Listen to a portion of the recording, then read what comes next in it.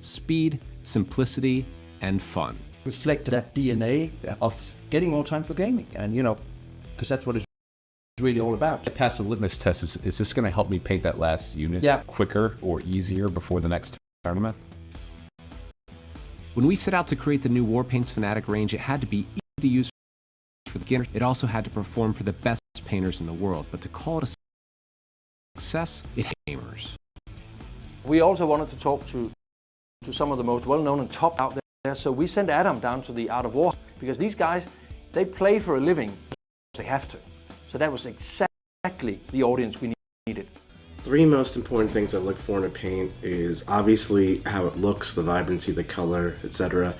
How it flows, it needs to cover effectively. How easily it's thinned, and also how easily it mixes. The vibrancy of the paint and how well pigmented it is, that matters a lot, because I really want miniatures to pop a little bit more. I'm models. I'm always painting. Sometimes I'm trying to look better, but there's always 2,000 points of friends that I have to do as well. So any kind of paint that I have to do 2 or 3 coats on is inevitably going to be annoying.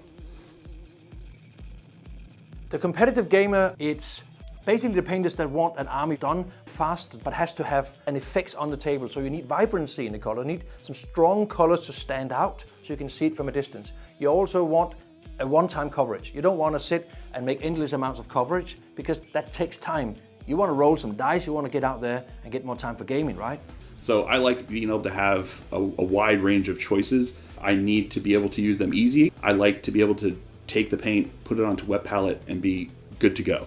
I think that coverage is important to me, because if I'm sitting there trying to paint 47 layers to get solid coverage, I get frustrated very quickly. Saturation, the coverage, and the range, the wide selection of range is kind of the three that I thought were most important to me.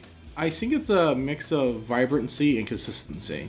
The range of colors, like your ranges can be amazing, but if your paint's just not consistent, that just, it really just makes me not want to have to buy it. The gamer's experience, the competitive gamer's experience, is the fact that, for me, it worked a little bit like speed paint, especially for the base coating.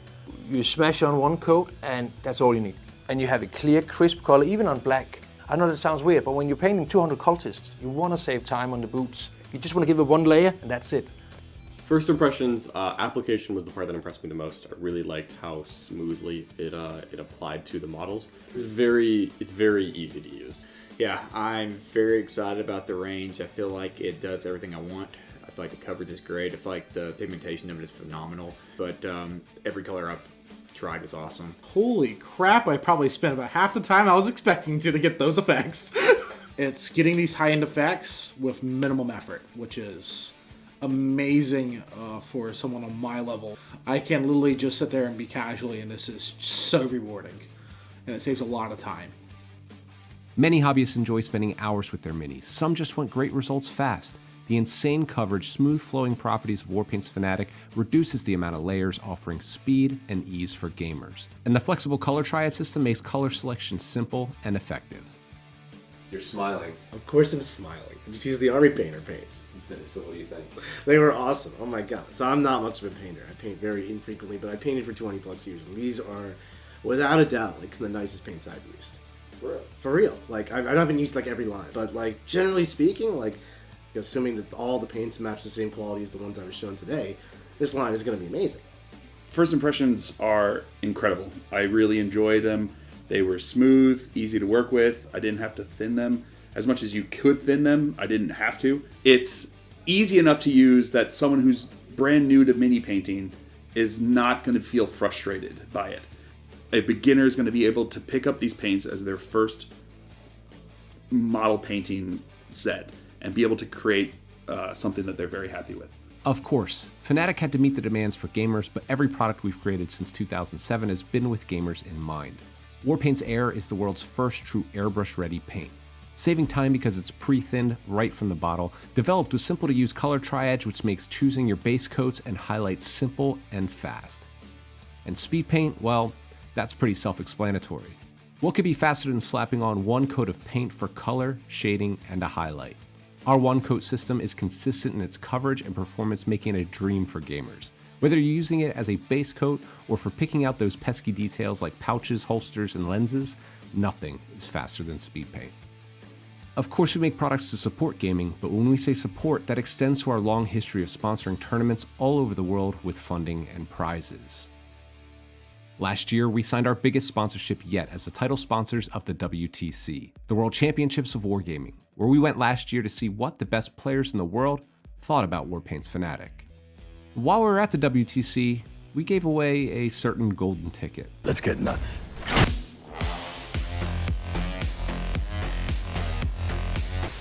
Remember that? We flew Tony, one of the most talented army painters at the event, to Warhammer Worlds in Atlanta, Georgia, all the way from Switzerland. So we had the chance to give another golden ticket away. This one was for the best painted army that ranked the highest, and that surprisingly was Antonio Meas.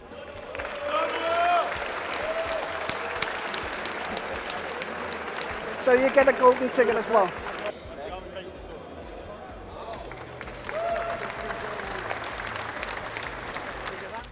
When my name was called out and I stepped to the podium, I was not realizing that I was winning a golden ticket. For me, it's a huge honor to be recognized not only for my painting skills, but as well for my gaming performance. I want to throw a big thanks to the Army Painter for this kind of sponsorships. I think this really motivates the players not only to play better, but as well to lean more into the hobby. I hope that this kind of sponsorships keeps going. I think this will make the hobby grow even more, and I hope that others joins this kind of actions. We sometimes like to think that we're a game company without a game. We just happen to make some really good paints, and a few helpful accessories as well. Everything from basing materials, assembly tools, glue, and even a few gaming accessories. Our marker lights, target lock, and rangefinder help make your gaming experience better even after your army is painted. Of course, every product we make has to be viable from a business point of view, which is sadly boring, but true. However, when we make products and we think they're really cool, chances are that you might like them too, because we're both painters and gamers. We feel we've hit a real milestone with the Fanatic Warpaints range. Now, we're by no means done with new releases and have a lot of cool stuff coming the next few years. I have some stupid ideas, I might have some not so stupid ideas. You'll be the judge of that. Whenever we develop a new product, we always ask ourselves, how will this help gamers? Because we're gamers too. Whether we're playing for our national team at a tournament, chucking dice in our spare time at the office, or slow growing our way through the arena of escalation, gaming is at the heart of everything we do. When we started the development process of the Fanatic Warpaints line, I was put in the position of supervising the competitive gaming aspect of the paint line. And I'm so grateful for all the fantastic feedback we got from gamers being exactly what I hoped it would be. I'm so proud that this paint is actually really, really good to get armies on the table. So with the release of the Fanatic Warpaints line, the airbrush range, the speed paint range, you have no excuse anymore. You have everything you need to get more time for gaming. So go out there, paint your army, and get to the top tables.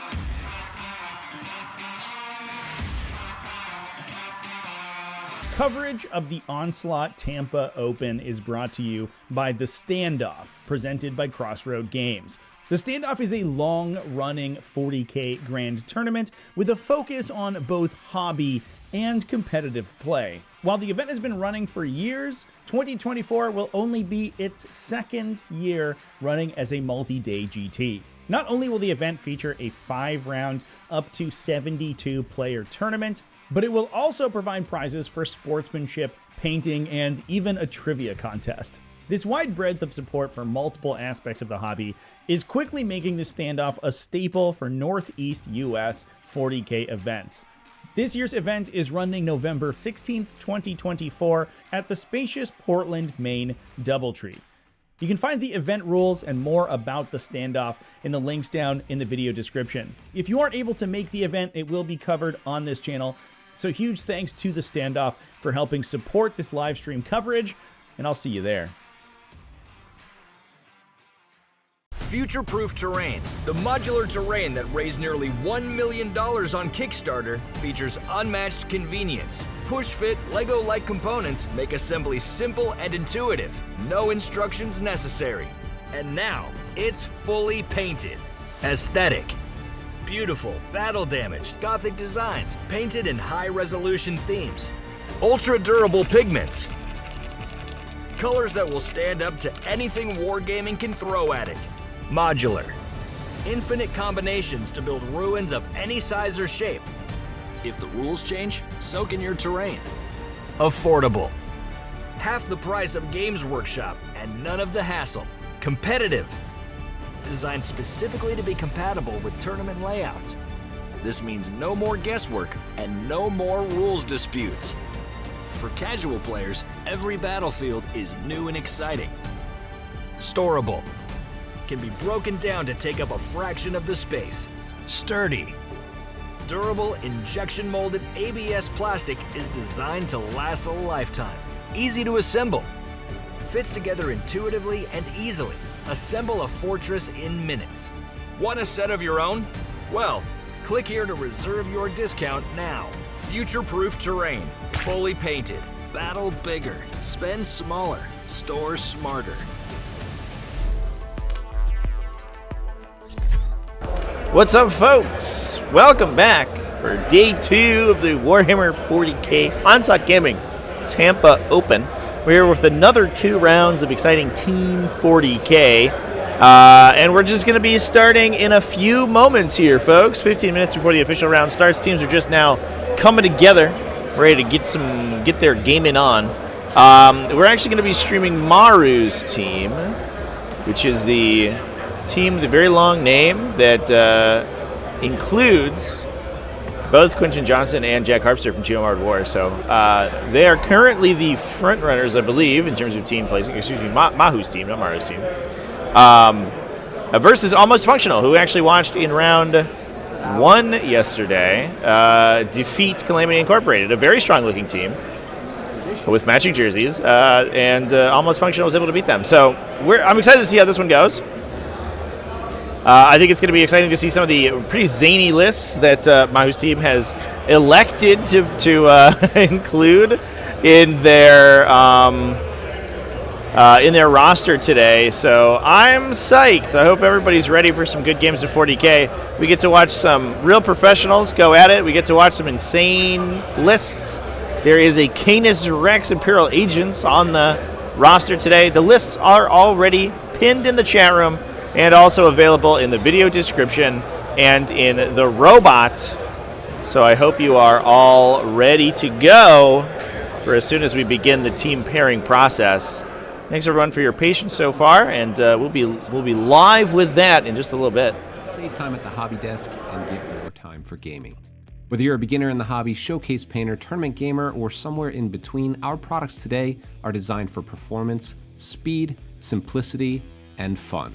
All our products reflect the fact that it's in that DNA of getting more time for gaming, and because that's what it's really all about. Yeah, I think it has to pass the litmus test. Is this going to help me paint that last unit quicker or easier before the next tournament?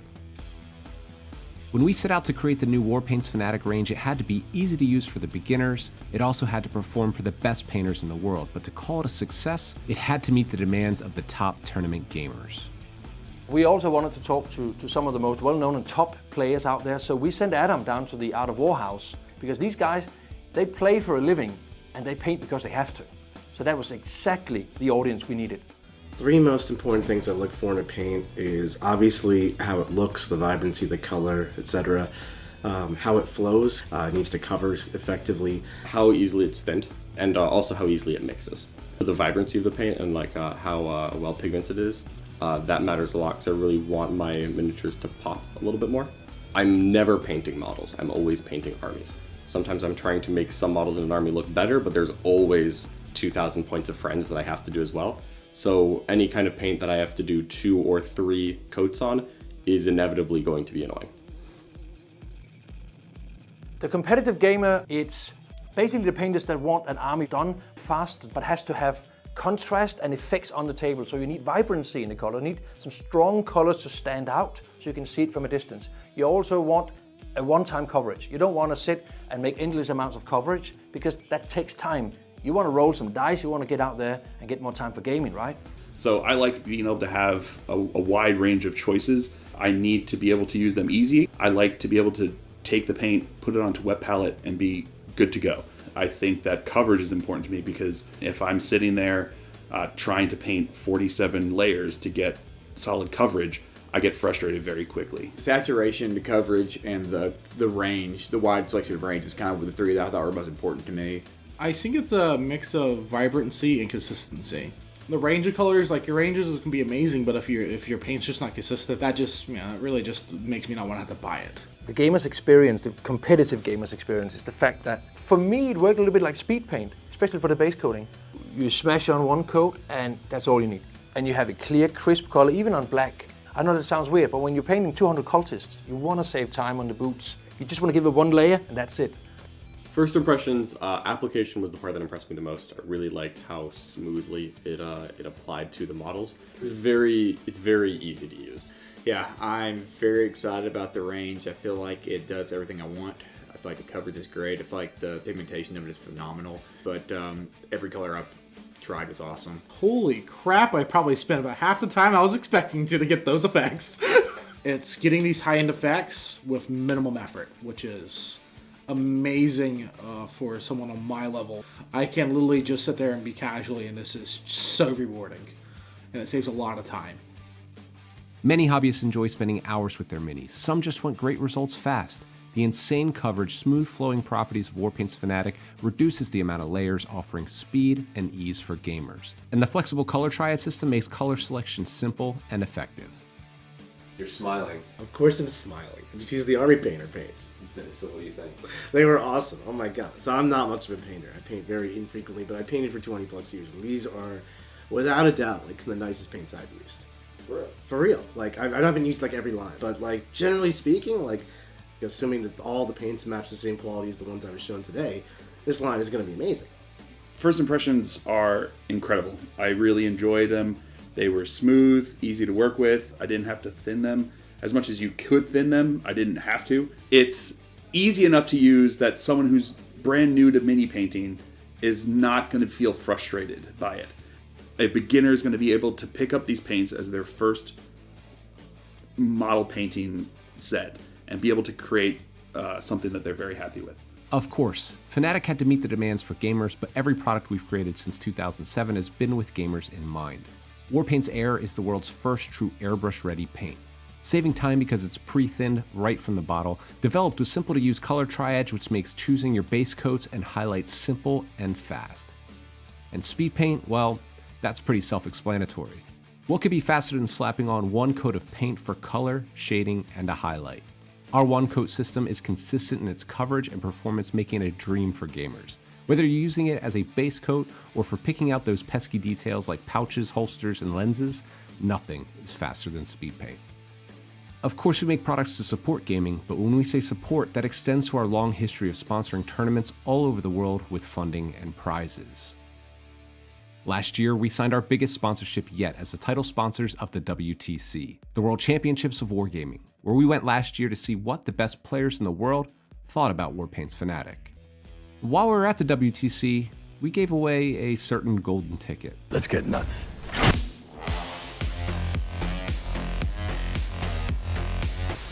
Remember that? We flew Tony, one of the most talented army painters at the event, to Warhammer Worlds in Atlanta, Georgia, all the way from Switzerland. So we had the chance to give another golden ticket away. This one was for the best painted army that ranked the highest, and that surprisingly was Antonio Meas.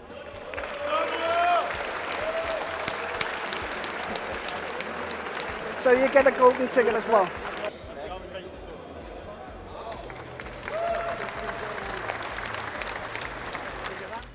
When my name was called out and I stepped to the podium, I was not realizing that I was winning a golden ticket.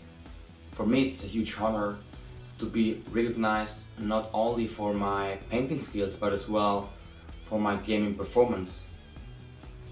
I want to throw a big thanks to the Army Painter for this kind of sponsorships. I think this really motivates the players not only to play better, but as well to lean more into the hobby. I hope that this kind of sponsorships keeps going. I think this will make the hobby grow even more, and I hope that others joins this kind of actions. We sometimes like to think that we're a game company without a game. We just happen to make some really good paints, and a few helpful accessories as well. Everything from basic materials, assembly tools, glue, and even a few gaming accessories. Our marker lights, target lock, and rangefinder help make your gaming experience better even after your army is painted. Of course, every product we make has to be viable from a business point of view, which is sadly boring, but true. However, when we make products and we think they're really cool, chances are that you might like them too, because we're both painters and gamers. We feel we've hit a real milestone with the Fnatic Warpaints range. Now, we're by no means done with new releases and have a lot of cool stuff coming the next few years. I have some stupid ideas, I might have some not so stupid ideas. You'll be the judge of that. Whenever we develop a new product, we always ask ourselves, how will this help gamers? Because we're gamers too. Whether we're playing for our national team at a tournament, chucking dice in our spare time at the office, or slow growing our way through the arena of escalation, gaming is at the heart of everything we do. When we started the development process of the Fnatic Warpaints line, I was put in the position of supervising the competitive gaming aspect of the paint line. And I'm so grateful for all the fantastic feedback we got from gamers being exactly what I hoped it would be. I'm so proud that this paint is actually really, really good to get armies on the table. So with the release of the Fnatic Warpaints line, the airbrush range, the speed paint range, you have no excuse anymore. You have everything you need to get more time for gaming. So go out there, paint your army, and get to the top tables.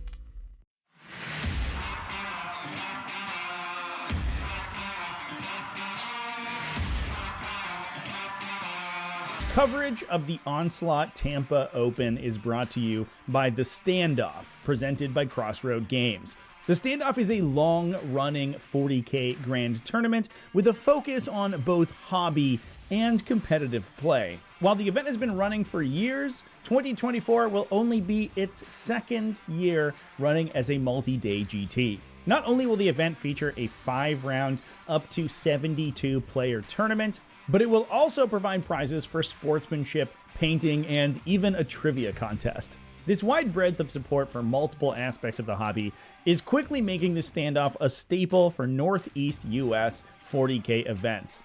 This year's event is running November 16th, 2024 at the spacious Portland, Maine DoubleTree. You can find the event rules and more about the Standoff in the links down in the video description. If you aren't able to make the event, it will be covered on this channel, So huge thanks to The Standoff for helping support this live stream coverage, and I'll see you there.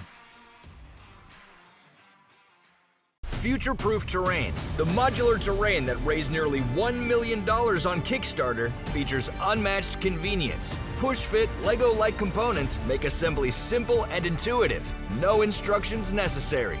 And now, it's fully painted. Aesthetic.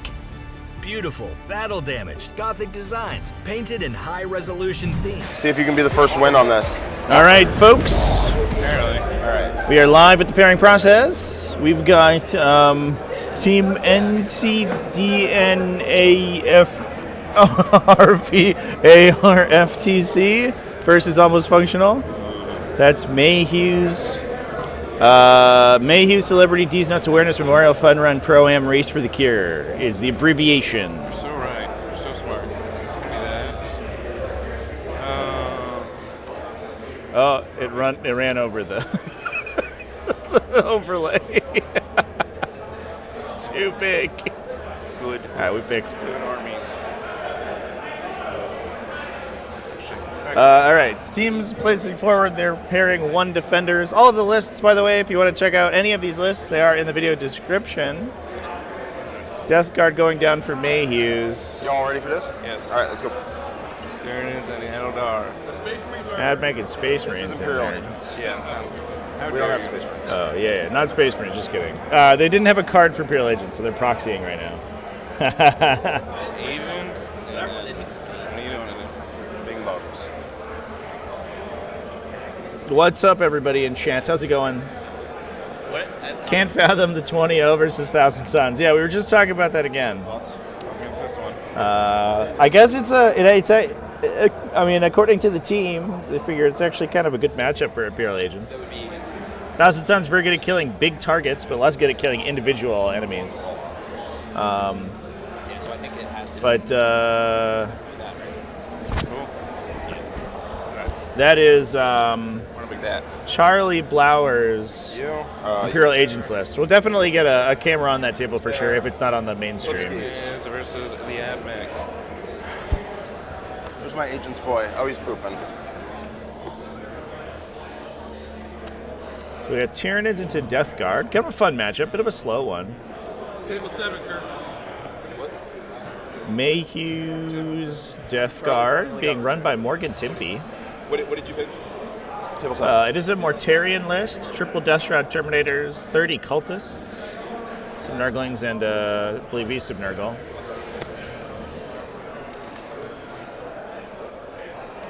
Westy over here with the gifted.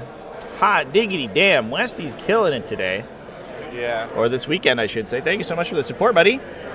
Exifer, Revenant, Azuma Kazuma, James Wilson, Jacket Spud. Apparently he does. Jacket Spud. Congratulations on getting those gifted memberships. Enjoy early access to new videos. We should have more videos coming out next week. It's been a drought of Tactical Tortoise videos just because I've been live streaming literally every day. So between 2 back-to-back shows that required a lot of traveling, and then also normal list review shows, it's been a lot. But next week we'll be back to the normal scheduled stuff. More leaders, what you got? Bugs. Bugs. I will be changing my bet. Oh, really? Yes. For sure. They were in the slot. Yeah, dude. All right, folks. So yeah, for those who aren't aware, we are we're watching an 8-player team event right now, folks.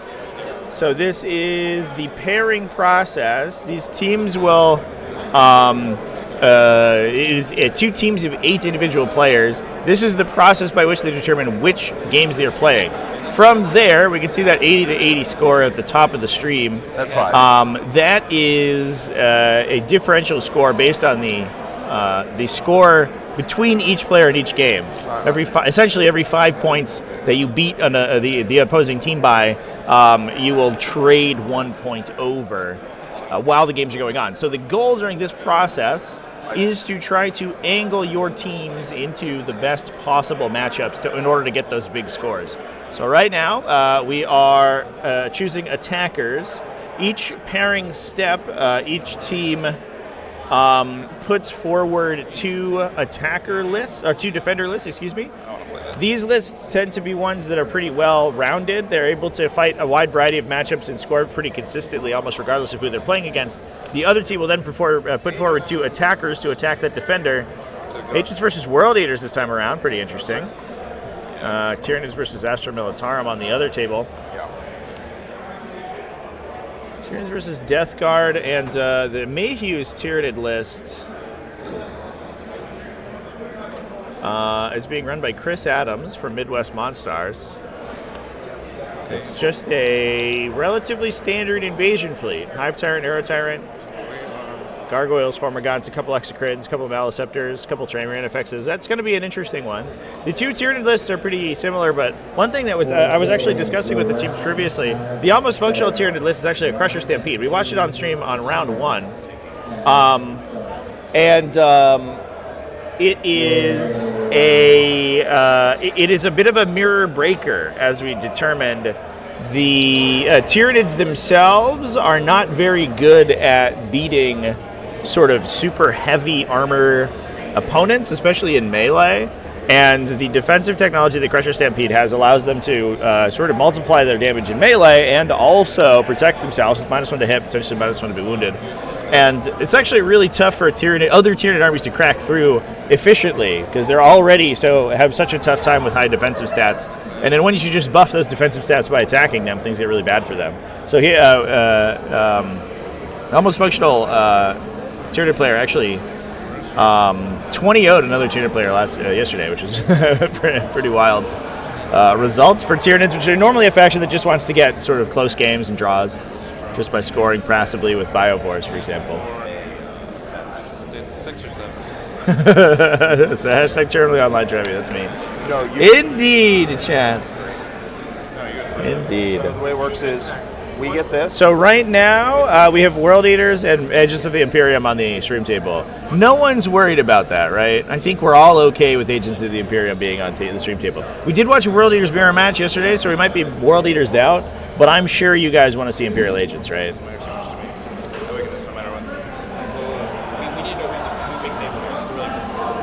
If everybody hates World Eaters with a burning passion, doesn't want to watch them, speak now or forever hold your peace, because we're getting that Agents list. Although, as we should mention, obviously, chats, we've got so many cameras posted around the venue. We're going to be able to check in on all of these games. So as the round goes on, regardless of what's on our main table, we will be peeking around at I'm pretty sure that's everything. Guys, real quick, painting is going to be judged at lunch today. So display your army at the end of the round. Put your name badge in front of it so I know whose army it is. Okay? During lunch. So display your army and put your name badge in front of it. Okay.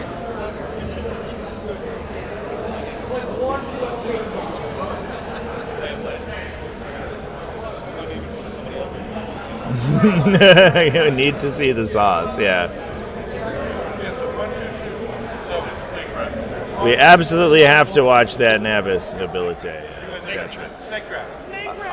I was pretty sure it was 1, 2, 2, 1, 2. So they get to pick the back 3? Yes. You want to lose this one. No, sometimes. I'm okay. I don't think it matters. I think it has to be this card. The team captains are just discussing table selections and how that process works. It's not the way it's been in every other NTL event, so I don't think it makes a difference. Put those two, you'll give them rep. You're saying, what do you say? You say they drop E and F in response? So you can see the amount of preparation these teams put into these events for National Tabletop League. They are ranked in a team ELO ranking system. You got accepted? You got rejected as the first one. What's happened? You're playing Eaters. On table 8. Stream table. Yeah. Revealing it. No, I thought you were right. No more arguing. All right. I'm not fighting. I thought you were right. All right, defenders have been placed down for our third pairing. We're now selecting attackers into Tau or Space Wolves.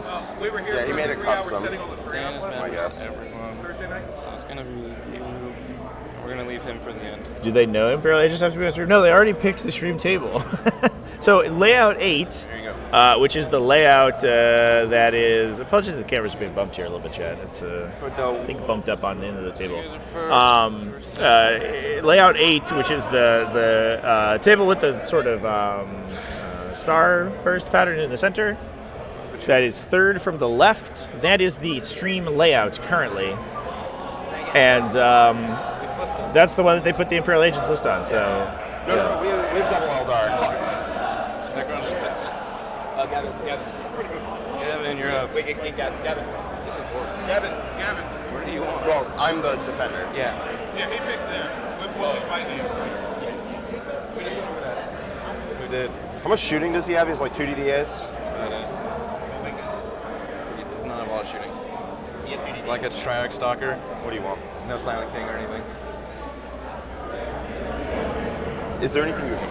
Is the point. Right, David. Okay, You're talking mad shit about this army, so you better prove Tuxter, yourself. is there anything you hate in here?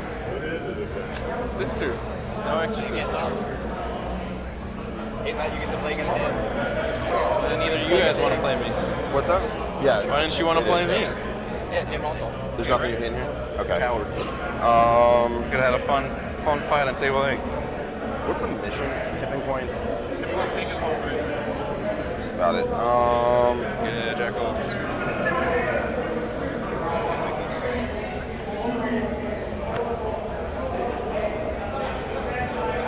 Yeah, what do we got? Yeah, that's what I'm taking.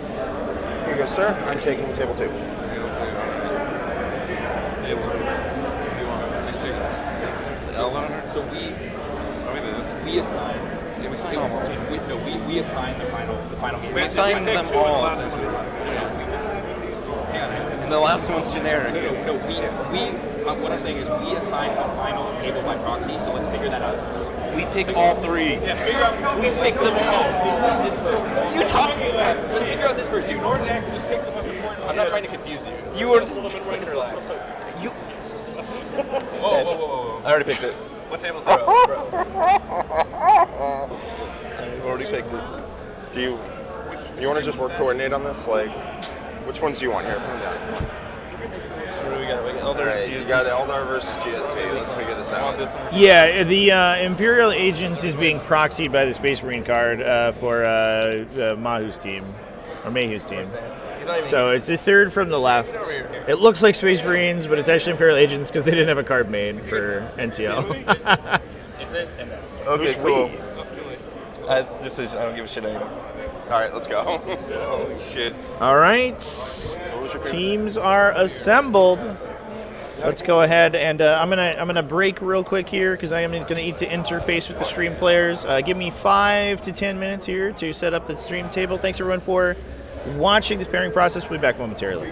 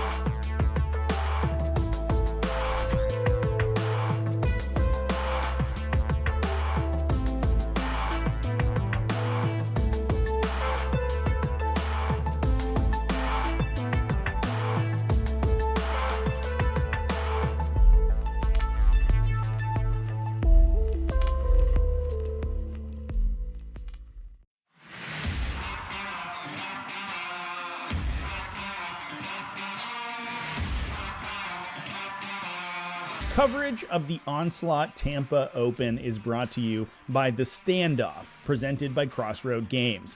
The Standoff is a long-running 40k grand tournament with a focus on both hobby and competitive play. While the event has been running for years, 2024 will only be its second year running as a multi-day GT. Not only will the event feature a 5-round, up to 72-player tournament, but it will also provide prizes for sportsmanship, painting, and even a trivia contest. This wide breadth of support for multiple aspects of the hobby is quickly making the standoff a staple for Northeast US 40k events. This year's event is running November 16th, 2024 at the spacious Portland, Maine DoubleTree. You can find the event rules and more about the standoff in the links down in the video description. If you aren't able to make the event, it will be covered on this channel. So huge thanks to the standoff for helping support this live stream coverage, and I'll see you there. Future-proof terrain. The modular terrain that raised nearly $1 million on Kickstarter features unmatched convenience. Push-fit, Lego-like components make assembly simple and intuitive. No instructions necessary. And now, it's fully painted. Aesthetic.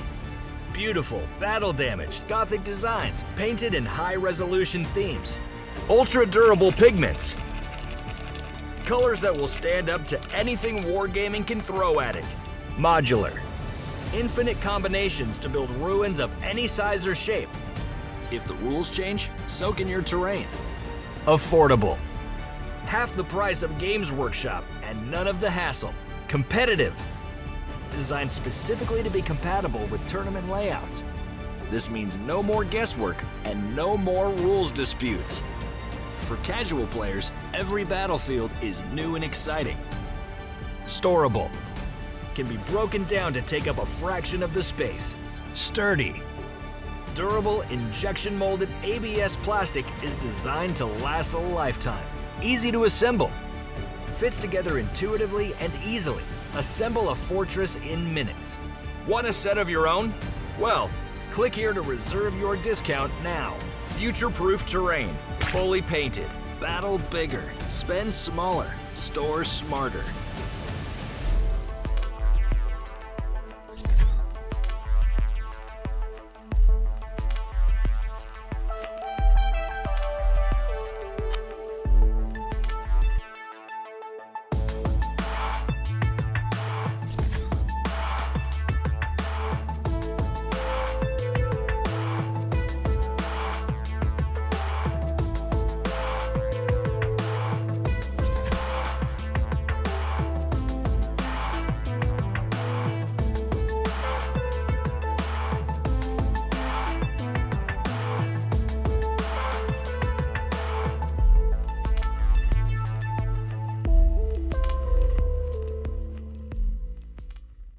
And these painters, they don't want to spend 100 hours in painting. They want to spend 100 hours in gaming. I know I do. One of my favorite games just released a new edition, and I just want my new army out there, and I want to have it today so I can play with it tomorrow.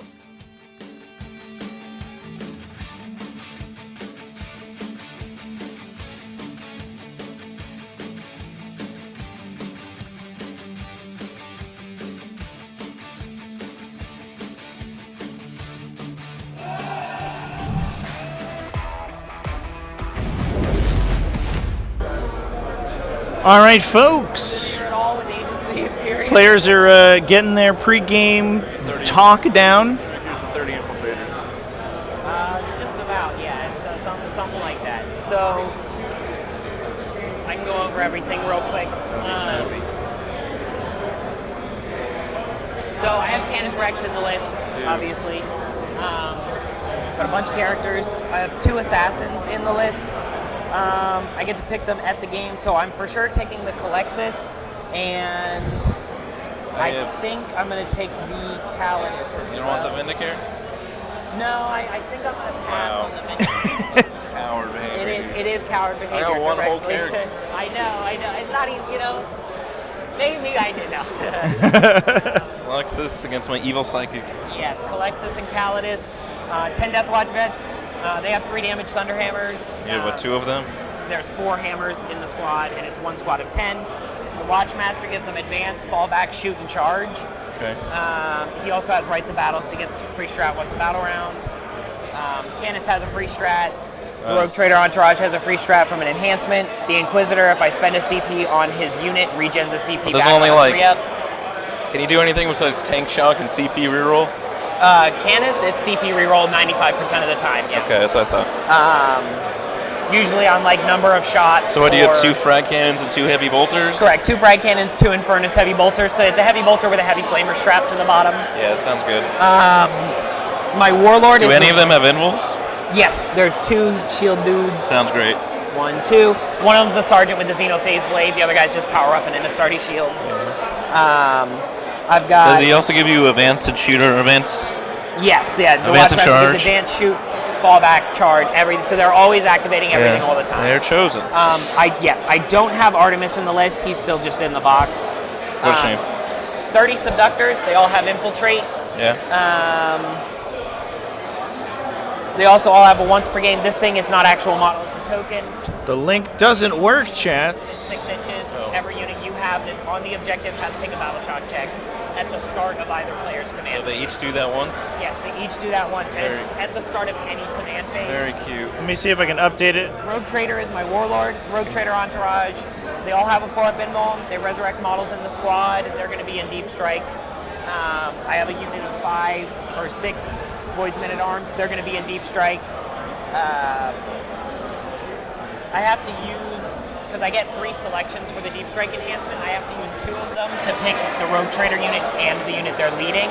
So that's Makes sense. 2 selections for that whole package to Deep Strike. Okay. I have 3 units of Navy Breachers total. They all have a melta gun, a demo charge, and then like a couple power weapons and a bunch of shotguns. Yeah. So they have real 1s to wound all the time and 4 rolls to wound if you're on an objective shooting and fighting. Draxus, do you know what Draxus does? Dude. Oh, I see what happened.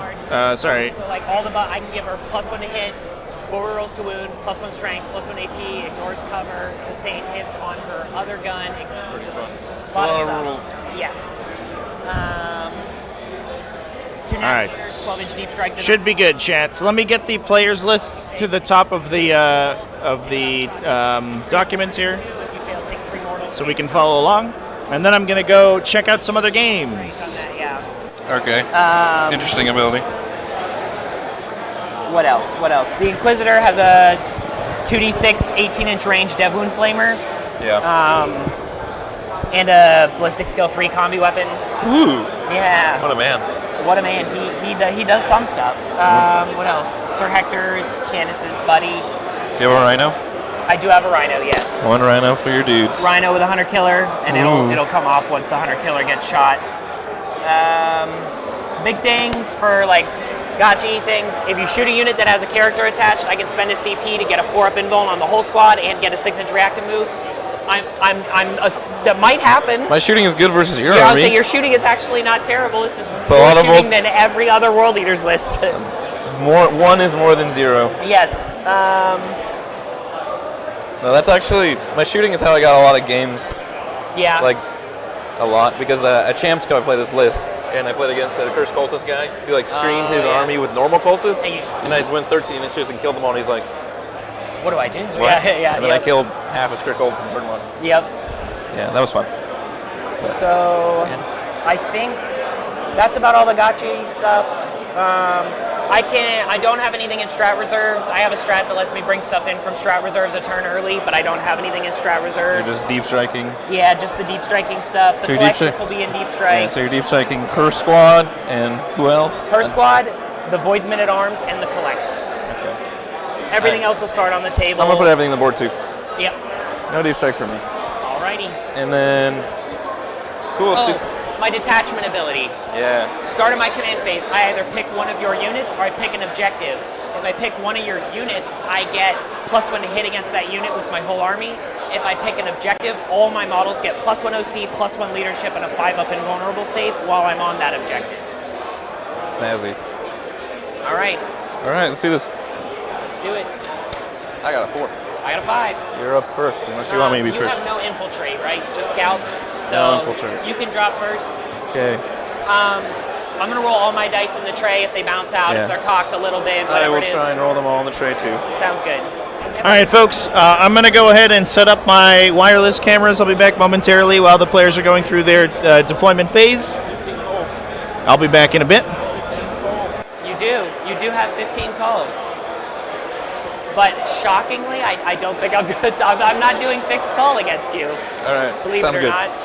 Do you want to cut my secondary deck? Sure, brother. I'm just going to use the app because I don't have my cards with me.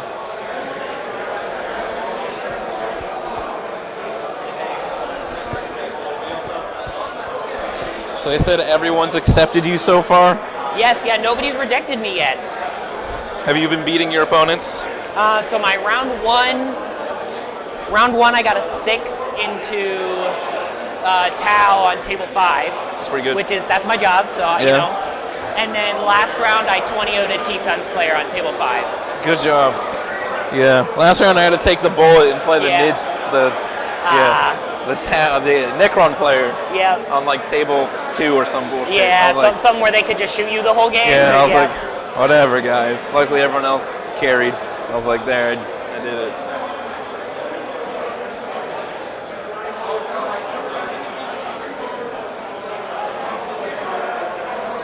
First drop is going to be Unit of Subductors in this building. Sure. Unless I say otherwise, my stuff is always going to be over an inch from the wall. Actually, sorry, did I say I was putting everything on the board? Sorry, I meant I'm putting... One unit's going up in deep strike, I assumed. Yeah, I must have misspoke. I was like, did I say that wrong? Let me put these guys on the side. Alright. Okay. There's my first squad of dudes over there.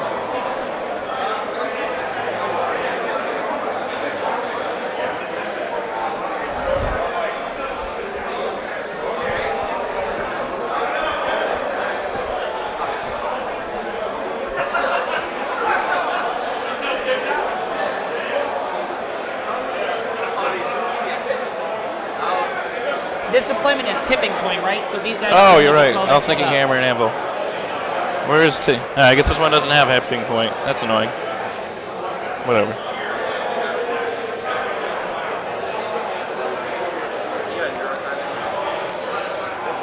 Oh, let me scale those guys up 2 more inches then. Where is red?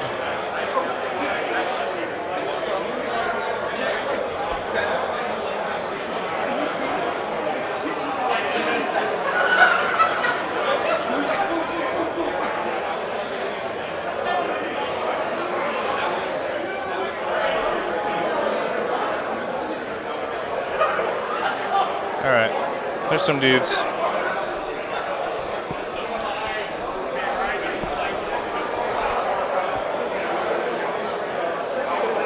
Also, just for clarity, the once per game thing I told you about, the sergeant specifically in each of the subductor squads is equipped with it. This is the sergeant for this squad. Very beautiful.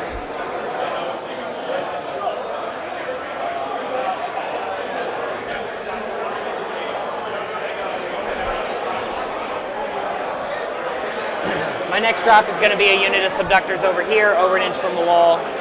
Sure.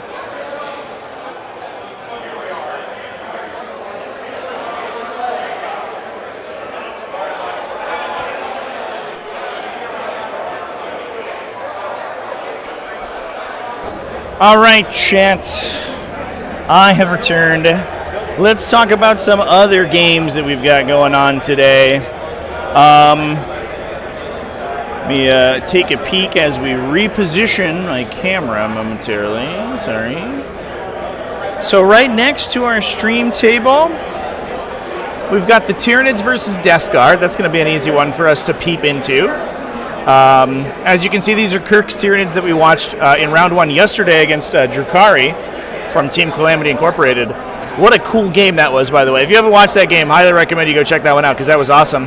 Quentin Johnson from Art of War is over here up against some Grey Knights, rocking Adeptus Sororitas into Grey Knights. Seems like it might be a pretty interesting matchup for Grey Knights. I don't know. That one seems a little bit like it might be a little tough. We'll see how they feel about that. And then over on our far table, we've got Chaos Space Marines setting up into Adeptus Mechanicus. Most of these teams are still just undergoing their deployment steps, so we don't have a ton of information about those games, but we will be checking in over the course of the round. Now, if we peek over one step over here, we can see we have both of our Eldar players on both teams are playing. We've got Dan Monsalve's Eldar versus Genestealer Cults from Mayhew's team. And then on the far table, Eldar versus Space Wolves. That's oops, excuse me. And I actually do, in fact, have that one, a camera on that table. We can see the Eldar deploying. This is a gorgeous Eldar army, by the way. Extremely brightly colored over here from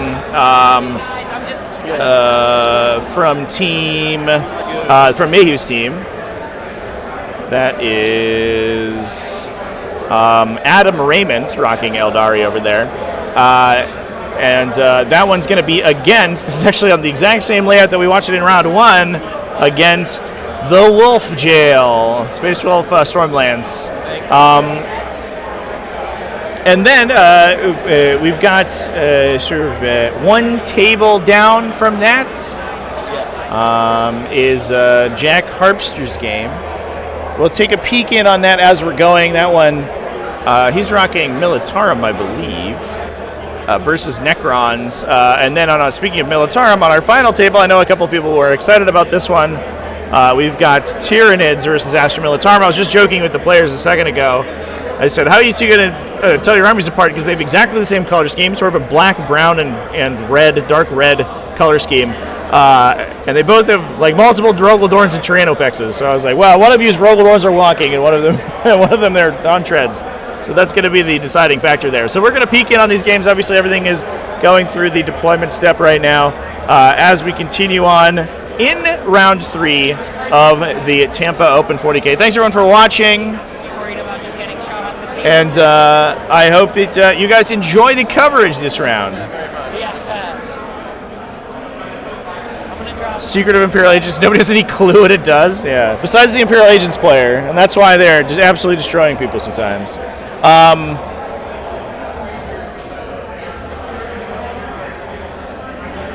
This is going to be a pretty interesting game. I know we watched World Eaters yesterday, so we actually took a peek into Steve Trimble's round 1 game. That was into a Deceptors Chaos Space Marine army, extremely good at blocking the World Eaters sort of pre-game phase. The downside was that the Deceptors didn't really have the damage output to chew through all the Terminators. They had a bunch of Forge Fiends and Destructors, but it just wasn't enough. They ended up getting sort of blown out. And I think that is one piece of technology that that Steve is sort of utilizing this list for in this format is his capacity to clear infantry. Those World Eaters Terminators, let's actually take a peek at their data sheet real quick while we're thinking about it.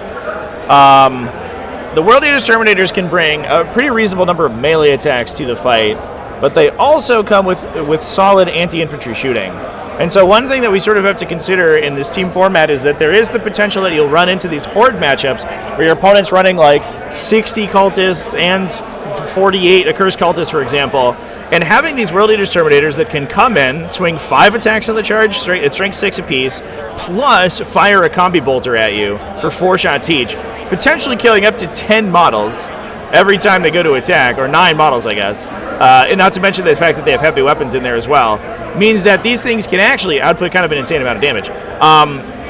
If they have taken damage, which they usually will on the way into the fight, they will they'll improve both their melee and ranged attacks. So they'll start to hit on 2s very quickly once they start to take casualties, and even potentially wound light infantry on 2s as well with their with their bolter weapons. So against these sort of infantry heavy matchups, like we're seeing with these Imperial agents, Terminators have the capacity to knock down big targets just thanks to the fact that they are World Eaters, but they also have a volume of attacks that's big enough to clear out these light infantry units.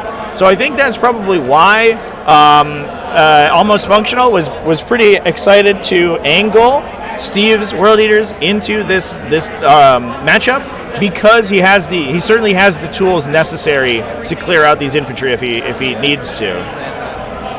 It's also a defensive skew as well. If you can run it into an army that's either good at killing single heavy targets or multiple lightly armored targets, and neither of them are ready for mass heavy infantry, you can kind of just like blow people out that way too. And it'll be an interesting question whether or not the Imperial agents have the capacity to kill these big bricks as well.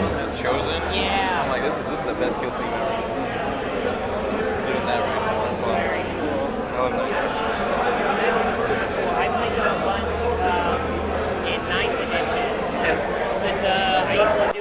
Dark Apostle with the Relic Pistol with the Night Hunter's Curse for just a bunch of free 6s. Oh my god, we watched that on stream back last edition. That was a combo.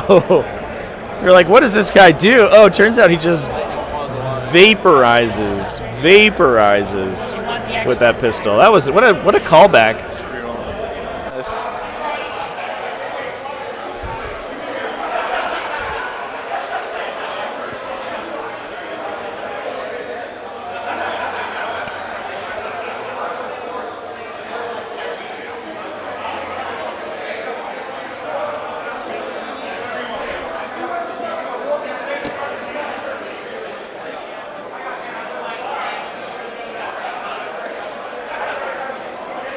Alright, I place them down.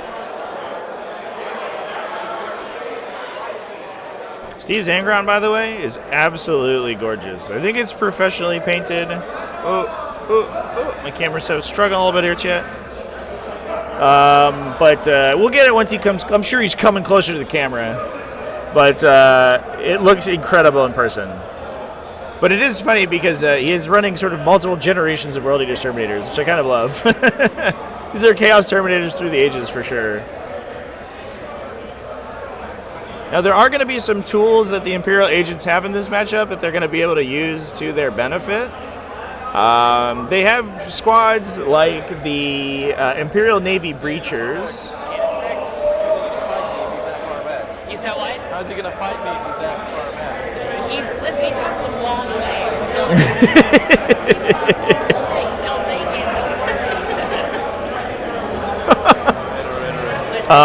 one goal by the end of this stream is that we'll have a Angron versus Canis fight. Yeah, dude. I'll do it. Let's go. All right. What should I draw? Incredible. Our last game we watched an Angron versus Angron fight. Be excited for him to pick on someone his own size.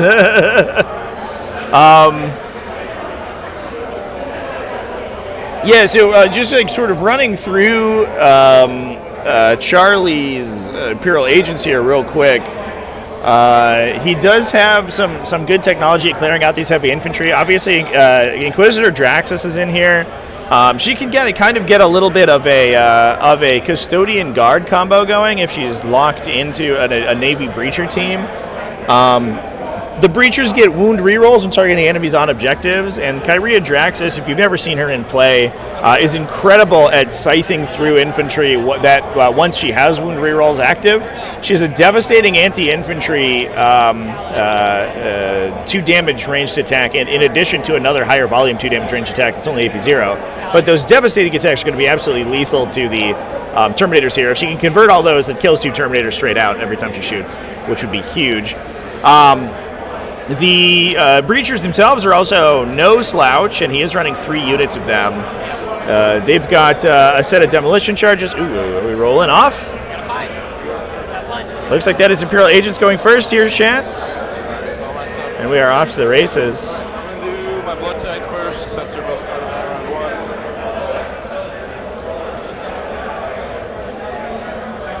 Then I will scout.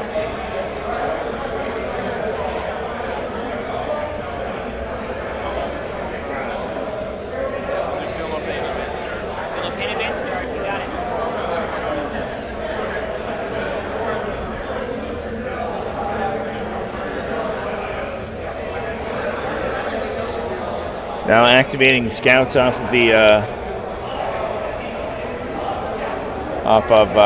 Lord Invocatus, chilling in the back there. Oh.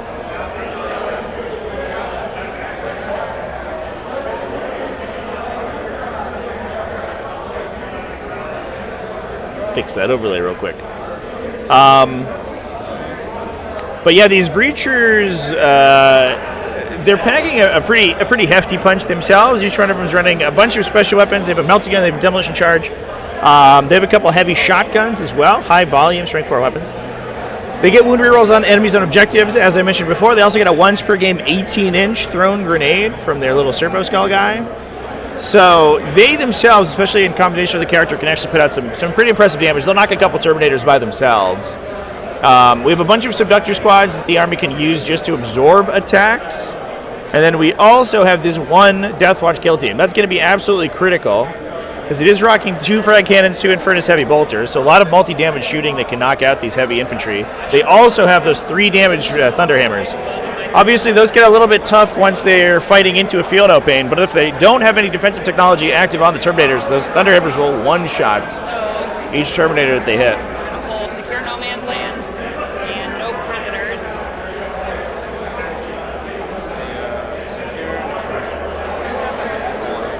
Battle line, it's all my Navy breachers and the Deathwatch vets are all battle lines.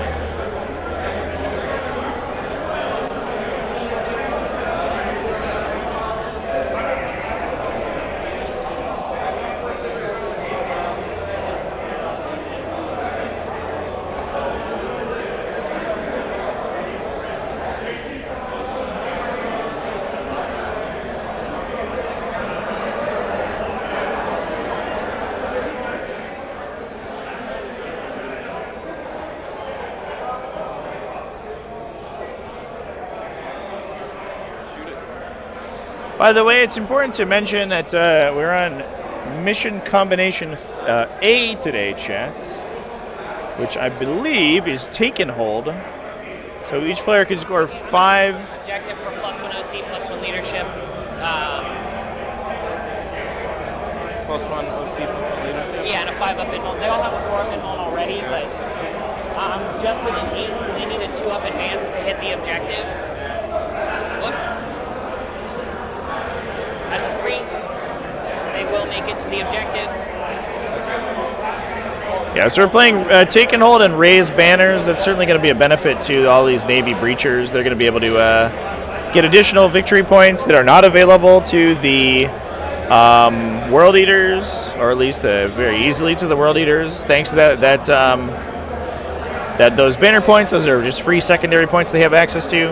Take and hold is the mission today, so players can score 5 victory points for each objective they control at the end of their command phase, up to a maximum of 15 per turn. And that's about it. That's all that we got going on for them. So a pretty simple mission this time around, but that's about it. With enough space for a 32 mil base to fit on the inside and on the outside. I love this declaration of intent, by the way, Chad. Gorgeous.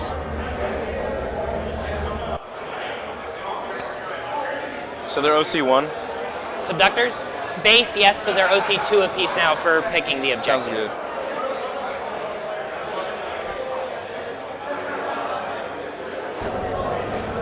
Charlie's 1-year-old is carrying the stream around? Are you kidding me? That is amazing. This is damage for a Prava blast. Yes. Okay.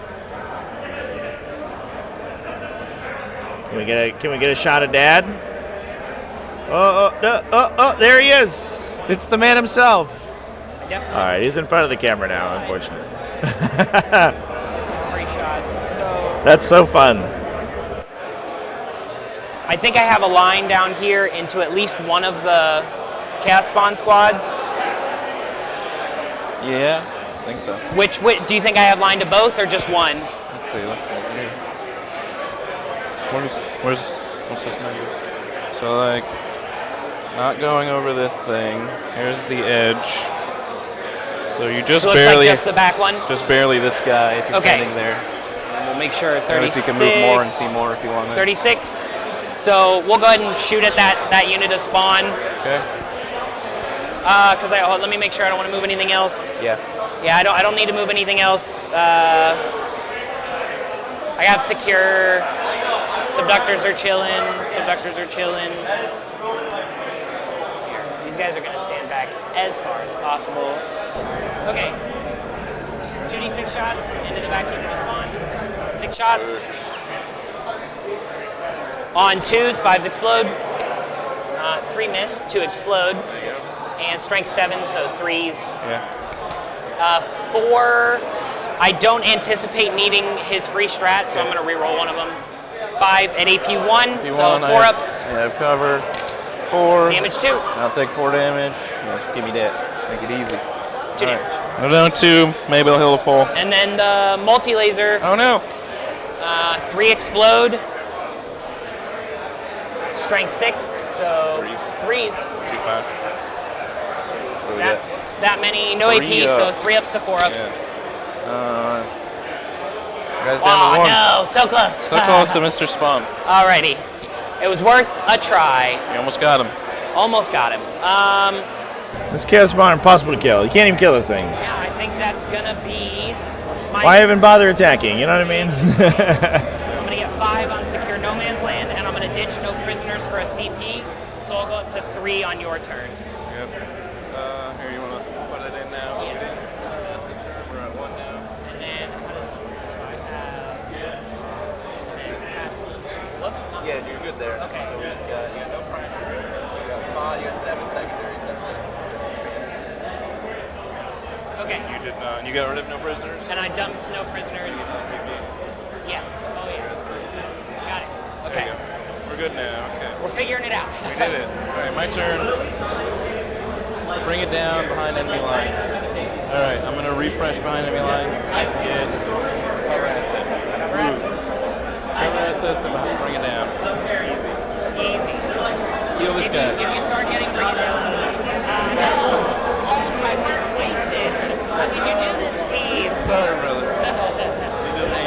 I feel like we're cursed today or this weekend on stream with the round 1 bring it downs.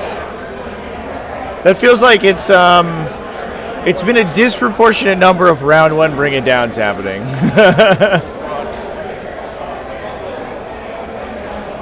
Not as fearless as their brethren. No, they're very scared apparently. They got lit up by Canis, and they're like, No, oh no. they're like, no, we're stunned.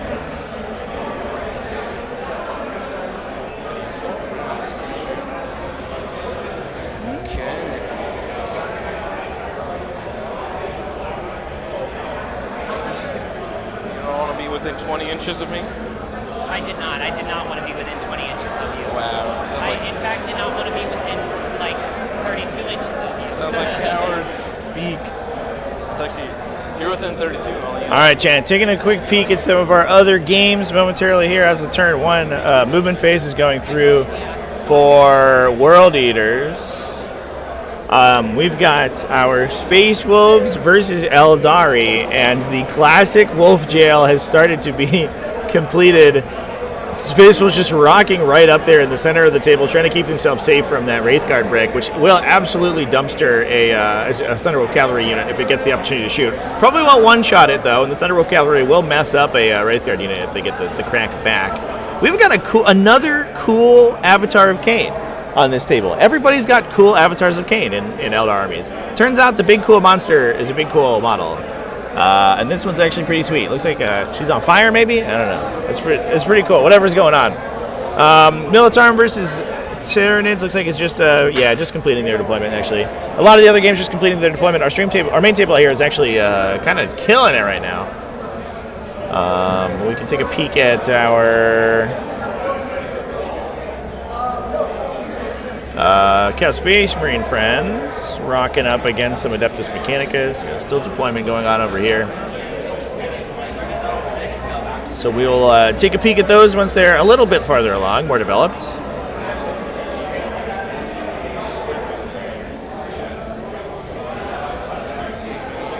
From here, alright, pretty late. I guess I just don't shoot. I wait till next turn. Alright, advance. 11 inches. So they're just gonna coming up. Stage up. Maybe they'll charge. Yeah, the Avatar of Cain is definitely like one of those models that's it's kind of like, I don't know, maybe I'm a Timmy, maybe I'm big Timmy at heart, but it's one of those reasons you play 40k. You want to take the big cool demon thing and do big cool stuff with it and waddle around the table. Yeah, the Overwatch is always impressive. It's funny how many people aren't like aware of how strong it is on your opponent's turn, but it does require a little combination. So.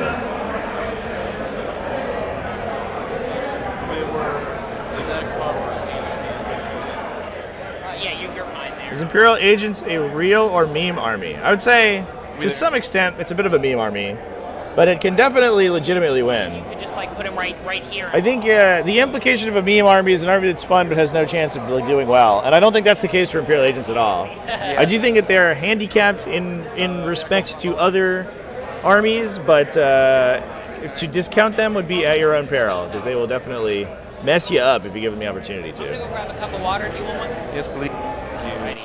All of these guys are up here. There's no reason to be revealed.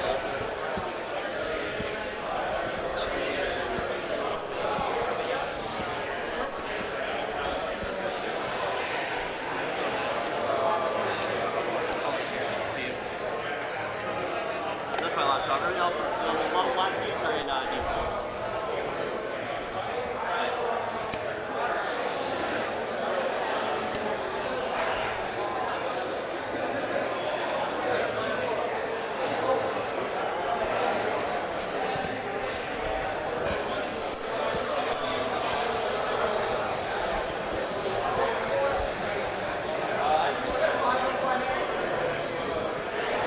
Thank you. Welcome.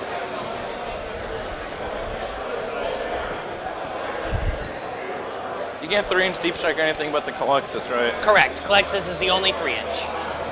And he also battle shocks people? Yes. Very Yes, it's like a mini Shadows of the Warp from Tyranids. It's a 9-inch aura at the start of either player's command phase. Very funny. Is it everyone within 12 or whatever? What's the range? It's 9 inches. Okay, It's that's what I 9 inches, so I have to use the 3-inch in order to pop it on the deep strike.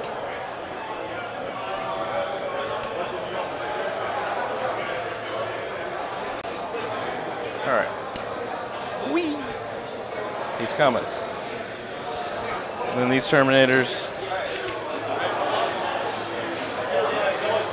I always love how insanely aggro Lord Invocatus is. It seems like World Eaters players are never, they never like are really appreciative of that guy. They're kind of like, whatever, he's okay. We'll throw him away. Just get out there, dude. Go do an action turn 1. Very ballsy to bring an agents to a team tournament. Indeed, yeah. So we did talk about it quite a bit yesterday. The implication of bringing Imperial agents into a WTC format event is pretty impressive, because the reason that it's such a controversial pick in this case is that each codex can only be used once per team, which means that once you have taken an Imperial Agents player, no other Imperium army is allowed to take any Imperial Agents at all. So you have entirely removed your army's capacity to take things like assassins and things. They will get full rules to wound against him.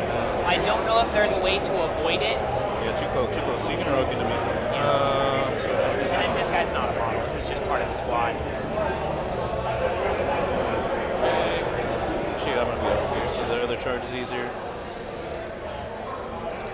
Alright, then these guys. Oh, they make that too. I don't think an 8 will make it. I don't know if there's anywhere for them to fit since I'm over an inch. Yeah, you're right. I go. Oh, you got. Oh, that's a token. Yeah, it's the token. Let's see. Inch, I can't fit. Nope. Alright, so I'm just gonna do it like this and block my other guy off then. Okay. That's it. Alright. And then Invocatus. Invocatus. On a What's 7. Whee! He's Invocatus. Yes. Alright. Did you want a heroic? No. Okay. Cool. Never went over that. 4 sisters and 4 Imperial Guard. Just run 4 sisters, 4 Eldar. Literally everyone fate dices. Yeah, you're right. I thought I rolled a 3. Alright.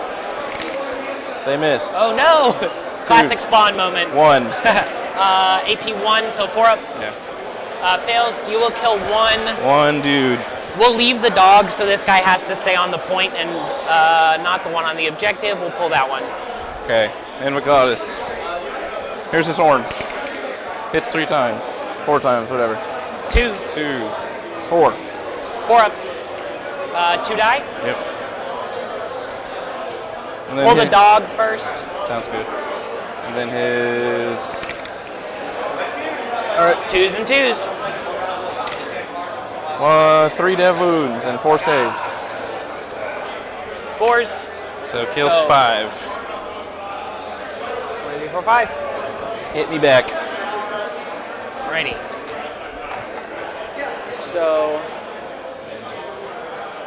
we'll pile in 3. Come on this in. guy will pile in 3, so I'll have 3 on the point. Sure. Oh, it's 3 minus 1, so 6. The 6 guys that died, do they get to fight on death?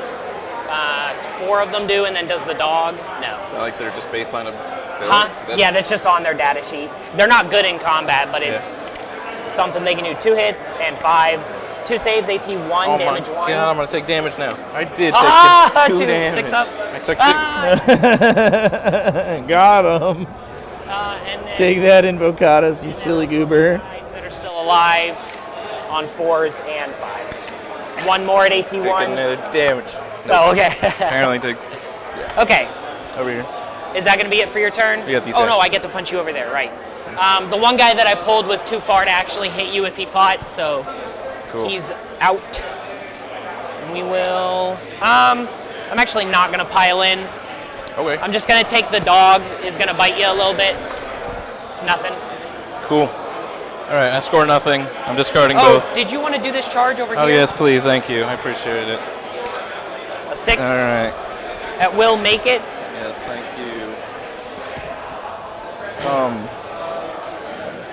That. Cool. Yep. All right. I have too many spawn. I'm not used to playing with 3. I used to have a Juggernaut Lord. Dude, I love the Juggerlord. He's so good. He was the MVP. But Were then you- now my army's 30 points more expensive. I know. So I So had to trade it. are you half damage or No, I can. What this is, I would normally do half damage. Right. But it was exactly 2,000 points. I had like 100 select points. I'm like, I can run Karn or a Juggernaut Lord. I Yep. decided on the Juggernaut Lord, and he was MVP the whole tournament. Yep. But now he got demoted to a spawn because they nerfed Angron. Yep. These guys are better than the other guys. Oh, they're way better than the other guys. 2. Drop 1. 7. 7 4-ups. 7 4-ups. 5 die. Ooh, good job, Spawn. So we'll do dog and 1, 2, 3, 4, 5. Or whoops, it was 5 total, right? 5 total. Okay, so dog plus 4, not dog plus 5. Okay.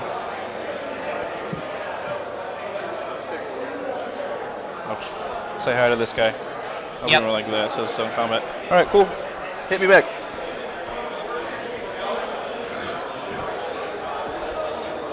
I got 1 secondary point for my banner.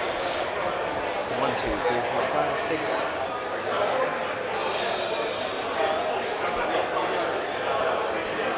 The 4 guys that you killed, 2 of them get to fight on death, and then the dog does not. So this is everybody left, plus the guys that are fighting on death. Come at me. Strength 4, so 5s. Yes. Nothing.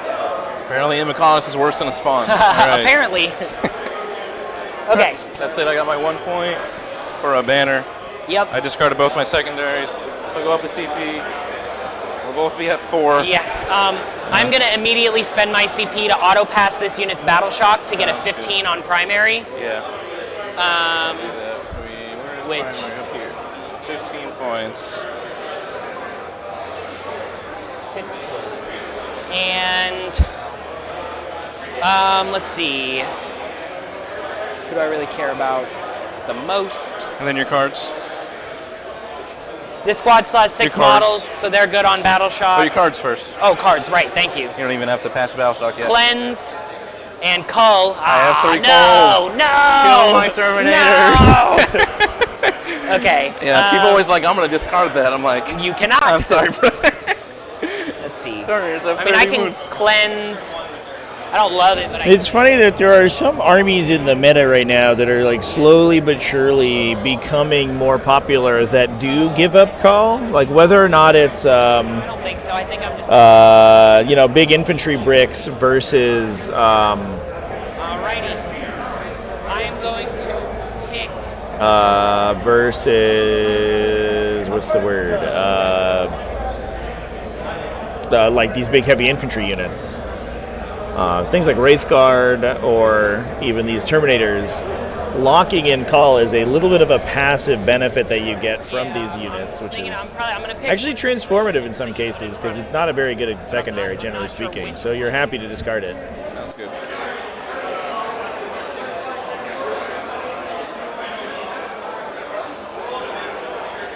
Oh, dice, sorry. You gotta do this before you do anything. Oh yeah, go ahead. Unless yours is the start of the battle round. Yes. Okay. Oh, England came back. All right, well, I got anything. So, feel no pain, advance charge. Feel no pain, advance charge.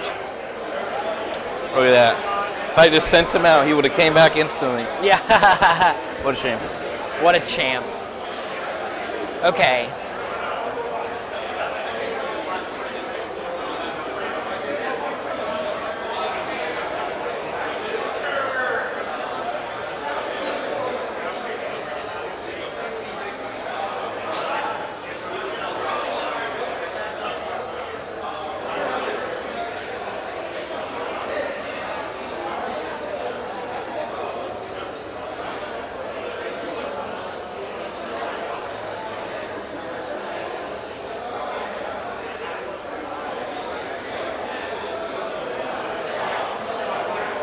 Okay, we're gonna do this unit of spawn as my +1 to hit target.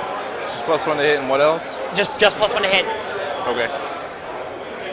And the plan is formulating. So this squad is gonna fall back.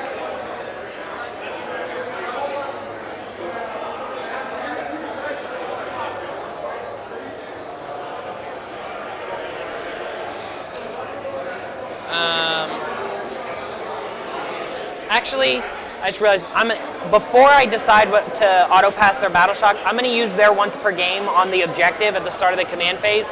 Give me a battle shock on Invocatus. If you fail it, I don't have to auto pass. I can do something else. I failed. Okay. Okay. So instead of giving +1 to hit over here, then we'll do +1 OC on that objective. So they still have to take the battle shock check, but even if they fail, they'll get the +1 OC afterwards and still hold it. They pass on a 9. Okie dokie. So I still have my 4th CP. Okay. Here we go.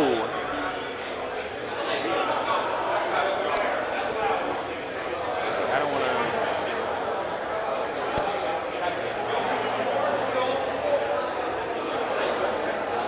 to. The Melt-A-Gun is going to stand within 6. The demo charge is going to stand just within 6. I might not shoot the demo charge, but we're thinking about it. And then everybody else is going to trail back a little bit.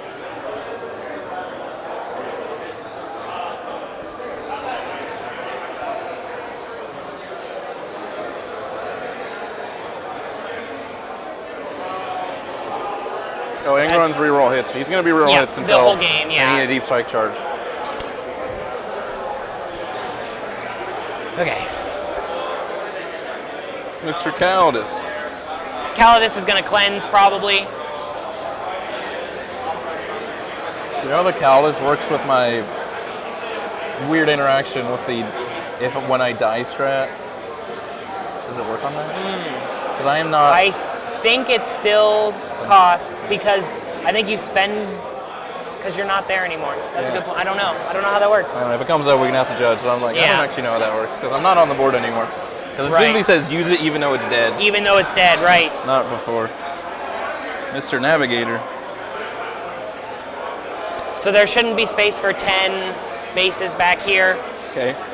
Have to figure out how I'm going to solve that problem. Punch him. I'll tell you what, here's what we're going to do. We're going to keep him within He's 6. in punching range. He is. He gets one shot by Canis. One attack goes He does. through. He does. That is true. You trying to see me? I think you can't. Yeah, because Unless you're the on the building thing. there. Yeah. Is that a power fist? That's a chain fist. Does it hit on 5s? I'm trying to see. I might push a guy out over here. I won't be able to see you still. Yeah. I'm thinking about, because I have the 18-inch throw a grenade. Yeah, they're questioning about blood offering to lock objectives when units on the objectives are destroyed. It actually doesn't look like they would get taxed by Calidus. It's not like a fight on death strategy or a fight on death effect where you use it after the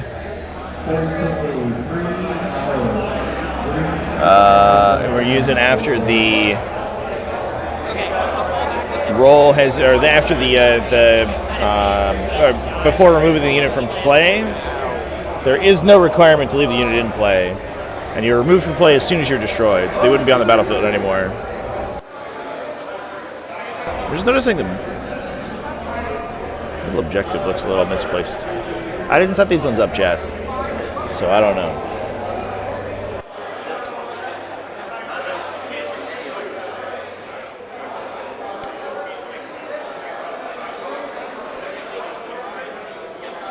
We can kind of see, though, why this Agents of the Imperium list is effective, right? Go back there. We're only 3 turns in. Charlie's already up 21 points. Just to make it a little annoying for you. Just real good at scoring. That way with the Terminators.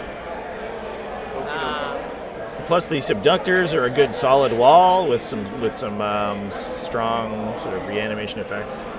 Does that mean you can't make reanimation more expensive? Potentially. Because some stratagems do specify you have to use them before removing the model from play. Or removing it from the battlefield, in which case it would certainly be in range for Lord of Deceit. But I don't know if that's the case with all of them. The space of the other guy that died. And outside of an inch.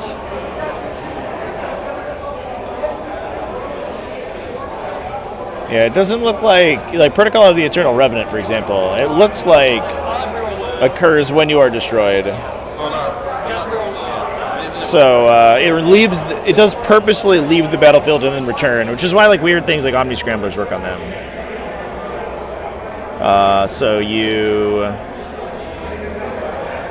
It doesn't look like Calidus would affect it, actually. Honestly, it's pretty interesting. I might just shoot my Hunter Killer missile at you. Come on in. I think that's what we're gonna do. So it's 6 inches straight back for the Rhino to clear.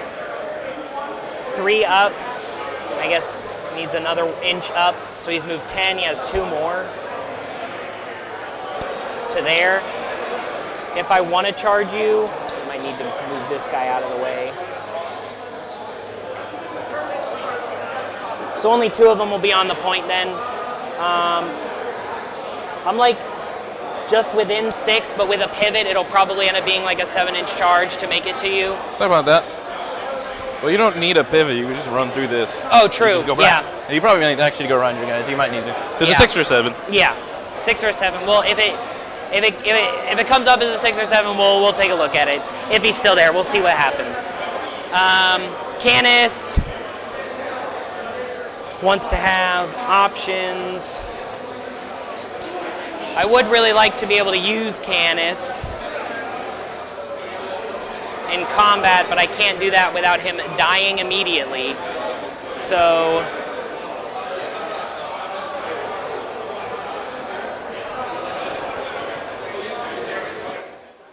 a little bit of updates from other tables here, chat. The Wolf Jail is beginning assembled. We actually watched basically this exact game earlier in the weekend.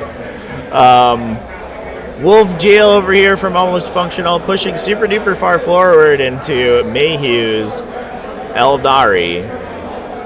Looks like I think that might have been a rapid ingress onto the side objective there, because that unit was not there before. But the tipping point objectives do place some of them in strategic reserve range of the battlefield edge. So we use Hunter's Instincts to drop a unit onto an objective bottom of round 1, so that top of 2 you can score a 15 on primary. Absolutely disgusting.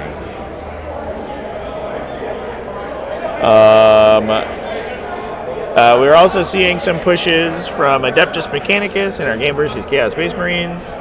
It looks like you're using the, I imagine that this is Skitarii Hunter cohort coming out of Mayhew's. It is a Skitarii Hunter cohort, so the Rust Stalker unit in the center of the battlefield there can advance and charge, gets +2 to both its advance and its charge roll if it's near a battle line unit, which I believe that it is.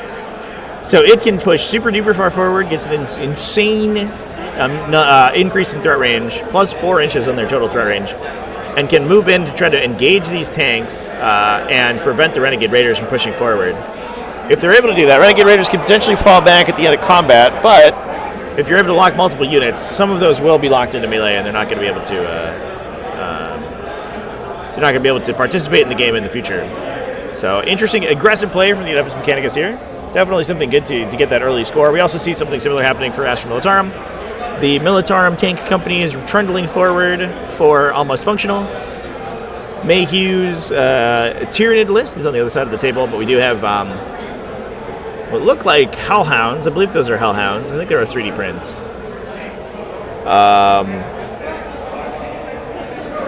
Pushing up into the two front objectives there, kind of daring these Tyrannofexes to move forward and attack them. Obviously, Tyrannofex is a pretty good matchup into a Hellhound. You're pretty likely to knock one out.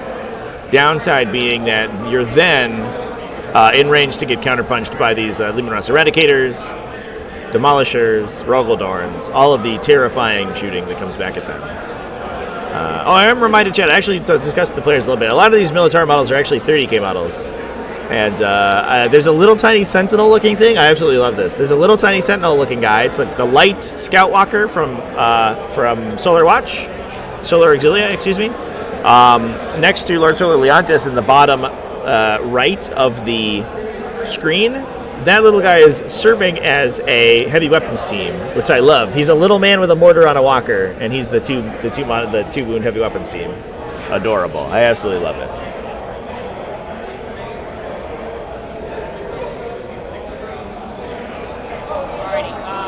Start of my shooting phase. The Navigator is going to pick your spawn for a battle shock check. They're good. Brave. All right, start with the easy stuff. Rhino over here. Hunter Killer. Hits. Wounds. It's -3. -3. I passed. Good. And then the Stormbolter. Invincible. 2 hits. Nothing from the Stormbolter. Womp womp. Okay. That's why I love Chaos Rhinos. They got double the guns and a Havoc launcher. Yep. This squad is going to light up. Actually, what do we want to? We'll go over there first. We'll spend 1 CP for 1 CP for +1 strength, +1 AP into the unit of spawn. So you're like and strength all of them 5 on your normal guns and whatever. Okay. Here we go. We'll start with the Melt-A-Gun. Misses. Sad day. The Flamer from the Inquisitor, 8 hits. Are you shooting their grenade thing, whatever that's called? The demo charge? Yeah. Yes, they are throwing their demo charge. 5s, re-rolling because you're on the objective. Okay, so 3 devastating wounds and 2 saves at -3. Not ignoring cover. You're not in cover. Well, I don't have any saves, so 4. 1 damage, 4 feeling pain. 2 damage. Yep, or 1 damage. 1 damage. That's limit. 2 damage total. Yes. The combi weapon, 2 hits, strength 5 with the +1, so 4s. Rerolling. His combi weapon is AP2 base, so those are AP3. Yeah, it's the best combi weapon in the game. 1 damage. Well, kills the guy. Nice. Demo charge, will he kill himself? He will not. D6 shots, 1 shot. Okay. I wish I had rolled that the other way. Oopsies. And he misses. Okay. And then 1, 2, 3, 4, 5 normal shotguns and the heavy shotgun on 4s. And on 4s, re-rolling. 5 saves, AP1. Nice. It's AP1. Oh, right. I'm on cover, so I fail these. You're good. Pass them all. Is that the whole unit? And then we have 2 auto pistols, both miss, and a bolt pistol. Hits, wounds, AP1. 1 damage. 1 damage. A last pistol from the Navigator. I was told this unit could kill anything under T6. Whoops. Nothing. It can, but spawn are a pain in the ass. That's it for that squad. Draxus' squad is going to open up into the other unit of spawn. Still not infantry. Still not. 6 shots on 2 3s, because not +1s. Sustain 2. 2 miss, no 6s. Strength 6, so 3s, rerolling 1s, because I do still have that. 4, no AP, damage 2. 4s. I take Damage 2. 2. I take 2. One guy's down to 2. I'll just keep track over here. The other gun, 3 hits. Strength is 4, so 5s, reroll 1s. All right, so 1 devastating wound at damage 2 and 1 save at no AP, damage 2. Take them both. First guy lives, and does he die? He's down to 1. Down to 1.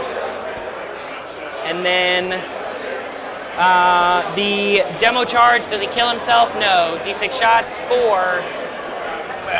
He's at 1. 3 hits, good job demo charge. Wow. Strength 9, so 3s, reroll 1s. Oh, just 1 AP 2. 6 up. Damage 2. Oh no! 1, 2, 3, 4, 5. Shotguns. Taking a peek over at some other tables here, chat. You got an update. Took a look at Jake Harpster's game. So Jack is up against Gavin Kahn running Necrons. This is actually an Awakened Dynasty list that we saw go basically the whole distance against Astra Militarum in round 1. Played to the round time, I think, which is probably about right for a Necron Awakened Dynasty like this. We've got Lichguard for the Necrons all over the table up against Tau, and unfortunately, as I was sort of discussing or listening to the players discuss, I guess a reactive reanimation had reanimated just enough to steal the center objective away from Jack's Ghost Keels up in the center there. So they were able to steal away a big victory point lead for that game. So excited to see how that one goes. It's a lot of heavy infantry Tau shooting, which is going to be good against these Lichguard bricks. Whether or not they can do that and contend with the big Doomsday Arc sitting in the back, and also be able to fight them on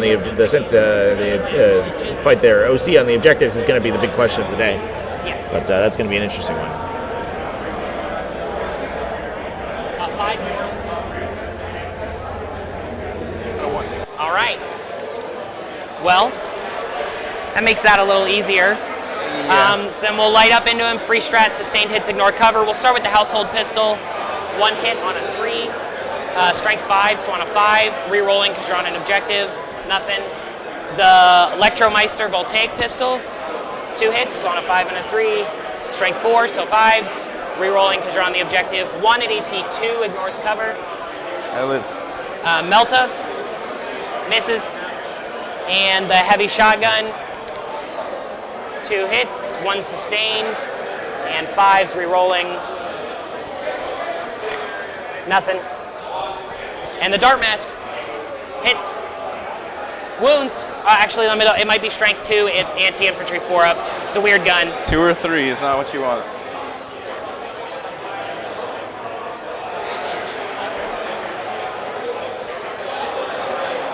He almost never actually hits him. It is strength 2, rerolling.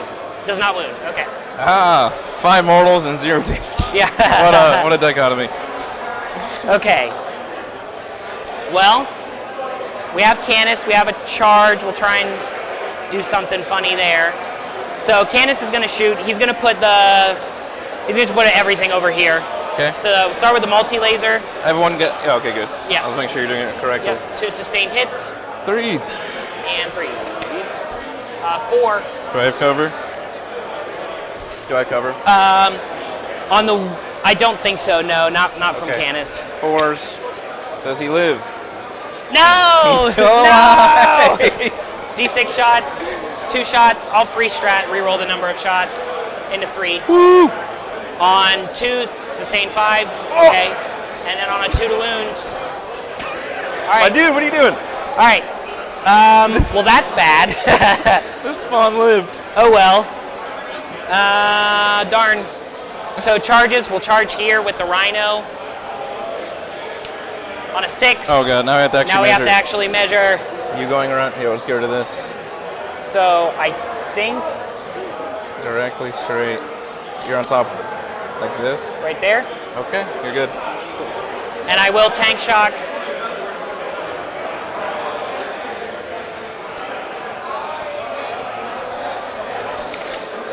One mortal wound. Live! Okay, Oh, we got nice. it. Woo! And then, oh, and I am charging the spawn over there with the, well, yeah, I'll charge the spawn on a 6. Sounds good.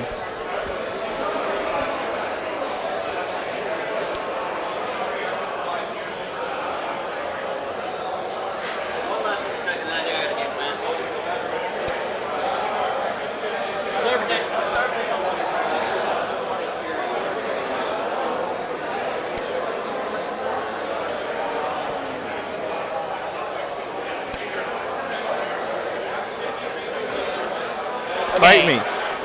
And they'll consolidate.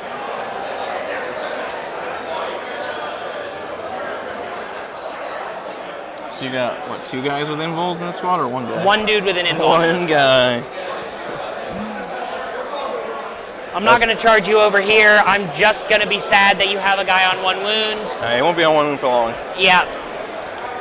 Not, unfortunately not. Canis, you didn't do anything today.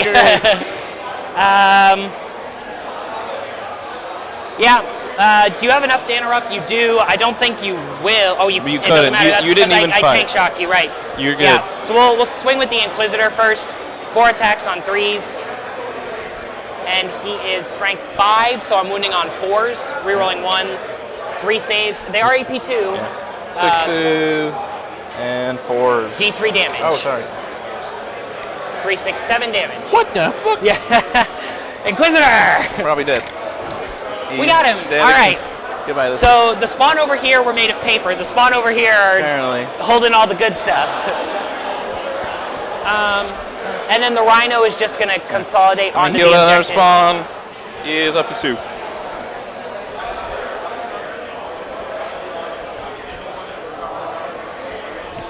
Two health.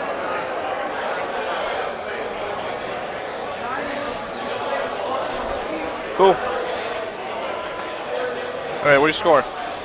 Okay, so I am going to ditch Cull for a CP, and I'm going to cleanse for 2 Scored cool. You cleansed. Who cleansed? with the Calidus. Just a goddess. Okay. Cool. You had no more banners. Okay. Yeah, no new banners. That's it. I have nothing to do in your turn, so I get a 10. Yep. Oh, and I get 2. Yep. Or is this supposed to roll over to the turns? No, it's just. Okay. We're good. All right, and then me, I got Containment Storm. Okay. At the start of your command phase, I'm going to use their once a game. Give me a battle shock check on the Terminators. They passed. Cool. Cool. No leaderships. All right, let's kill some little dudes.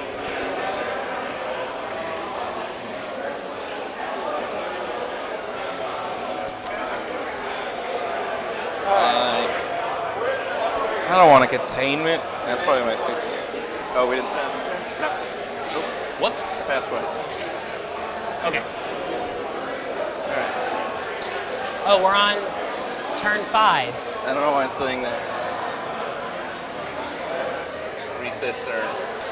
And go to round 2. Oh, maybe I meant like. I don't know. Who cares about the turn? We'll just look at the points. I don't know how to fix it. It's a goofy thing. Right, what do you have in reserve? Just a. I have the Calexis and Voidsman. What do Voidsmen do? They're guardsmen. There's a no AP rotary cannon, and they have the grenades keyword. They're OC2. All right, so they're guardsmen. Yeah, they're guardsmen. They're here for secondaries. Okay. All right, if I don't advance 11, it's an unfailable charge because you're within 13. But also that means right now it's 8 minus D6 on my charge. If I just run.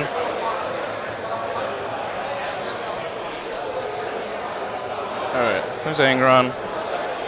Vanguard needs 4 to pass the wall. Actually, what am I doing? He needs just about 4. So he can go 16 more.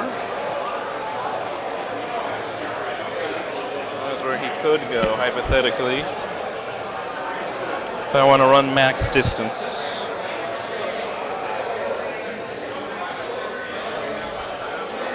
Which Canis will be a 7-inch charge if I kill all your dudes. Seems a little hard.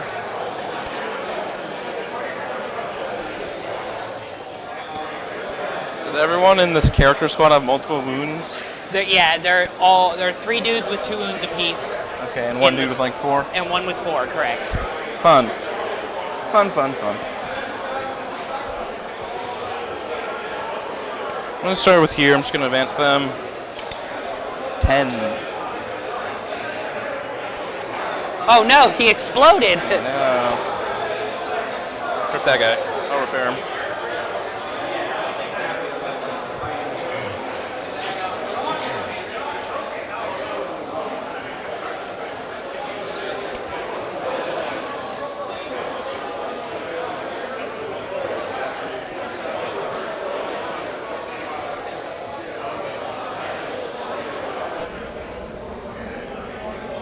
You got the yellow is Canis Rex Chat. He's the only knight in the army.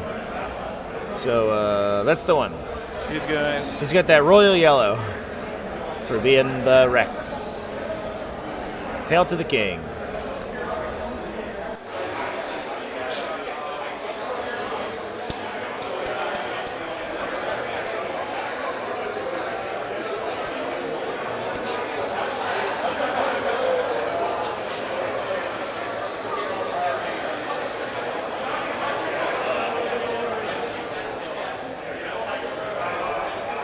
Terminators over there. 10, so it's a 3-inch charge. Yep. Sounds good. Actually, maybe I mismeasured before. All right, chat. We're going to take a look at some of our other games momentarily here. Had a camera freeze for a second there. It looks like the Wolf Jail has shut its jaws upon the Eldar. The Wolves' rapid ingress, using that Stormlance fast movement, jumping right up in the center. It looks like they did charge into the Wraith Guard. Wraith Guard now fighting. But they are getting stuck in on the Avatar of Cain. If anybody can knock out a bunch of Thunderwolves, though, it's going to be the Avatar of Cain. So we'll see how that guy ends up doing. But big aggressive play from the Space Wolves here, hoping to keep Eldar in their deployment zone and then score multiple 15s on primary and blow out the game from there. We can see some kind of similarly aggressive play happening on our Tyranids versus Death Guard game. Death Guard pushing forward. We got Rodicus camping at objective. Mortarion sort of hiding from the Tyrannofaxes in the center. But this Crusher Stampede army has just pushed monsters into the middle. We got a Tyrannofax as well as a Maliceptor protected by a Psychophage, all chilling within 6 inches of the middle, just daring the Death Guard to try to come kill them. And again, trying to put themselves in a position where they can set up those turns to score multiple 15-point victories, 15-point primary scores. Over Necrons versus Tau, Jack Harpster on Tau over here. It looks like the battle has been joined, and the Tau are counterattacking with Crisis Battlesuit teams and pushing really aggressively into these squads. You even see Deep Strikers coming down from Jack's side. Looks like just trying to pour fire into the center of the table, trying to destroy one of these Lich Guard units before the primary score gets too awkward for him. Obviously, Tau do tend to be pretty good at knocking out heavy infantry units, so they do have the capacity to kill these things, but it looks like we're charging into melee, which is wildly aggressive. Hopefully trying to stop the Doomsday Arcs from doing too much damage, because those big 4 damage Doomsday Arc attacks are absolutely lethal to these battlesuit teams.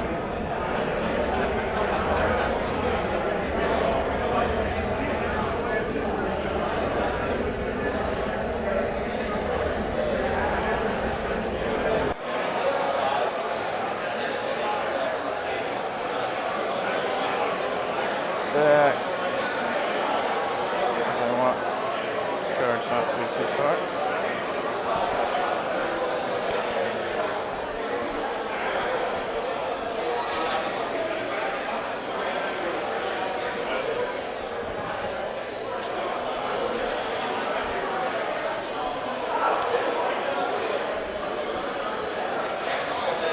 These jackals.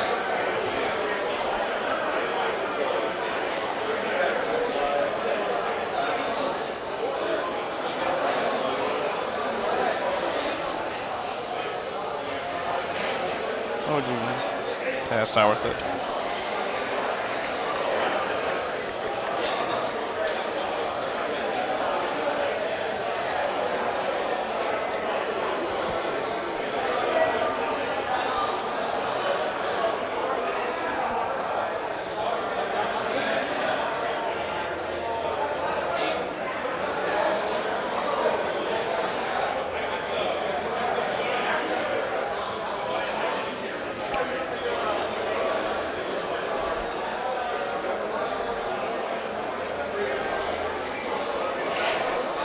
Okay, let's charge because it's like.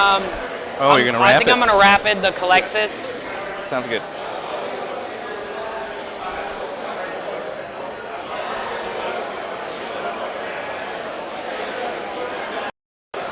Kind of excited to see this Calexis drop, actually. These guys have their new once per game Shadow in the Warp aura. So they can 3-inch deep strike down into an awkward position, get themselves into a spot where they can try to battle shock multiple units, and then mess with the opponent's primary scoring. Side 12, so it's not a declarable charge. I'll charge here. Into your Navy guys. Yeah. 3 whole inches.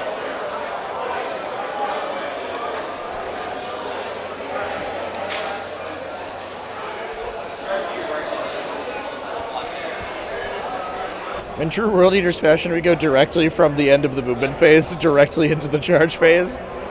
Is there other stuff in between? Yeah, fuck it. ABC, boys.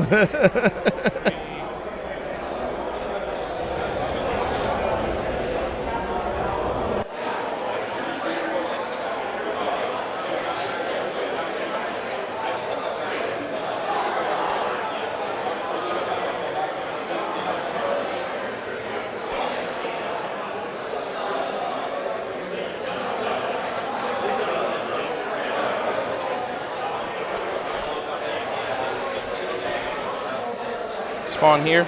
Yep. Hang on, still reroll charges. I mean, plus hits. With a 5. Rawr. Rawr. Okay. Here to there. Yep. Don't roll a double 1. Yeah, I did not do that. Not at all. 07 Draxus. You said what? I said 07 Draxus. 07. 07.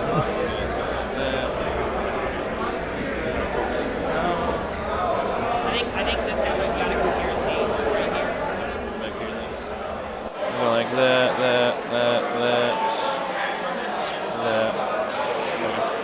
Cool. This is the real question.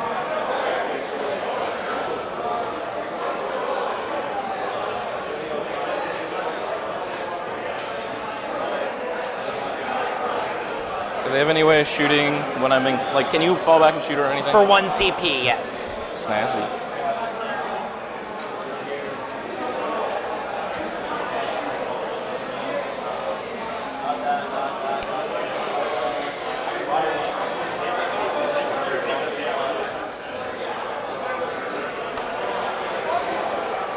Angel's gonna charge the Rhino.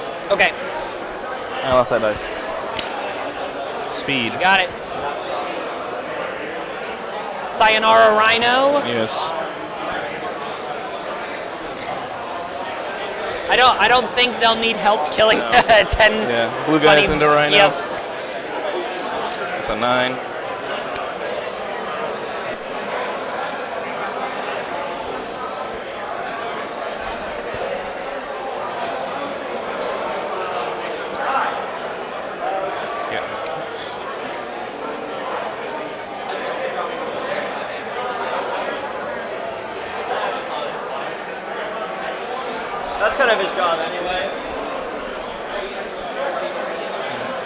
get off this, so I'm not touching it. Okay. These guys charge both. Snazzy.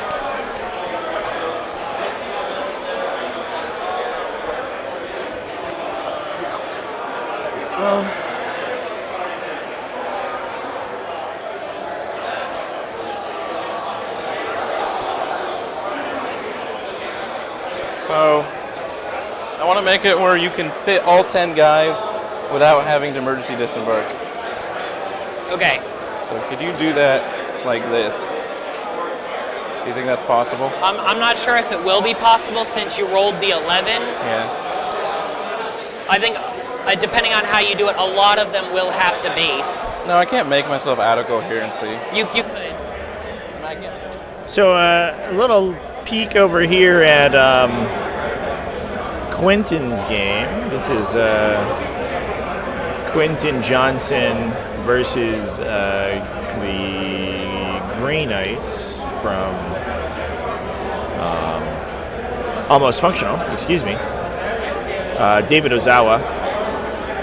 Pretty interesting game state right now. As you can see, there's been a couple casualties on the sister side. The Grey Knights are playing uncharacteristically aggressive, I think, just to sort of stem the bleeding from these castigators and the other anti-heavy infantry shooting that we have on the sister side. We can see Nemesis Dread Knight has pushed in and beaten a tank to death. We have Terminators and Strike Marines pushing up in the center of the table. Basically, nothing remains on the Grey Knight side.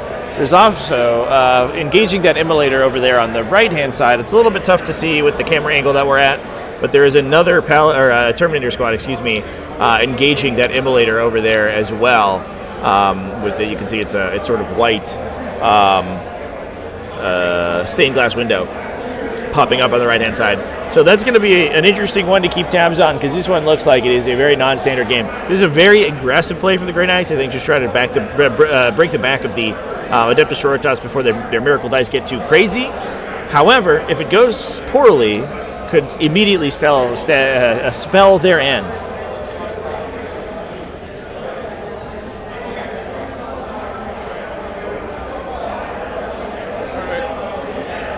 Start with Angron.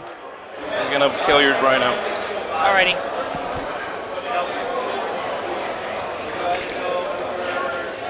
He did it. Alright. You're dead. I do have a 5-up in Mulm from the... What is this? 7 5-ups. 7? Yeah. Make 6 of them. He's dead. He's so dead. Does he explode? No. We've got 11 guys inside. You gotta get him out first. Yes. Obviously, you have to emergency.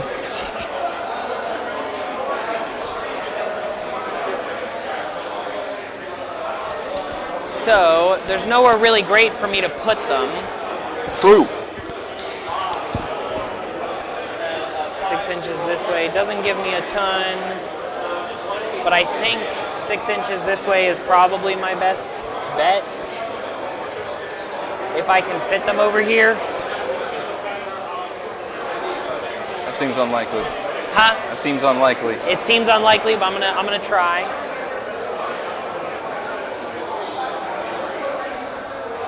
You can't be on top of that. Why not? Because it's the 2-inch ruins that have the... I thought the crates you could stand on if you were 50 mil or smaller. Are they supposed to be crates? We can ask real quick. Yeah. I don't know. Yeah. If you want to get otherwise, yeah. Huh? If you want to get a judge. Yeah, I'm looking for him.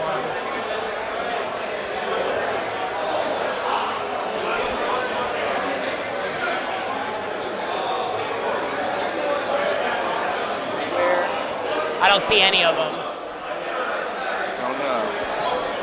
I'm gonna try and find one.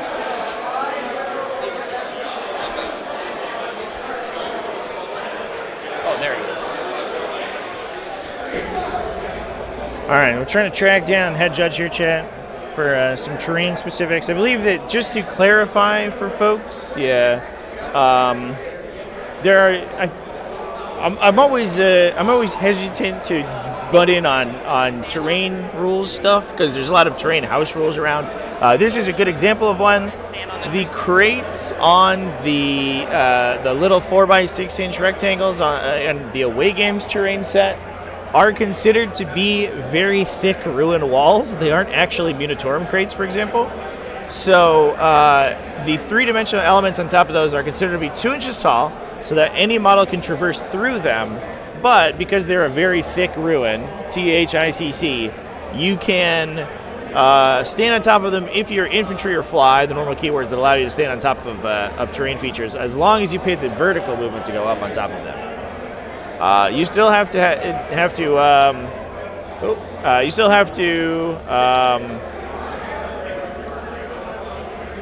follow all the normal rules, so you still have to be able to fit your base wholly on it, for example, and remain in coherency, 5-inch vertical coherency of the rest of your unit, but once you do that, you can stand on top. Short of fitting everybody over here. Yeah, so I think 3 of them are just gonna kill themselves. So we'll leave the hammers. I'm just gonna pull 3 of the ranged weapons. So you got 8 dice now? 8 guys, yep. Okay. Goodbye, Rhino. Bye-bye. It was nice knowing you. Nice meeting you. Lovely contribution. Hey, you killed an Imakatus. Yeah. It's very helpful right now.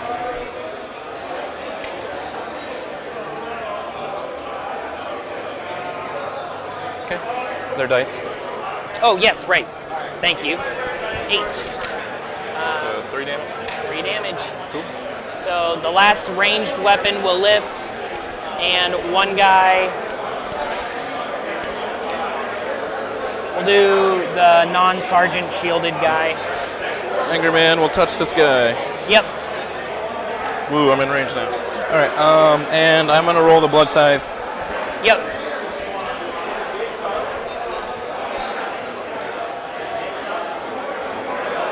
Actually, will I? Do I need anything? Fight on death. Don't need sustain. Would help. Yeah. Ooh, I'll get sustained hits. Don't you need a double 4 for sustain? Sustained hits is anything. Huh? Oh wait, maybe you're right. I think that's you had a lethal. 6, 5, 4, and 2 It's right 3s. here. I picked those up. Remember, I don't think it's double 4. Maybe double 3. I was thinking a +2 move. Yeah.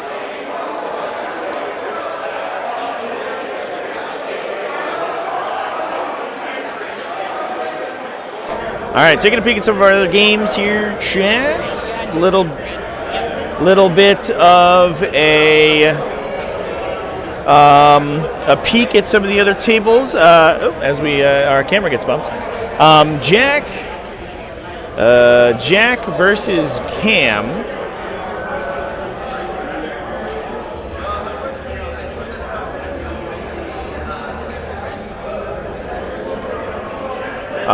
Excuse me, Gavin, Con, not Cam. Gavin. It looks like Jack has pushed super far forward with his retaliation cadre. He's gotten all the benefits for getting up close and personal to the opposing army. Stripped away one entire Lich Guard unit. There is the second Lich Guard unit has been laid low, but obviously that means very little in Awakened Dynasty. If they're not dead, they have the capacity to jump back to full strength very quickly. It's in sort of the top left of the screen, but it does look like it's down to just a couple of models. So the counterpunch from the Tau, it looks like has been sufficient to break through the Necron front line. Whether they can keep up that level of attack while being shot at by these Doomsday Arcs, we'll have to see. But it does look like Jack has turned what is a little bit of a dangerous situation into one in his favor. A lot of the other games are still looking pretty solid. Quentin Johnson's game against David Ozawa looks to be in a little contention here. The Grey Knights Alpha Strike looks like did knock out 2 tanks. The Sisters front line is looking a little bit thin on the ground, but obviously with Adeptus Sororitas, that just means they have a bunch of Miracle Dice, and that just means that you're close enough to get multi-melted. So who knows what's going to happen with this game? This one is very much up in the air. The other games looks like are sort of continuing a little bit as normal. We can take a peek at our Death Guard and Tyranid game.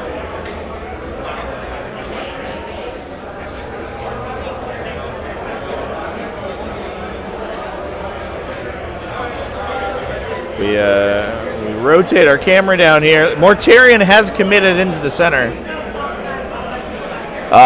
to fight the Tyranid monsters that have jumped in there. Doesn't look like too much damage has been dealt, though. Fetid Blow Drone pushed up into the Maleceptor in the middle there. And there are, it looks like a great jamming attempt by the Death Guard, running cultists up in front of these Exocrines and Maleceptors to make use of the fact that they are monsters and they can't go through walls, so they're going to get stuck behind those cultists, behind those infantry models. And it looks like the hammer blow is going to strike next turn. These Death Guard, or the Death Shroud Terminators, excuse me, that we can see on the right and left of the screen, are going to impact next turn, and that's probably going to decide who wins this game. Are the Tyranids going to be able to clear out enough of the Death Shroud before they get murdered, or are they going to be able to, or are the Death Shroud going to be able to kill these monsters and push the victory in their favor? Interesting one over here, but looks like that one's like sort of still developing. Pop back to our main table as well. 2 at AP 1, damage 1. 5s. Kills 2 of them. Nice. 1.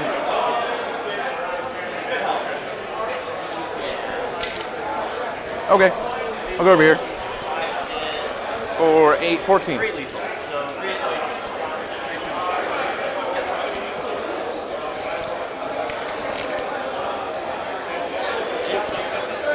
They're making up for last turn.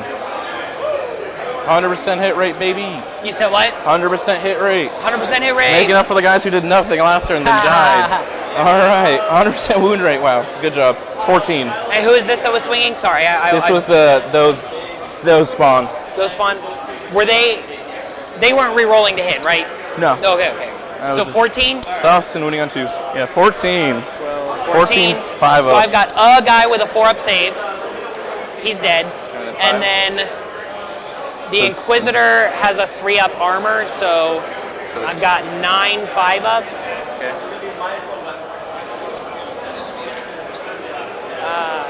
Save 3.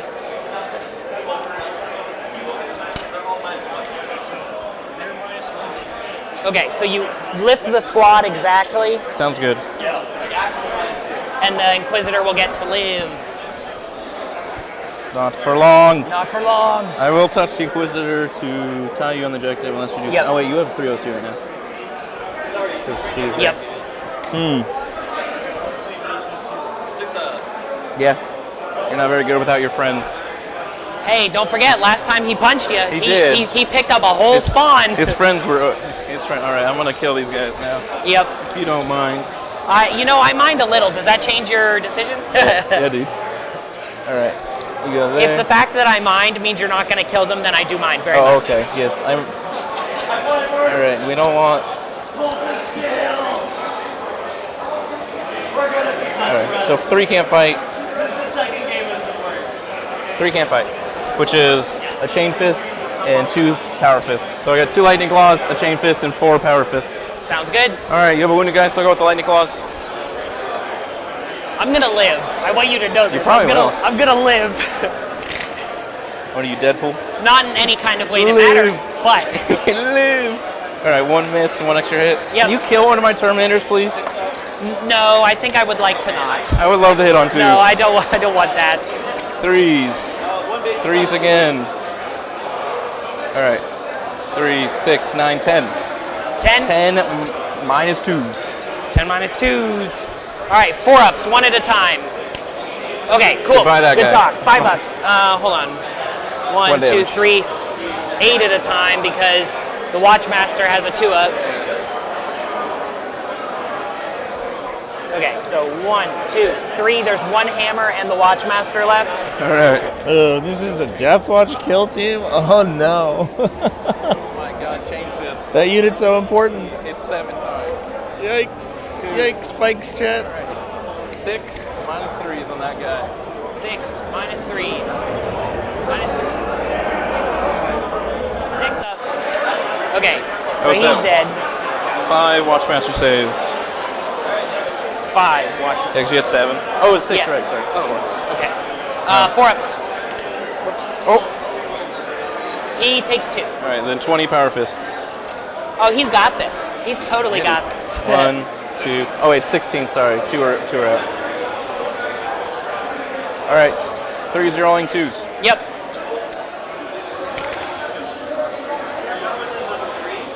So I'll get the 2 points for and then recover assets I'm doing over there. That wasn't a 6, so 4 extra. Yeah. Recover. So we'll have 2s. Yep. Sure, my Here, strength 10 I'll was. just roll yours. Yeah, of course. Nice and quick. Ah, he's dead. Sorry, veterans. No oaths for you. Alrighty, over here. Spawn into those guys. Actually, I might interrupt. Sure. You have a guy on 2 wounds. I am going to interrupt. I'm going to try and ice spawn before you swing. This guy's based or no? No, I couldn't base him.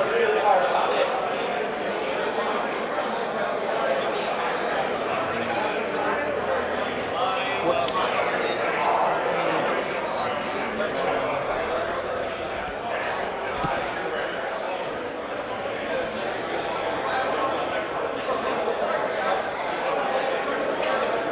So my Death Call Blade won't get to, it's going to be 1, 2, 3, 4, 5 close combat attacks, 1 power weapon, 1 chain fist, and then the cane rapier from the road. All right, we're going to take a peek over at a game that we haven't looked at too much yet. Dan Monsalve's Eldari from Almost Functional versus Mayhew's Genestealer Cult. That's coming from Tucker Ricky, rocking an Outlander Claw. And I've been peeking at this game throughout the course of the round. It looks like, and this is sort of the name of the game for these Eldar results. The Eldar list that's sort of focused on that Avatar of Cain and the Wraithguard unit does tend to be kind of slow in its movement, and they are susceptible to being locked into their deployment zone. And that seems like it's what's happening over here. We do have the Avatar of Cain going for a secret mission, not literally a secret mission, but he's been assigned a mission should he choose to accept it. Up at the top of the screen there, but the Wraithguard have been kind of locked into their ruin here. Genestealers are on all the other objectives, and this is Outlander Claw, so it's likely that those objectives are getting locked in. So it looks like the Eldar are still kicking. They have assets on the table, and certainly can out-attrition the Genestealer cults, but whether they can do that before they lose on primary, that's going to be the real question. So that's been an interesting one to peek into as well. And speaking of that same thing happening over here, check out this game.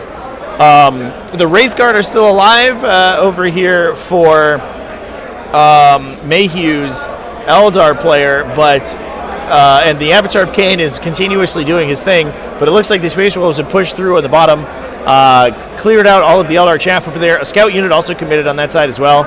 On the other side of the table, 2 Thunderwolf Cavalry units impacted into the Avatar as well as into the Wraithguard unit. It looks like they're pushing forward and are looking to knock out that Autark and Farseer bunker in the back of the table here too. It seems like the answer to these Eldar lists is all-out, non-stop aggression. They just don't have the volume of attacks to deal with that, and that's kind of what we're seeing play out here, which has been very interesting to see. They are very technically strong with a lot of interesting maneuverability effects, but they do run out of steam and get bogged down by these high unit count armies.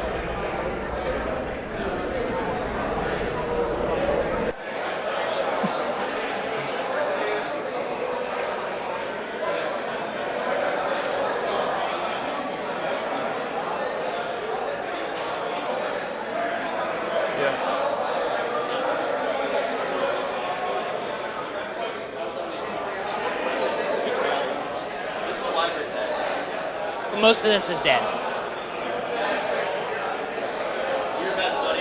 He's got high expectations versus the World Eaters to not kill Guardsmen. Yeah, they moved on the objective. Okay. You can hit me. All right.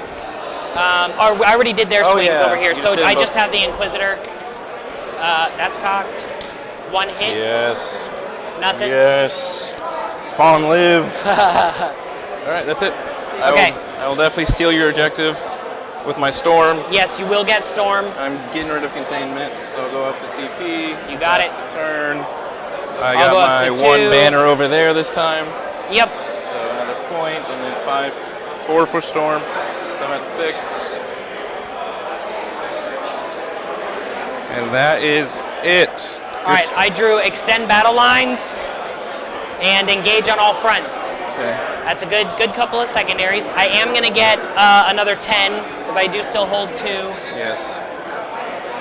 10.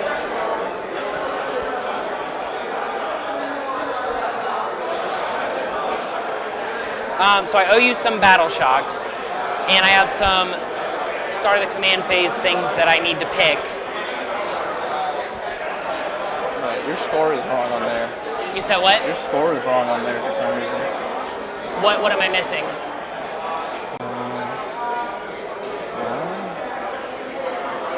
Oh wait, no, my thing just updated. Weird. Oh, okay. Yeah, it was showing you a 41, and I'm like, what? Gotcha. All right, so. So I'm already extending if I just exist, and I can easily get engage, but I need this unit to not be battle shocked, so I'm gonna spend 1 CP to auto pass their battle shock, because I didn't spend it last turn. Yeah, so then and I am going to...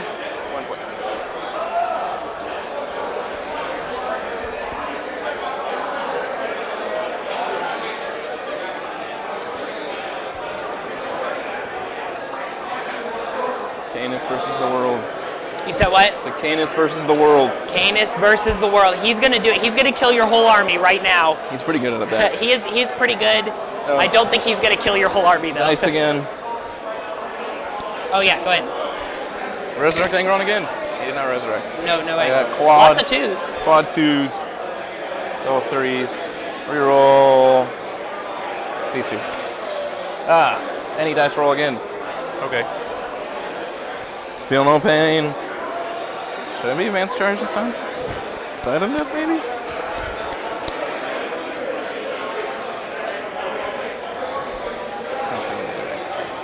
Yeah, I'll still be feeling no pain advanced charge. Feel no pain, advance and charge. You got it. Yeah.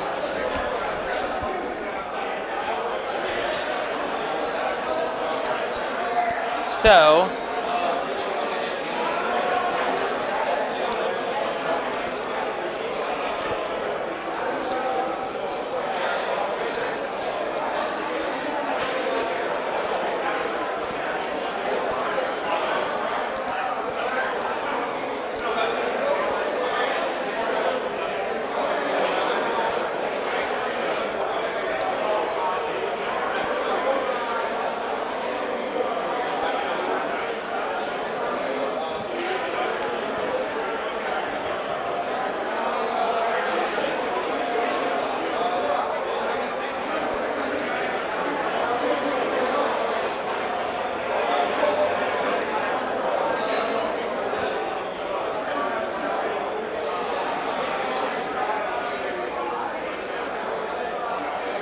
Oh, the Rejuvenate brings a guy back to the squad, so the one that's dead is back. What the fuck is this? It's nonsense. I'm getting scammed, dude. Like, I worked hard for that 1 kill with his 4 rerolls and sustained hits. You suck, Mr. Chaos Spawn.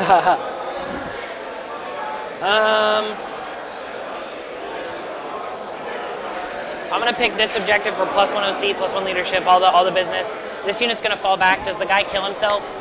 He does not. These guys are really good at not killing themselves.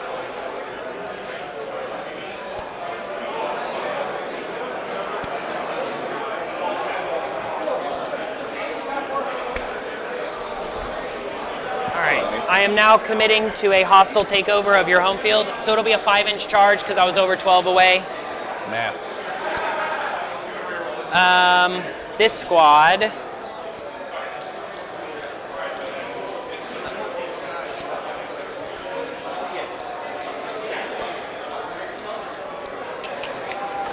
is going to spread around a little bit.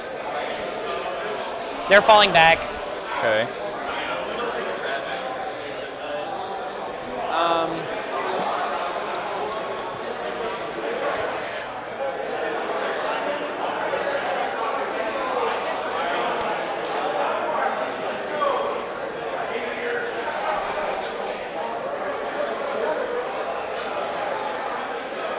Okay.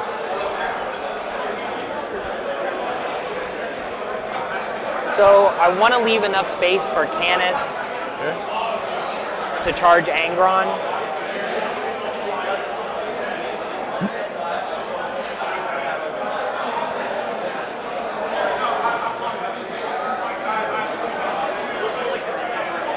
And then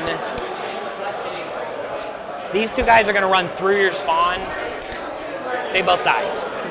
Equipment. Okay. I'll see.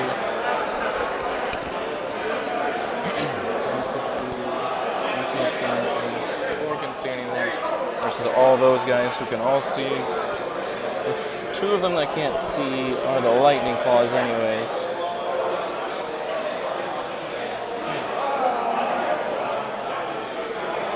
I'm gonna watch for this squad. So 2 bolters and 2 lightning claws can't see. Okay. So it's minus 8 shots. So that's, what was that? 16 bolters and 8 good guns. I'll go with the bolters first. Sounds good.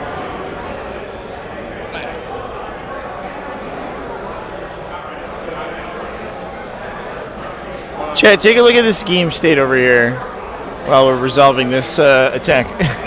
These Thunderwolf Cavalry have literally swept. They've like literally swept the board. It looks like there's some Eldar at the top, so that would be like the top sort of leftish objective.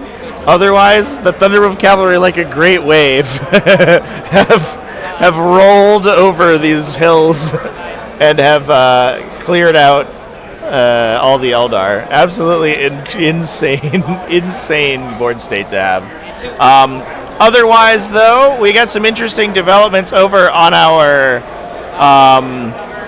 Tyranid and Death Guard game. It looks like the Mortarion and the Bloat Drone committed in were not able to do the damage here. The Tyranids are currently clearing out the screens. The Death Shrouds are moving into an aggressive position, so that's going to be dangerous this coming turn. But Mortarion's just chilling in the front there. It looks like in range of a bunch of Tyrannifex is about to shoot him, so hopefully he can tank it. Navigator's going to advance an inch. Very good.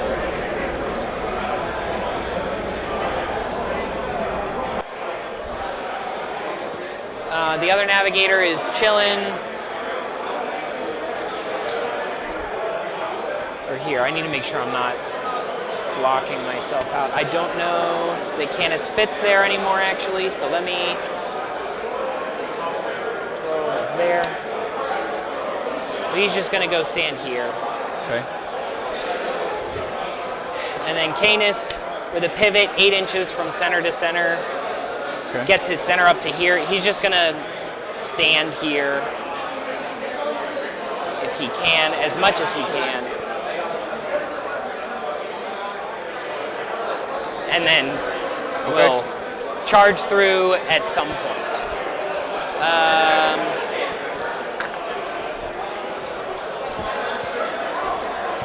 This Navigator, could you roll in advance for me, please? Another one. Perfect. Speedy. 7 to here, and then 12. Calidus. And the Subductors.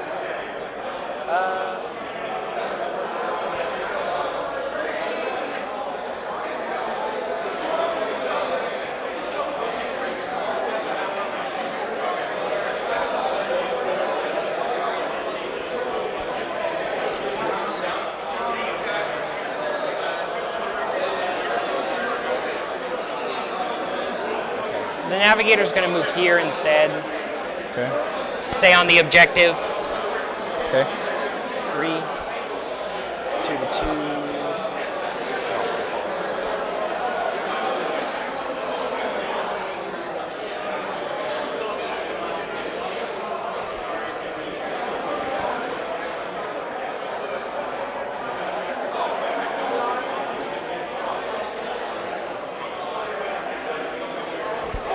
Okay.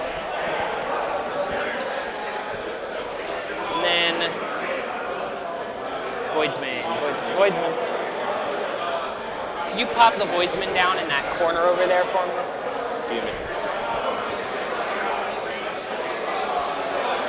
Thank you.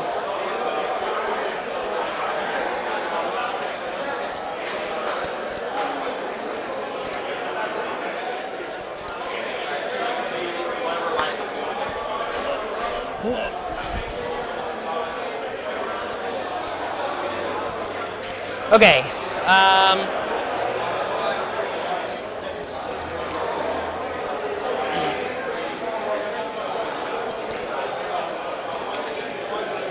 Start of the shooting phase. Give me a battle shock on this squad at -2. 3 mortals. Okay, I'm taking a peek at some of the other tables here, chat. Give me a battle shock on this squad at -2. I did get I got a live update from Jack and Gavin.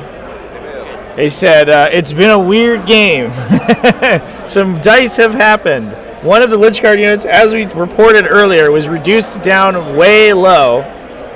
And then, over the course of several rounds, it looks like has respawned itself back into combat effectiveness.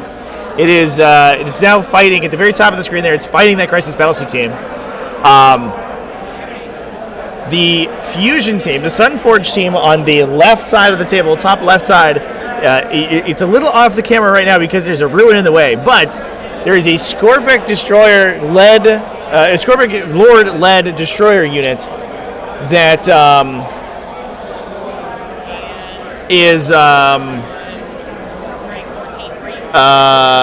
is hanging out right next to it that failed their charge.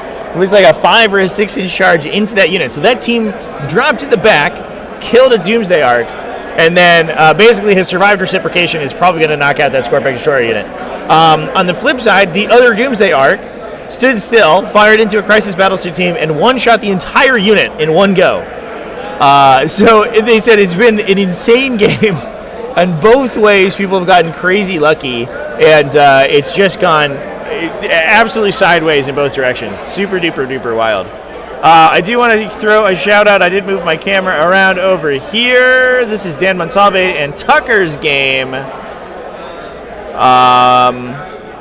Outlander Claw, Genestealer Cults versus Eldari. The Eldari still rocking some Fire Prisms. The Wraith Guard have broken cover and pushed to the center of the table, and it looks like the Avatar of Cain is currently just being generically impossible to kill. So the Eldar were looking down in the dumps a second ago. It looks like they are pushing back into a big score in the late game, and they might have broken the back of this of the incoming Genestealer called Hordes. Obviously, it depends entirely on what they're able to kill and what is able to come back and respawn. But that game's going to be an interesting one on the closeout as well.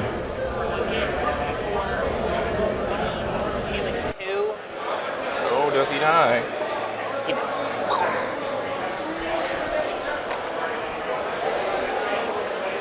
Yeah. Okay. So make your charge longer now.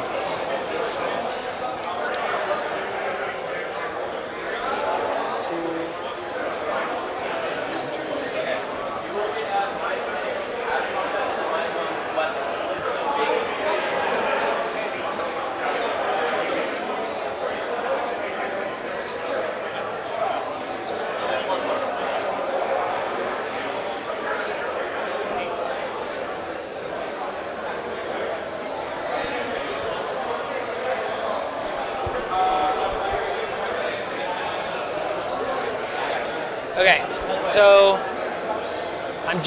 I'm out of 7, or I'm just within 7. So it'd be a 6 inch charge at this point for the Calexis. So we'll keep it.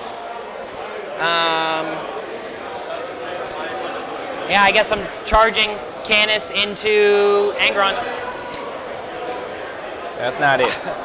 All right. Well. That's CP.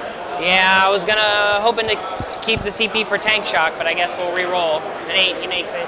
Cool.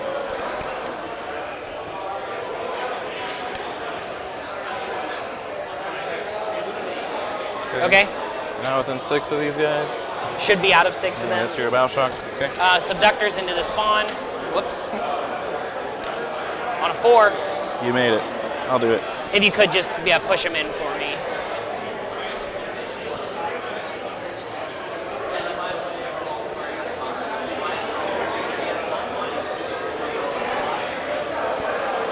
The Calexis going for the 6. On a 9, we'll make it.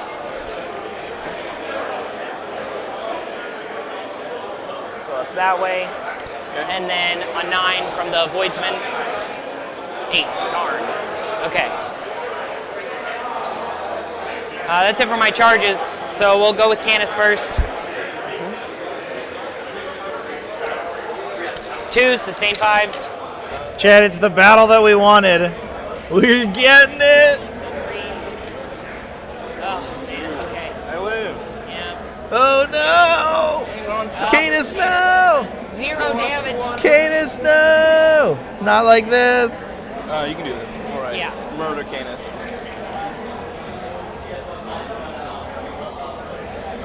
2s or 3s? 3s, strength 4, 2 and AP 2, damage 2. Alright, first guy. Oh! 2 down. It's gonna be guys who aren't fighting. Okay, so Angron, I plus 1 to wound already. 8 attacks. 2s are rolling. Alright, and then 2s. Alright, so far you are taking 12 plus 66. Yeah, so I mean, don't roll that. He's dead. 07. Does he roll? Oh, Canis, why? No. Does Hector hurt himself? No. Where's Hector going?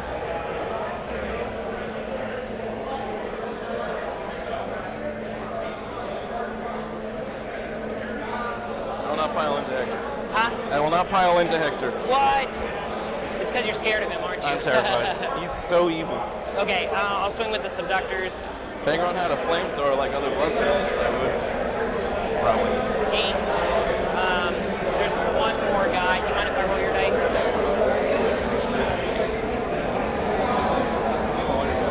There's one missing.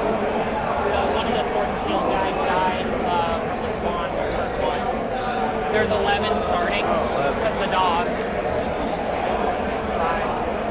4 AP1, damage 1. I take 1. The dog. 1 save from the dog, 2 AP, 1 damage.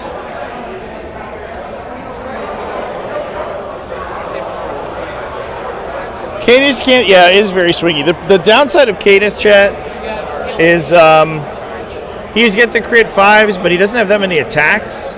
So when he's swinging the big fist, it's only 5 dice. So realistically, like, you can expect him to get somewhere around like 6.5 hits is the average. But because it's such a low volume, he rolls 1 or 2 extra 1s. He whiffs on his 5-ups, for example, and that can swing wildly one way or another.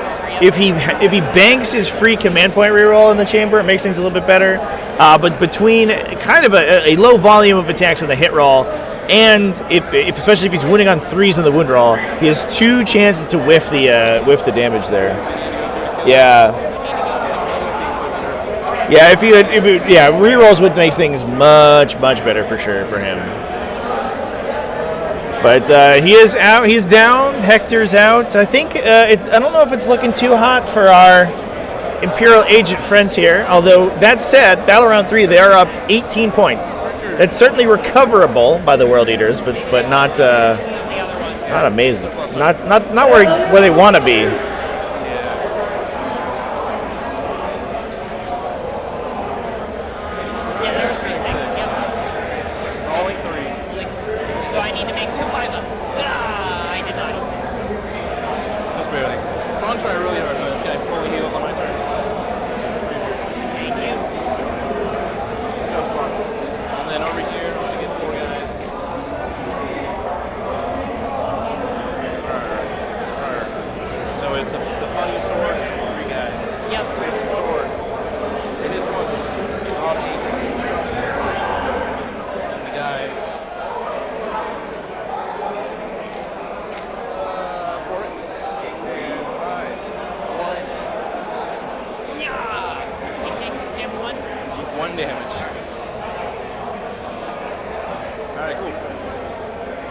That's in your turn. All right. Anything else? Right, so I'm going to pick up 4 on engage and 5 on extend battle lines. Okay. My turn. I will be getting 10. Yep, 10. Okay, sounds good to me.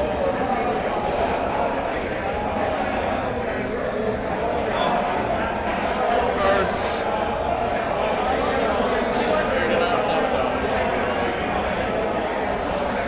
I got a cast one, I can do it.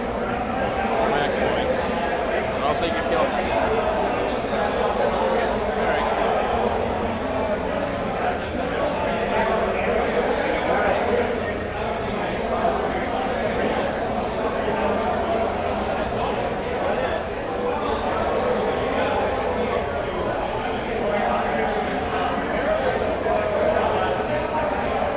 So a little bit of an update, chat.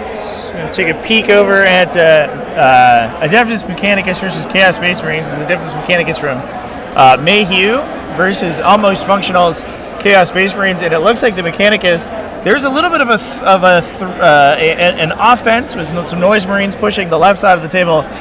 The Mechanicum has entirely subsumed the middle of the table, however. We see Tyraxi using their reactive movement to push up way into the Chaos Space Marine lines, take some objectives away from them, keep their primary score low. We even see Tyraxi on the top left of the screen. Holy crap. They are everywhere. And this is one of the reasons the Qatari Hunter cohort is so powerful in this kind of format. You're able to really ruin the potential score of the other team.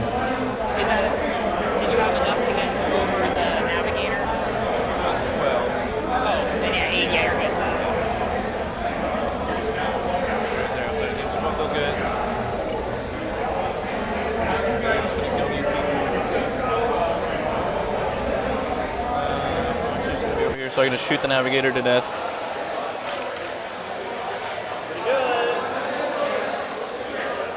They hit on 2s now, thanks to you. I appreciate it. You're welcome. Yeah, I appreciate the Navigator's help. doing work for you. I know. Navigator's so good.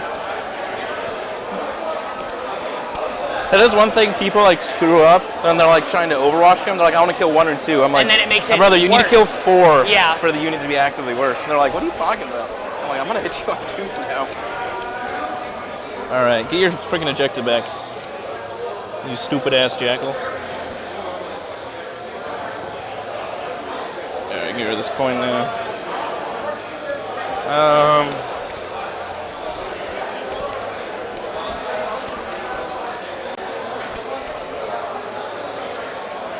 All right, chat. I'm being directed to share pictures of Inky. Shuma has been sending me pictures all day. Let me see if I can get some links in here.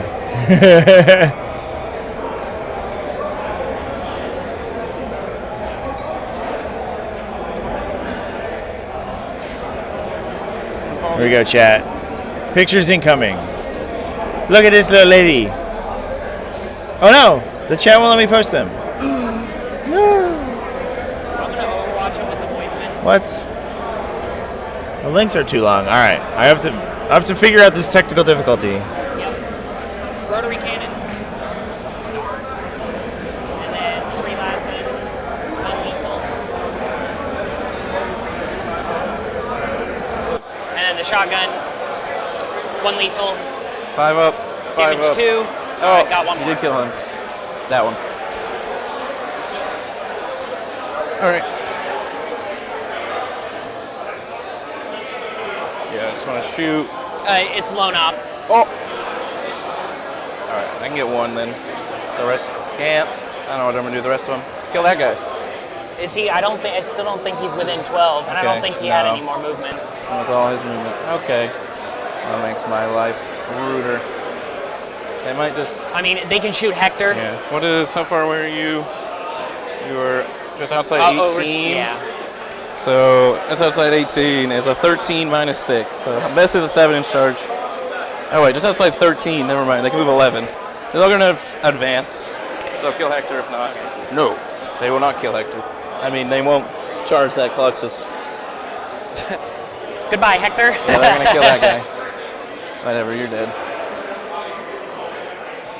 Whatever 6 inches is, because I don't need. Does he have an invul save? An invul? Yes, he has he has something about him makes him weirdly durable, and I can't remember what it is. But I mean, you will kill him. I want to see if I have to put don't remember more what than. it is. I think he either has like a 3-up armor or. No, never mind. I'm just wrong. He has a 4-up armor, no invul. All right, so yeah, I don't need. He's lone up. That's what I was. I don't need a lot of guys. No. All right, I don't have any shooting. I'm just area denying, and I guess this spawn will just go behind this wall. Whee! You'll sabotage that? Yep. Let's charge, because everyone advanced. I'm happy, at the end of your turn, I'm happy to give you the sabotage points. There's nothing I can do about it. So we're just going to do that. Mr. Spawn is alive. And then what was your other secondary? Air denial, Which yeah, you'll I've get already the done. 5. Yep. And then there, so we made it. Wow, really? Crazy. And I'll just, in an effort to make this a little faster, did you want to shoot the navigator and charge the guys? Yes. Okay, so the navigator Thank you. will not live through that. No, that's just not hitting on 2s. And then place them where you want, and then I'll just pull the squad. Yes. And with that to get them all in.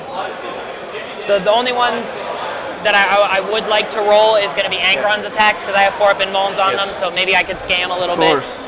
All right, and then Angron charging both. Yep. Wow, he made it. I'm shocked. And then the Terminator's charging both of those. Okay. With a 7. Yep. They're coming in.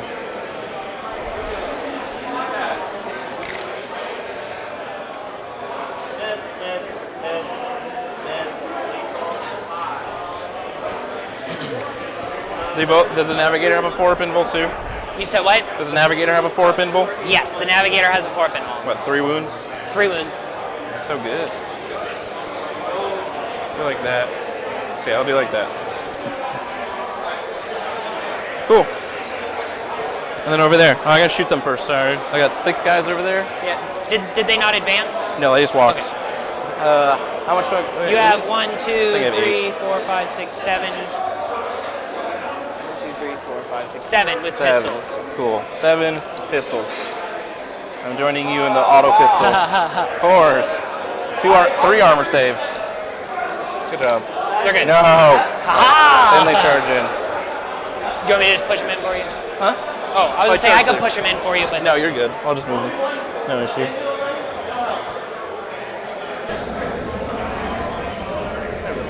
Oh, sorry, chat. I didn't know it was streaming the other game. I figured it out. I made a gallery of images. Here comes Inky. She's in the chat. Let's beat her up. 3s. 2 6s is on right now. And then 2s. There's your G3. Straight 7. Alright, 12. 12 1 damage navigator saves. Damn. Alright, cool. And then it would just be 1 chain fist and 6 power fists and the subductors. Alright. 1, 2, 3, 4, 5, 6.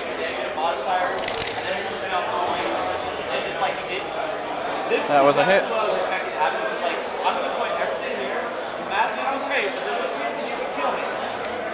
I'm like, okay, I made it. I passed the damage That's another 2. Alright, and 2s.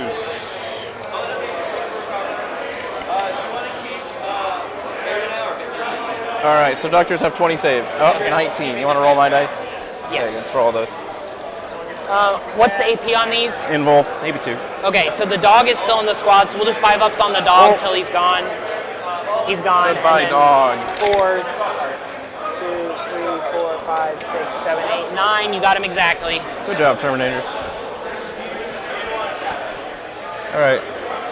And she has a 4 wounds. 4 wounds. With a 4-up invul. Yes. Yeah, I'll sweep. Yep. 3, 6, 9, 12, 15, 19.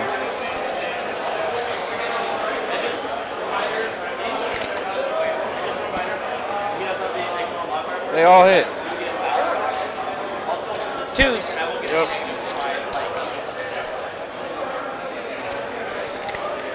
All right, these are for you. Alrighty. Many 4s. He died. Dead. Oh, for what it's worth, the Calidus would have gotten to punch you first, with fights first. 1 Sixes. lethal, 6s, 1 lethal, AP 4, take 2 damage. Did a damage to Angron. He takes did 1 damage. All right, he's at 15. That's them. Oh, over there now. You're not a character, sadly. I can't post one to wound you. Yeah. All right, you have how many guys? 3, 6 normal guys, 1 the Mauler chain No, I blade. mean you have 3 guys. Oh, I have 3 left. Yeah. So I have. You said 6 normal guys, a Mauler chain blade, and the guy. So and then the Skull Smasher. Oh, so Yep. there's 8. Okay. 1, 2, 3, 4, 5, 6.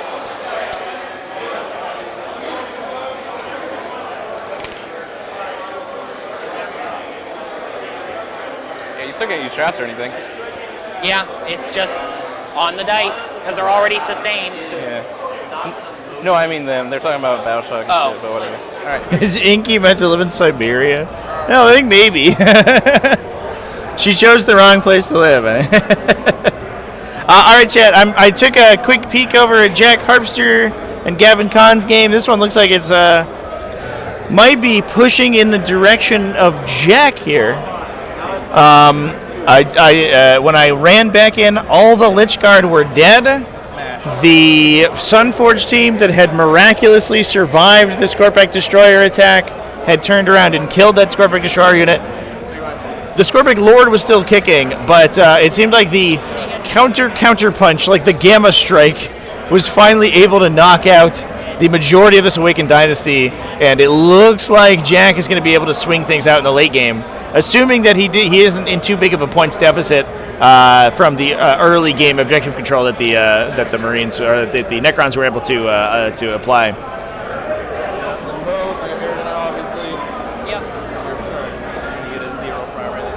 Yes, I will indeed. My secondaries are going to be behind enemy lines. That's hilarious. And Storm Hostile, hilarious. Okay. Definitely attempt to do both. I can get both of those. I'm up to 1 CP. You have to fight me for these points, damn it. 7. Nice.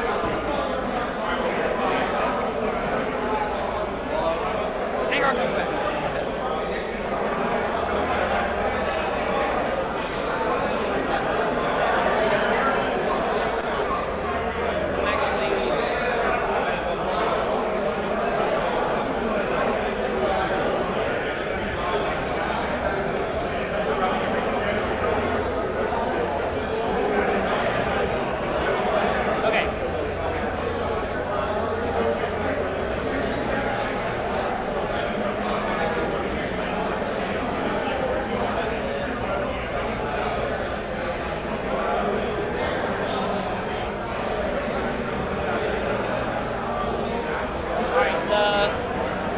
Is going to shoot them.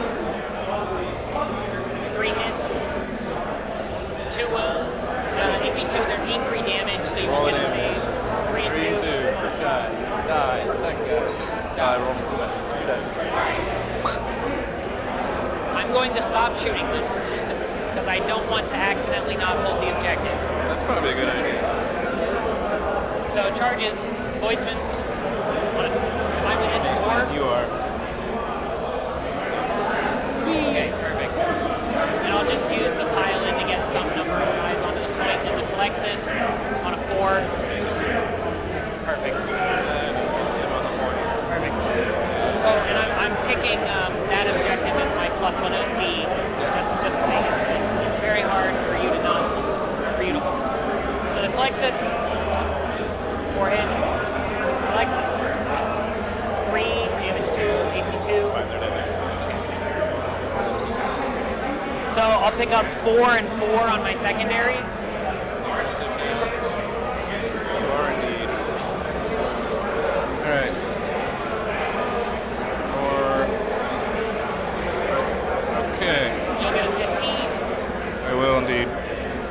13. My secondaries are no prisoners, What did assassin. you get on secondaries last turn? You got 6 and 5. Oh yeah, 6. I got 4 and 5. No wait, 6 and 5. Sorry, those are yours. Yes, 5 and 6. I should be at 62 to 61. Yes. Yeah. Okay. All right, cool. And I just got no prisoners, assassinate. Just kill your character. So I'm assuming auto 6 on the Termies. 13 inches.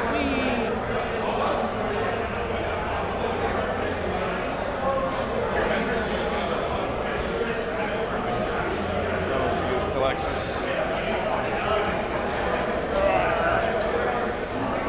Alright, cool. What else do I got? I'll get a new banner. That's pretty cool. These are both good. So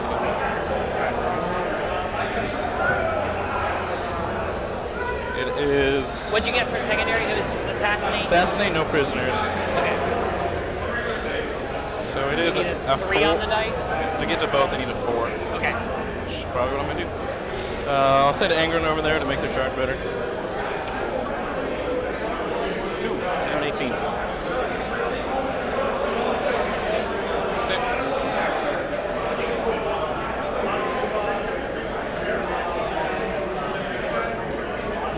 12. The rest need to do stuff. I'll move those jackals over there. Yep. 13. Do you want to go this way? Oh, over there, yeah. I mean, if you stretch out both ways, you might be able to get a banner on the next turn. You still got turn 5. That's the plan. Party.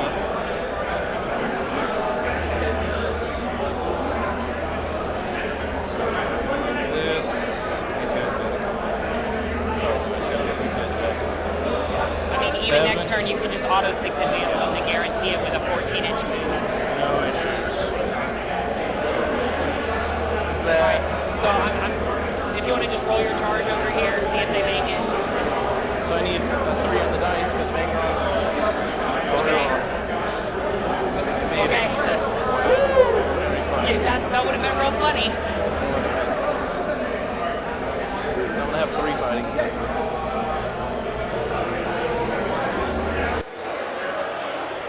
Okay. That, like that. So this guy wouldn't be able to pile in, right? Because he would have to base. Yes, must be like over there then. Like that. And then I don't think 3 inches will let that guy No, clear, he's so not. it should just be those Yeah, front that's what I 3 said. swinging. So they're going like that. So how do you want to split it? I'm gonna just put them all into the dude. All you into have the 3 plexus. wounds, and I have 3 left. what? Just all power fists. For what it's worth, they'll still have a 5-up invuln right now because I picked the objective. Yeah, that's fine. I'm just gonna put them in the Colexus because that's Okay. double the points. All right, so 12 attacks.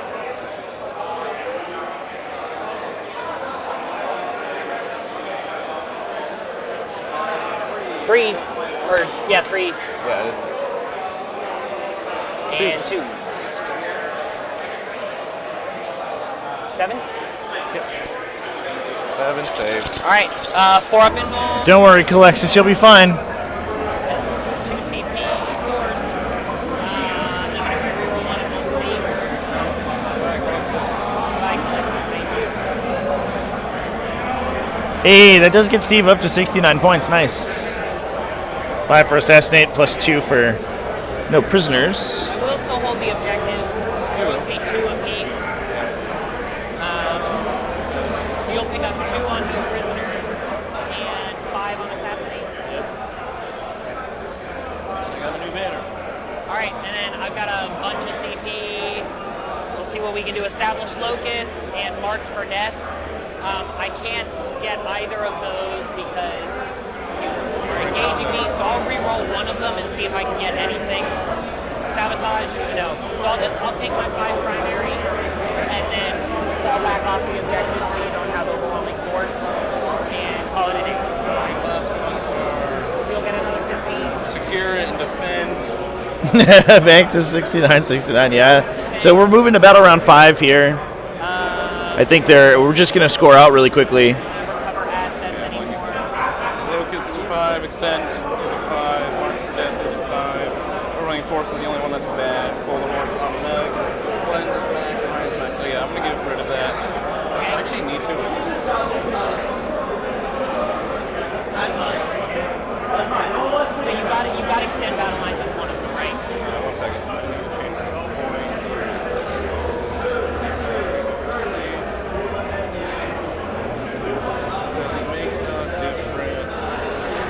secure for 5, defend for 3. Makes no difference.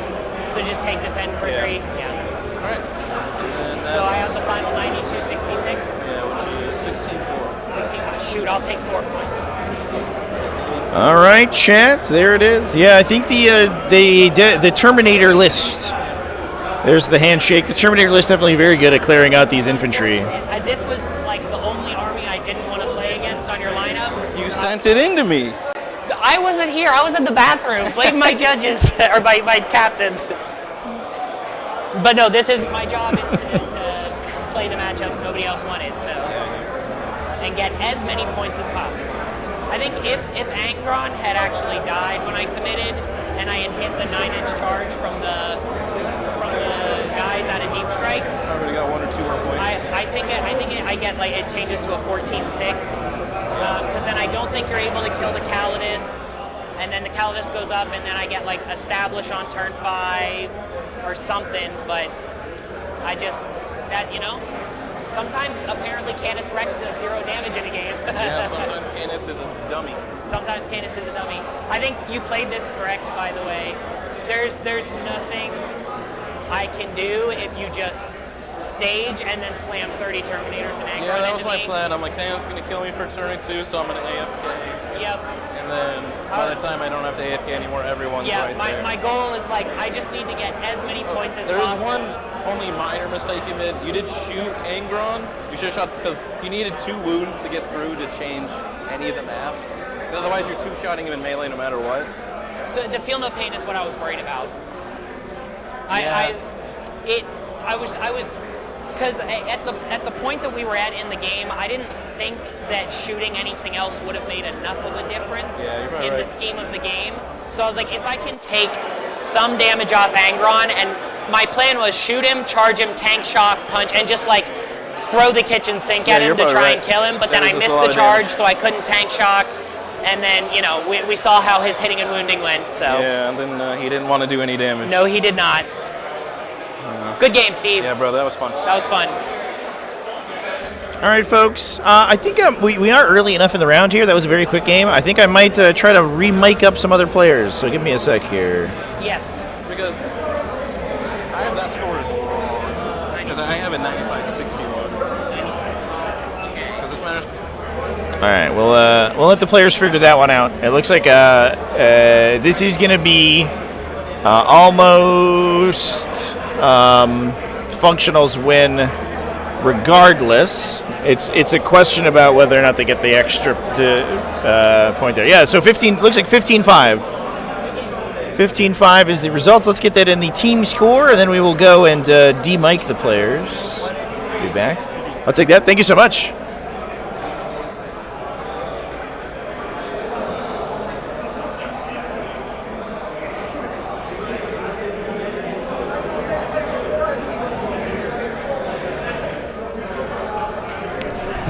Sweet, thank you.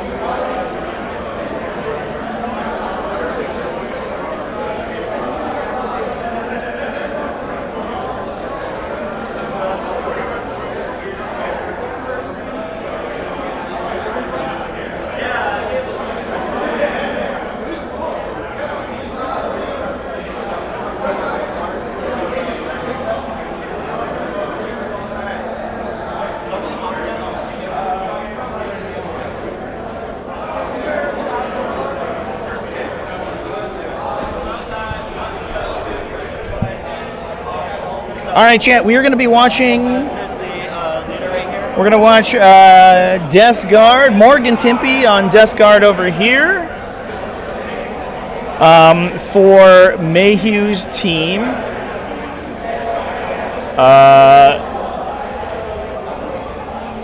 versus Kirk, Rotinger.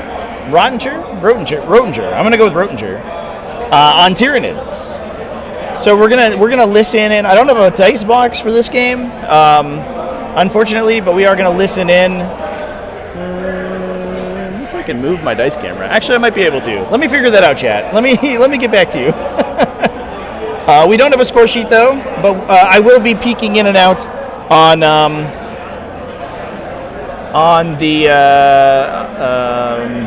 the other games as we're going on. But we'll listen to these two as they are playing. Hey! All right. 76, these guys into there. 10, 15, 20, 24 shots. We'll do 12 two times, because that's easy, because it's just going to be sixes. Sixes. Reroll ones. 4 at no AP. We got 4 2-ups. 4 2-ups. Cool. Holy shit. I mean, it doesn't really matter that much, but alright. 6 at no AP, 1 damage into the Tyranids.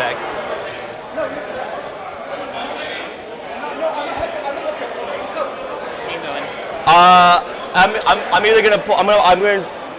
Is it drawish? No. We're good. One way or the other. I ran out in front of him, told him to shoot me in the head. I'm still alive. Now I'm gonna try to beat him to death. Okay. That's exactly what's gonna happen. Okay. Overdid that. He doesn't have any shooting. That's the shooting. That's the shooting done. We're gonna go ahead and go charges. We're gonna go ahead and charge the these guys into the tyrant right here. Okay. So what you need here. Oops, shit. Okay, 6. Okay. Oh no, you can do a 5. Yeah, 5. Not that. 6. That'll do it. All right, I'll come over there because the movement's kind of janky.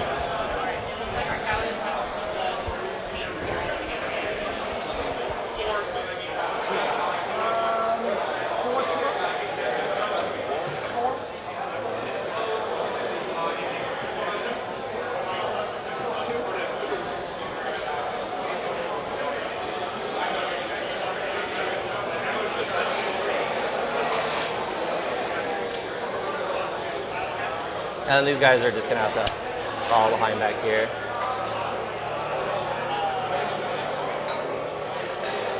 All right. Go over there a second. Sorry. All right. All right, so I was able to jury rig a dice box for you, chat. And then I'm gonna go check out some other games as they're going on. Cheers, everyone. Enjoy this one.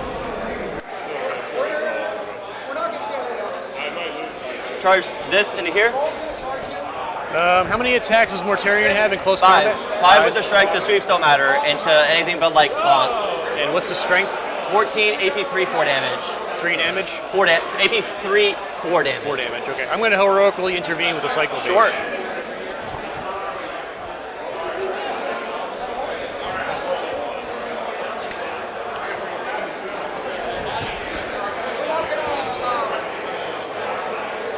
So pivot, and then 2. Cool. We'll charge these guys into here. 8, feeling great.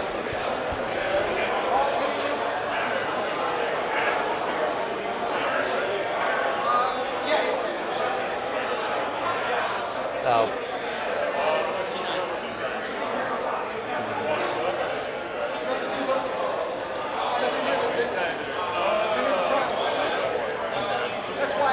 Okay, so there's probably going to end up being one guy out right here and the Terminator captain out. Yeah. So it'll end up being like this, because like they're not going to. These two guys can't get. This one guy right here is going to get base to base here, so it's going to end up looking like this. Let's do this with the extra movement that they get. Right. So these guys will be out. They're going to be out. There's nowhere for them to fit there. Yeah. Unless, yeah, there's just nowhere for them to fit there because you heroically need in there. Over here, we're going to go ahead and charge into the Exocrine. Okay. 5. That is unfortunate, but you can't get everything that you want.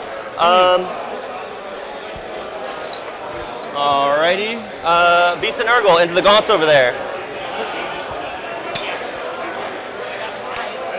Nope. And then I think. Oh, okay, yeah. What's up? No. Yeah, not 3. Yeah. I think a 4 would have been okay. Yeah, but he's trying his best to not do his job. We're going to go ahead and go to fighting. We're going to go ahead and swing with Mortarion into here. Or not Mortarion, the Death Shroud into here. Okay. So we're going to end up getting the 5 dudes in, 1 dude out. So 5 times 4 is going to be 20 attacks.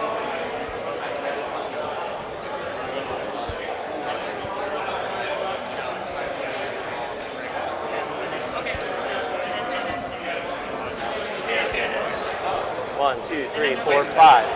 2s. The squad is almost gone. Did they trade you once again like the squad by himself? Woody on 5s, rolling 1s.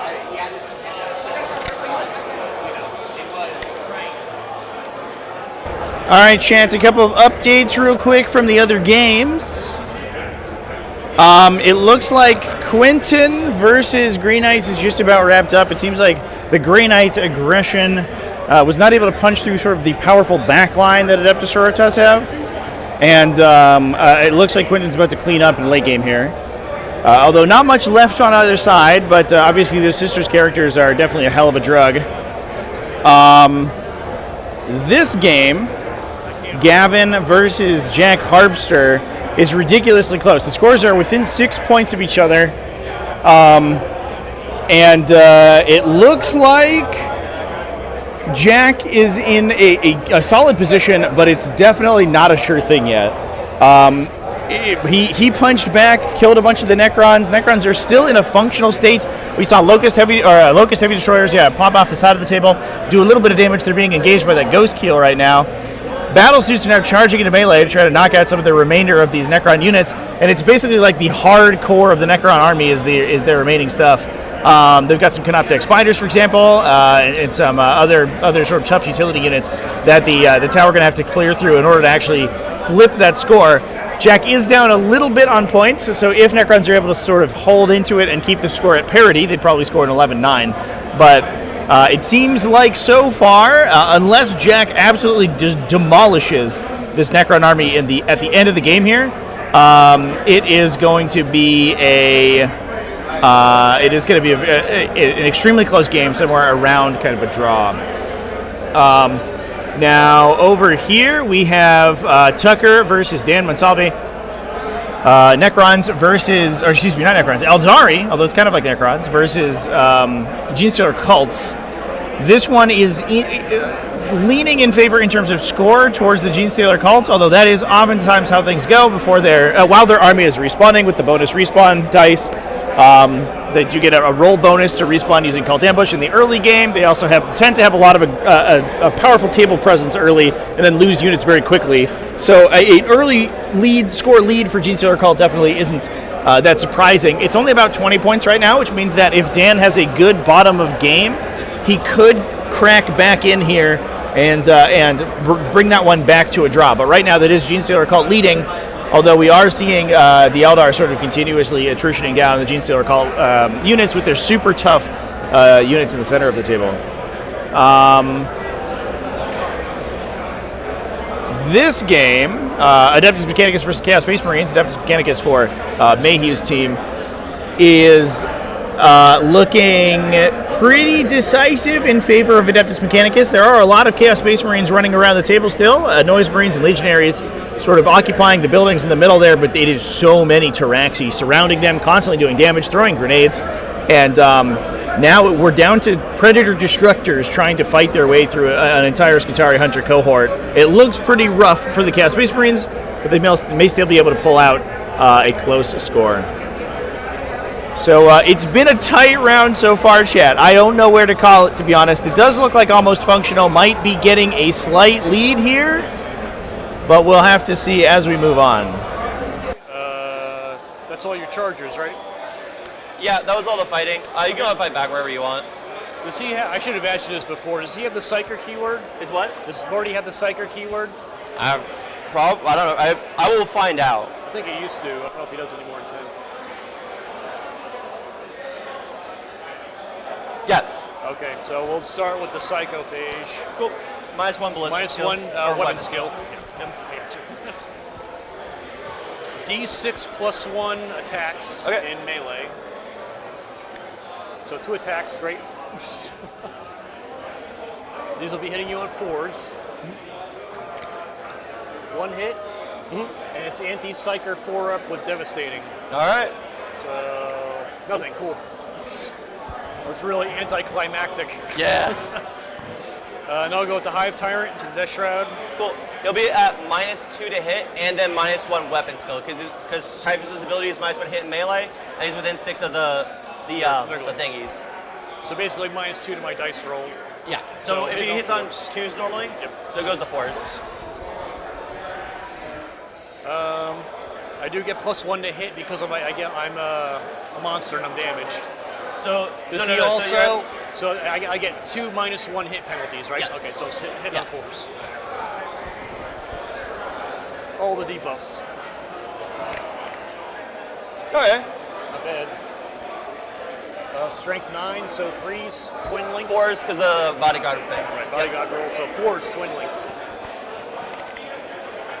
There's 2 so far, and we got AP? Twin links. Okay, gotcha.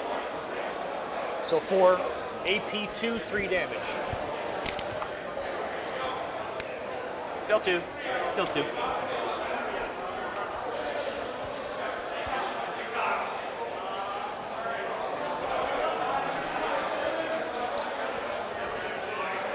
So let's kill this thing. They'll stay within 2 of that squad.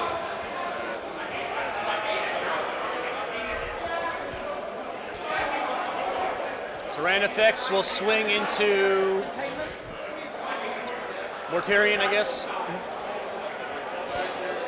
Yep. 6 inches, so -1 to hit, and contagion, so -1 ballistic seal. So normally I hit on 3s.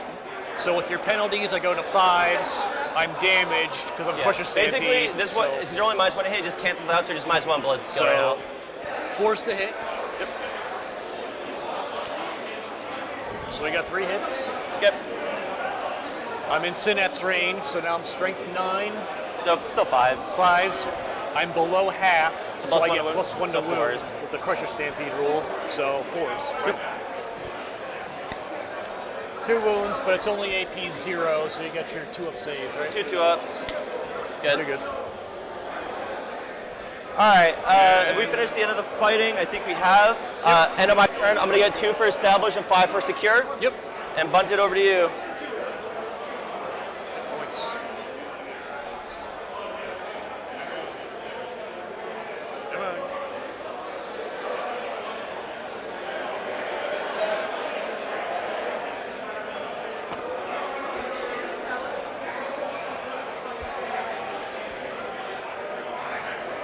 Okay, and you got no new banners, right?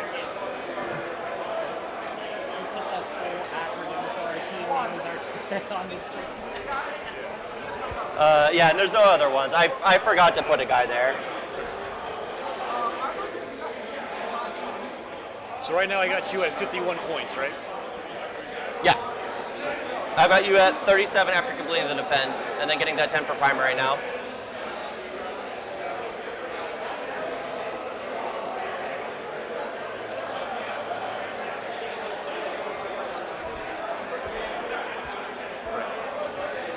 So this completes, and then we'll draw new cards. Yep. We both get 1 CP. Extend battle lines. Okay, easy.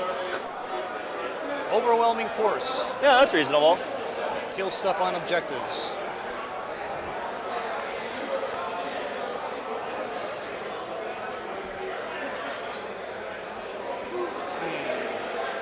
All right.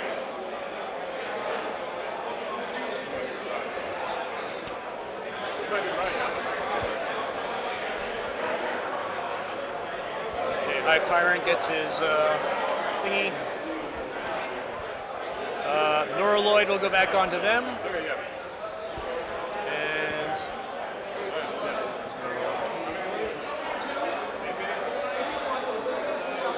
he is. And we'll put the other one on. Doesn't really matter. We'll put it on the Tyrannifex. Right, so Battle Shocks. 3 dice on him. Need an 8. He's good. I need an 8 on the gaunts. He's super good. Super duper good. And Hive Tyrant. He's below half. Oh, he also should have gotten +1 to wound. He's battle shocked.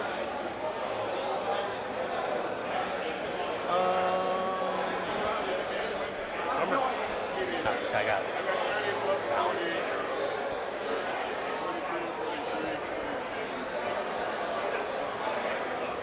I'm going to fall back with him because I kind of have to. So. All right. Here we go. 1 or 2. 1 or 2. He's alive.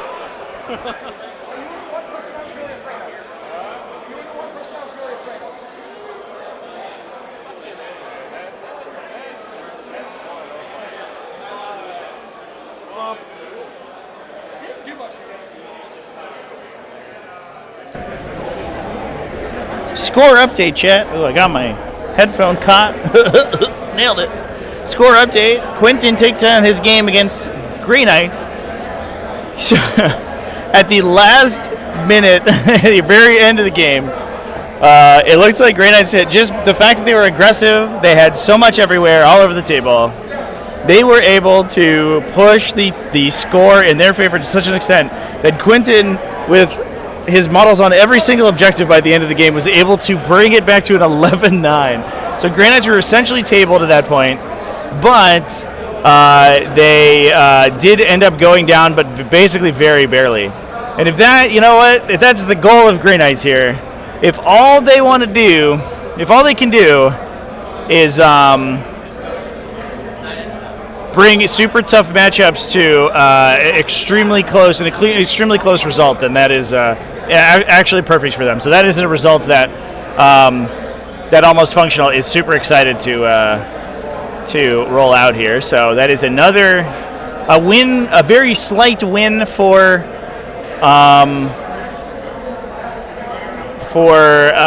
Mayhew's team on the scoreboard, but realistically, I think it is a scoring win, a team format win for Almost Functional, because they were able to neutralize a very powerful army in Adeptus Sororitas.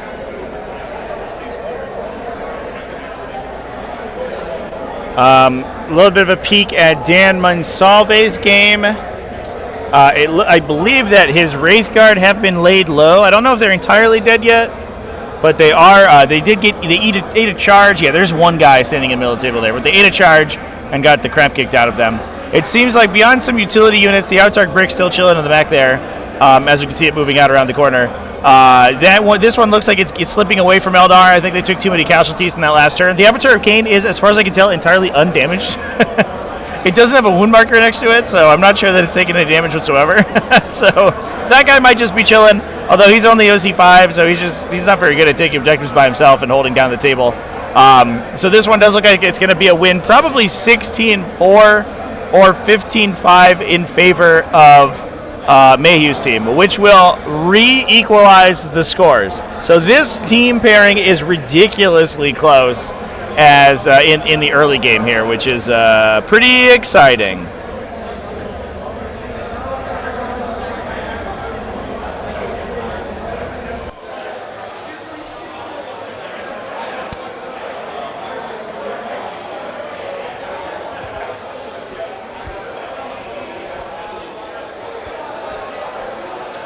How many wounds does a sorcerer have? What's up? How many wounds does a sorcerer have? 5. 5? It also has -1 damage in melee on a 2-up for the unit. Right. I know it doesn't come up yet. Yeah. We're getting there. I think it's about to. Yeah. So, and Typhus is over here, right? Yeah. So, and he's always -1 to hit, melee and shooting, or just melee? Just melee. Just melee. Just melee. And also, this is the Shamble Rot unit, so it is -2 to charge. -2 to charge. Okay. Thanks.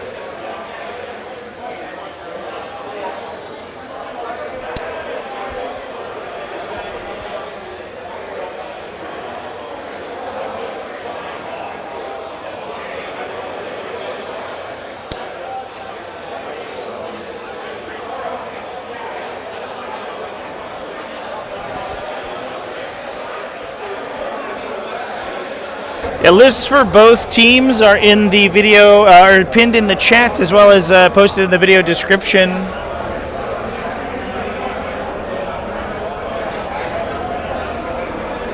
This is Mayhew's team, Morgan Timpy.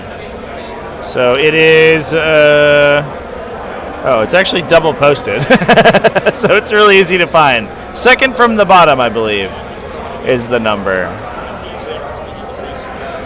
But you can see all the lists for both teams, all of their inclusions.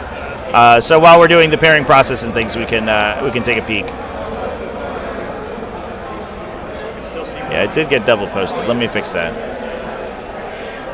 Or third from the bottom. Excuse me, chat. Quentin Johnson's list is in the way.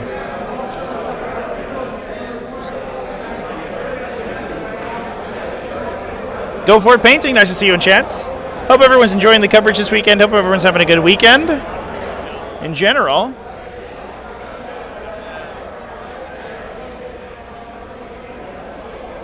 -1 damage. You have 1 CP? I have 1 CP. Alright, so come out here. We got flavors. So you don't rush me.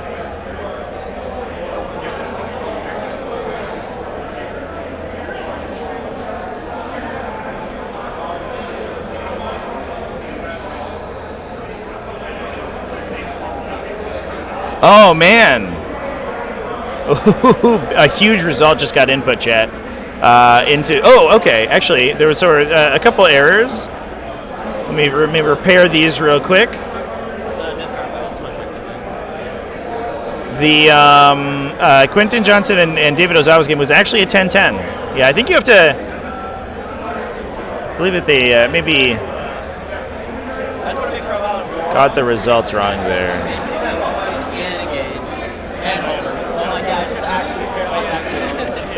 All right, so that was a 10-10 draw, but Jack Harpster versus Gavin Kahn. That looked like an absolute knockdown drag out of a game. Can we take a peek at that table? It is being cleaned up right now, but this game looked like it was absolutely insane. But it looks like Jack was actually really way far ahead and probably had bottom 5 scoring almost certainly. Way far ahead from the get-go, especially on secondaries, and was able to push that to a 50-plus point win. Holy crap, that's enormous for Mayhew's team. Cultists charged in to an execute NMLs after lost 1 dude, tied them up for an entire turn, shot my entire army, did 9 wounds in the morning.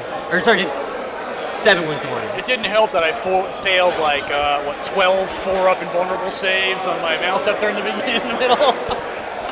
So I'm just like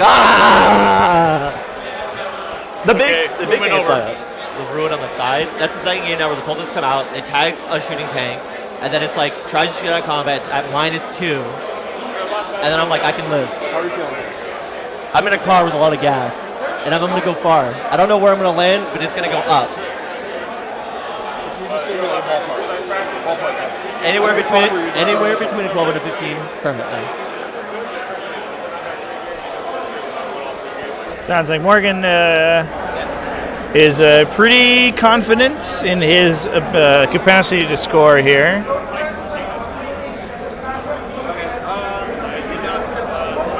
I love this backline Rodigus, by the way. He's just chilling. This one is -1 because it's a contagion. This one's not. So move and move, right? Yes. Okay, so stacking minuses to hit for these guys won't matter. And then, like, and you could just ignore mods. You're going to do ignore mods somewhere. So I think I'm going to end up doing it. Let me come over there and check something real quick.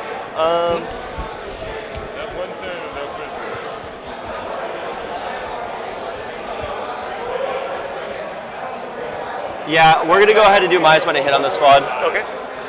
So hitting on 3s now. Yep.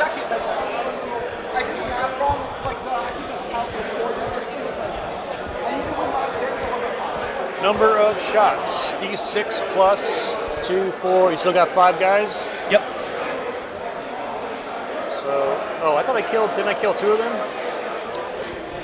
Yeah, there's 6 Terminators. It's 6 yeah. Okay, never mind. There's 4 Terminators of the 6 left and then a character. So it's still D6 plus 4. So 6. 3, 6. 3s. 2 misses. 4 to wound. 4 to wound with your -1. Yep. 2 saves. 2 saves. AP 3. 3 damage a pop. It's a bottom of 3. Yeah.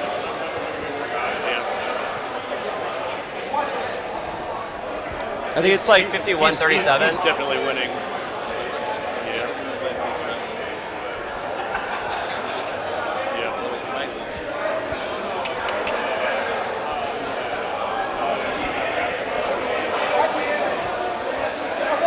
All right. Same thing with him. Okay.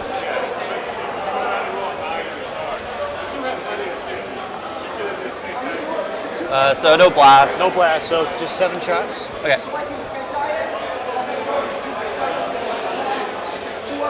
Seven. These will be hitting you on... Like I said, I'm in a car. I go one direction, that's forward. And I don't know where it's going to go, but it's going to stop somewhere not here. Yeah. Should be 4s re-rolling 1s. Okay. Because I didn't move. All right, taking a peek at our Militarum versus Tyranid game. It was actually... Basically, nothing has changed. So we are... we're 3 hours into the round. These 2 armies are still both on their side. The Tyranofexes are dead. Exocrines are still kicking. Maliceptors are still kicking. I think 2 Hellhounds and a Lehman Russ have been pulled off the table for the Militarum. This does look like it's going to be an almost functional victory here. The Tyranids have done damage, but they have not been sort of dominating the center of the table as much as we see the Astra Militarum be doing. In terms of, it looks like these huge tank brick lists are actually incredibly strong. They're doing a great job of just holding down the middle of the table with enormous numbers of 2+ save bodies.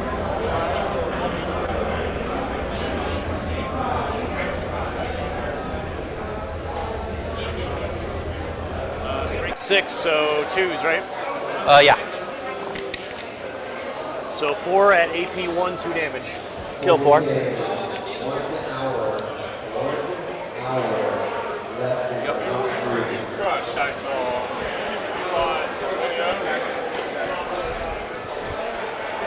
The Neuro Tyrant's going to shoot his flamer into the cultists. Sounds good. 9 shots.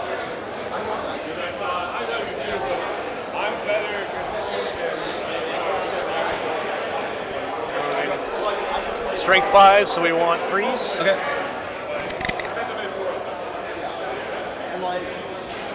Looks like 6 at AP 1, 2 damage. So we'll kill all but this one guy back here. Well, 6? Yep, because you killed... That should be the whole thing, God right? damn it. Yeah.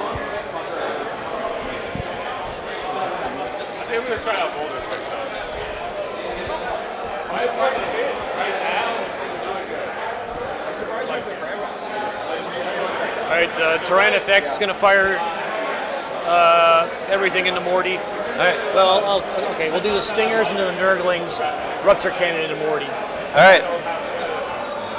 So, -2, -3 actually, so it's going to be 4s. No, 5s. Well, what's his hit base? Normally you hit 3. It's on 3s. Does he have any pluses to hit? Yes. Okay. Heavy, and I'm damaged. He's heavy and you're damaged. And you're bracketed, right? Yes. So what's going to end up happening is you're currently -1 for shooting into combat. That gets rid of 1. And your bracket, which gets rid of another +1, and then the contagion is going to bump you up to 4. Because this is only in melee. So what I'll do is I'll use the High Tyrant's free strat. Okay. For swarm guided silos, so no penalties, basically. So into Morty, I'm hitting on 2s. All right.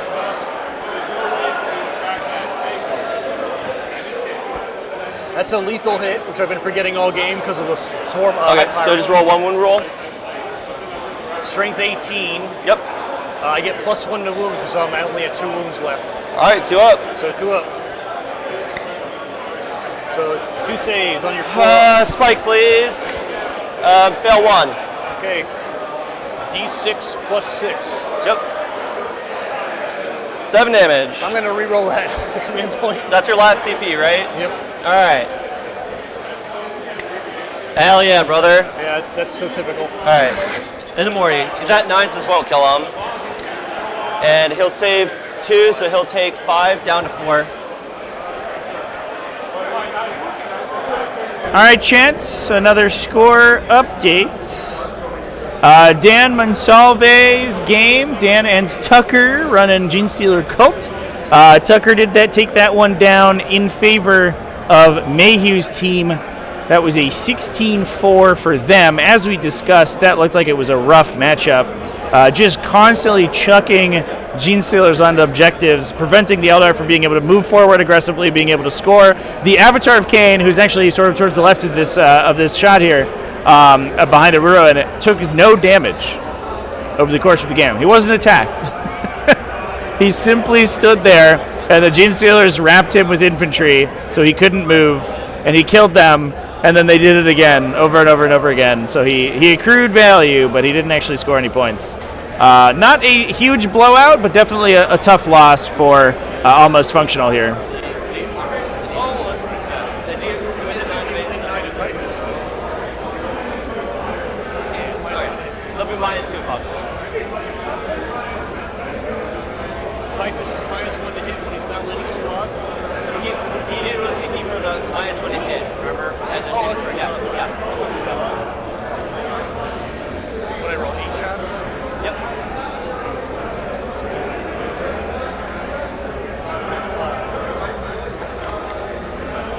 Good talk.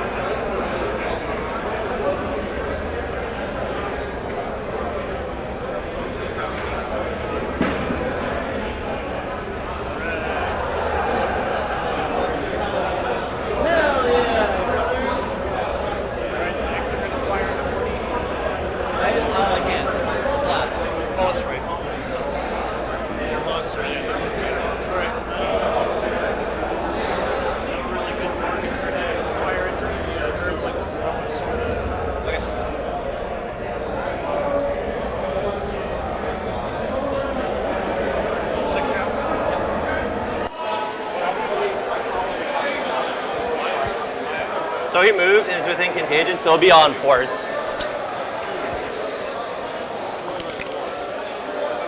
Right.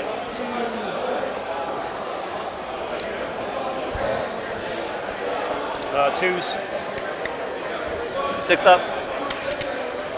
It's 3 damage, so 3 damage. Kill one, kills him. down to 1. Next buddy gets the same treatment. Tyrannifex will fire into Mortarion. All right. I don't think my stingers are in range. Yeah, he's not going to be, so he's just going to... 24. Oh, I can shoot him with the stingers. Okay, everything into Morty. Yeah. So you're going to be outside the 9 here, but you'll be -1 hit for shooting into combat, and you moved, so it'll be on force. All right, tabulating scores here, Chance. This is a...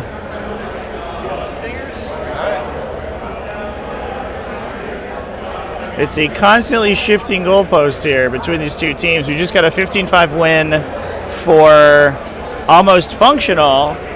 Matthew Dutot that we just watched with the Wolf Jail. Ring Eldar, like we talked about before, Eldar just getting pinned in the corner by these like very aggressive lists. 15-5 against Adam Raymond, who's Team Mayhew's Eldar. Alright, damage.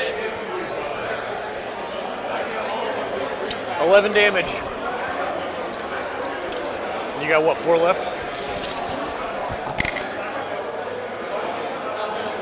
1, 2, Kills them on the dot. Wow, dude, look at that. That's amazing. Yeah, doesn't explode. Unfortunate.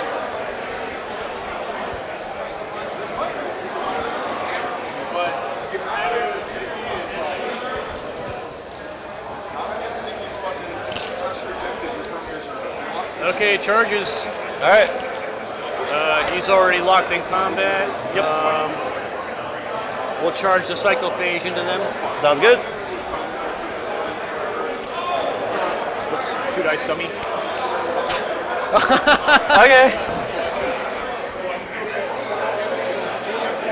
I'm more than 3 away, so that don't work. And I have no CP, so them's the brakes. Them's the brakes.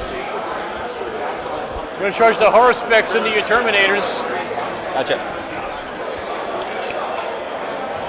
Okay, I think that happens.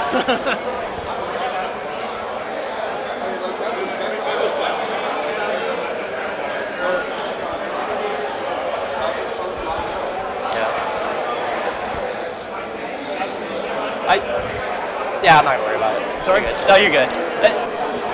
The model's ridiculous. I was gonna say, like, maybe with the movement you'd have to like turn them around, but it like doesn't fucking matter. I can kind of like do that too. Yeah. That's better? Yeah, it doesn't matter. Like, I was like looking at him like, yeah, it literally doesn't matter. If I rolled like a 3, then that would have been different. You're good. I looked at it and then I put my thinking cap on. I'm like, all right, never mind. I'm gonna charge the Hormigons into the Beast. Okay, he does have attacks, so he could theoretically kill them. Yeah, so what, D6 attacks or something like No, it's like, here, let me pull it up. It's not crazy, but like it's enough that it could. Right. I'm also charging my Mal It's Scepter. 6-4-1-2 with death. So like, okay, it could. You could kill them. I want to go hit him into him too. So. All right. And if any damage done to him, if it doesn't kill him, he goes back up to 4. Right? He's got 7 wounds. It is T9, 7 wounds, 4 pinball. Okay. Oh, he's got 4 pinball. 4 pinball, baby. All right, we'll go in. Sorry. 5 up. Okay, I was gonna say, that's really good. Here's the gaunts.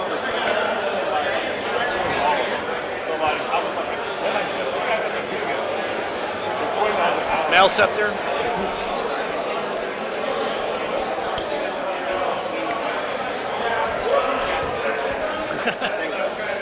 I'm stinking. I'm sulking. My feet are stumping. Yes.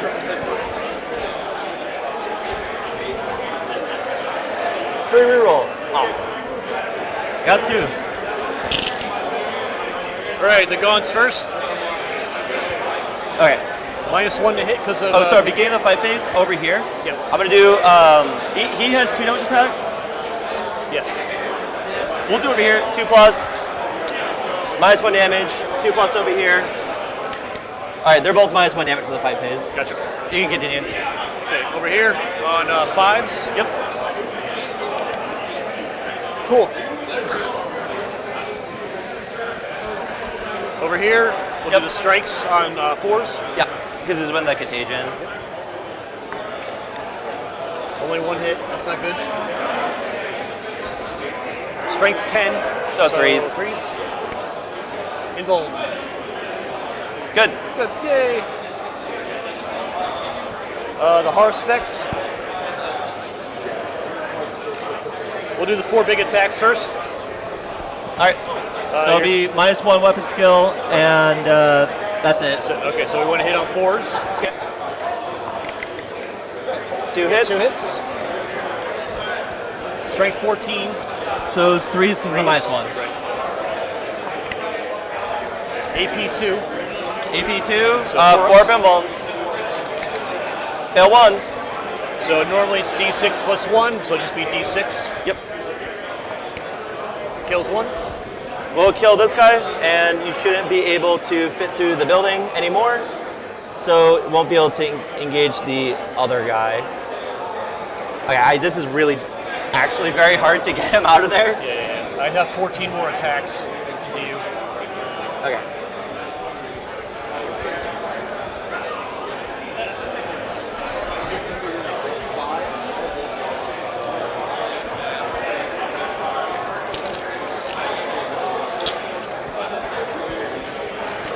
4s.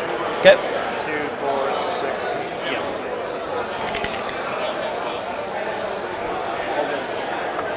Damn, that's a pretty good roll. Compared to what I normally do. 6, 7, so 4s. 4s. So 6, these will be 3 up saves. Yep. Takes 1 damage. 1 damage.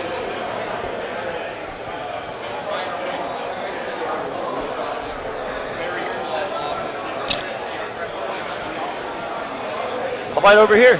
Yep.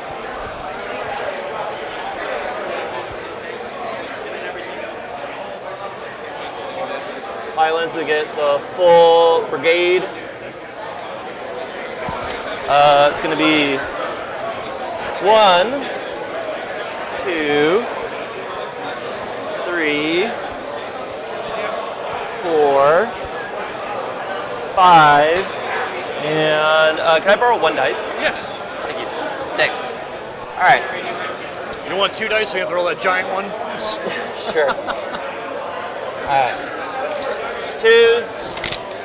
6s are lethal.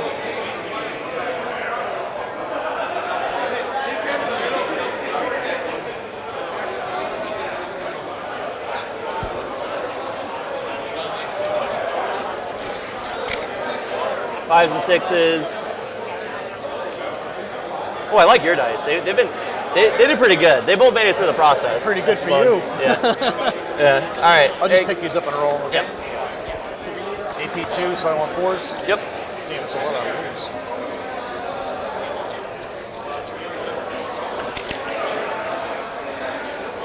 So I fail a lot. I only make 4. I gotta roll that. 2 damage each. 2 damage each. So right, 6 I'll feel no pain. So yeah, I'm dead. Okay. Do I explode? Nope.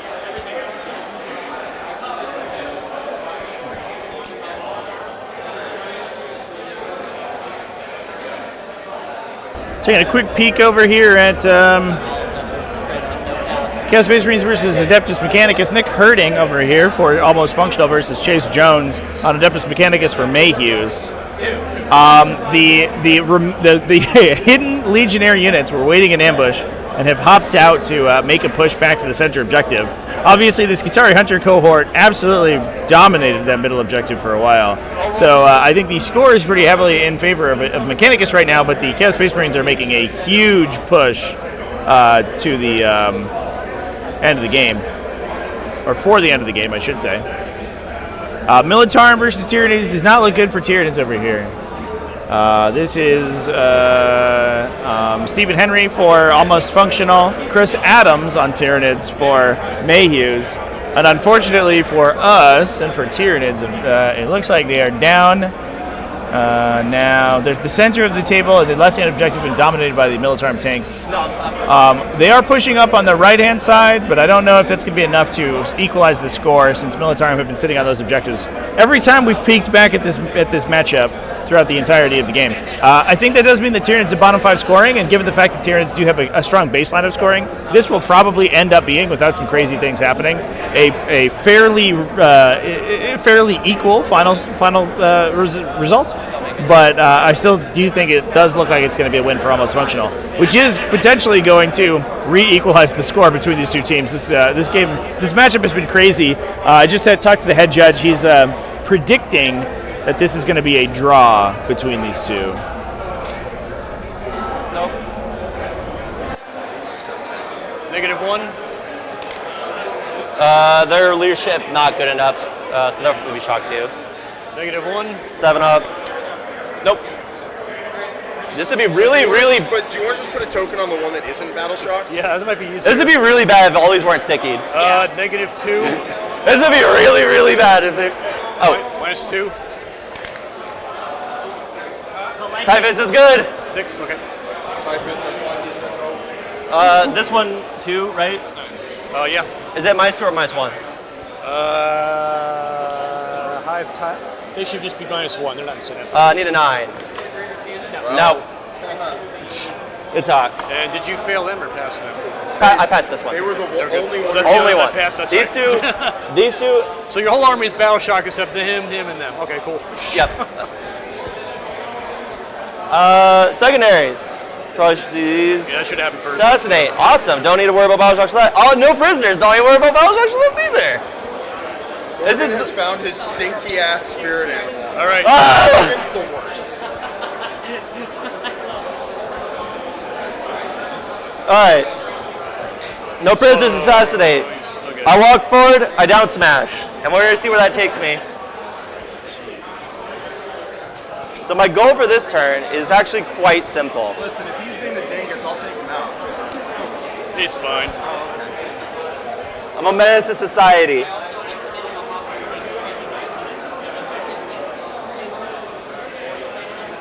This is a weird ass game. Oh, sorry, the beast has to swing. Oh, that's a great question, Chad. I don't. The Lord of Deceit on a destroyed unit actually did not come up, but I actually was just talking with the head judge. That's a good question to get a second opinion on, actually. So I might go check in on that. 6 ups. Cool. Nope, they're dead. There we go. Well, I mean, it's just weird. It's weird. I'm in a weird place. This is weird stuff. I'm scared.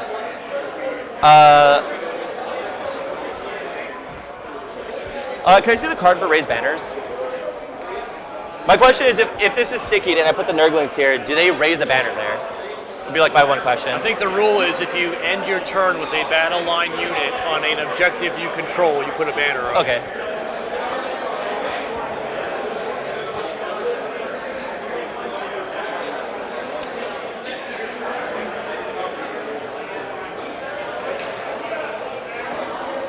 Yep, yes.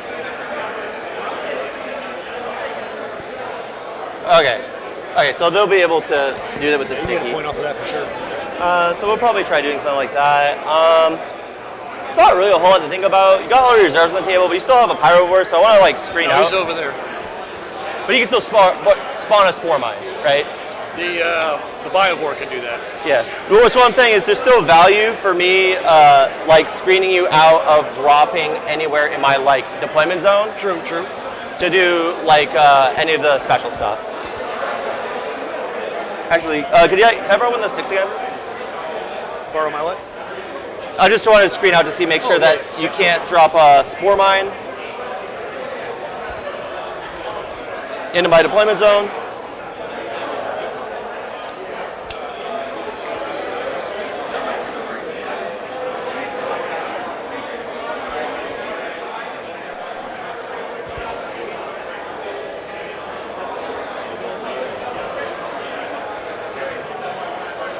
Cool, so if I stay right there, there's nowhere here they can do it, and they can't do it over there. So I think these guys are just gonna stand still for a turn. Move him just slightly. He's got this and got that, so now it's absolutely, god damn it. I'm getting paranoid now. Yeah, you got another stick over there, Morgan. Use that. What's up? Stick. Yeah, it's... Yeah, use the stick. My green stick, yeah. Yeah.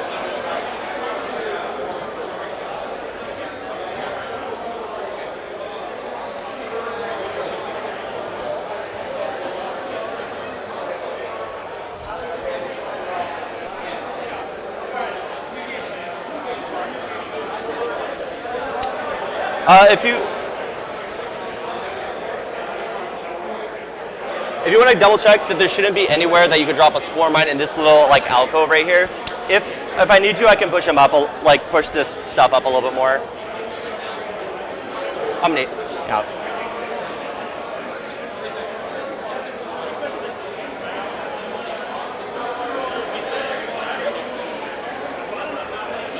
Just, you know what you do? Just do this. Yeah. The second I started looking at the cults, like they can literally just do this. It doesn't paint anything. That should be fine. Yeah. Because it's 20 up there, it's only 12 up here. Yeah. So. All right, so we got the backfield screened out. Don't have to worry about that anymore. Over here, I'm gonna be honest with you. I really want to move into here, but you left that guy there. And he's making me paranoid. He's scary and I don't like it. We're gonna go ahead and move this guy.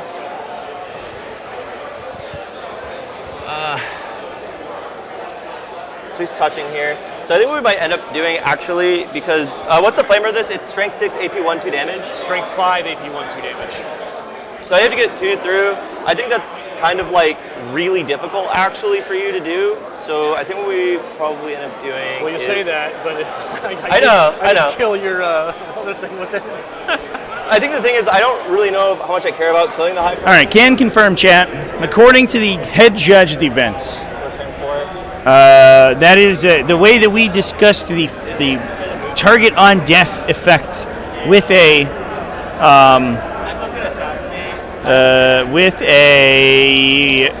Lord of Deceit is exactly how we talked about it.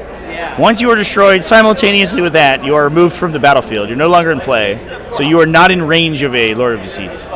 So anything that targets you when you're destroyed, unless the stratagem forces you to remain on the battlefield, does not appear, does not work with Lord of Deceit. Does not get taxed. You're not in range of the effect once it happens.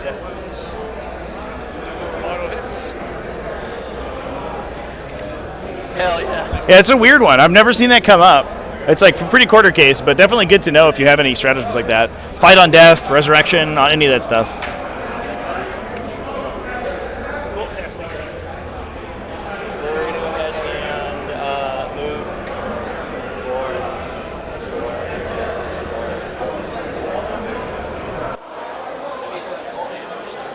I broke Mike's little guy.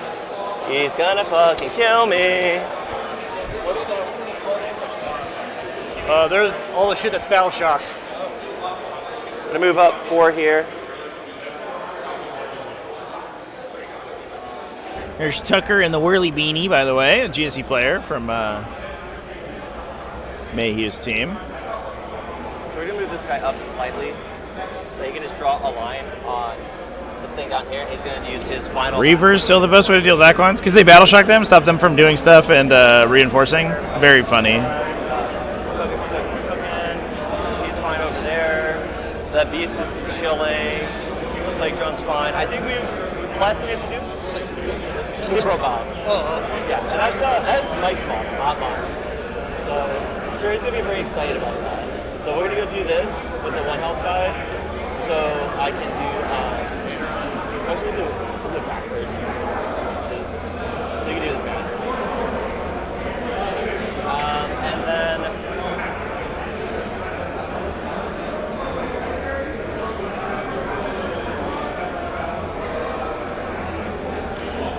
Yeah, shooting. We're gonna go ahead and do some shooting. We're gonna start over here. Portals to this thing. You can see me. Hell, not the batteries. Now roll 1. Oh no. Yeah. Maybe because he's touching this. So you take 3 points. I win. Well, I don't win, but no, unfortunately no. We're gonna go ahead and have him do all of their stuff into here, except for him. Who's gonna? Is he dead? No, he doesn't take more than for it. I'll double check, but I'm almost already done.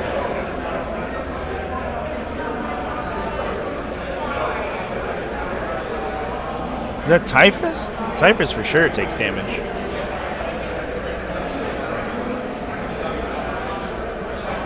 I think he does, dude.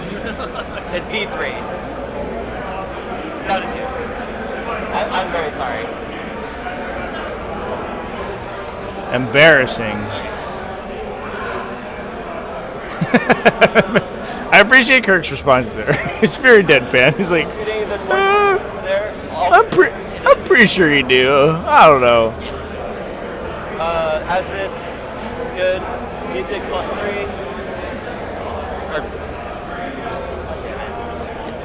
It's 2d6. I did this earlier. 3 shots. Hell yeah, brother. Get him. 1 hit. 1 wound. AP2, 3 damage on the Hive Tyrant. AP2? AP2. We'll cover. So 3 damage. 3 damage. Okay, he's down to 1. So, real quick peek into the Chaos Space Marines versus Adeptus Mechanicus here. It looks like Adeptus Mechanicus are pushed back out of their transports. Chaos Space Marine's now sort of running pretty low on. Yeah, I've definitely watched Typhus die a bunch of times. There's definitely no way that the being hosted to Destroyer Hive does not come with it. Come with some inherent dangers. We're down to just a couple of vehicles, as well as a couple of legionaries in the center with the Chaos Lord. Looks like those are they are pushing forward, but I think the objectives have been contested for long enough by the Adeptus Mechanicus. I'm not sure what the final score is here, chat, but this does look like it's going to be a big win for Mayhew's team.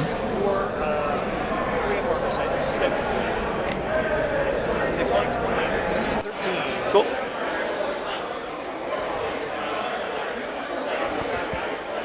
At least Brotherhood Librarians can pass off that damage to some guys that have a feel no pain that then get regenerated. So, but the independent Brotherhood Librarian who doesn't have anybody to fling their perils into is a scary. He's a scared boy. It's not going to be +1 damage or shrink, but it'll still be damage 1. Can you only do that? Oh, you can only do that. The gun has a hazardous. The once per game it puts it up to damage 3. Right. This is just the normal version of it. Jeez. Cool. He's 5, so he's down to 2. And then D6, 2D6, 9 shots.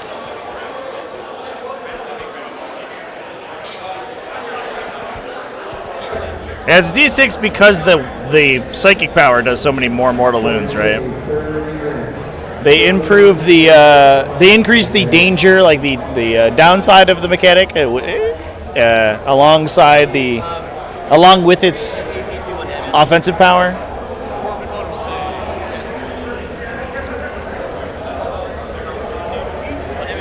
Okay, feel no pain.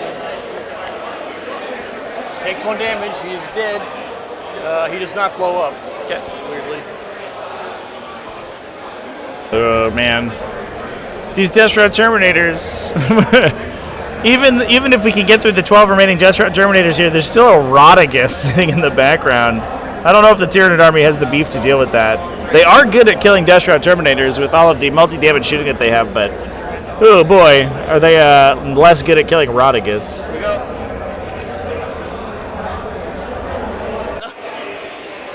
Can you get in I'm going to have to re-roll it because I can't move 2 inches and clear this. Yeah, because I'm going to have to roll not that again. So you got CP. Which is really unfortunate because there's a lot of CP I'd rather use it on, but whatever. 7. That's better.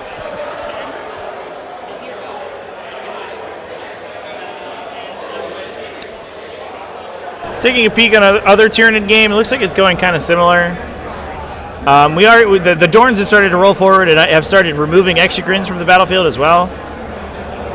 So we're down to 1 Dorn on the Militarum side, but it has pushed forward and knocked the Exocrine out on the left-hand flank. There is an Exocrine on the right-hand flank, alongside that Tive Tyrant and Maliceptor, but I don't know if that's going to be enough to punch through 4 Militarum tanks and Lord Solar sitting in the back here. Brutal.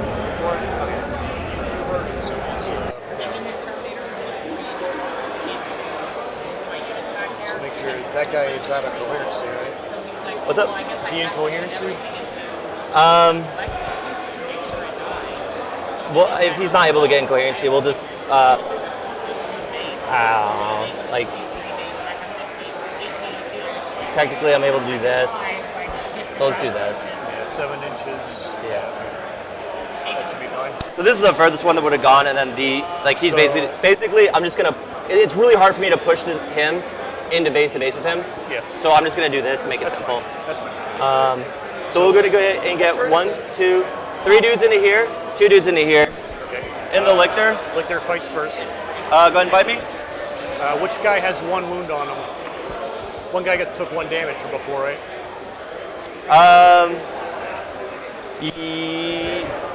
Yeah. Yes. That might matter which model. No, you're right. You're right. Well, let's do the guy right here. Okay. I honestly don't remember. I remember picking it up here and taking it over there because what happened is I moved it out of the way when I started moving them. Yeah. I know. All right, 6 attacks. Okay. I normally hit on 2s, but your contagion makes me hit on 3s, right? Yes. Also, sorry, begin the fight phase. Yep. On -1 damage. -1 damage. Yeah. So 3s. 3 hits. And then strength 70. So -1 4s. wound, though, right? Yep. 4s. So you got 2 at AP2. That'll kill the injured guy.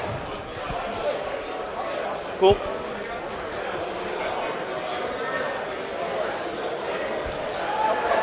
Okay. Were you gonna charge anywhere over here? or Oh, no? sorry. Yeah, they're gonna charge this thing. Okay. I need to focus up here and not be a moron.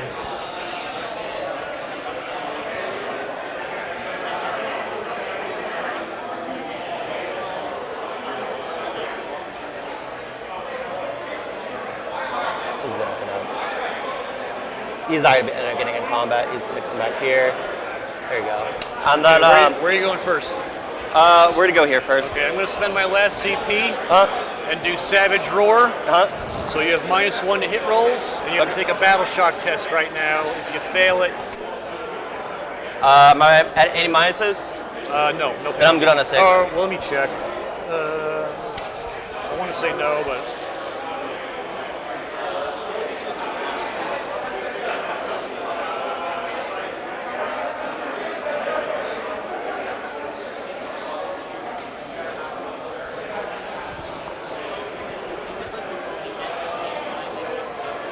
no, regular Battle Shock test. Okay. Good on a 6. Okay, so you're -1 to hit, but you wound normally. Okay. So we'll go over here. We're only gonna get 2 dudes into here now, and then 2 dudes into here. 2 dudes into here. We'll go ahead and just pile on that one guy there.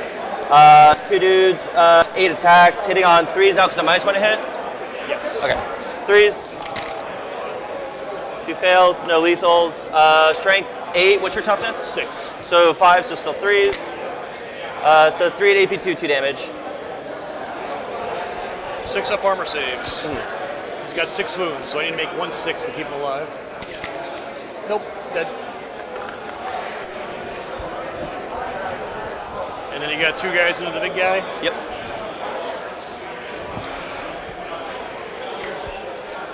Threes, 6s are lethal. Not super amazing. And then looking for 5s. 2 at AP2, 2 damage. 5 up armor. Yep. Nope. Takes 4. Takes 4. Okay. Down to 9. Yep. Okay. You got over here. Yep. It's going to be 6 times 4, so 24 attacks.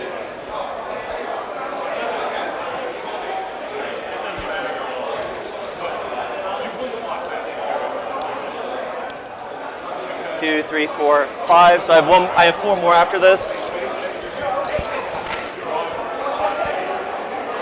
These guys felt like showing up to work today. 2s, looking for 5s.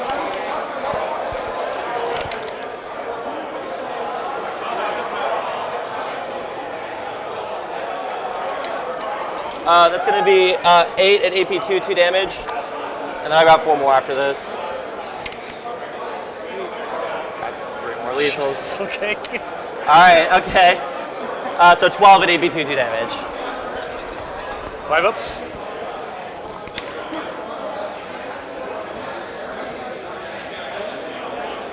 So 2, 4, 6, 8. So 16. 2, 4, 6, 8. 5 up, feel no pains.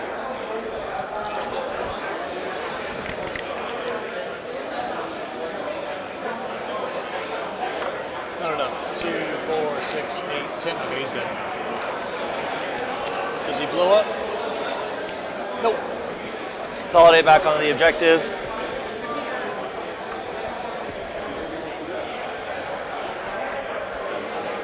Yeah, very short. So we'll go. Boop. Boop. Boop. Boop. Boop. Okay, I'll fight here first. Yeah, go for it. Do the strikes. On 4s. 2. And strength 10, so 3s. Okay. 2 wounds, 2 5-ups. Damage? D6 plus 1 each. Okay. So you got 7 I gotta get. So that's 7 damage. Alright, you got him. Beast is down. Okay, and then Horror Specs over there. We'll do the 4 big attacks first. Okay. -1 weapon skill, but I get +1 to hit because of I'm damaged. So back to 3s. Yeah. Beautiful. Strength 14, so 4s with your ability. Strength 14 would be 3s because it'd be 2s normally. Oh, nice. Yep. So 1 wound, 1 4-up. I'm alive. Good. What was that, Morgan? I'm trying very hard to be unaliving myself right now. 14 maul attacks. Okay. On 3s.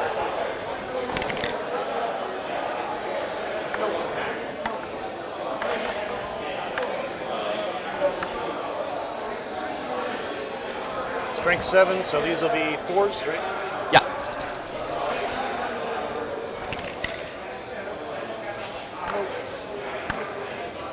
You only got 4 at AP1. So 4 3-ups. Good. You're good. Well, I wanted to contest it, but I couldn't get that. But I did end up getting killed 1, killed 2, killed 3, so 5 for no prisoners and 5 for assassinate, and I'll punt it over to you. We'll go up to 1 CP.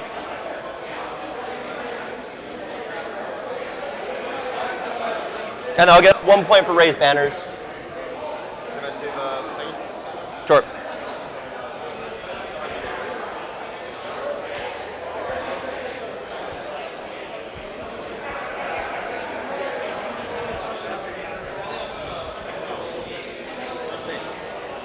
Like I said, my car is there's gas in the tank. Yeah, your horsepower not that high. Like you go very slow. Hey, my foot is on the pedal. Just because the engine wasn't going very fast isn't like user error. All right, let me draw cards. All right. See what we get. Secure no man's land. Okay. Enemy lines. Oh, there you go. I did. I get a CP.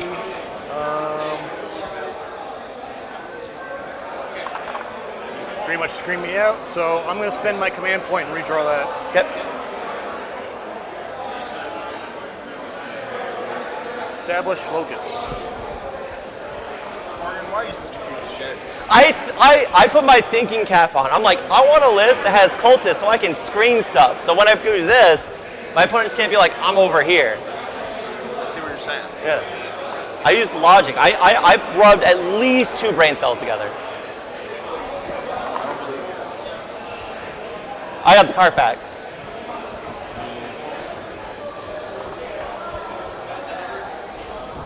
I rolled your dice, they didn't like me. What's up? I rolled your dice, they didn't like That's me. not mine. I found it on the floor, so that's a floor dice. No, that. Oh. Well, watch this. It's on the wrist flick. I see. It's on the wrist Noraloid flick. on him. Okay.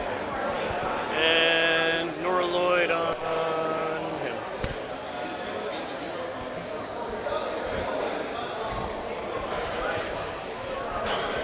So much shit is battle shocked. So is DGen still warping your list right now? I don't know. I gotta go walk over to them after this round and be like, hey, I've been doing my best with a quote unquote awful list that they don't understand how I'm gonna win a single game with, and Table 7 is kind of really fucking dull. turns out Yeah, when you pick your table. I don't like this table at all.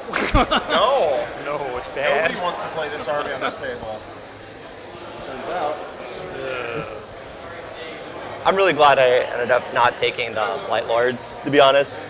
Like, this speed of getting on the objective early with them. The raw speed. It's like a really big deal. Like, I know. every single game, I started with the same setup on the left side where it's just like huddle up in the castle. They try to move forward, cultists move out of the building, charge any kind of shooting tank, anything can tie up, and then I just push forward. It's like, makes a lot of sense.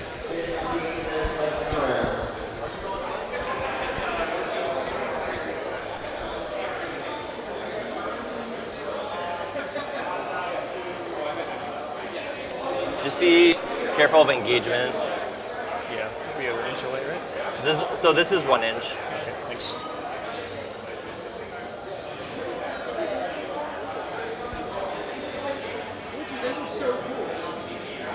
Is he outside of engagement right now? And then 6 within 6. So it looks like, yeah, you got it. Cool. Okay. I'd overwatch you, but I'm scared. You're shook. I'm shook. Yeah, I was going for like a different night scheme.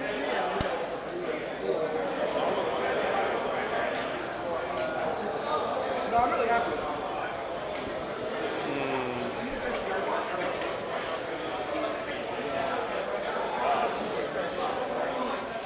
Oh, yeah.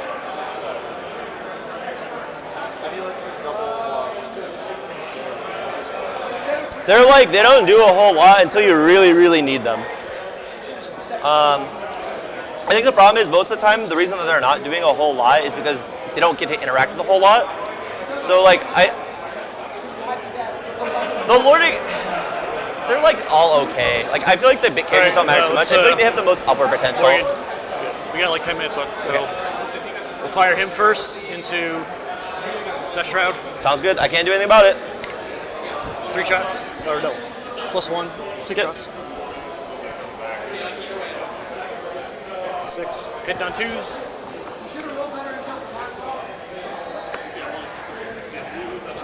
-1 to wound, so 4s, right? Yep.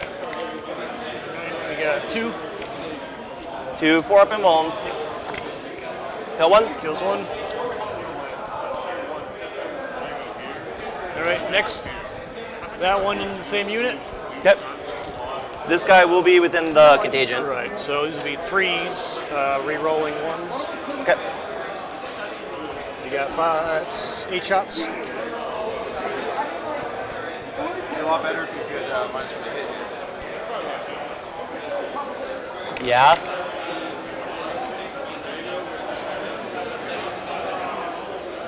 Re-rolling 1s.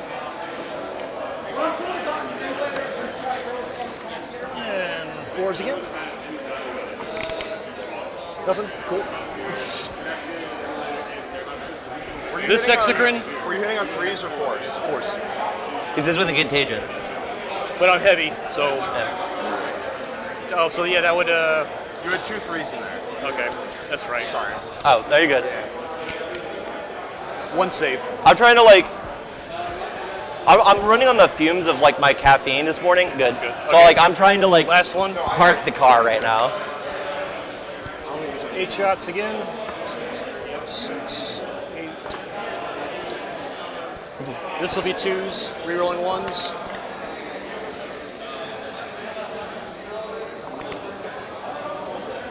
And 4s again.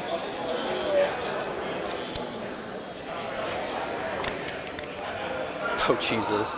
3. Which Kills card? 1. This one? Yeah. Maleceptor will do its blast attack. And he'll be within the contagion. Yep. So, still got 5 guys, so 8. 8. 4s. Rerolling them 1s. Strength 10. 4s. 2 more saves. 3 damage each. Fail 1. Arspex will shoot his tongue attack into close combat. Yep. Hits. Wounds. And can I see your character? No. This spot right here? Yeah. Okay. Good. You're good anyway. Tyranids will fire its rupture cannon into your Death Shroud. Yep. Yeah, because he's in the contagion Only currently. 1 hit. Wounds. I don't have the score chat, unfortunately. The players are scoring themselves, and I don't have the access to their apps because this is our second table here. Looks like I was peeking at some of the other games. This one looks like it is kind of a blowout in favor of Mayhew's. Might be as big as a 17-3 for the Adeptus Mechanicus. They're currently sort of wildly in the lead, as we could see with the amount of pressure they were able to put in early game. And our Tyranid versus Militarum game does look like it's going to be probably a small loss for Tyranids. So far, the score looks reportedly, based on what I've been hearing, is somewhere around a 14-6 or a 13-7. So not a big win for Militarum, but certainly not terrible. All right, so you're outside of it. So since you're fighting this unit now, I will do the 2-up on them. Nope. Character loves dying. All right, 3 strikes. Yep. 3 hits. Strength 10. Winning on 3s now because character's dead. Yep. 1 wound. Passes. All right, Tyrannifex over there. 1 hit. Nothing. Okay, you can fight back either. We'll go probably into the Horsepex here. and friends. So my Tyrannifex should be based in at least one. Yeah, so like what's gonna end up happening is 2 guys are gonna swing here, 2 guys are gonna swing here. He's gonna do this just to move a little bit closer, but not be able to participate. So 2 into this thing right here. We'll spend a CP just to give them sustained. Sure. I love wasting CP. It gets me so excited. 2 at AP2, 2 damage. Into the Tyrannifex? No, this isn't that. Horsepex. 2 at AP2 is 5 ups. Nope. 4 damage. Yep. Out of here. I'm down to 5 now. 2 sustained. And lethal, right? Yeah. Those 2 go in, 2 go out. Then 5s. That's going to be 5 at AP2, 2 damage. So 5 4-ups. 2 damage. 2 damage, down to 14.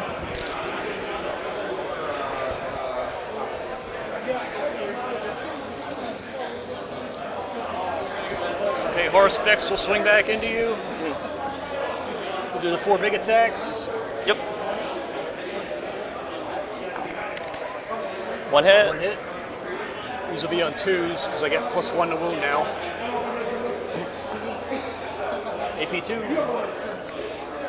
You're good. 2, 4, 6. 14 more attacks. Yep. I'm at 5. Okay, so these will be on 4s. Yep. All the penalties and pluses.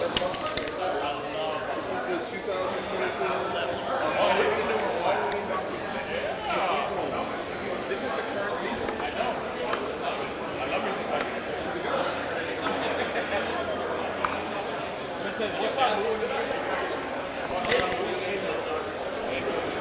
Two AP1.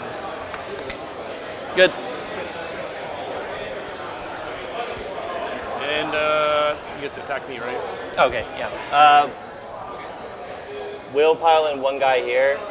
And does he have any melee that's notable? Not really. 6 attacks at like strength 5, 1 damage.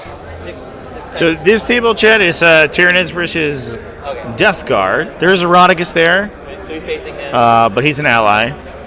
Do 12 attacks into the Malice after. We also have currently ongoing right now the results that we're waiting for, and these games are right coming towards the end. Only 5 minutes left in the round here, so these games are going to have to conclude shortly.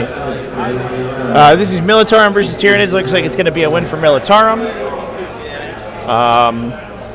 And then a big win, it looks like here, Adeptus Mechanicus versus Chaos Space Marines. Big win for Adeptus Mechanicus once that score gets tabulated as well.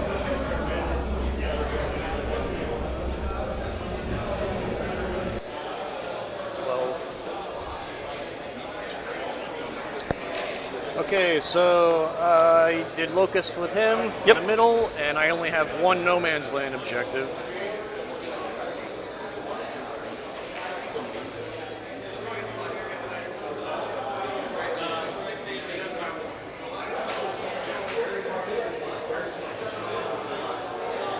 right, top of 5, I'll end up getting the 15, so I'll cap at primary.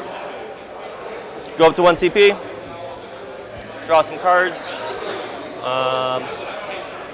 cleanse, and overwhelming force. Cool, cool, cool, cool. So we got less than 5 minutes, so. yeah, I mean, so basically what's going to end up happening is they don't want to make a battle shock. They're just going to fall back onto the point over here. We're going to go ahead and just, did you draw overwhelming force already? Yeah, you did, right?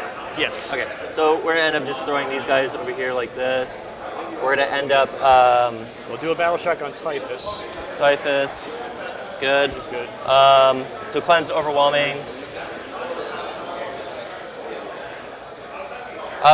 Overwhelming is actually like not really possible. Yeah. So we'll just get rid of overwhelming. Okay. Draw. Awesome. Cool.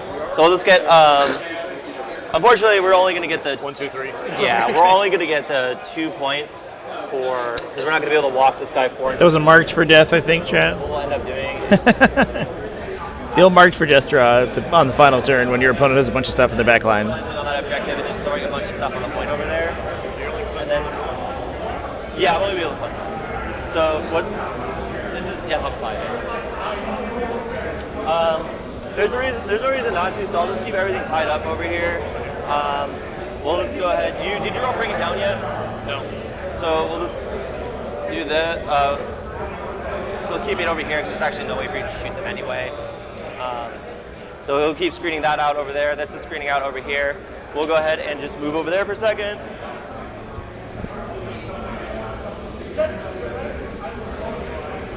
I'll have Rodigus come over to here. I'll have him come over. We'll have Rodigus cleanse, and then we'll have this guy just advance. 14. So he'll just go into the building. So we'll have this stuff over here. Actually, no, sorry, he's got to go this way. He's going to stay right here. I can't let you bio or anything. He's screened out over there. This stuff is screened out over there. So we just keep the screening in the backfield. We have Rodigus over here. We have that stuff on the objective. We have him left. We'll advance this guy. It's going to go 9 inches, and we'll just go ahead and put him like on the objective right here. Yeah. And just make sure that he's within the 6 of the whole objective, so he gets the half OC. So it'll be cleanse for 1. Leave it over there. We do ongoing combats. Okay. Let me see what I draw here. I'll get 2 CP. Bring it down. No prisoners. That might matter. Okay, I'll spend CP to redraw. Bring it down. Do cleanse.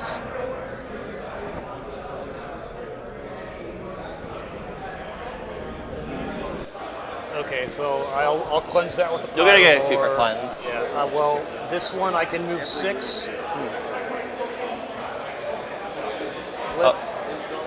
He's got the fly keyword, right? Yeah. So he's based, right? Or he was based like here, right? No, you fell back. Okay, yeah. So that's fine. Yeah, so he goes over there 6. Boop.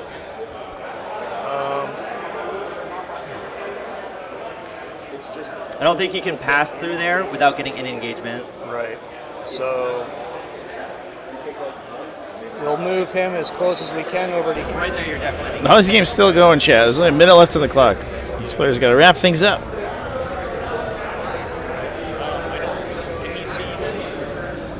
Okay, we did get our final score from Militarum versus Tyranids. They are cleaning things up over here. This is our table on the side here. That was a 15-5 in favor of almost functional. Let's update the score sheet with that. And we're just going to shoot into you and see what we can get for overwhelming. Okay. Or no prisoners.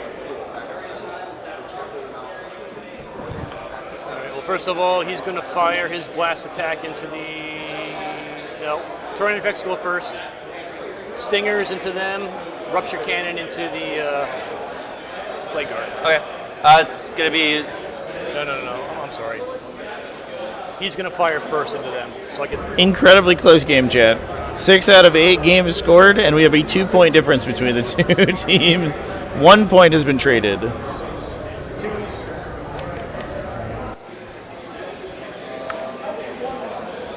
Threes. You got no character no more. Okay. Okay. All right. Pop off. Right, now the terrain effects will fire his stingers into the Nurglings and the rupture cannon into the... Yep, as it's engaged, it'll be the -2. Yep. His damage, so he gets +1, so it'll be 4s. Rerolls. So those all hit. These will be 3s to wound. So we got 4 saves on the Nurglings. Kills the guy, puts the guy down to 2. It's 3 damage, right? So it kills a guy and puts him down to... Oh, yeah, 2. Yeah, you're right. You're right. You're right. You're right. No. He was down to 1. Killed. He's down to 1. He's down to 1. Down to 1. Rupture cannon. I'm losing my goddamn mind. 4s, rerolling 1s. Yeah. All right, I think retabulating the scores based on the results that were submitted here, chat. Looks like 6 out of 8 scores submitted. The 1 point is in favor of Almost Functional right now. They have 3 15-point wins. Unfortunately, a 20-0 loss, but then a...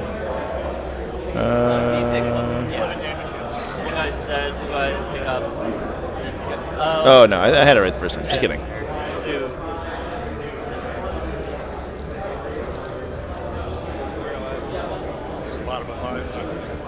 Will shoot his 1 point in favor of Mayhew's right now.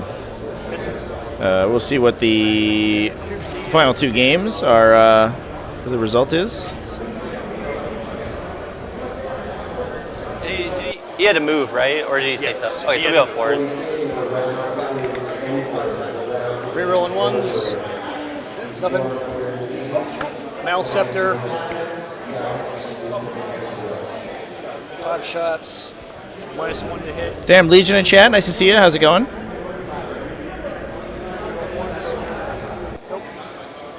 Strength 10, so 3s. 2 saves on the Terminators. Kills 1. Yeah, how much more shooting do you have left? That's it for shoot. Biovore, that's it. I don't know. I don't...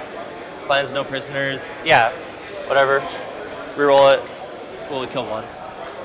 Okay, Biovore into it. 2 shots. 1 hit. Strength 6 devastating. Nope. Charge phase. Charge with the Malscepter. Can the Mally sept me? 3 strike attacks.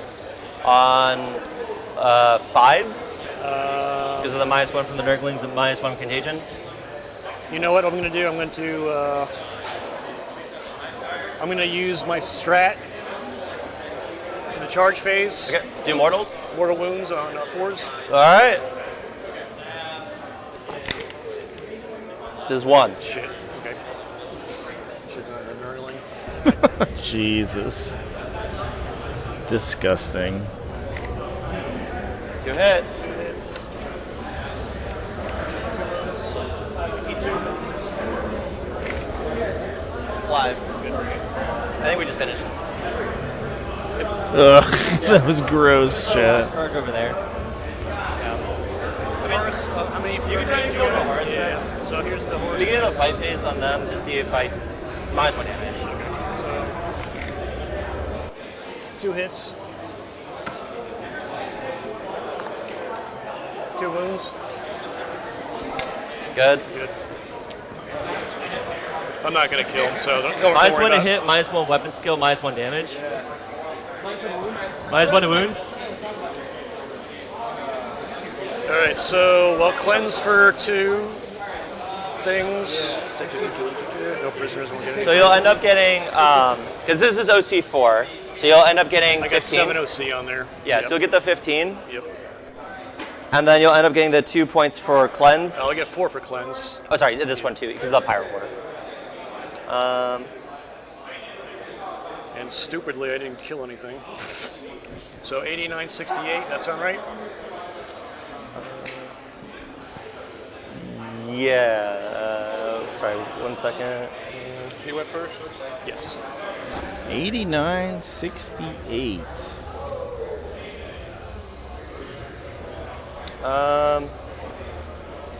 Okay, let me see your scoreboard. Oh yeah, no, you're right. I was at 88 for me, and I was like, I forgot to put a banner in. Yeah, you got a banner. All right. 88, 89, 80? 86. 86.68. Okay. 89.68. Yeah. Wait, how did you get 0 points on turn 4? Primary. Oh shit. That should have been 10. Here, let's come over here. Let me see the scoreboard. Oh, man. Might be close, Trent. Yeah, it should have been 10. Yeah. 89.78. Chip the team. Big time. Go to your end.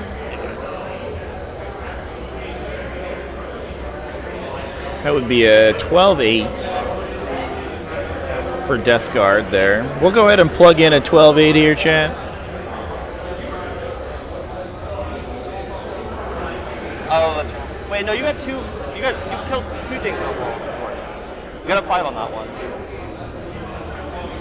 No, I only destroyed the cultist squad. And it looks like the other game has been wrapped up as well while these players work out. I think regardless of that situation, that's only going to be a 1-point swap. I'm going to go double check what the final score of the other game was. Oregon got 50. What's your secondary? My secondary is 23. Right, Oregon got 29. And we're both painted.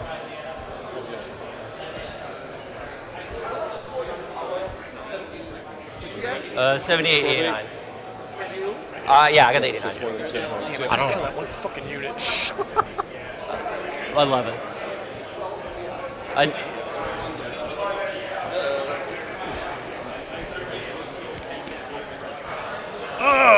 See, that was a good game, man. See, you know what I should have done is I should have. All right, chat. So the last game to be resolved here, chat, is Nick Herding versus Chase Jones. That's Chaos Space Marines versus Adeptus Mechanicus. That was a huge blowout in favor of Mayhew's, which may have flipped the results. That was a 17-3. So that pushes Mayhew's team to 90-70 for almost functional. So I believe that these are our final scores, which would give Mayhew's team the win this round. That is exactly the score. 90-70 in favor of Mayhew's Celebrity D's Nuts Awareness Memorial Fun Run Pro-Am Race for the Cure, which is why it's an insane acronym at the top of the screen there. Wow, what a round that was. Literally a 10-10 draw all the way down until we got to that one game. That one last game is what flipped things over. It's essentially all came down to Chase Jones doing his thing with Adeptus Mechanicus here. Insane, chat. Insane. All right, folks. That's going to be it for this round. Congratulations to Mayhew's team for winning. We'll see what the placings might be available now. Let's see what we have pairings available. There are currently 3 undefeated teams by Bush and Bolter, Team D-Gen, and Mayhew Celebrity, D's Nuts Awareness Memorial Fun Run Pro-Am Race for the Cure. Team D-Gen does have the pair down against Almost Functional, so what we will most likely watch is Mayhew's against Brush and Bolter next round, a team that we have not yet watched this round. So that's, I think, what we're going to lock in for round 4, the semifinals of the Tampa Open 2024. Thanks, everyone, for watching. Let's go ahead and jump back to our pre-stream here. And I will be back in just under an hour. About 50 minutes from now is going to be when our next round begins. And that's when you can expect me to go back live. So big shout out to our sponsors first before we jump over there. Army Painter and Snot Goblin Gaming, obviously incredible. Also, please check out the Standoff GT, a holistic celebration of gaming that offers a lot of interesting games and prizes for not only 40k and other miniature game competitive play, but also painting competitions, lore trivia, things like that as well. Check out them. Link in the video description, and I'll see you in round 4. Thanks everyone for watching. Cheers. Onslaught Tampa Open is brought to you by The Standoff, presented by Crossroad Games. The Standoff is a long-running 40k grand tournament with a focus on both hobby and competitive play. While the event has been running for years, 2024 will only be its second year running as a multi-day GT. Not only will the event feature a 5-round, up to 72-player tournament, but it will also provide prizes for sportsmanship, painting, and even a trivia contest. This wide breadth of support for multiple aspects of the hobby is quickly making the Standoff a staple for Northeast US 40k events. This year's event is running November 16th, 2024 at the spacious Portland, Maine DoubleTree. You can find the event rules and more about the Standoff in the links down in the video description. If you aren't able to make the event, it will be covered on this channel. So huge thanks to the Standoff for helping support this live stream coverage, and I'll see you there. Future-proof terrain. The modular terrain that raised nearly $1 million on Kickstarter features unmatched convenience. Push-fit, Lego-like components make assembly simple and intuitive. No instructions necessary. And now, it's fully painted. Aesthetic. Beautiful, battle-damaged, Gothic designs, painted in high-resolution themes. Ultra-durable pigments. Colors that will stand up to anything wargaming can throw at it. Modular. Infinite combinations to build ruins of any size or shape. If the rules change, so can your terrain. Affordable. Half the price of Games Workshop and none of the hassle. Competitive. Designed specifically to be compatible with tournament layouts. This means no more guesswork and no more rules disputes. For casual players, every battlefield is new and exciting. Storable. Can be broken down to take up a fraction of the space. Sturdy. Durable, injection-molded ABS plastic is designed to last a lifetime. Easy to assemble. Fits together intuitively and easily. Assemble a fortress in minutes. Want a set of your own? Well, click here to reserve your discount now. Future-proof terrain. Fully painted. Battle bigger. Spend smaller. Store smarter.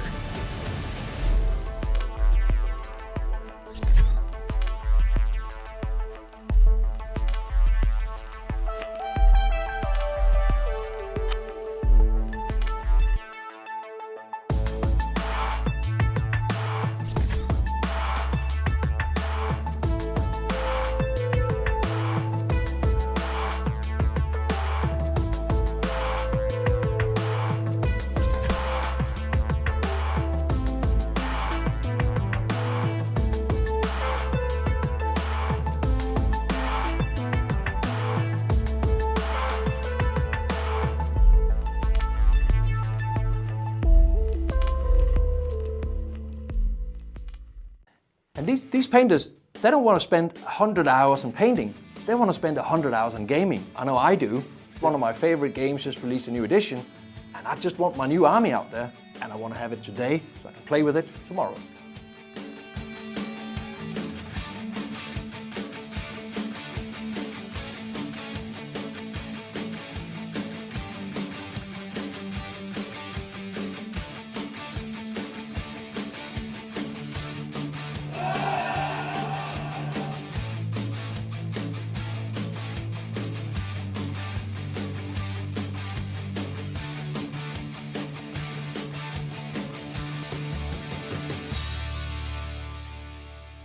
We know that tabletop gaming, painting events, that's where the community lives. Yeah. We live to play, we live to paint. The reality is tabletop gaming inspires literally every product we create.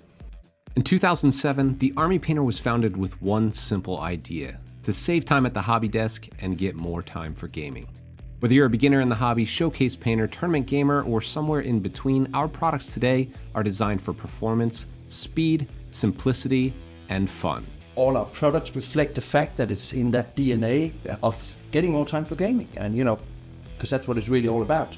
If it has to pass a litmus test, is this going to help me paint that last unit quicker or easier before the next tournament? When we set out to create the new Warpaints Fanatic range, it had to be easy to use for the beginners, it also had to perform for the best painters in the world, but to call it a success, it had to meet the demands of the top tournament gamers. We also wanted to talk to some of the most well-known and top players out there, so we sent Adam down to the Art of War house, because these guys, they play for a living, and they paint because they have to. So that was exactly the audience we needed. Three most important things I look for in a paint is obviously how it looks, the vibrancy, the color, etc. How it flows, it needs to cover effectively. How easily it's thinned, and also how easily it mixes. The vibrancy of the paint and how well pigmented it is, that matters a lot because I really want my miniatures to pop a little bit more. I'm never painting models, I'm always painting armies. Sometimes I'm trying to make some models in an army look better, but there's always 2,000 points of friends that I have to do as well. So any kind of paint that I have to do 2 or 3 coats on is inevitably going to be annoying.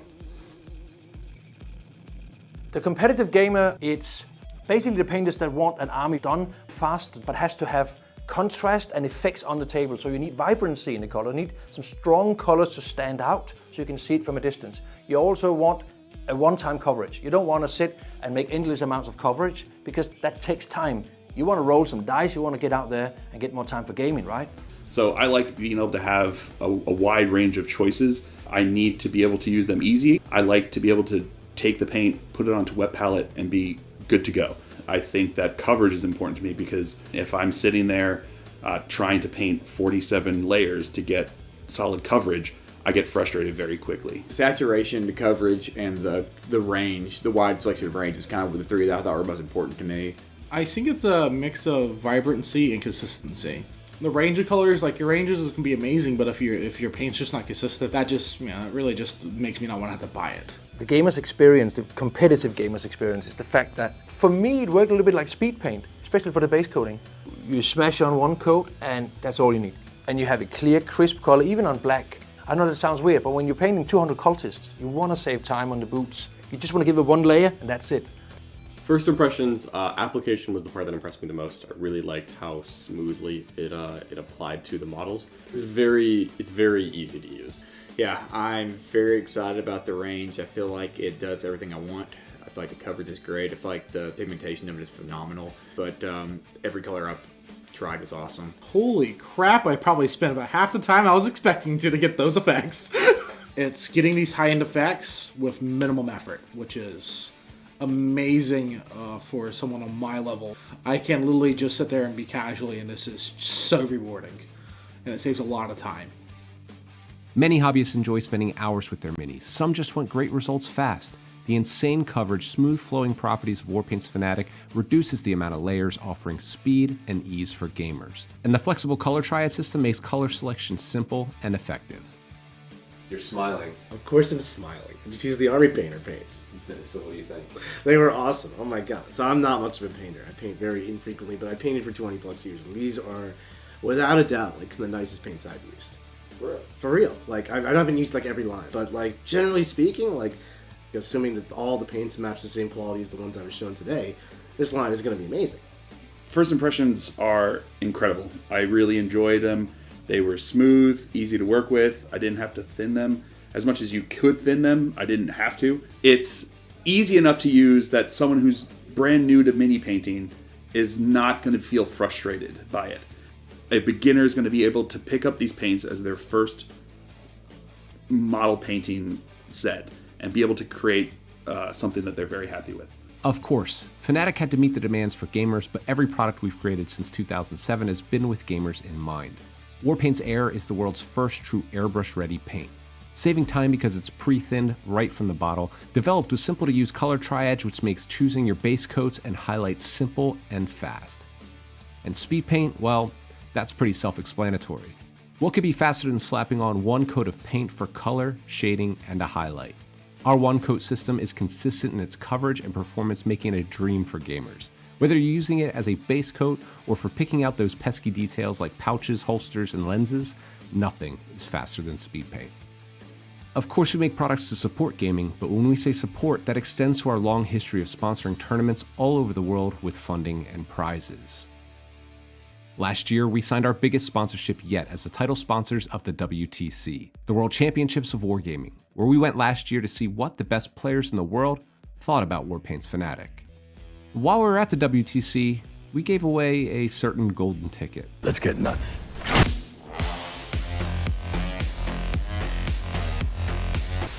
Remember that? We flew Tony, one of the most talented army painters at the event, to Warhammer Worlds in Atlanta, Georgia, all the way from Switzerland.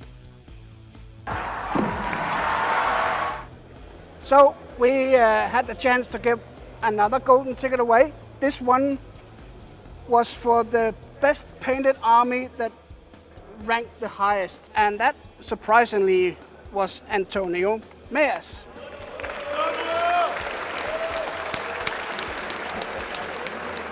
So you get a golden ticket as well.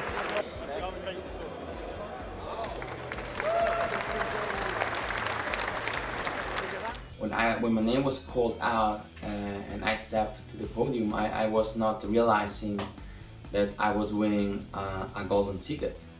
For me, it's a huge honor to be recognized not only for my painting skills, but as well for my gaming performance.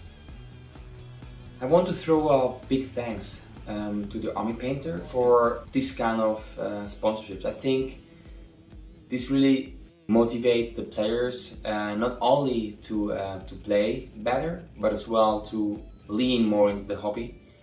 I hope that this kind of sponsorships keeps going. I think this will make the hobby grow even more, and I hope that others joins this kind of actions. We sometimes like to think that we're a game company without a game. We just happen to make some really good paints, and a few helpful accessories as well. Everything from basing materials, assembly tools, glue, and even a few gaming accessories. Our marker lights, target lock, and rangefinder help make your gaming experience better even after your army is painted. Of course, every product we make has to be viable from a business point of view, which is sadly boring, but true. However, when we make products and we think they're really cool, chances are that you might like them too, because we're both painters and gamers. We feel we've hit a real milestone with the Fanatic Warpaints range. Now, we're by no means done with new releases and have a lot of cool stuff coming the next few years. I have some stupid ideas, I might have some not so stupid ideas. You'll be the judge of that. Whenever we develop a new product, we always ask ourselves, how will this help gamers? Because we're gamers too. Whether we're playing for our national team at a tournament, chucking dice in our spare time at the office, or slow growing our way through the arena of escalation, gaming is at the heart of everything we do. When we started the development process of the Fanatic Warpaints line, I was put in the position of supervising the competitive gaming aspect of the paint line. And I'm so grateful for all the fantastic feedback we got from gamers being exactly what I hoped it would be.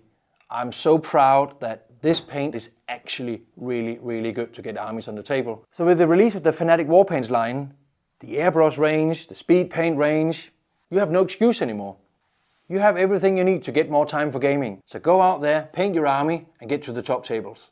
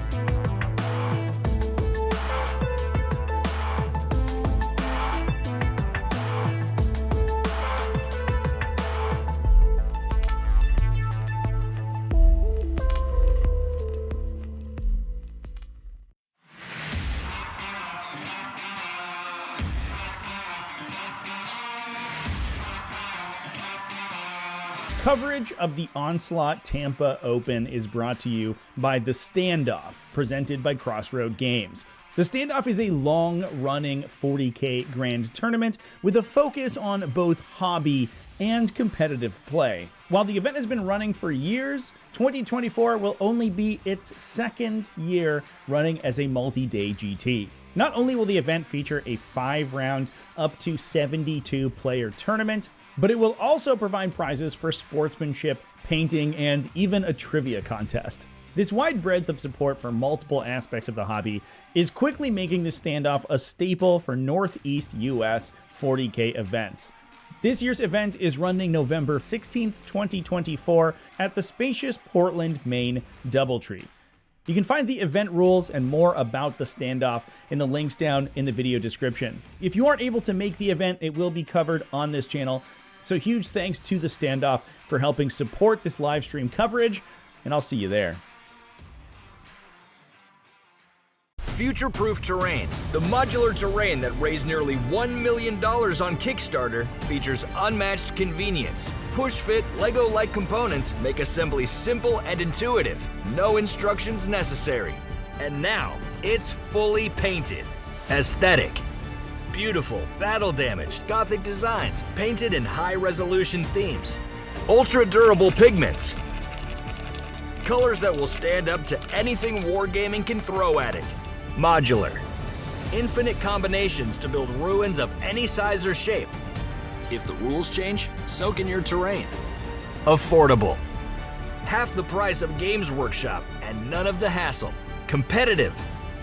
Designed specifically to be compatible with tournament layouts. This means no more guesswork and no more rules disputes. For casual players, every battlefield is new and exciting. Storable. Can be broken down to take up a fraction of the space. Sturdy. Durable, injection molded ABS plastic is designed to last a lifetime. Easy to assemble. Fits together intuitively and easily. Assemble a fortress in minutes. Want a set of your own? Well, click here to reserve your discount now. Future-proof terrain, fully painted. Battle bigger, spend smaller, store smarter.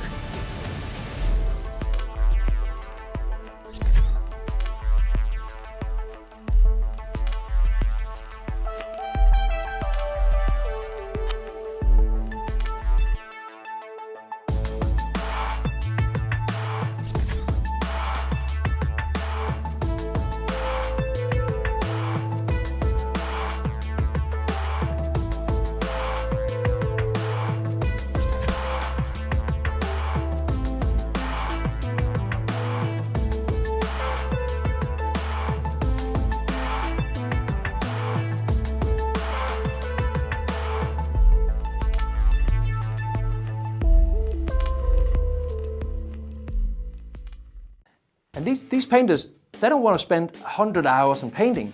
They want to spend 100 hours on gaming. I know I do. One of my favorite games just released a new edition, and I just want my new army out there, and I want to have it today so I can play with it tomorrow.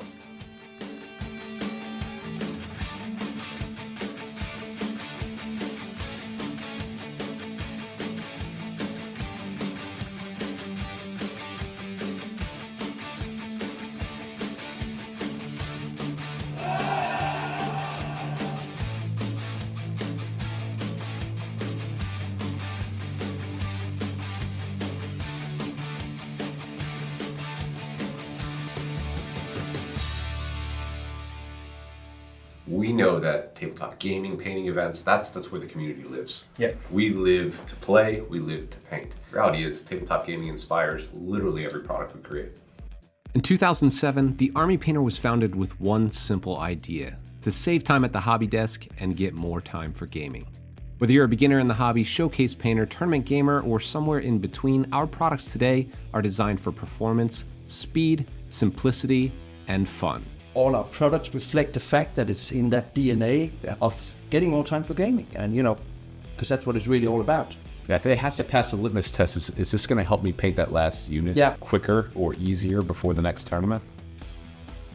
When we set out to create the new Warpaint's Fnatic range, it had to be easy to use for the beginners, it also had to perform for the best painters in the world, but to call it a success, it had to meet the demands of the top tournament gamers. We also wanted to talk to some of the most well-known and top players out there, so we sent Adam down to the Art of War house, because these guys, they play for a living, and they paint because they have to. So that was exactly the audience we needed. Three most important things I look for in a paint is obviously how it looks, the vibrancy, the color, etc. How it flows, it needs to cover effectively. How easily it's thinned, and also how easily it mixes. The vibrancy of the paint and how well pigmented it is, that matters a lot because I really want my miniatures to pop a little bit more. I'm never painting models, I'm always painting armies. Sometimes I'm trying to make some models in an army look better, but there's always 2,000 points of friends that I have to do as well. So any kind of paint that I have to do 2 or 3 coats on is inevitably going to be annoying. The competitive gamer, it's basically the painters that want an army done fast, but has to have contrast and effects on the table. So you need vibrancy in the color, you need some strong colors to stand out so you can see it from a distance. You also want a one-time coverage. You don't want to sit and make endless amounts of coverage because that takes time. You want to roll some dice, you want to get out there and get more time for gaming, right? So I like being able to have a wide range of choices. I need to be able to use them easy. I like to be able to take the paint, put it onto wet palette, and be good to go. I think that coverage is important to me because if I'm sitting there trying to paint 47 layers to get solid coverage, I get frustrated very quickly. Saturation, the coverage, and the range, the wide selection of range is kind of the three that I thought were most important to me. I think it's a mix of vibrancy and consistency. The range of colors, like your ranges can be amazing, but if your paint's just not consistent, that just, it really just makes me not want to have to buy it. The gamer's experience, the competitive gamer's experience, is the fact that for me it worked a little bit like speed paint, especially for the base coating. You smash on one coat and that's all you need. And you have a clear, crisp color, even on black. I know that sounds weird, but when you're painting 200 cultists, you want to save time on the boots. You just want to give it one layer and that's it. First impressions, application was the part that impressed me the most. I really liked how smoothly it applied to the models. It's very easy to use. Yeah, I'm very excited about the range. I feel like it does everything I want. I feel like the coverage is great. I feel like the pigmentation of it is phenomenal. But every color I've tried was awesome. Holy crap, I probably spent about half the time I was expecting to get those effects. It's getting these high-end effects with minimum effort, which is amazing for someone on my level. I can literally just sit there and be casually, and this is so rewarding. And it saves a lot of time. Many hobbyists enjoy spending hours with their minis. Some just want great results fast. The insane coverage, smooth flowing properties of Warpaint's Fnatic reduces the amount of layers, offering speed and ease for gamers. And the flexible color triad system makes color selection simple and effective. You're smiling. Of course I'm smiling. I just use the Army Painter paints. So what do you think? They were awesome. Oh my god. So I'm not much of a painter. I paint very infrequently, but I painted for 20 plus years. And these are, without a doubt, like some of the nicest paints I've used. For real? For real. Like, I've not been used like every line. But like, generally speaking, like, assuming that all the paints match the same quality as the ones I was shown today, this line is going to be amazing. First impressions are incredible. I really enjoyed them. They were smooth, easy to work with. I didn't have to thin them. As much as you could thin them, I didn't have to. It's easy enough to use that someone who's brand new to mini painting is not going to feel frustrated by it. A beginner is going to be able to pick up these paints as their first model painting set and be able to create something that they're very happy with. Of course, Fnatic had to meet the demands for gamers, but every product we've created since 2007 has been with gamers in mind. Warpaint's Air is the world's first true airbrush-ready paint. Saving time because it's pre-thinned right from the bottle, developed with simple-to-use color triads, which makes choosing your base coats and highlights simple and fast. And speed paint, well, that's pretty self-explanatory. What could be faster than slapping on one coat of paint for color, shading, and a highlight? Our one-coat system is consistent in its coverage and performance, making it a dream for gamers. Whether you're using it as a base coat or for picking out those pesky details like pouches, holsters, and lenses, nothing is faster than speed paint. Of course, we make products to support gaming, but when we say support, that extends to our long history of sponsoring tournaments all over the world with funding and prizes. Last year, we signed our biggest sponsorship yet as the title sponsors of the WTC, the World Championships of Wargaming, where we went last year to see what the best players in the world thought about Warpaint's Fanatic. While we were at the WTC, we gave away a certain golden ticket. Let's get nuts.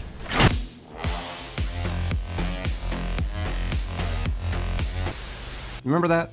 We flew Tony, one of the most talented army painters at the event, to Warhammer Worlds in Atlanta, Georgia, all the way from Switzerland.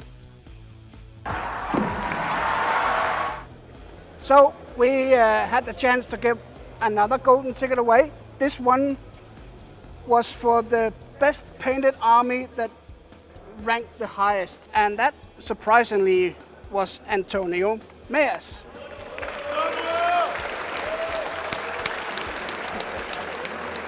So you get a golden ticket as well.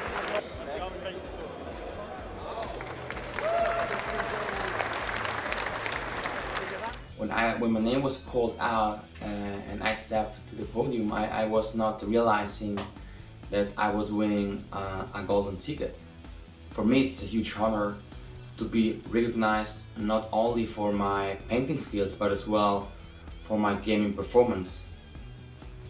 I want to throw a big thanks to the Army Painter for this kind of sponsorships. I think this really motivates the players not only to play better, but as well to lean more into the hobby. I hope that this kind of sponsorships keeps going. I think this will make the hobby grow even more, and I hope that others joins this kind of actions. We sometimes like to think that we're a game company without a game. We just happen to make some really good paints, and a few helpful accessories as well. Everything from basing materials, assembly tools, glue, and even a few gaming accessories.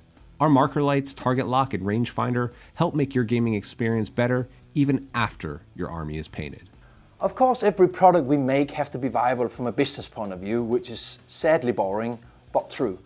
However, when we make products and we think they're really cool, chances are that you might like them too, because we're both painters and gamers. We feel we've hit a real milestone with the Fanatic Warpaints range. Now, we're by no means done with new releases and have a lot of cool stuff coming the next few years. I have some stupid ideas, I might have some not so stupid ideas. You'll be the judge of that. Whenever we develop a new product, we always ask ourselves, how will this help gamers? Because we're gamers too. Whether we're playing for our national team at a tournament, chucking dice in our spare time at the office, or slow growing our way through the arena of escalation, gaming is at the heart of everything we do. When we started the development process of the Fanatic Warpaints line, I was put in the position of supervising the competitive gaming aspect of the paint line. And I'm so grateful for all the fantastic feedback we got from gamers being exactly what I hoped it would be.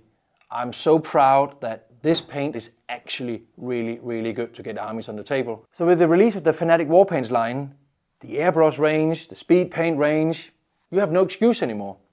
You have everything you need to get more time for gaming. So go out there, paint your army, and get to the top tables.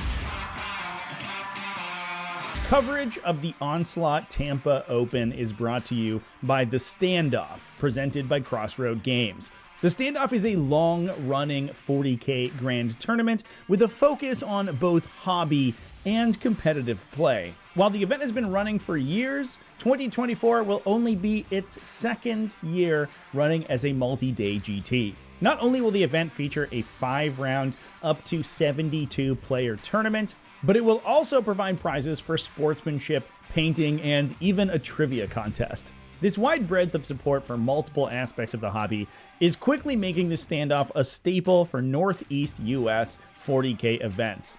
This year's event is running November 16th, 2024 at the spacious Portland, Maine DoubleTree. You can find the event rules and more about the standoff in the links down in the video description. If you aren't able to make the event, it will be covered on this channel. So huge thanks to the standoff for helping support this live stream coverage, and I'll see you there. Future-proof terrain. The modular terrain that raised nearly $1 million on Kickstarter features unmatched convenience. Push-fit, Lego-like components make assembly simple and intuitive. No instructions necessary. And now, it's fully painted. Aesthetic. Beautiful, battle-damaged, Gothic designs, painted in high-resolution themes. Ultra-durable pigments. Colors that will stand up to anything wargaming can throw at it. Modular. Infinite combinations to build ruins of any size or shape. If the rules change, so can your terrain. Affordable. Half the price of Games Workshop and none of the hassle. Competitive. Designed specifically to be compatible with tournament layouts. This means no more guesswork and no more rules disputes. For casual players, every battlefield is new and exciting. Storable. Can be broken down to take up a fraction of the space. Sturdy. Durable, injection-molded ABS plastic is designed to last a lifetime. Easy to assemble. Fits together intuitively and easily. Assemble a fortress in minutes. Want a set of your own? Well, click here to reserve your discount now. Future-proof terrain. Fully painted. Battle bigger. Spend smaller. Store smarter.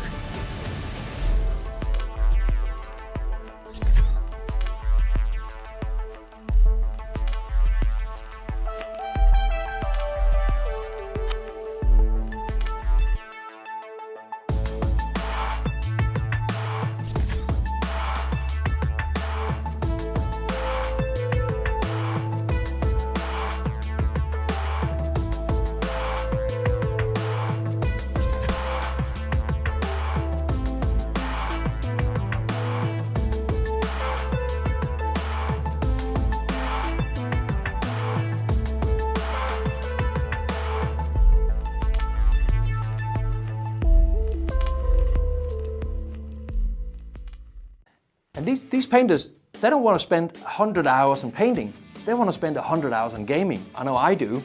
One of my favorite games just released a new edition, and I just want my new army out there, and I want to have it today so I can play with it tomorrow.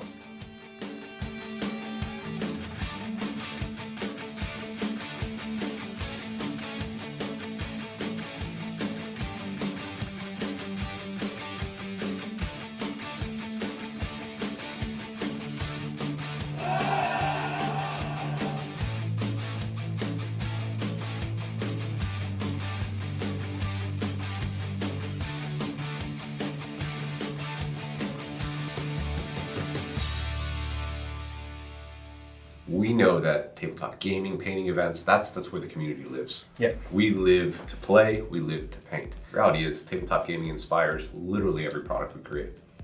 In 2007, the Army Painter was founded with one simple idea: to save time at the hobby desk and get more time for gaming. Whether you're a beginner in the hobby, showcase painter, tournament gamer, or somewhere in between, our products today are designed for performance, speed, simplicity, and fun. All our products reflect the fact that it's in that DNA of getting more time for gaming, and because that's what it's really all about. Yeah, if it has to pass a litmus test, is this going to help me paint that last unit quicker or easier before the next tournament? When we set out to create the new Warpaints Fanatic range, it had to be easy to use for the beginners. It also had to perform for the best painters in the world, but to call it a success, it had to meet the demands of the top tournament gamers.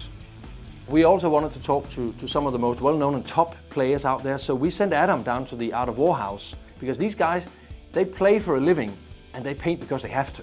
So that was exactly the audience we needed. Three most important things I look for in a paint is obviously how it looks, the vibrancy, the color, etc.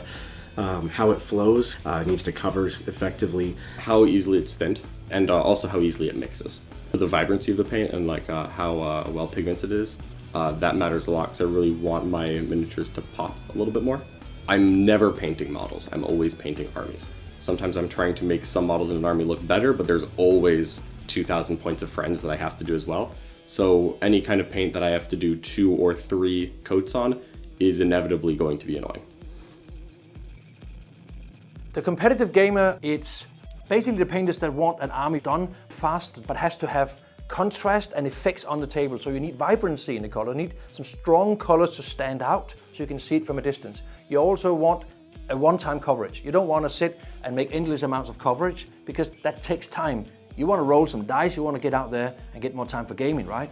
So I like being able to have a wide range of choices. I need to be able to use them easy. I like to be able to take the paint, put it onto wet palette, and be good to go. I think that coverage is important to me because if I'm sitting there trying to paint 47 layers to get solid coverage, I get frustrated very quickly. Saturation, the coverage, and the range, the wide selection of range is kind of the 3 that I thought were most important to me. I think it's a mix of vibrancy and consistency. The range of colors, like your ranges can be amazing, but if your paint's just not consistent, that just, it really just makes me not want to have to buy it. The gamer's experience, the competitive gamer's experience, is the fact that for me it worked a little bit like speed paint, especially for the base coating. You smash on one coat and that's all you need. And you have a clear, crisp color, even on black. I know that sounds weird, but when you're painting 200 cultists, you want to save time on the boots. You just want to give it one layer and that's it. First impressions, application was the part that impressed me the most. I really liked how smoothly it applied to the models. It's very easy to use. Yeah, I'm very excited about the range. I feel like it does everything I want. I feel like the coverage is great. I feel like the pigmentation of it is phenomenal. But every color I've tried is awesome. Holy crap, I probably spent about half the time I was expecting to get those effects. It's getting these high-end effects with minimum effort, which is amazing for someone on my level. I can literally just sit there and be casually, and this is so rewarding. And it saves a lot of time. Many hobbyists enjoy spending hours with their minis. Some just want great results fast. The insane coverage, smooth flowing properties of Warpaint's Fanatic reduces the amount of layers, offering speed and ease for gamers. And the flexible color triad system makes color selection simple and effective. You're smiling. Of course I'm smiling. I just use the Army Painter paints. So what do you think? They were awesome. Oh my god. So I'm not much of a painter. I paint very infrequently, but I painted for 20 plus years. And these are, without a doubt, like some of the nicest paints I've used. For real? For real. Like, I haven't used like every line. But like, generally speaking, like, assuming that all the paints match the same quality as the ones I was shown today, this line is going to be amazing. First impressions are incredible. I really enjoyed them. They were smooth, easy to work with. I didn't have to thin them. As much as you could thin them, I didn't have to. It's easy enough to use that someone who's brand new to mini painting is not going to feel frustrated by it. A beginner is going to be able to pick up these paints as their first model painting set and be able to create something that they're very happy with. Of course, Fanatic had to meet the demands for gamers, but every product we've created since 2007 has been with gamers in mind. Warpaint's Air is the world's first true airbrush-ready paint. Saving time because it's pre-thinned right from the bottle, developed with simple-to-use color triage, which makes choosing your base coats and highlights simple and fast. And speed paint, well, that's pretty self-explanatory. What could be faster than slapping on one coat of paint for color, shading, and a highlight? Our one-coat system is consistent in its coverage and performance, making it a dream for gamers. Whether you're using it as a base coat or for picking out those pesky details like pouches, holsters, and lenses, nothing is faster than speed paint. Of course, we make products to support gaming, but when we say support, that extends to our long history of sponsoring tournaments all over the world with funding and prizes. Last year, we signed our biggest sponsorship yet as the title sponsors of the WTC, the World Championships of Wargaming, where we went last year to see what the best players in the world thought about Warpaint's Fanatic. While we were at the WTC, we gave away a certain golden ticket. Let's get nuts.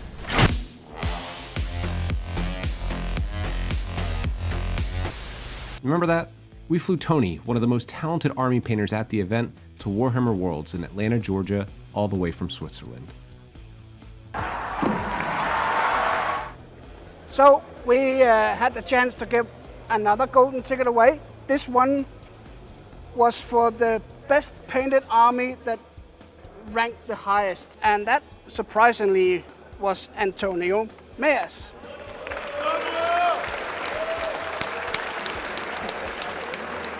So you get a golden ticket as well.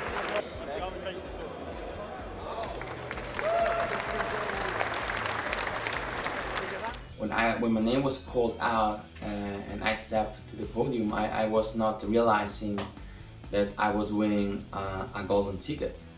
For me, it's a huge honor to be recognized not only for my painting skills, but as well for my gaming performance. I want to throw a big thanks to the Army Painter for this kind of sponsorships. I think this really motivates the players not only to play better, but as well to lean more into the hobby. I hope that this kind of sponsorships keeps going. I think this will make the hobby grow even more, and I hope that others joins this kind of actions. We sometimes like to think that we're a game company without a game. We just happen to make some really good paints, and a few helpful accessories as well. Everything from basic materials, assembly tools, glue, and even a few gaming accessories. Our marker lights, target lock, and rangefinder help make your gaming experience better even after your army is painted. Of course, every product we make has to be viable from a business point of view, which is sadly boring, but true. However, when we make products and we think they're really cool, chances are that you might like them too, because we're both painters and gamers. We feel we've hit a real milestone with the Fnatic Warpaints range. Now, we're by no means done with new releases and have a lot of cool stuff coming the next few years. I have some stupid ideas, I might have some not so stupid ideas. You'll be the judge of that. Whenever we develop a new product, we always ask ourselves, how will this help gamers? Because we're gamers too. Whether we're playing for our national team at a tournament, chucking dice in our spare time at the office, or slow growing our way through the arena of escalation, gaming is at the heart of everything we do. When we started the development process of the Fnatic Warpaints line, I was put in the position of supervising the competitive gaming aspect of the paint line. And I'm so grateful for all the fantastic feedback we got from gamers being exactly what I hoped it would be. I'm so proud that this paint is actually really, really good to get armies on the table. So with the release of the Fnatic Warpaints line, the airbrush range, the speed paint range, you have no excuse anymore. You have everything you need to get more time for gaming. So go out there, paint your army, and get to the top tables.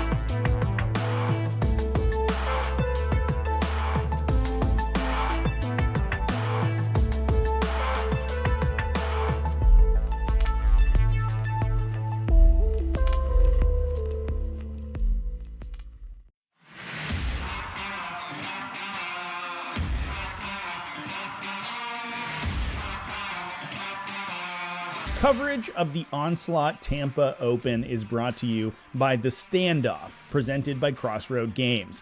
The Standoff is a long-running 40k grand tournament with a focus on both hobby and competitive play. While the event has been running for years, 2024 will only be its second year running as a multi-day GT. Not only will the event feature a 5-round, up to 72-player tournament, but it will also provide prizes for sportsmanship, painting, and even a trivia contest. This wide breadth of support for multiple aspects of the hobby is quickly making the Standoff a staple for Northeast US 40k events. This year's event is running November 16th, 2024 at the spacious Portland, Maine Doubletree. You can find the event rules and more about the Standoff in the links down in the video description. If you aren't able to make the event, it will be covered on this channel. So huge thanks to the Standoff for helping support this live stream coverage, and I'll see you there. Future-proof terrain. The modular terrain that raised nearly $1 million on Kickstarter features unmatched convenience. Push-fit, Lego-like components make assembly simple and intuitive. No instructions necessary. And now, it's fully painted. Aesthetic. Beautiful, battle-damaged, Gothic designs, painted in high-resolution themes. Ultra-durable pigments. Colors that will stand up to anything wargaming can throw at it. Modular. Infinite combinations to build ruins of any size or shape. If the rules change, so can your terrain. Affordable. Half the price of Games Workshop and none of the hassle. Competitive. Designed specifically to be compatible with tournament layouts. This means no more guesswork and no more rules disputes. For casual players, every battlefield is new and exciting. Storable. Can be broken down to take up a fraction of the space. Sturdy. Durable, injection-molded ABS plastic is designed to last a lifetime. Easy to assemble. Fits together intuitively and easily. Assemble a fortress in minutes. Want a set of your own? Well, click here to reserve your discount now. Future-proof terrain. Fully painted. Battle bigger. Spend smaller. Store smarter.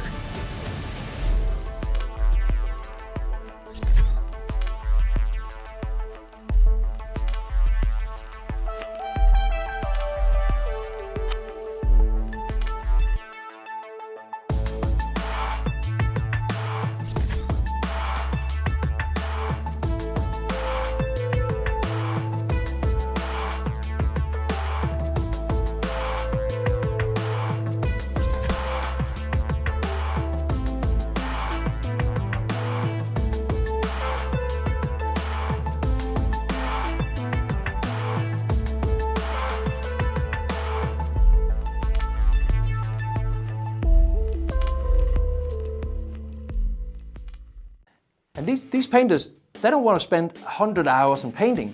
They want to spend 100 hours on gaming. I know I do. One of my favorite games just released a new edition, and I just want my new army out there, and I want to have it today so I can play with it tomorrow.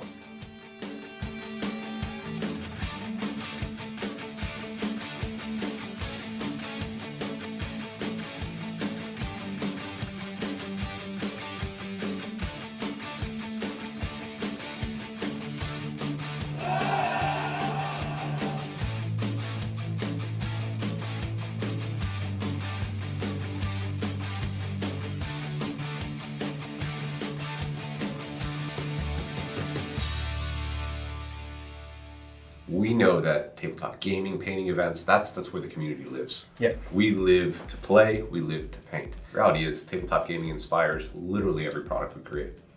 In 2007, the Army Painter was founded with one simple idea: to save time at the hobby desk and get more time for gaming. Whether you're a beginner in the hobby, showcase painter, tournament gamer, or somewhere in between, our products today are designed for performance, speed, simplicity, and fun. All our products reflect the fact that it's in that DNA of getting more time for gaming, and because that's what it's really all about. Yeah, if it has to pass a litmus test, is this going to help me paint that last unit quicker or easier before the next tournament? When we set out to create the new Warpaints Fanatic range, it had to be easy to use for the beginners. It also had to perform for the best painters in the world, but to call it a success, it had to meet the demands of the top tournament gamers. We also wanted to talk to some of the most well-known and top players out there, so we sent Adam down to the Art of War house, because these guys, they play for a living and they paint because they have to. So that was exactly the audience we needed.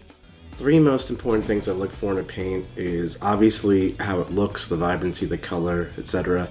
How it flows, it needs to cover effectively. How easily it's thinned, and also how easily it mixes. The vibrancy of the paint and how well pigmented it is. That matters a lot because I really want my miniatures to pop a little bit more. I'm never painting models, I'm always painting armies. Sometimes I'm trying to make some models in an army look better, but there's always 2,000 points of friends that I have to do as well. So any kind of paint that I have to do 2 or 3 coats on is inevitably going to be annoying. The competitive gamer, it's basically the painters that want an army done fast, but has to have contrast and effects on the table. So you need vibrancy in the color, you need some strong colors to stand out so you can see it from a distance. You also want a one-time coverage. You don't want to sit and make endless amounts of coverage because that takes time. You want to roll some dice, you want to get out there and get more time for gaming, right? So I like being able to have a wide range of choices. I need to be able to use them easy. I like to be able to take the paint, put it onto wet palette, and be good to go. I think that coverage is important to me because if I'm sitting there trying to paint 47 layers to get solid coverage, I get frustrated very quickly. Saturation, the coverage, and the range, the wide selection of range is kind of the three that I thought were most important to me. I think it's a mix of vibrancy and consistency. The range of colors, like your ranges can be amazing, but if your paint's just not consistent, that just, it really just makes me not want to have to buy it. The gamer's experience, the competitive gamer's experience, is the fact that for me it worked a little bit like speed paint, especially for the base coating. You smash on one coat and that's all you need. And you have a clear, crisp color, even on black. I know that sounds weird, but when you're painting 200 cultists, you want to save time on the boots. You just want to give it one layer and that's it. First impressions, application was... Alright folks, we're going to be live with Brush and Bolter versus Mayhew. Momentarily waiting for the team captains to get assembled and then we will be ready to go. So give me one moment, everybody. It's awesome. Holy crap, I probably spent about half the time I was expecting to get those effects. It's getting these high-end effects with minimum effort, which is amazing for someone on my level. I can literally just sit there and be casually, and this is so rewarding. And it saves a lot of time. Many hobbyists enjoy spending hours with their minis. Some just want great results fast. The insane coverage, smooth flowing properties of Warpaint's Fanatic reduces the amount of layers, offering speed and ease for gamers. And the flexible color triad system makes color selection simple and effective. You're smiling. Of course I'm smiling. I just used the Army Painter paints. So what do you think? They were awesome. Oh my god. So I'm not much of a painter. I paint very infrequently, but I painted for 20 plus years. And these are, without a doubt, like some of the nicest paints I've used. For real? For real. Like, I haven't used like every line. But like, generally speaking, like, assuming that all the paints match the same quality as the ones I was shown today, this line is going to be amazing. First impressions are incredible. I really enjoyed them. They were smooth, easy to work with. I didn't have to thin them. As much as you could thin them, I didn't have to. It's easy enough to use that someone who's brand new to mini painting is not going to feel frustrated by it. A beginner is going to be able to pick up these paints as their first model painting set and be able to create something that they're very happy with. Of course, Fanatic had to meet the demands for gamers, but every product we've created since 2007 has been with gamers in mind. Warpaint's Air is the world's first true airbrush-ready paint. Saving time because it's pre-thinned right from the bottle, developed with simple-to-use color triads which makes choosing your base coats and highlights simple and fast. And speed paint, well, that's pretty self-explanatory. What could be faster than slapping on one coat of paint for color, shading, and a highlight?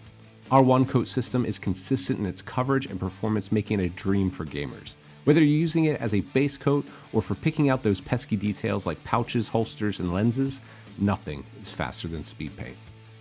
Of course, we make products to support gaming, but when we say support, that extends to our long history of sponsoring tournaments all over the world with funding and prizes. Last year, we signed our biggest sponsorship yet as the title sponsors of the WTC, the World Championships of Wargaming, where we went last year to see what the best players in the world thought about Warpaint's Fanatic. While we were at the WTC, we gave away a certain golden ticket. Let's get nuts.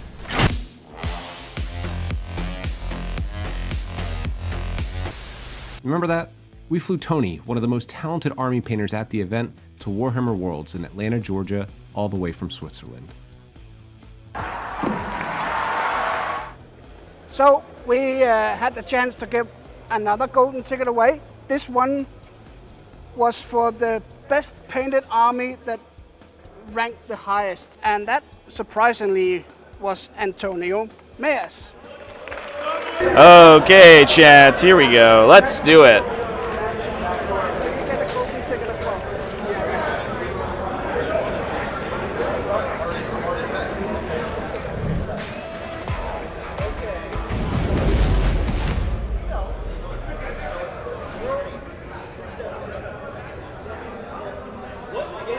So we've got Team Art of War here. Not Team Art of War. Mayhew's team. On the top. At the table you want? No. I want to know. What do you think this is? That is the it's Team Mayhew Celebrity D's Nuts Awareness Memorial Fun Run Pro Am Race for the Cure. MCDNAMFRPARTC FTC. We figured it out. Going through or deciding our pairing 1 defenders here for the round 4 pairing. This will be our last round today. We do have one tomorrow as well. All right, delivery. It's not delivery. It's DiGiorno's. I want to guess. Here. You want to guess? I want you to guess. Red hot I had to think about it. Guess. Hang on. I'm gonna roll a die? Yeah. All right, cool. It's Death Guard. Are you set? Yeah. You are correct. It is Death Guard. Oh. The die was correct. All right, I'm set. Let's see here. Camera's frozen. Looks like I gotta fix that. It's crazy.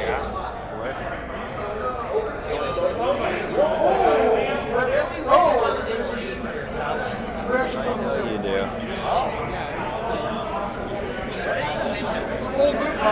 It might just work out. Yeah, what is the mission? All right, let me see if I can fix it, chat. I'll get us a wireless camera in the meantime.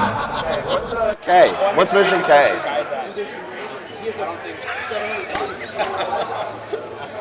You've just lost respect in Jackson. I don't think I ever had it. Oh, shush. Really? Structured, stalwart, search and destroy. Quarters. Quarters.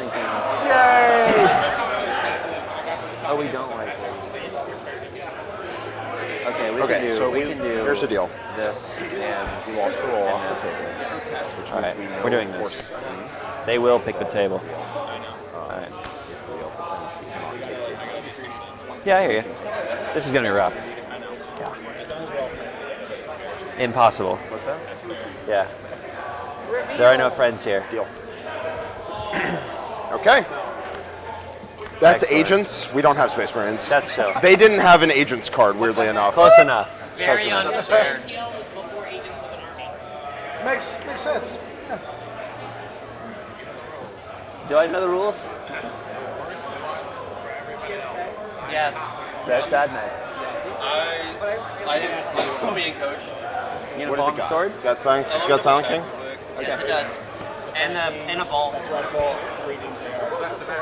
That's the matchup. Is that your list? Yeah. Okay. You should know it's me. They have information. I like your sleeve. Thank you so much. These look better when I wasn't fat. You like that? You like that? You like that? You like that? You like that? All right. Wait, can you tell Oh, we did that back, thank you. No, it's ours now, actually. Unfortunately for you. I'll tell you what. You can have this one. There you go. That one's yours.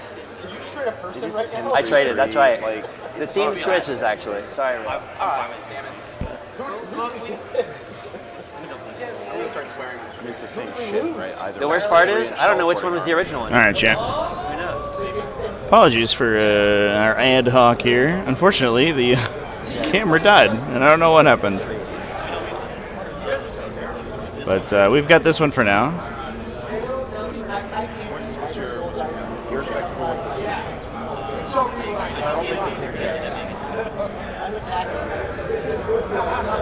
Our 6 is good.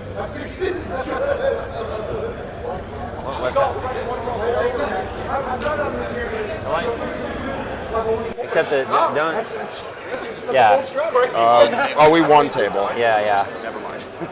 that thing that I said, it doesn't work. Excellent. That thing that I said? No, it doesn't. That doesn't do it. Do we know what table we want? Yeah. Let's Yes. fucking Can I these tables? go. They're in order. Hello? This is why my mom doesn't black out the women's. What? If you want to black out the Sure. So this doesn't matter anymore. All right. Necrons from Brush and Bolter versus Death Guard off of Mayhew's. The titles are actually going to be reversed from where they are on the camera right now. Tau versus Adeptus Mechanicus. Tau from Brush and Bolter versus Adeptus Mechanicus off of Mayhew's. Yeah, so you'll get either the best table for you or something.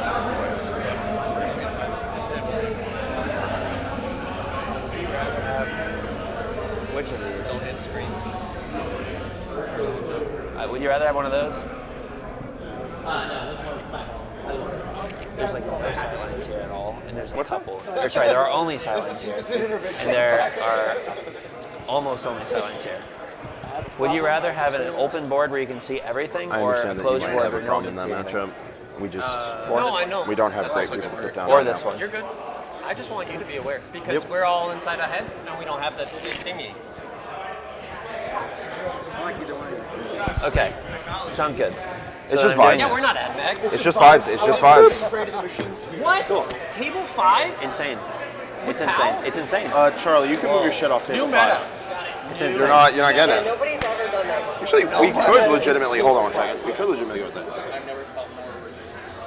That is the most baller move I've ever seen in my entire life. I don't need to move. We could do that.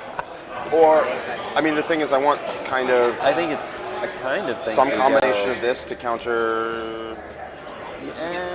Charlie, I want to play you so bad. We don't want to do this because they'll just do Right now? And this time I won't fail. What this, do they have left? and this. Here, can I see this? Just real fast? Fine. Thank No, you. our guard is not guard. It's Space Marines. That's tight. Oh, okay. It is. We actually have two Space Marines, what's the Space Marines? Blood Angels, they have. Right. I mean, they're good. Yeah.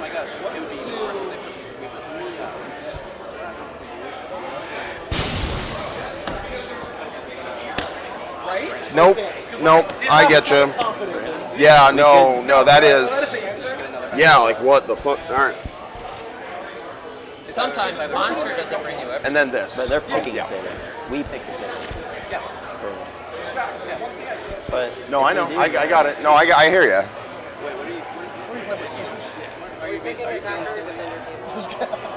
How do you feel about that matchup? How do I feel about it? We don't know what got put down. Oh! Does this matter for you? Hey, as somebody who's played Quinn with Grey Knights into his system, it's fine. It's fine. It's great. It's solid win.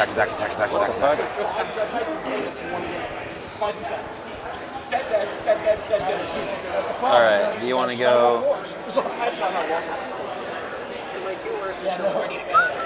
Yeah. But if you do this and you get table, would that help you?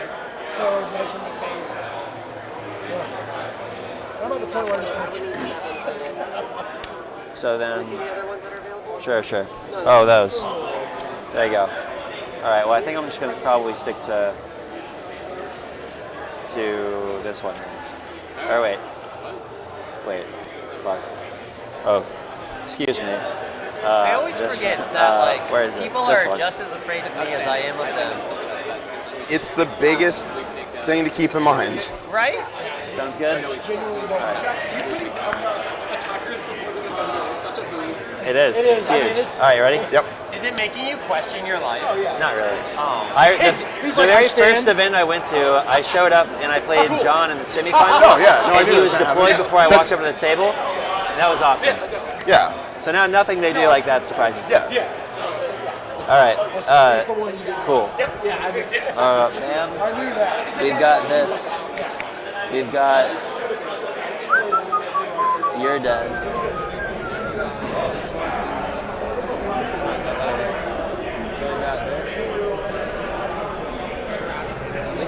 We want to do these two? Thank you much.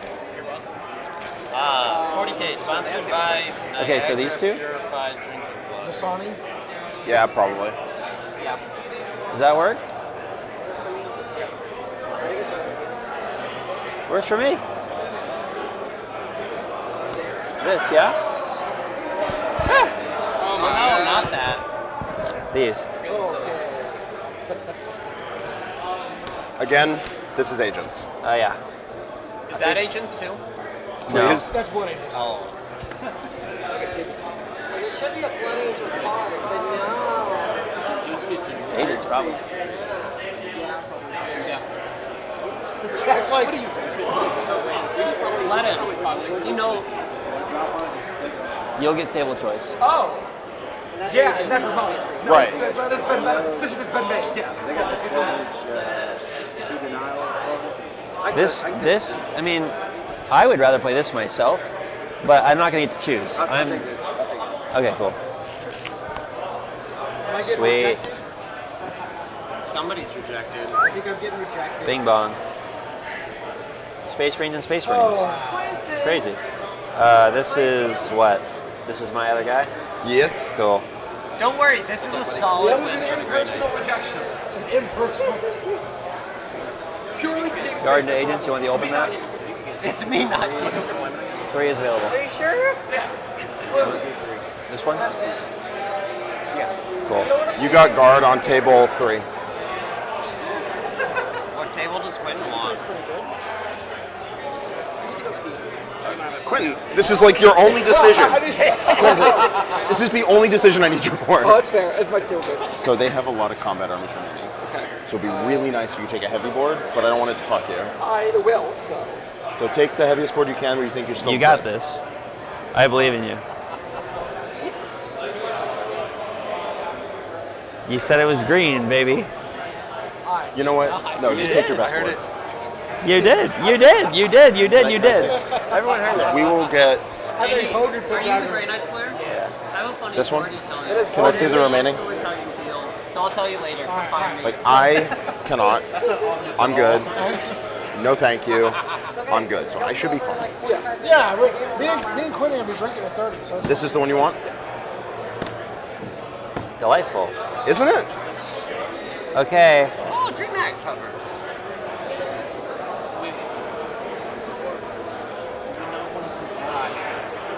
What? This is our defender. Yeah, this one's not No, we'll great find in the out. first I don't place. know. What's that? They will. Yeah, well, I will say. They won't. I mean, this is probably not going to stay, but if it does, it's very funny. That they've done that and that. he's throwing us up. This is Fine, bad. fine. I will If do it. get that, I will it's do it the bad. correct way around. But it's also bad for Riel to get that. I think you being a left is probably the best thing because you like Are we picking table or are they picking table? so we're gonna pick the next table. Oh, you're not putting your cards No, down? according to them, sorry. we pick the next, and you get the last 3. Ah, right, because we lost. So So I got to use this as my sneaky dice today. Did you get TL dice? I don't want you. I want you to do that. So I want to do this. I've beat Elton so many times, he had to give me. It's you. Okay. Let's go. It's a me. Mario. Mario. Not Mario. Is it this? Or is it this? Yep. Well, hey, who is playing World Eater? As World Eaters in Tau as defenders here, chat. A little tough to see. World Eaters coming from Brush and Bolter. I'm so sorry. Take this dice and kick it. The fuck? So you want to do this? Okay. Just take him out back. That was incredibly rude. He outplayed the shit out of me like 7 months ago. I just didn't want to play him. That is all that it was. Oh, Colby? This is like actually Space Marines, though, right? Like agents. That's. Oh yeah, baby, let's go. Yeah. Oh, it's happening? Let's think about this. So this is unfortunate. I really want to You play cannot Riel play on my table choice. So, oh wait, the last one goes over here. Is it? Is this? No, you won't. No, you'll be fine. So, I believe in you. is that what you want to do? Is it? Because what this means is You're hang on. 2,000% What convinced? this means is you're How much playing, of this is you just don't want to play it? You're playing Tyranid. Can you get a huge Yeah. win? No, if you get what you want, can you get a huge win? Can you get the Eldar? You want Eldar? We don't know. Yeah. I think we go with the Well, it depends how this goes. We don't know. Who do you think they're going to pick? They're probably going to pick. Don't say I never do anything for you. No, don't do that. I think Jack's going to want to Why? fight you. Take the big one. I think these are both Jack, fine. rematch, All bro. right. Come on. Give me a chance. Give you a chance for I what? do remember what happened last time. It was very unfortunate.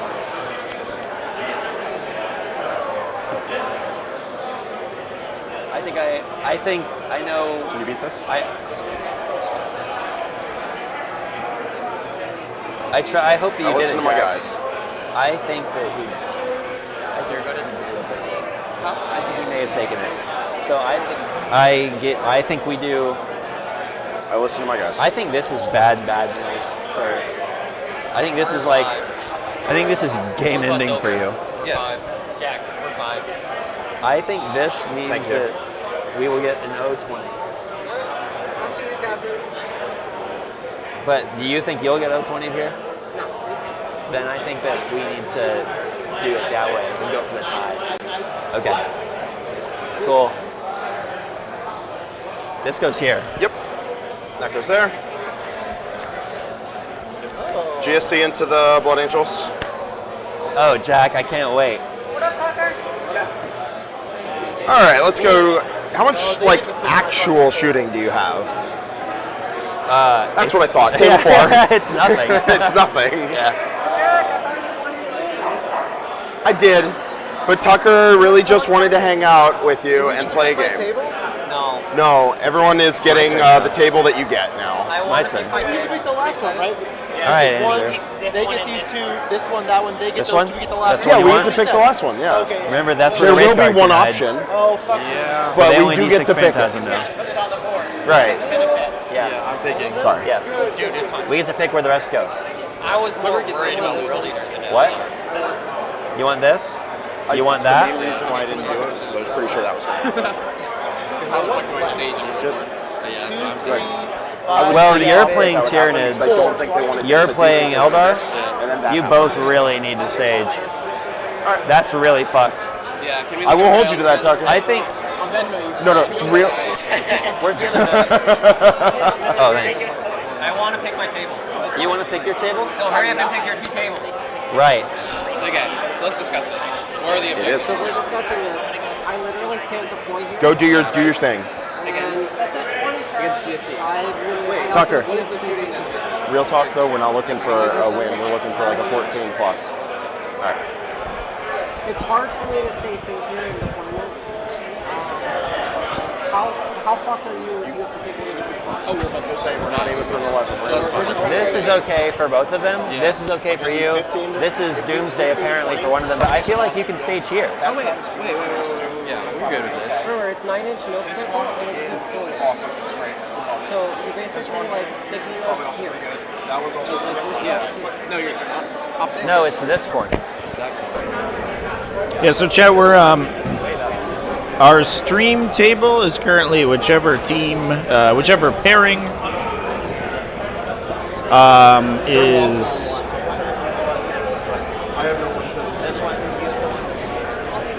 Okay. We've demiked Jack over here. Our stream table is whichever one ends up on pairing 8. On layout 8, which is Genestealer cults and Blood Angels, which actually sounds really interesting. So I think we're probably happy with that one. But we will have cameras and a peek at every single one of these games over the course of the round. So don't feel like we're not gonna get to look at the matchup that you want. And here comes the falter pairing. So it looks like, Blood Angels versus GSE is what we're going to be watching today. Let me go back to our pre-stream here to brief the players. Give me 5 minutes chat, and I'll be back momentarily. Cheers, everyone.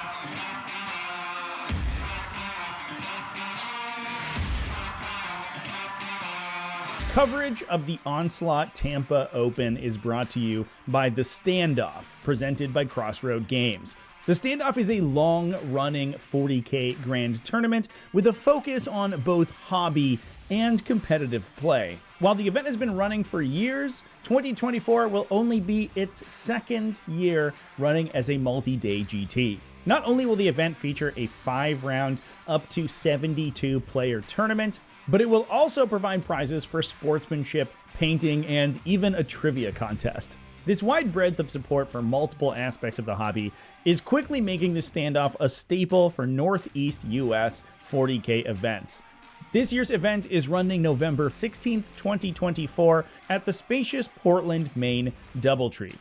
You can find the event rules and more about the Standoff in the links down in the video description. If you aren't able to make the event, it will be covered on this channel.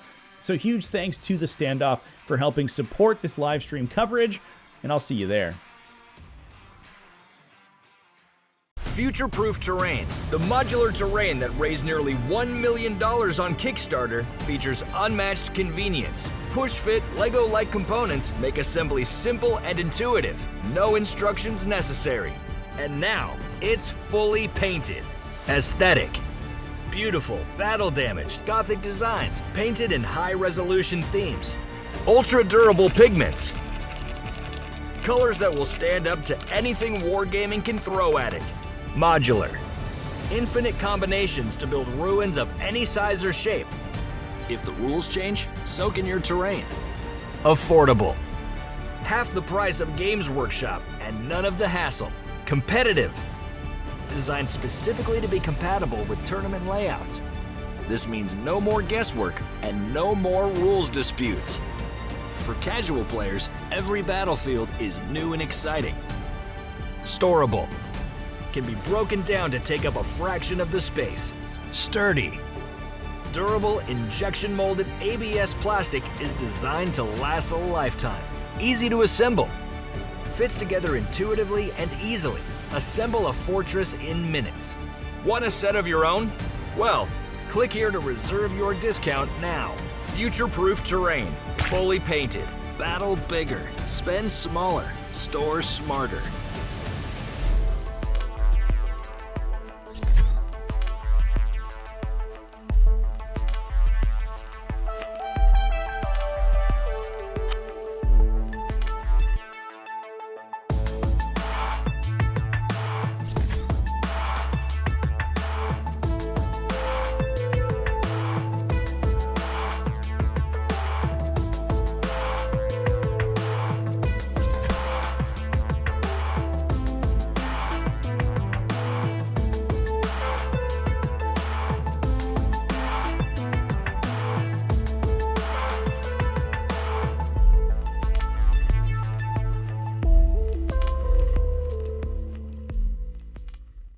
And these painters, they don't want to spend 100 hours on painting. They want to spend 100 hours on gaming. I know I do. One of my favorite games just released a new edition, and I just want my new army out there, and I want to have it today so I can play with it tomorrow.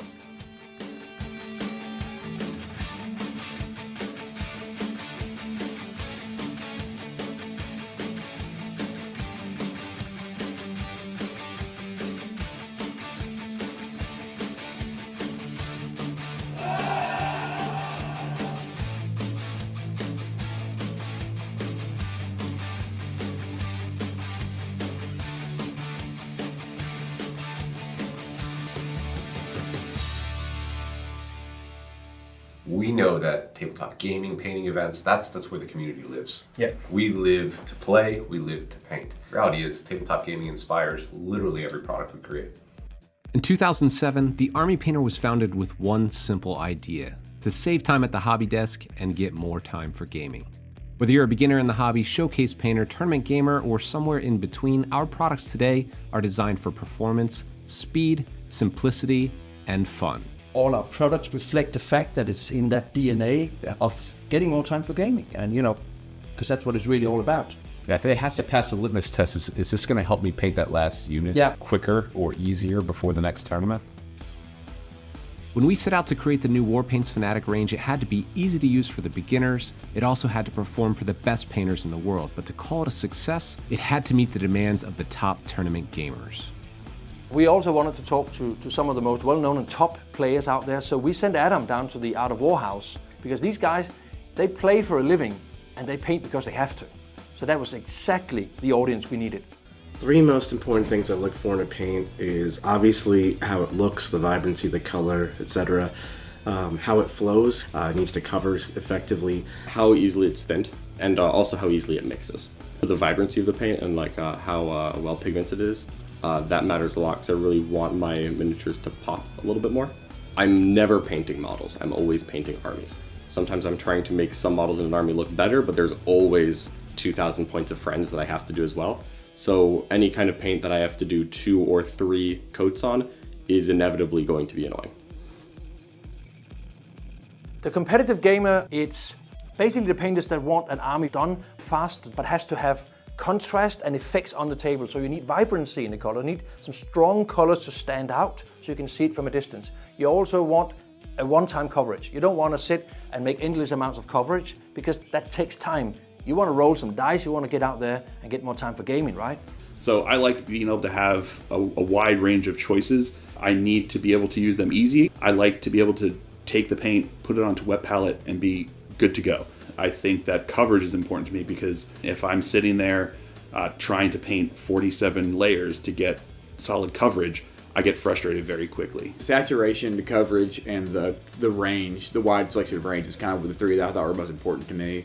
I think it's a mix of vibrancy and consistency. The range of colors, like your ranges can be amazing, but if your paint's just not consistent. All right, chat, the players are going through their pregame discussion, so we are going to listen in momentarily.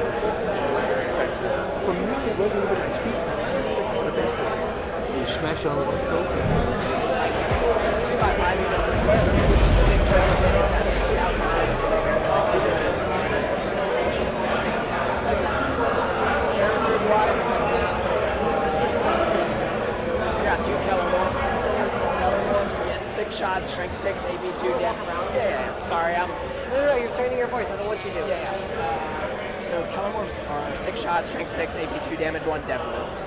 And 2-2-1. Mining lasers, which are like D3 las cannon shots. Mortar, which is just D6 plus 3. He's really just there to get the plus 1 AP. I don't think you're las cannon. No, they're strength 12. Strength 12, AP3, D6 plus 1. Most of the time, they'll be AP4, ignores cover, because this guy's going to shoot you first. So I'll get to that now. So Kellermorphs, they're lone op, and if you come within 12 inches of them in a normal advance or fall back move, they shoot you and then move D6 inches. So reactive, and then they're lone op, so basically if you want to interact with them in any way, you have to set that off is the idea. Okay, that's that. Then after that, I've got 3 of these Reductus Saboteurs. So they infiltrate, lone op, stealth, all the good keywords. If you come within 9 inches of one, no line of sight necessary.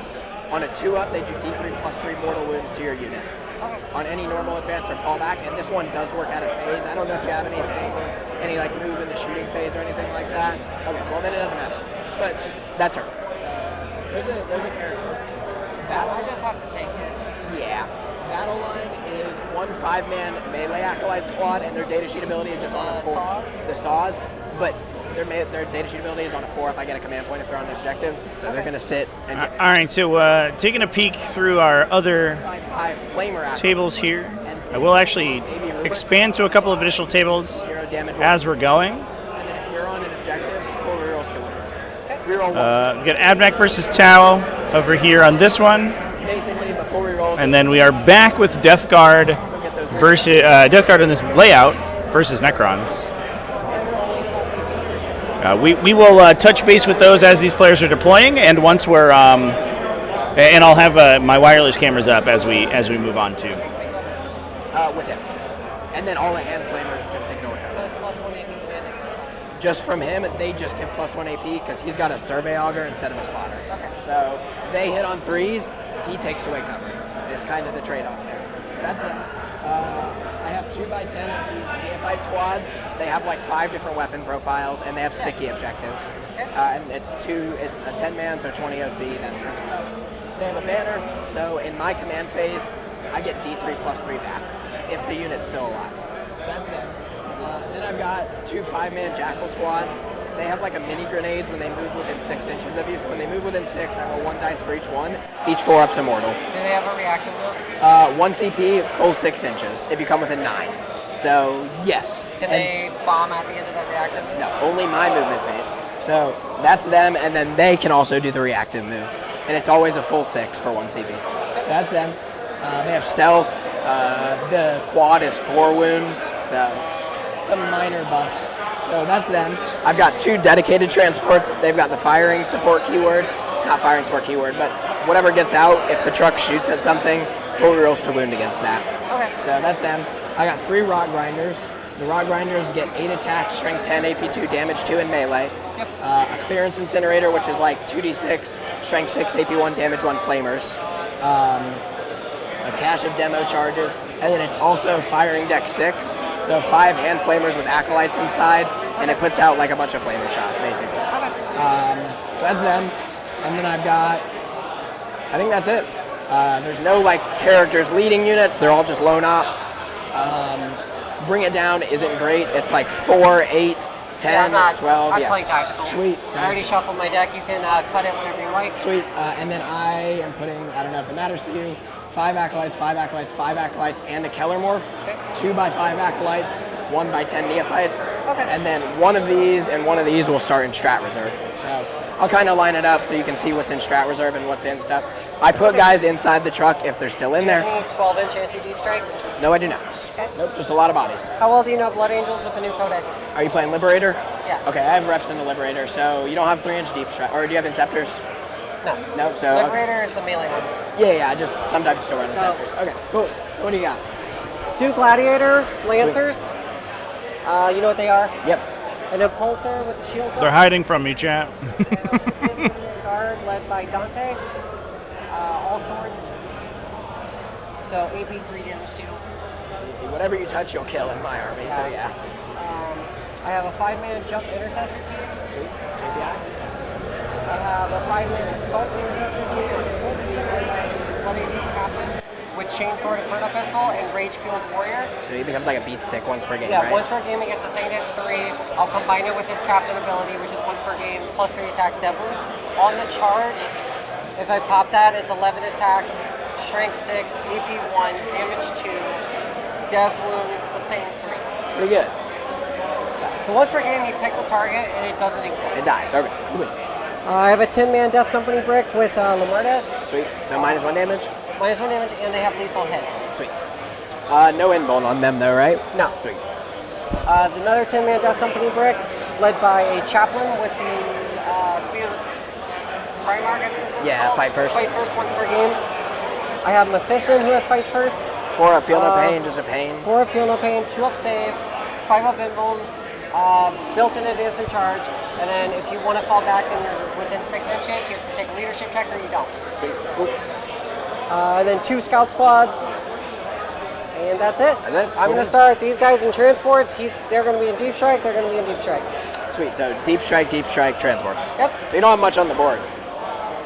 It's close to 1,000, it's like 1,000 points almost off board. Sweet, yeah. So...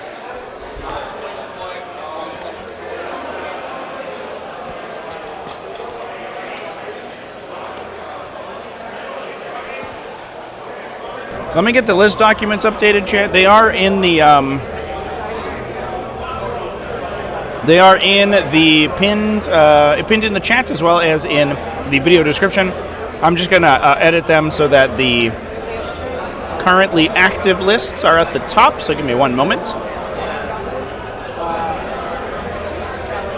Jackal Scout 9. So 5 total. And it's search and destroy this corner, right? Or is it yeah, you're here, I think I'm here. Yeah. It would be a lot better if it was this corner. Yeah, exactly. Yeah, no. You wouldn't just play it now. But yeah, that's already lined out. So. Are you playing tactical? Yeah. Do you need a deck? I'll use a deck if you got one. There you are. Sweet, thank you. These gambits. Yeah. And like said, I've already shuffled if you'd like to cut. If you want to bridge, You're go good. for it. Thank you for being the first person to actually do that. Yeah.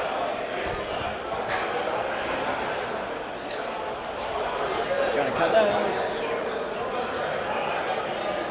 There you go. No. Okay. Cool. So you're dropping first? Yep. Cool.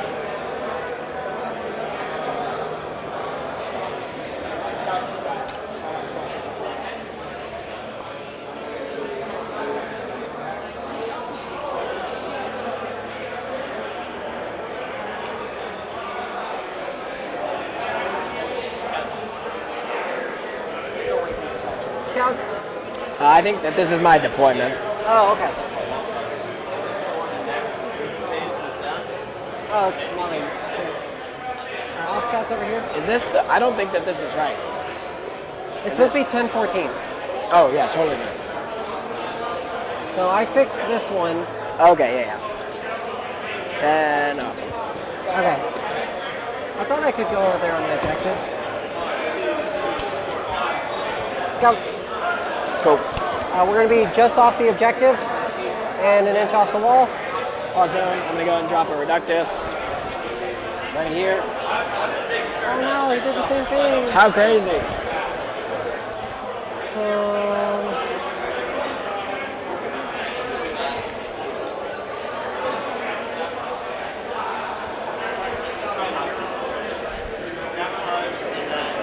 All right, list of docs are uploaded, updated, chat. If you want to find the lists for this game, go ahead and refresh that page. They should be right up at the top. All the other lists are available below them. This is a 5-man. This is a 10-man. I don't have a 5-man. And I'm going to go peek at some other games here, chats. Top one and fight once per game, fight first. Speed of the Primarch's only once per game? What? Speed of the Primarch's only once per game? Yep. Okay. Like half my enhancements are once per game.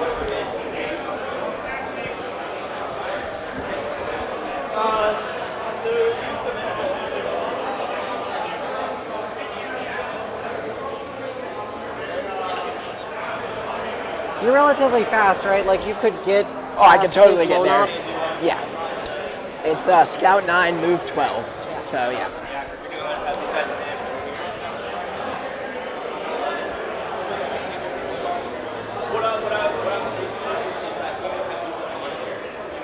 And then you have advance in charge, anything for 1 CP, yeah? Yep. Does anything natively do it? Mephiston does. Mephiston, okay. But none of the jump pack guys? No. Oh. The Death Company do re-roll charges though, so I can take the risk of a higher charge. Makes sense.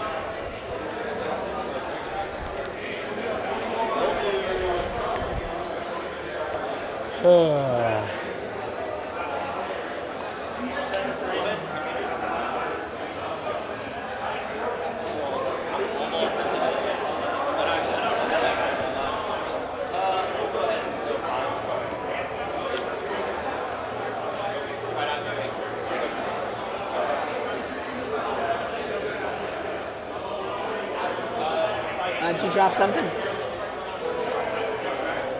I put the Death Company and the Scouts. I Did got you you. drop a second? Yep. I'm gonna do another Reductus right here. Cool.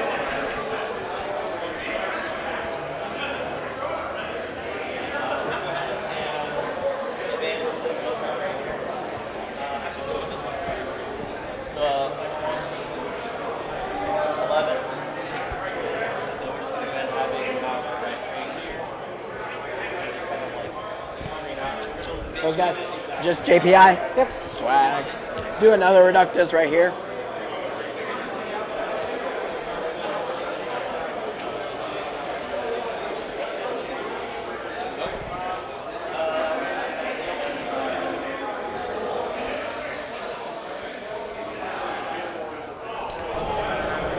All right, folks, here's what we got going on today for this round. Here's the tables that we're peeking at first here. Captain on the tank so that you know the still inside. As I mentioned before, Death Guard versus Necrons is going down. This is armored Necrons, though. We have Doomsday Arcs, Silent King, a Tesseract Vault, ready to layeth down the slap. We'll see if the Death Guard can repeat their success against Tyranids this round, because we did watch Morgan's Death Guard over here last round, where he did pretty well on this same layout. Moving over, Adeptus Mechanicus versus Tau Empire. Is going to be an interesting one. I think Adeptus Mechanicus certainly has the volume to subsume this table, but whether or not they can survive the withering firepower of Tau Empire, obviously, that's going to be the big question. We also are taking a peek over at the other side of the hall here. I do apologize that the camera is going to be a little zoomed out for right now. As I was setting up the camera, the players had immediately started moving, so I had to pull it back a little bit in order to open up some space. Orcs versus Tyranids. Sounds like a pretty explosive fight over here, so I'm pretty excited about that one. There is also Jack Harbster is rocking up against Genestealer Cults. We're going to get a peek on that game as well. That one's still setting up. There's also World Eaters versus Eldar. That one's still deploying on top of that. Way down the line, too, our Imperial Agents Hero is up against Astra Militarum. It's going to be a pretty spicy one. Militarum can get sort of scored out in a big way, and so we'll see if that one happens this time. Quentin Johnson is playing their second game against Grey Knights in a row, so we'll see if he's going to be able to knock that one out. In the same way that he did the first one, the round previously. So we'll see how that one goes. But yeah, Chad, that's what's going on in round 4 of the Tampa Open today. Yeah, we're going to go ahead and listen in on this game as it's getting its deployment on. 7 with character. Cool, thank you. If you need 3 and 6, I have those as well. Yeah, no 3-inch deep strike, unfortunately. That's only the index attachment, right? Yeah. Very sad. Okay, we'll go there. Oh, oops. Placed an extra scout on accident. Oh, you're good.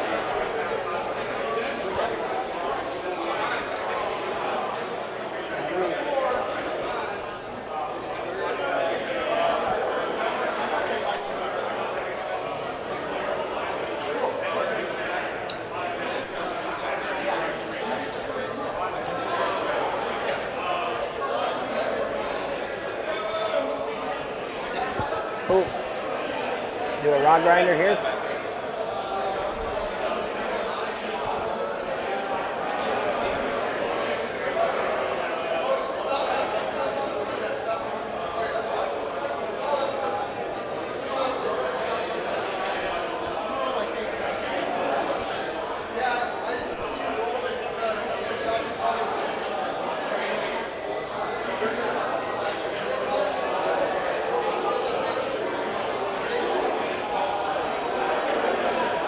Mephiston? Sweet. Do a rock grinder.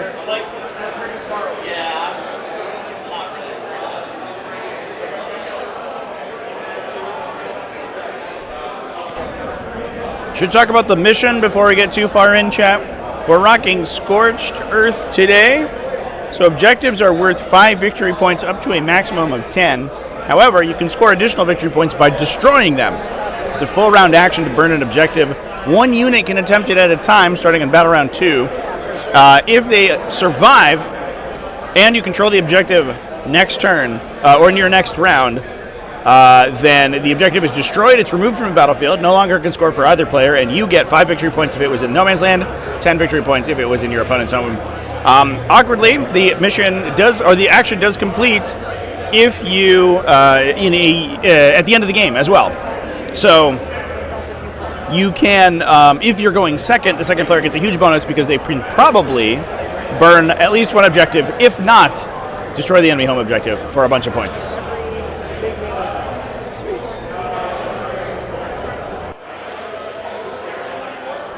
Lancer. Sweet. And I'm deployed. Sweet. Jackal.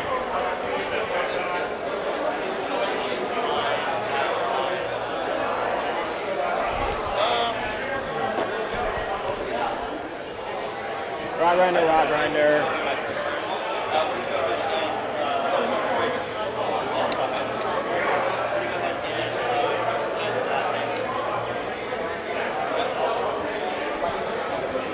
So there's a line down here. Lancer only gets 2 shots, right? For the big cannon, yes. And it's D6 plus 3? Yep. Strength 14, AP 4, D6 plus 3 damage. Awesome.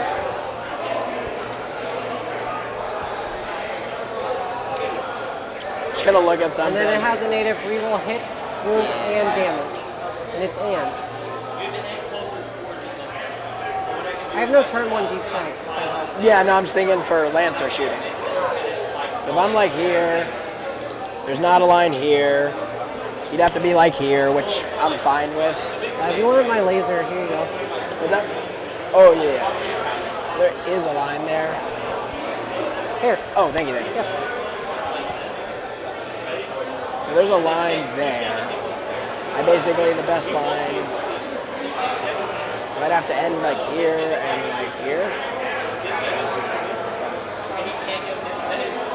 Looks right. So I'm just gonna move 9 from that position and they'll scout there. Cool. So strat reserve, deep strike. So anything that's on foot is true deep strike. Any vehicles are strat reserves. Okay. And then this guy is gonna go here. Some of those infantry are in the tanks. Yeah. So if they're lined up here, they're in the tanks. These guys are just truly in deep strike on their own.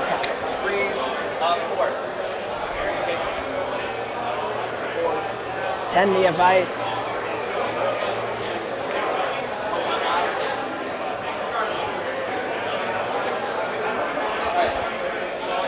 And you don't have any like deep strike tricks. It's just rapid ingress and something else. Yeah. The only thing I will say is Dante gets +1 charge. Oh, so that is an 8-inch out of deep strike. That's fair. Okay. After reroll, it's about 68%. That's not bad. It's worked all but 1 game.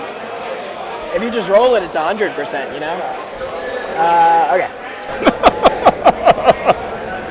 Okay. Let's hit it. It's a 4. That's a 3. All right. Hey, You're good luck. first. Big game. You cut, right? Yeah, I took the top off. Engage on all fronts. Scout moves. Oh, shit. I'll shuffle again. You can keep it, it's fine. Cool. We're just gonna do this. I'm sure you were gonna go out to all the corners anyway. Yeah. They're gonna walk up and sticky this. Yep. And then I also have 2 scout moves. Yep.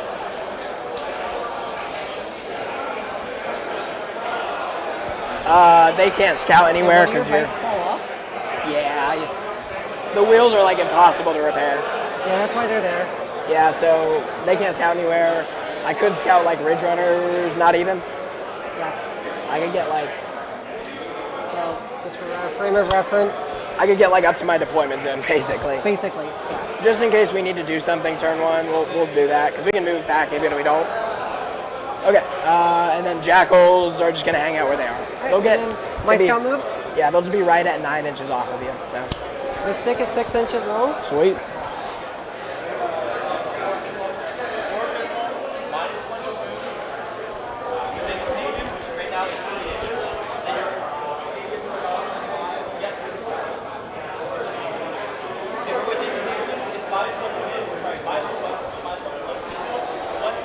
Sweet. So this is going to become sticky, as is this. All right.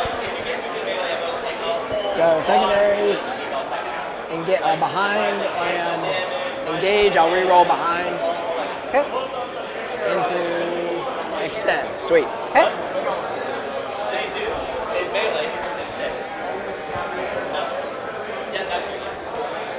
You want to cut?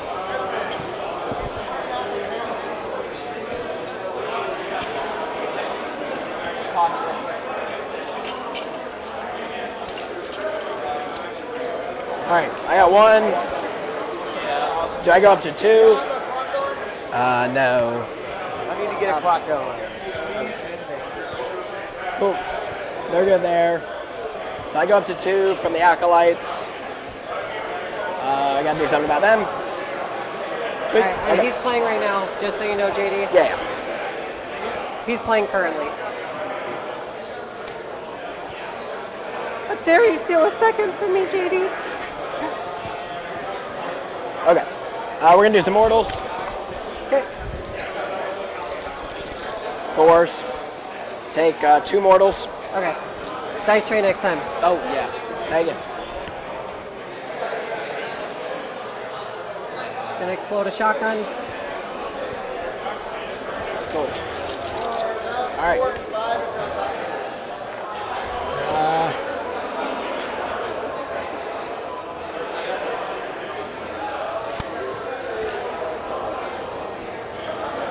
Do some more mortals. Same guys. 2 mortals. Okay. I'm gonna hop a Keller Morph out. Awesome. Is that with his movement? What's up? Is that with his movement? Yeah, he's gonna move like that. Okay, so he's gonna get up on top and then just hop down? Yeah, he'll go out here, hop there. He's got 9 inches, so. Okay. All right. These Ridge Runners are just gonna come hang out right here. Actually, wait. 12 gets them all the way on and a line there.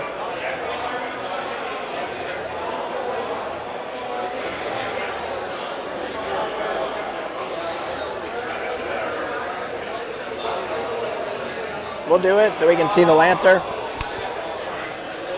This truck is gonna go here. So, Ridge Runner, awesome. Reductus, back up to here. Cool.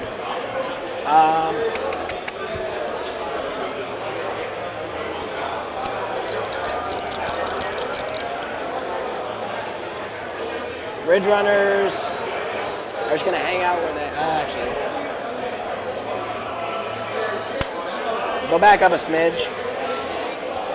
Okay. So we'll get Baby Engage and Extend because this guy's here. Maybe more if we can make this charge. We're gonna shoot you a little.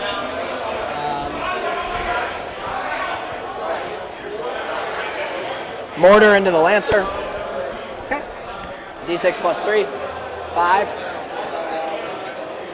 1 hit. 5's to wound.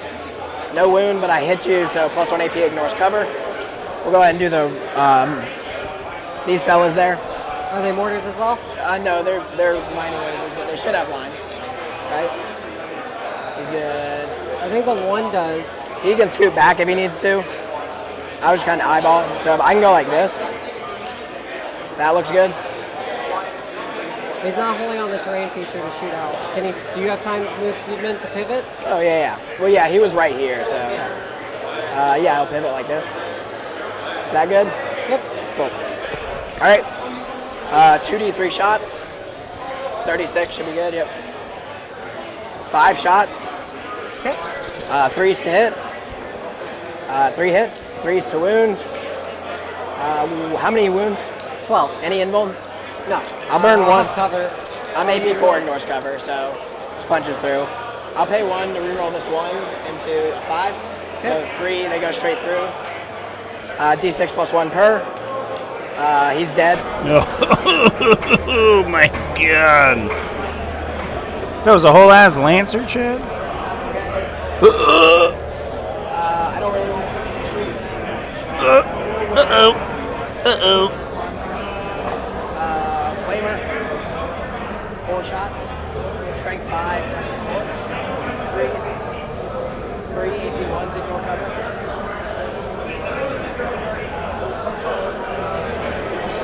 1 damage each.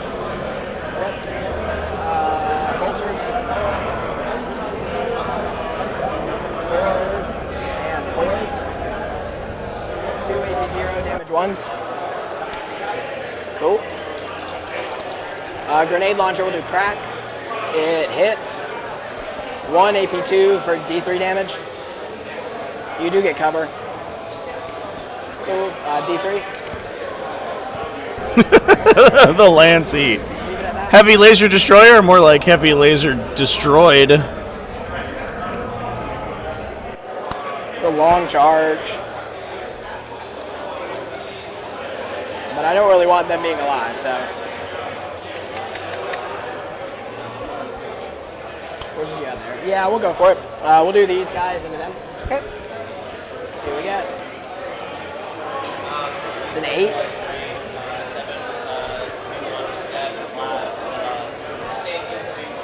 Don't think that that's going to do it. In my space? Yep.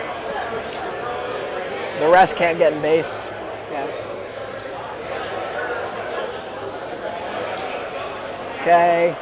Do you like select the secondaries or? I think he said he adds them. Okay. We just read what we got. I thought is what he said. Okay. Okay. So that guy's there.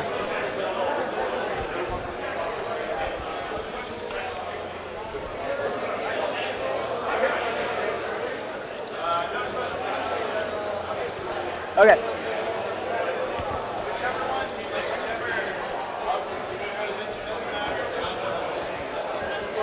It doesn't really matter. We'll pile in. Not gonna get engaged, so. Here's the guys with melee weapons. I'll save us time. Sweet. All right. So that's that. I will extend for 5, and I'll get 2 on engage for there, here. This is sticky. That's sticky. This is a hell of a turn 1 Genestealer, chat. 2 points. Yikes.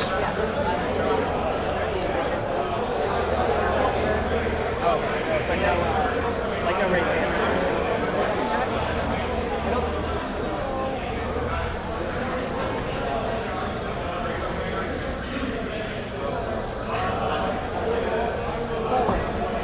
So you can action with battle line in combat.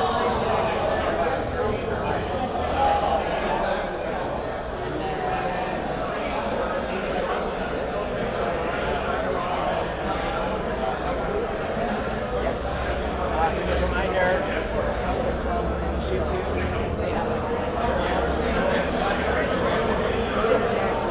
full 6 force.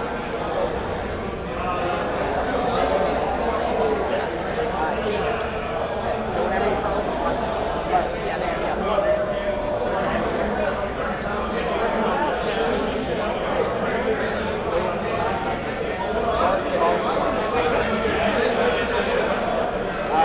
10 men neophyte, 5 man acolyte, reductive.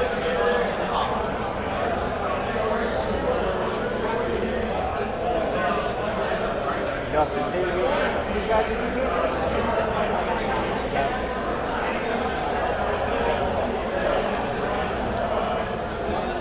I'll go ahead and roll my stuff.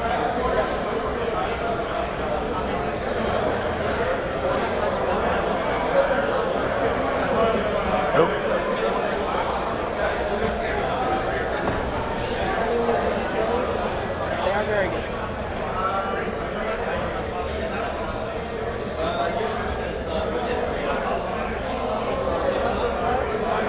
You guys?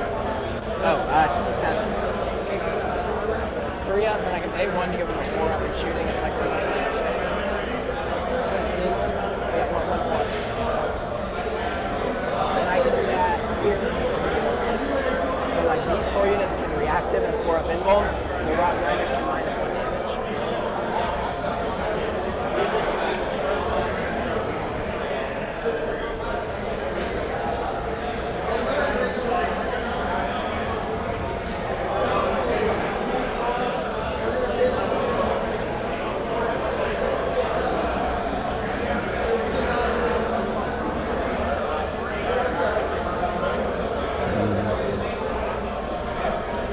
So taking a peek around some of our other tables here, chat. The I don't know if it changes anything, but if you come within 12 of the Keller one and he can't see you, he can still move, he just doesn't get to shoot you.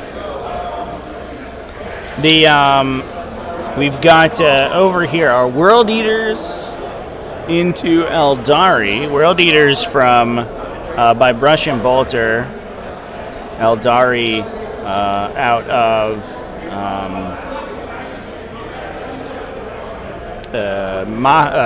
Mayhew's team. I want to say Mahu. It feels like that's how it should be spelled. But Mayhew's team. Angron's taking a wide flanking maneuver down the side of the table here. He is literally just deployed in the corner and then blitzed one side to be as difficult for these fire prisms to shoot at as possible. The Avatar of Cain, on the other hand, not doing the same thing, just rocking directly through the center of the table. How do I deal with all the pressure builds? I know. I mean, that's the way to beat them, right? Is to just put pressure on the Wraith Guard. They can kill a lot, but they can't kill everything. They eventually run out of space. By the way, this avatar is custom. This avatar in the front here. I think it's a female avatar is the idea. Kind of Jane Czar energy going on, which is pretty cool. We actually took a peek at it last game too.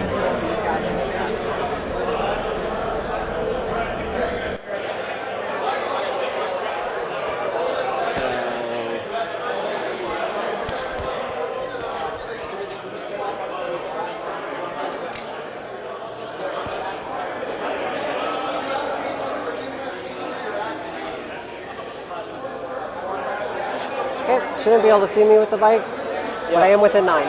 Okay. So, first I'm going to move the Kellermorph. Is he within 9? Yeah, it's 12 for him. Oh. Yeah, his is 12. If it changes anything, okay. We'll go 1 inch, so he'll back up. And then I'll burn 1 to reactive.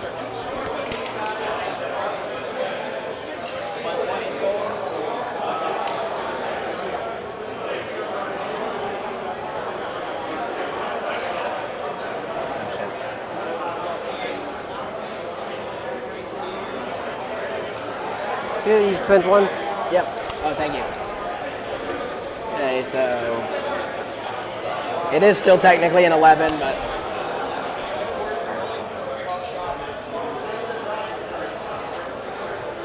it's a 9 for them, I think. Yeah.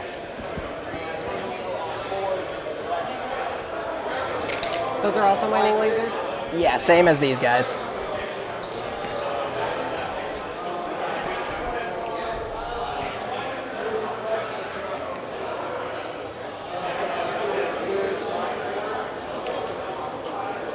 Minus 7 is 11. Plus advance.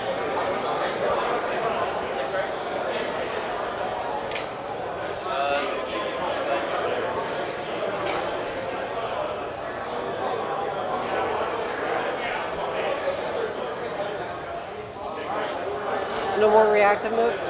No.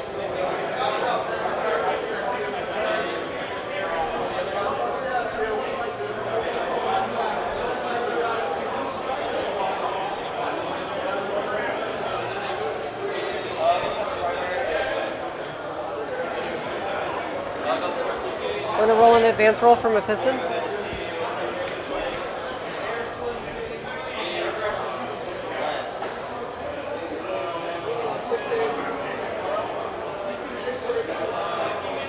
I'll let you call it. Is it 7 or just under? Oh, shit. 6. It'll be a 6. Okay. You bumped him, so it's all good. All right, some of our more aggressive tables already have battle being joined here, chat. The Tyranids and orcs that we were peeking at earlier, this one's going to be, it's a little tough to see here, but on the right-hand side of the screen behind the building there are 3 kill rigs. We got the triple kill rigs back in vogue. They push super far up the table, threatening a turn 2 on the Tyranids. It's like kind of a worst-case scenario, but Tyranids are pretty good at defeating this kind of aggressive play because Tyranids have a lot of chaff units. Spore Mines can deny advance and charge, and they have a pretty good backline of shooting that deals with light vehicles and medium or heavy infantry. So Tyranids have, as you can see at the center there, fired and double moved their gargoyles up around the kill rigs, prevented disembarks, prevented movement through the center of the table, and begun clapping into these things with exocrine shots and with Tyrannofexes. We'll peek into this one in a little bit as things go on, but this one looks like it's going to be a very bloody game. Tyranids, I actually don't hate this matchup, which is pretty tough.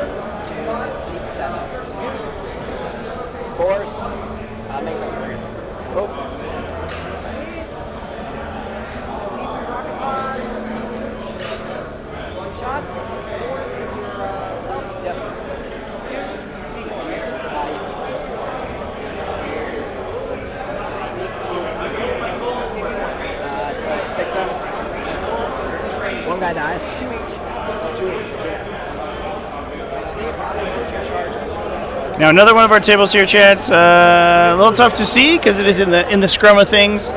Quentin rocking against Grey Knights, and in the middle of the table there you can see a huge phalanx of Grey Knights. Seems like we are seeing the counter Sororitas Grey Knights play, where you just play as aggressively as humanly possible. 4 Dread Knights running up the center of the table. 1 is deep striking into the Quentin's backline to try to take out these these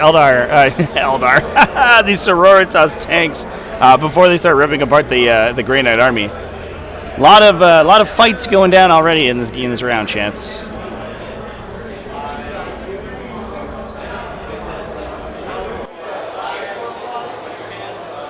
Those mining lasers are kind of ridiculous.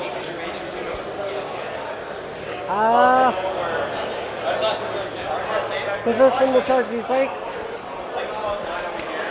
7. Boink.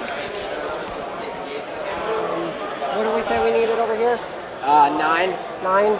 Yeah, because they were just outside of 9 because I couldn't reactive. So they'll roll 9? Cool. Cool. Okay. I'm going to walk around for this movement.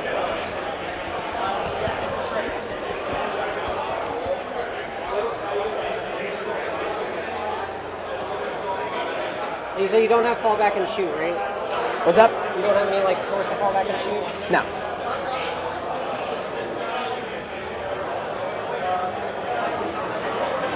So, I assume it's intentional, but Tucker's whole deal is extremely fast food oriented. And this Ridge Runner is a Domino's delivery vehicle. He's also, his gaming uniform is a Taco Bell shirt. I don't know what the meme is, but I think I appreciate it.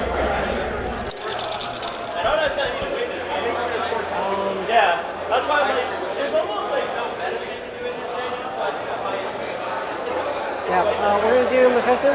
He's 6 stack space, plus 1 for charging. Hitting on 2s. Wounding on 2s. Strength's 8. Strength is 11 on the charge. Oh my god, okay, yeah, that'll do it. You have 5 at AP minus 3. They go straight through damage. So First one just kills the guy, yep. Second one, D3. 3 damage. It puts the bike down to 1. So how many do you have? Oh, you just kill them. Okay, cool. Do they come back on a 4? You just kill 3 more. That's enough? Okay. 4 up to come back? No. Okay. Cool beans. Fighting over there. Sergeant with Power Fist, 3 attack space, plus 1 for the charge. 3s. Strength 10 on the charge. T7. 3s. 2 at AP2. 5 ups. Make 2 me damage even. each. He's down to 1. Each chainsword is 4 attack space, plus 1 for the charge, so it's 4 guys times 20.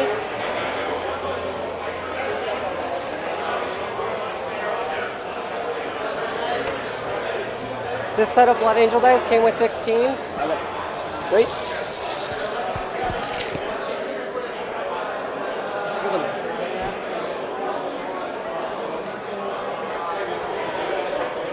Wounding on 5s, because I only get the 6 on the charge. Yep.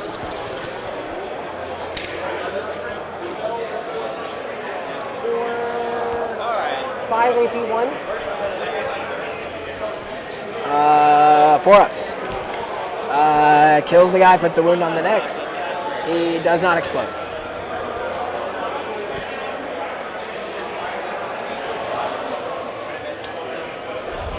Would you like to use these? No. It's all good. Okay, so I mean, sure.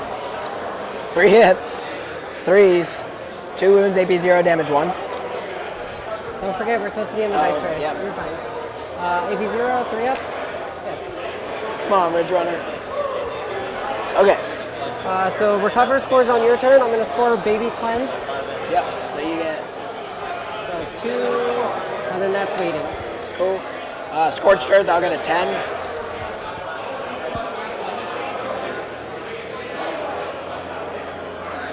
Cool. Alrighty. Do we need to change battle round on this thing? Oh, yeah, I think we go round 2. Okay, cool. And I get in a CP, so I'll be at 2, you'll be at 1, right? I got to 1. Do I go up to 2 on a 4? I do. So I'm up to 2. Cool. 2. Awesome. Okay. So I got my 10. Secondaries are no prisoners and assassination. Hello, Mephiston. Alright, well that was really good for you. 6 wounds. 6 wounds, T5, 2 up, 5 up, 4 up. Sweet. Awesome. Okay. We're gonna screen you, surprise. So that gets to here, which 12. So that way he was here. So he went there. All the way up here? What? Well, you don't have to go through. You can go through this without taking movement off. So they're going 12. He was the furthest that way. They'll just follow. They're going to do mortals. All right, Chance. We've answered aggression with aggression over here in this Eldar game. It kind of feels like we are watching the evolution of a metagame right as we speak. World leaders pushing super far forward, running this Angron down the line. Eldar have responded by just ramming E10 Wraithguard into the direct center of the table. It's crazy. A lot of times you would see these Wraithguard duck in and out of these buildings. Not today. This is what happens when you play a ranged attackless World Eaters build. Who cares? You're not going to duel Warwalkers and come out on top with the ranged attacks. So instead, all we're going to do is run all melee. And that just means the Wraithguard become an honorary melee brick, essentially. Absolutely crazy play from these Eldar over here. Our other games, it looks like are sort of progressing as we would expect. So not much else to report elsewhere. We do have Adeptus Mechanicus trying to take over the center of the table against these Tau. Seems like Tau are clearing them off pretty effectively, though. That looks like a lot of dead Taraxi, unless they're in reserve, which, to be honest, I kind of doubt. I think that the Adeptus Mechanicus are getting... Oh, actually, they've charged into the Tau at the front line, actually. That's what's going on. I'm sorry. That's a misread on my part. It looks like there's a Ruststalker unit engaging the broadsides in front of the table there. I think there's an Infiltrator unit on the right side of the table engaging broadsides back there as well. So it's less of the Tau sweeping away the middle, and it's more that the middle has charged into the Tau lines to pin them down for a turn. So trying to keep the Tau off of these objectives for as long as possible. Potentially burn some objectives in the middle, so Tau's late game scoring is hampered. That's also a consideration to be had here as well. Advance the Reductus. They're Iandin Wraithguard. Yeah, they're just filled with rage. Indeed. Why is the Wraiths here so bad?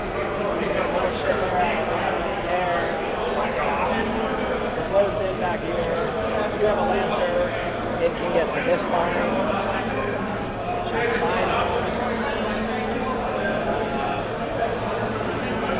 Charge in. Grenades, half that stuff.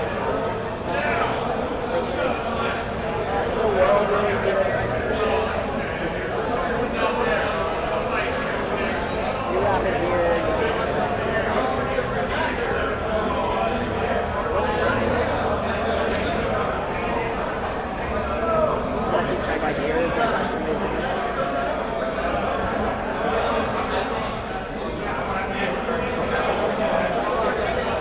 Yeah, I'll throw the 5.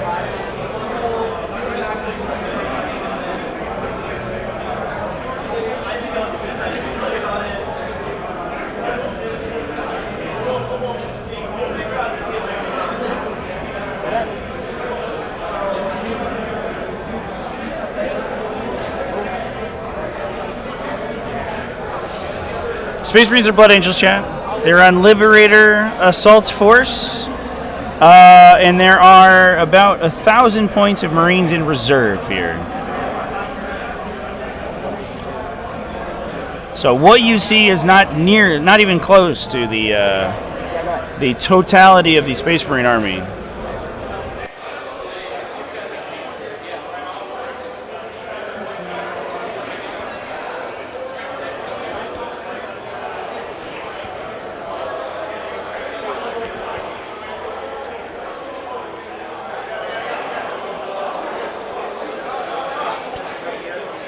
In this wall, you can't see me, right?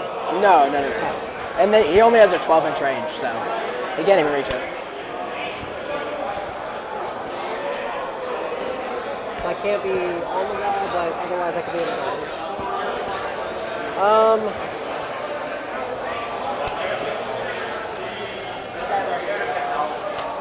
I'll do this.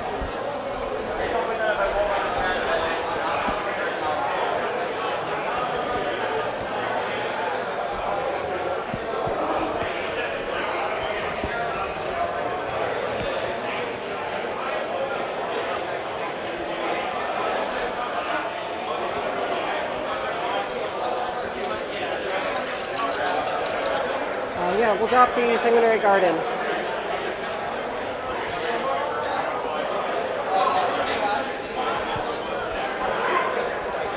Hello, Dante. Hello, Dante. Dontavius.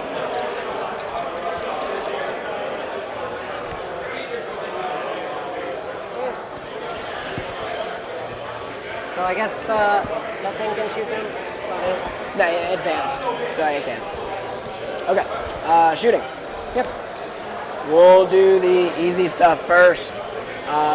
Go-karts all into Mephiston. Okay. 2d3 shots.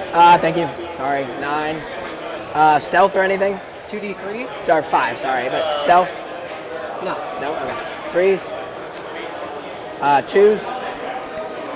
Strength 12, right? Strength 12, yep. 3, AP 3, and I can see all of you. Yep. Okay. 10, yeah. Okay, so. Takes 1, 2.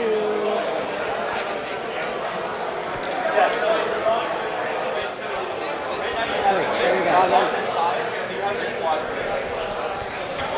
He's going to put his stubber into the JPI. R.I.P. Mephiston. Pretty good. Yeah, Sad times. He doesn't, but they do it to war carriers and also ballistic skill. So 4 is to wound, re-rolling, because twinling, it doesn't matter. 4 AP 0 damage 1s on these guys.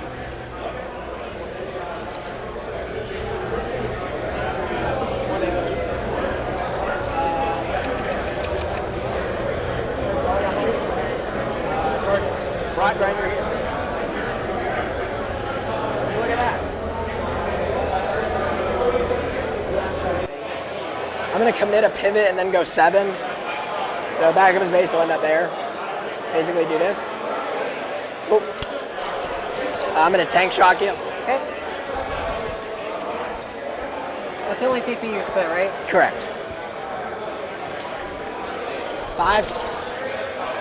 Take 4 mortals. Cool beans. They can't charge you. We'll just go ahead and fight. He'll pile in. I don't know if you get there. That's what I'm thinking.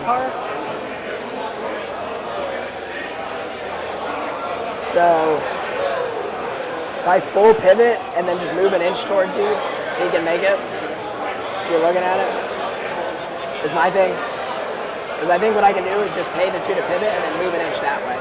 Because I'm within 2 of your guy here. Right, but you'd have to be able to pivot into your own guy. Couldn't I go like this, like that, right? That's what I'm seeing, sorry. So if I pivot, That's what it is. and then move an inch, that gets me up to there. So, he'll fight you. AP? -3. 2 damage each. 3s, 2s, because strength 10. Oh, shit. 3, 6, 7, AP, 3 damage 2. Cool.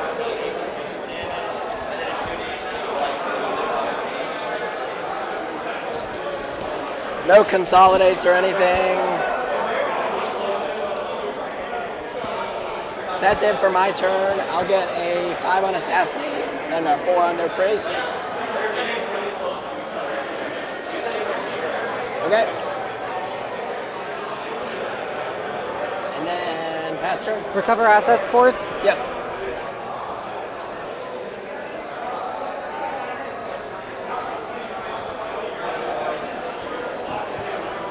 Oh, this is sticky now for what it's worth. Why is it sticky? Because the jackals were on it at the beginning of the turn. Sabotage, engage on all fronts. Sounds good.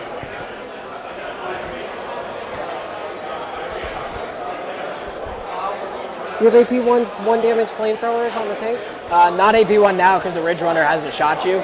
It's just strength. On the tanks? Oh, yeah. 2d6 shots? 2d6, strength 6, AP1, damage 1. Okay. It ignores cover, but yeah. Toughness 5 or 6? 4. 4. Oh, crap. But in melee, they're -1 to hit and wound, right? -1 to hit and wound melee. Very cool. If you have higher strength than me, which is, yeah, kind of.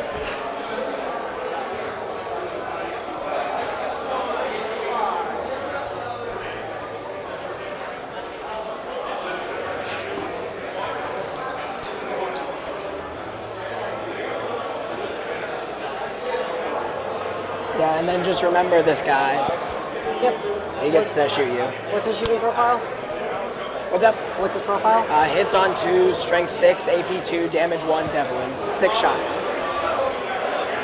So it probably picks up like a Sangard. And then if you come within 9 of her, on a 2-up, you take D3 plus 3 mortals.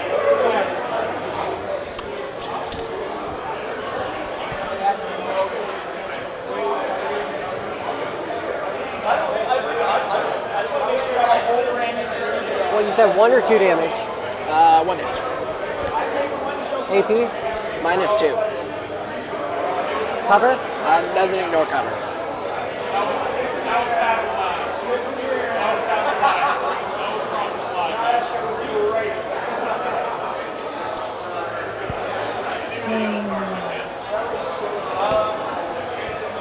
There is never a good target in GSC. Yeah, and he's doing the burn action. He didn't shoot at anything, he just moved down. Okay.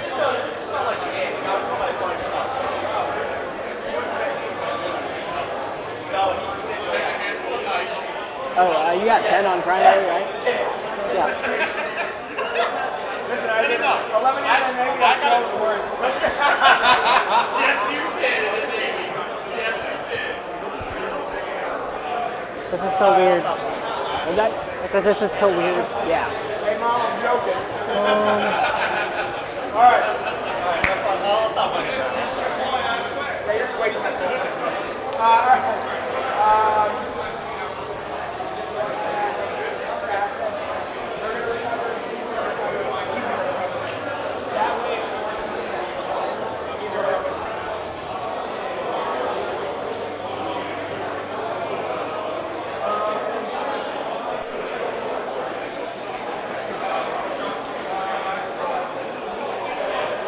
So some little developments in our Tau and Adeptus Mechanicus game. Tau have broken the encirclement of the Skitarii Hunter cohort. A Riptide battlesuit is pushed into the center of the table here. They're still trying to get out of the Ruststalkers infiltrators that are pinning them in, but they are now taking the center of the table. The awkward thing to worry about, though, is that these do look like a lot of Ranger units, but Skitarii Hunter cohort can have a very good matchup into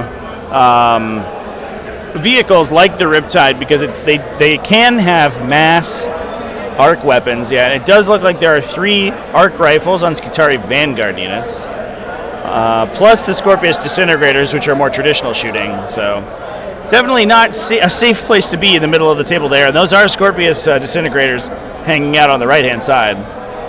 So that's going to be a little dangerous for it, although it looks like it is in a spot where it's going to be tough for them to get line of sight. So hopefully it can remain that way.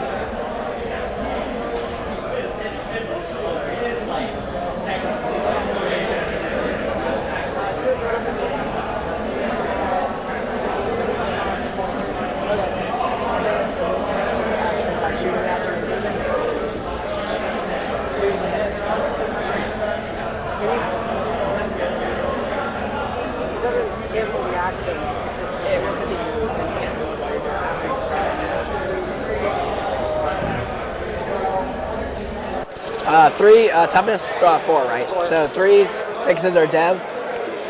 So 3 saves, AP 2, damage 1. Clever? Cool. 3 ups? Yep. Cool. You said AP 2 or? AP 2, damage 1, yep. Cool. And then he'll move 3 inches. Yeah, it's interesting that you can't be selected to shoot. You're not eligible to shoot while you're performing an action, but a move will cancel. Shooting doesn't cancel. You just can't shoot. But the move will cancel the action. Kind of a bizarre idiosyncrasy. Quentin's game against Grey Knights is going pretty well as well. There are only, of the 5 Nemesis Dread Knights that were on the table at the beginning of this turn, there are now only 2. Now, whether or not that is the result of reactive effects like Mist of Deimos or killing those models, I don't yet quite know, but it might be that Quentin is simply destroying his opponent here. There is a Morven Vol as well as Saint Celestine in the center of the table as well to it looks like counterpunch that really aggressive play from the Grey Knights. So we'll see how that one shapes up. There is some Strike Marines engaging tanks and things elsewhere on the battlefield, but it does look like this one might be a bit of a sweep for Adeptus Sororitas unless the Grey Knights can pull something out of their hat.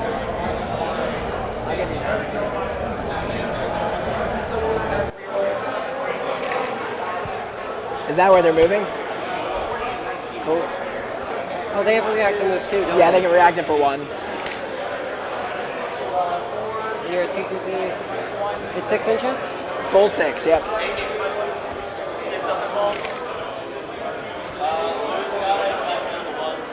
Yeah, that's fine. Cool. I'll burn it.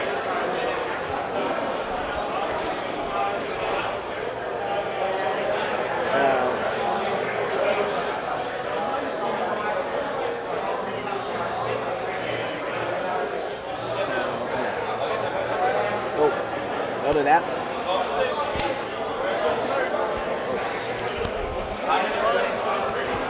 Okay.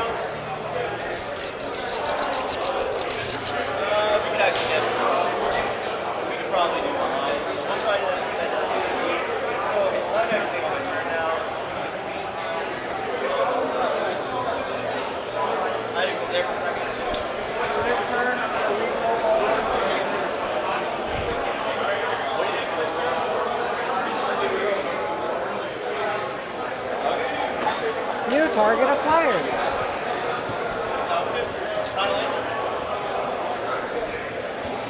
See you blown up? Yep. And if you come within 9 on a 2-up, you take D3 plus 3 mortals. Already within 12. Within 9. What? Within 9. Yeah, I'm just not gonna move. Gotcha.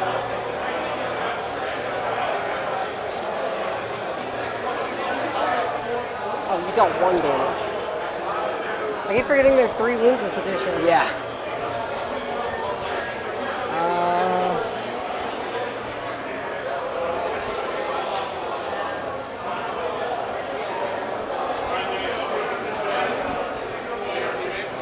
That's the end of my movement phase. I actually kind of love these Sanguinary Guard, chat.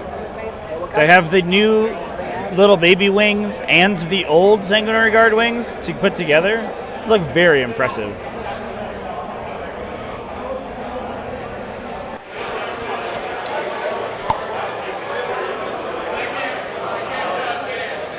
Yeah, basically it has to be behind here. I mean, I could also probably... Can I go on my deployment zone? Oh, it's right, it's strike. Well, I could with a deep strike, but yeah.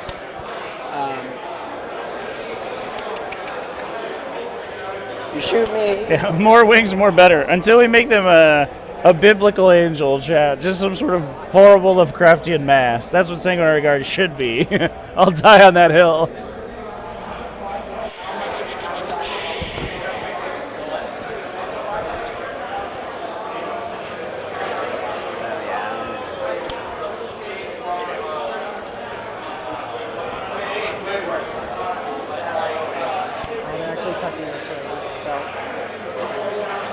Yeah, I mean, it'd basically be like right here, which means that the Lancer can see.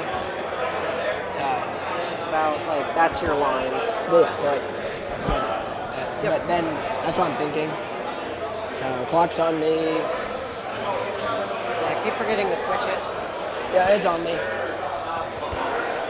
But then like you're not shooting here, which means this is here, this is, and if you kill that, what kind of shooting does this have? If you're in full, a heavy stubber and 2 storm bolters. At full rapid fire range, it's 14 bolter shots. Yeah, I will do it. Okay.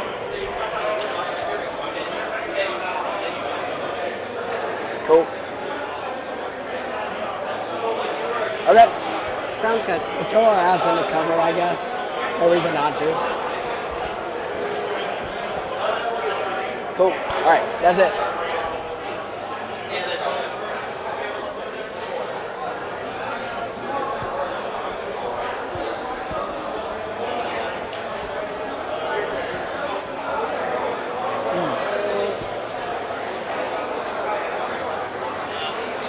Shooting phase. Yep.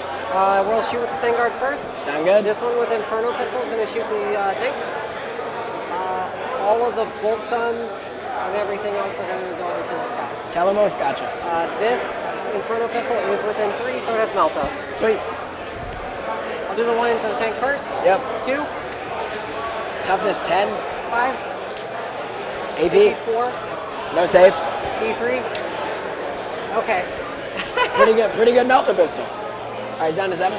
Telemorph Melta. Yep. Hits. Wounds to AP4. 5 up Inmon, nothing. He's just dead. Nice.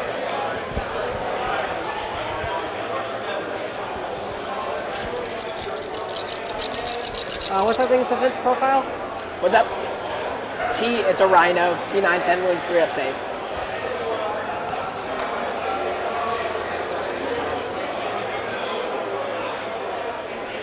The scouts over there are going to sabotage. Sounds good.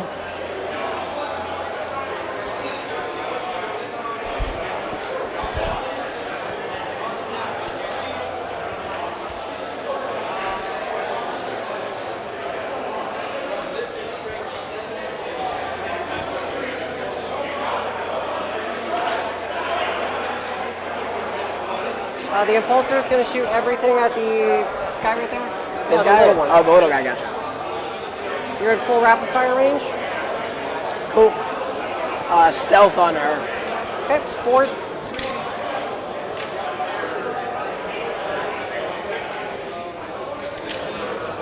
T3. 3s. 4 saves, no AP. 5 ups. She's dead. Okay. Sounds good.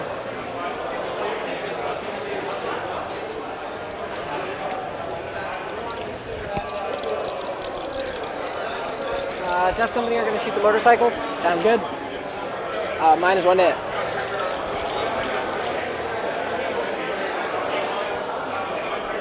Alright.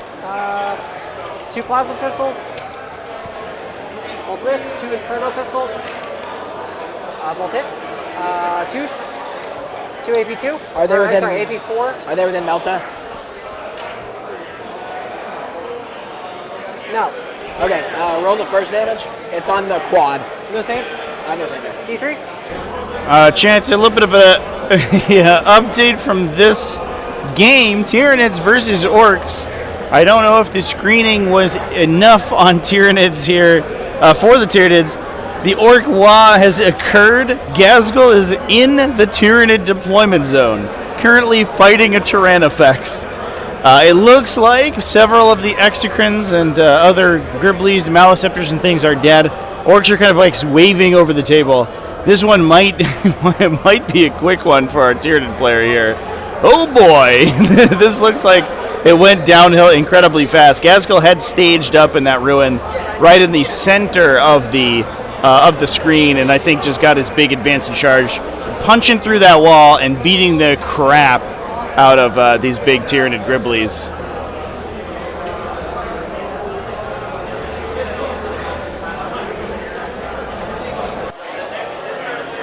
Which truck do I want to explode? It's a question.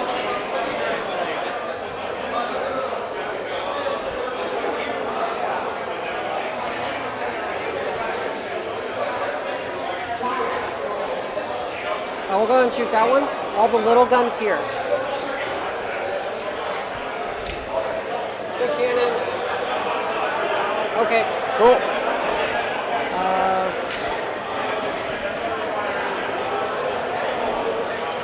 And then they are T4.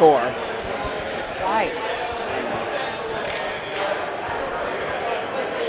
Are they stuff? Nope. 4s. 1, 2, 3, 4. 4 5-ups. Are they 1 wound? Yeah. So 4 guys die. Can you just hand me the 4? Let me just see if the rocket kills them. Yeah, you got him. Comes back on a 4. Good, they come back. I don't like that. Sometimes. 50% of the time, it works all the time. But, blip.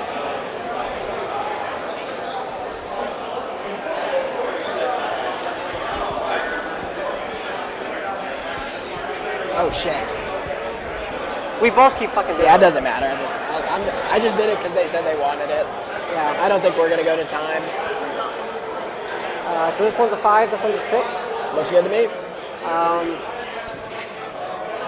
Oh, your sticky's gone into the movement phase. That's right. I thought I did It's check. every phase checks. Yeah. I think it's actually the top of the phase, but the top of the shooting phase. They're 2 OC each. Yep. Oh, because the banner. Yep. Sweet. We will go ahead and declare a multi-charge onto all 3 of these things. Sounds good. No, because I'm trying to get to engage.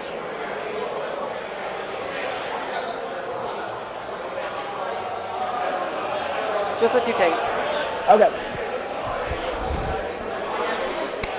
You're good. Nah, that's all good. He was already broken. Dante gets +1 to charge rolls. Fails. Okay. Yep.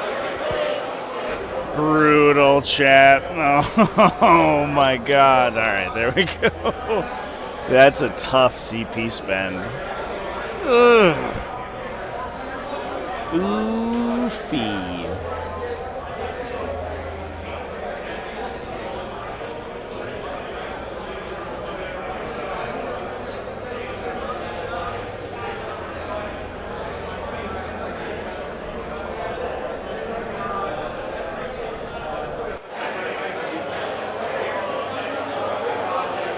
Nobody else can base. Yep. Just gonna kind of go wherever they want. I think we're down to a single Nemesis Dread Knight in Quinton's game over here. Oh no, there's 2. Excuse me, chat. There are two. Oh boy, that's a tough situation to be in right there. Die and I consolidate here, and that gives me engage. Well, wait, because like he has to come back, right? Oh, Like, true. So I don't think I can get it then. No, I mean you could get a small by charging over and being there, but that's probably it. Death Company, you're gonna charge here? Yeah. I was hoping I could get full. Yeah. Got it.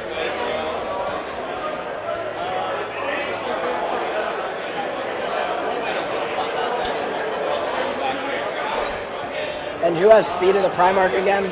This squad. This squad, okay, gotcha.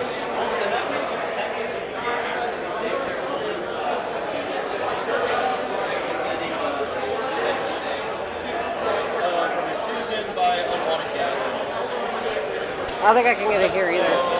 Yeah. I can grab the objective though, so I'll do that. Cool.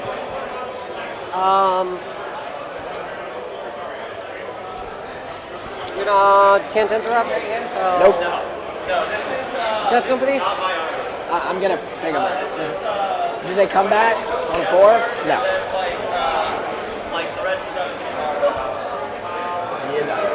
We'll take the 3-inch just to own the objective. Yep. Sounds good. I think this is the first time as a Blood Angel player I didn't get engaged. Yeah. This circle's kind of fucking me.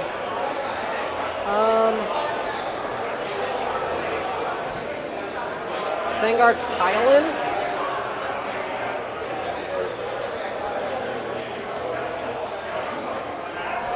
They have a 3-up, no Endmold? No Endmold. Any defensive strats? Armor Contempt. Okay, cool.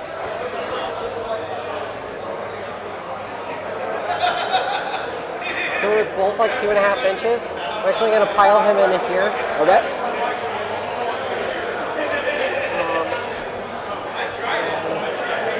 Pile him like this. And like this. Dante will swing. You're good. I'm so sorry. No, you're fine. Dante will swing here. Okay. You 5 Sangard will swing here. Okay. 1 into that. Swag.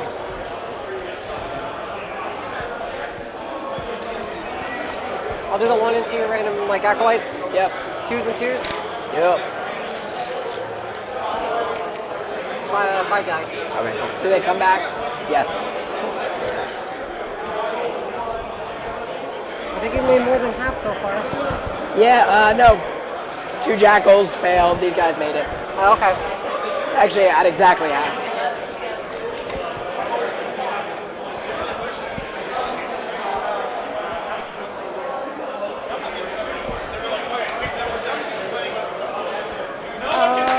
Just lost a die. Oh well. Dante. Yep. Into the thing by itself. 2s. 6s are lethal. Yep. This is into the truck? No, the... Oh, the Dante's grind. this guy. This one Oh, here. yeah. Okay. Yep. Strength 10 on the charge. Greased. You have 5 at AP3. 6s, baby. 2 each. No explode. Okay?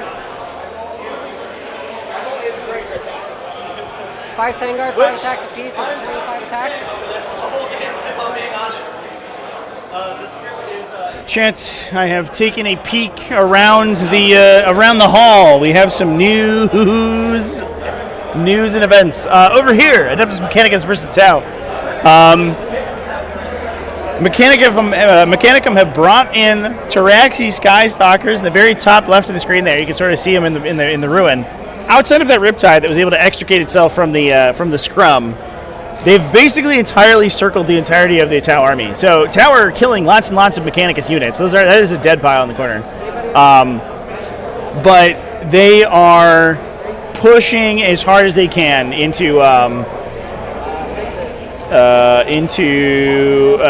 pushing that army as hard as they can in order to force that score up as much as possible. Oops. we can also see some other interesting things going on in our Eldar game. If I can rotate my camera around. All right, here we go. Eldar versus World Eaters. I appreciate the fact that every time Angron is on the table, everyone basically feels like they just beeline for the big exciting fight. And we had Angron versus the Avatar of Cain. As we mentioned before, that Wraithguard unit just literally rushed the center of the table, like move, shot, double moved into the middle. Got charged by Exalted 8-Bound, didn't die, started regenerating, pulled out of combat and started killing them. So they basically funneled the World Eaters into a fight. Angron charged the Avatar of Cain and allegedly, according to the World Eaters player, an unbiased source, totally whiffed. I guess only got 1 or 2 hits through the Avatar's half damage, basically kept it going, and it looks like the Avatar in the swing back half killed Angron in one shot there. So Angron not winning that duel, between the duel of the champions here. But if all the Eldar's focus is on taking Angron down, that means they're going to have a tough time dealing with the immense numbers of World Eaters. Exalted running around the sides of the table over here. So this game has ended up being incredibly spicy.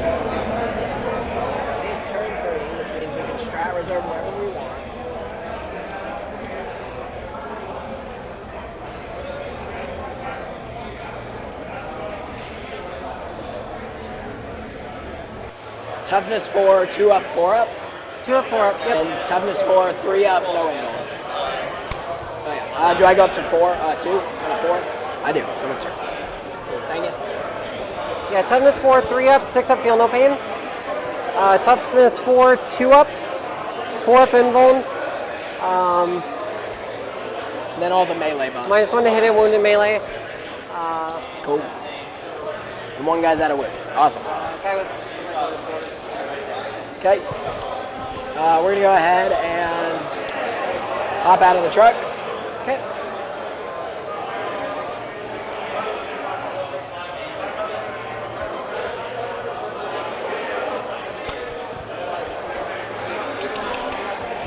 Yeah, that's the goal. That makes it.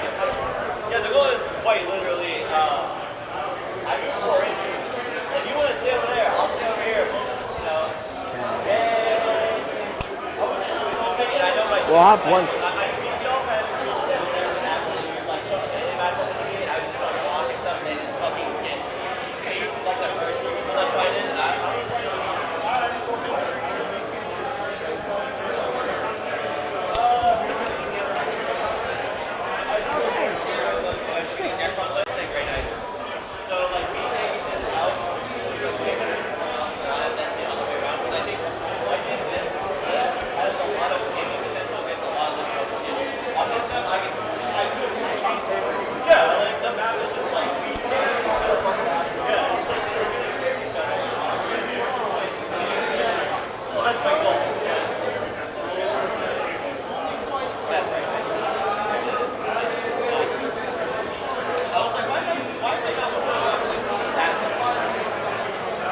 That's them and their move.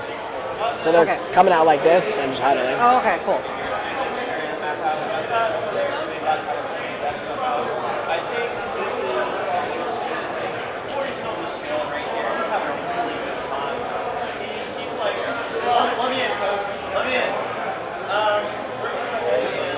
Sorry, I'm gonna fall this back first, like this. How much does he move? What's up? How fast? 12. So 6 there, 6 over.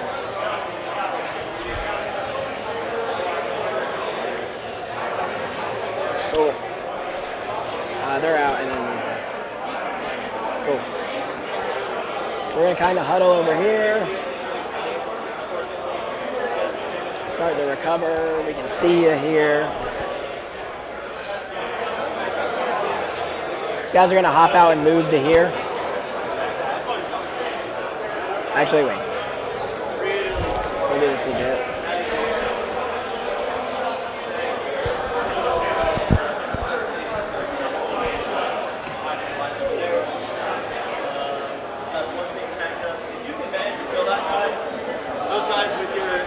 3 attacks. She's recovering as well.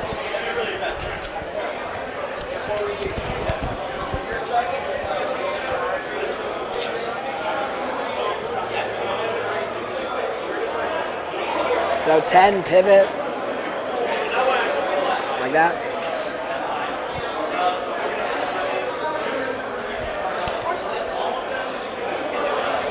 There's still guys inside, or they just got out? No, they just got out. So yeah, I took them off the top.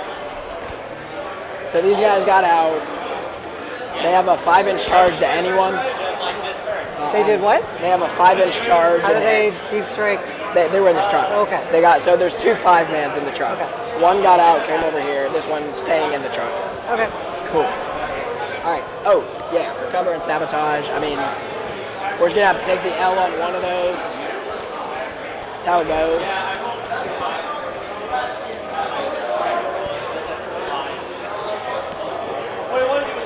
We can deep strike the Keller morph.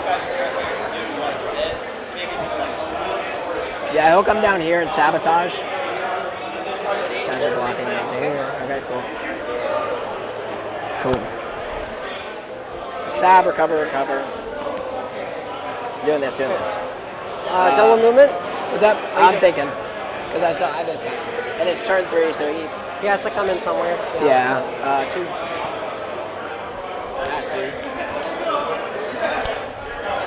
I think that this is just... Oh, I also have 2 guys in deep strike, so I have them too. From the Colgan. But they can come later, right? Because they joined No, they later? come now.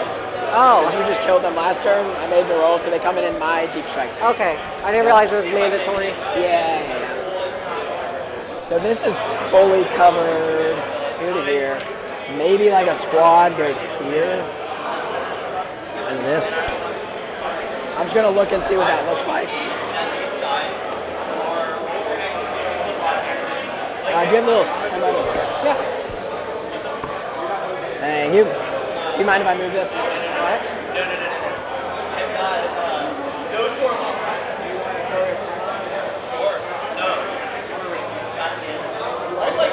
I'm gonna. Do you get if I move this too? Yeah. And also, like, make sure you know that. Yeah, they're not gonna come over here. If anywhere, they come over here, which is like. I swear I can. There we go. Down to 2. I don't think so. These sticks are what a champion. They're so useful. If you play a Deep Strike Army, I highly recommend those, by the way. Hashtag not sponsored. Shout out to our sponsors though. We love them. Army Painters, Not Goblin Gaming, and The Standoff. Exclamation point sponsors in chat. The chat bot just posted it, but I'm gonna post it again.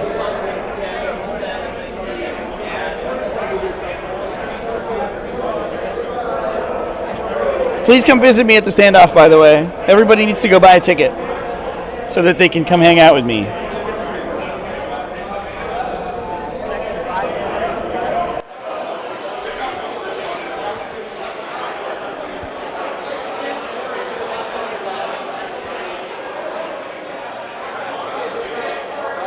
Yeah.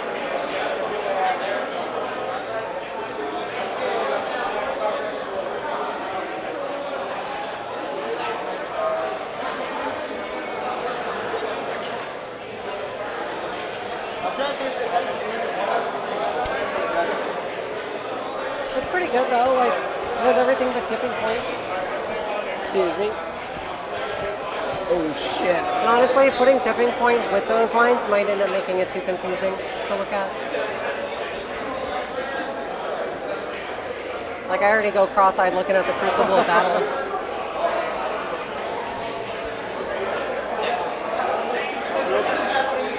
I'm not sure. This probably means bad, right? We don't know. Probably don't know. Okay, they'll go there. Like, I've been killing shit. It doesn't matter, yeah. And then we're just gonna, you know what? Fuck it. What do you got here? Is that 9? Yeah. Sweet. You want it at 9 or? I would like it right at 9. Thank you so much. Should be good with 6. Awesome. All right, now I am done. All right, we will rapid ingress. I believe it. Question is where? Got a really good screen going.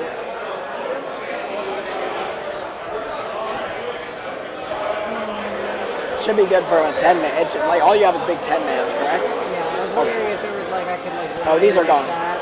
No, because this guy goes to here, and this Maybe guy. a 5-man, but not a 10. Yeah, you don't have any 5s though, right? Okay, cool.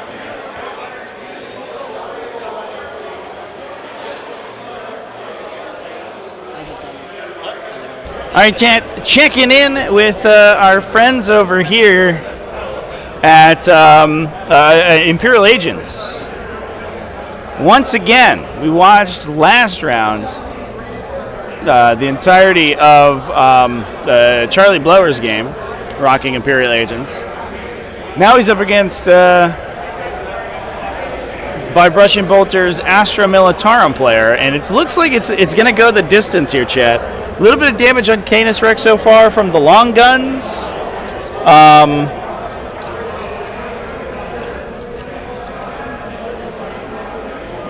But a lot of these Subductors and Imperial Navy Breacher teams have sort of like held off around the corners here. Not quite as incentivized to push as far forward as we saw them do against World Eaters. Right now, we still have the Deathwatch kill team chilling in the Rhino there, which is just scoring points passively. Militarum kind of moving up the sides of the table, but struggling a little bit to get through all the multiple units of Agents of the Imperium infantry that they have to fight through. We also have an Aquilon squad right near the camera there, just dropping in on that objective. Do some hashtag just Aquilon things.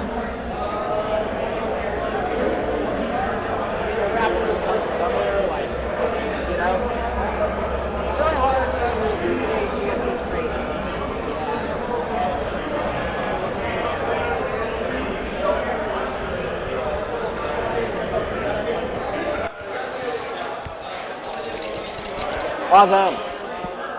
All right.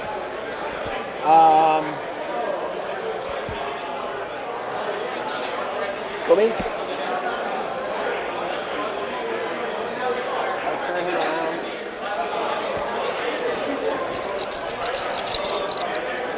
Six up, feel no pain, right? Yep. Cool. Awesome. Is that it for your move? That's it. Cool. Shooting, we're going to do the easy one first. These acolytes here, 5d6, 3, 6, 9, 10, 13, 5, 10, 12, 13. 5's re-rolling. Okay.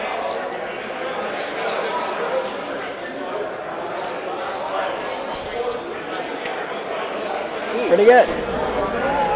Yeah, I think Tucker knows about how the cult ambush mechanics work.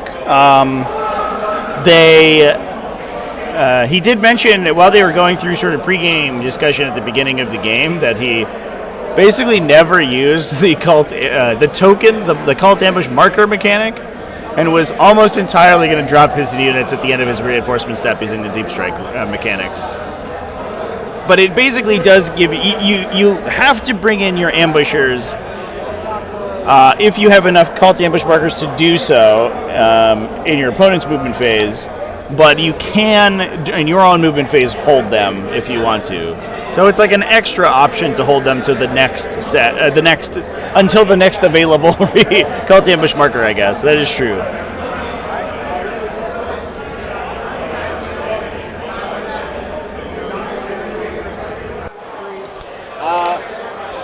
Ridge Runner is going to go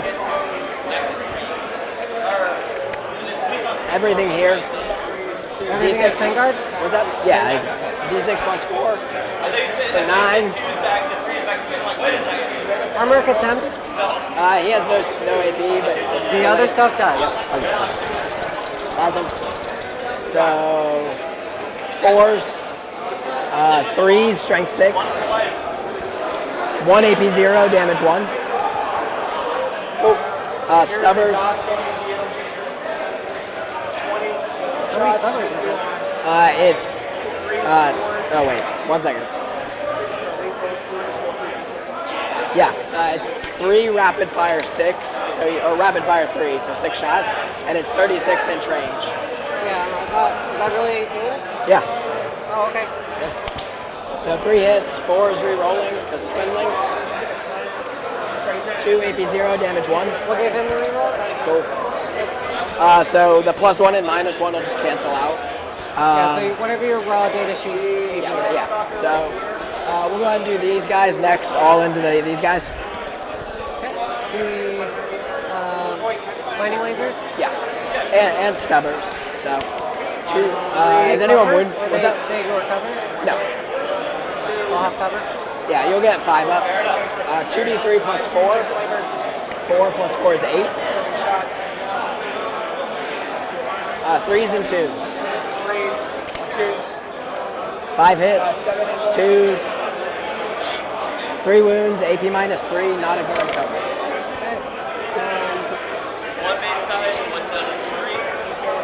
Because of the second laser, I got cover. Yeah. -3, so. Yeah, I guess that is true. You aren't technically required to arrive off of the marker. I think I misspoke there earlier, Chad. You can set them up in your reinforcement step. If you don't, at the end of your opponent's move phase, you can select the marker and place them next to the marker.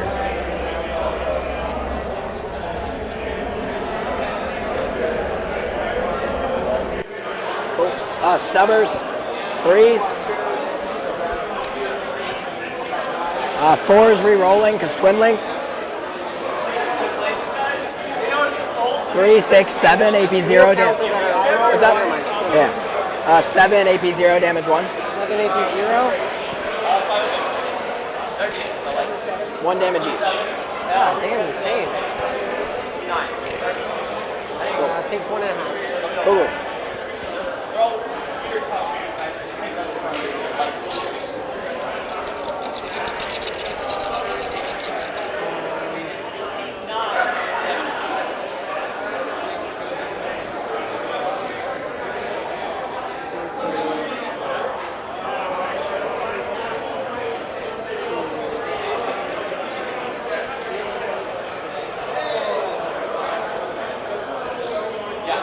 Cool, so now everything else is +1 AP.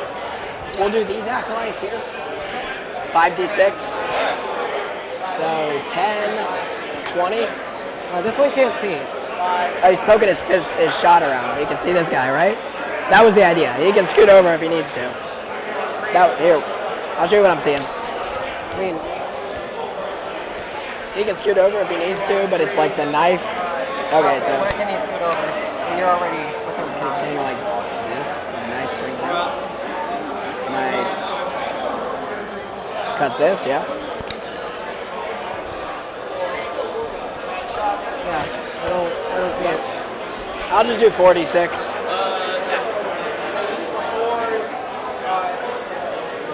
I mean, technically, this guy could never have landed there either.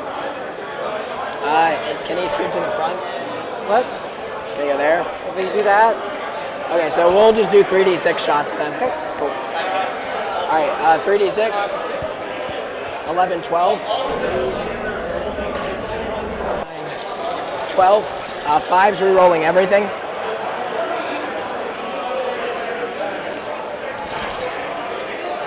All right, 8. AP -1, ignore cover. 4 is back to 6 up? Yep.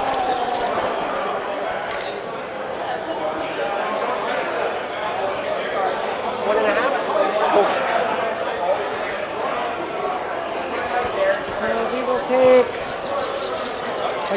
now that one's 3, 6, 7. 1 dying puts me to only need 1 coherency.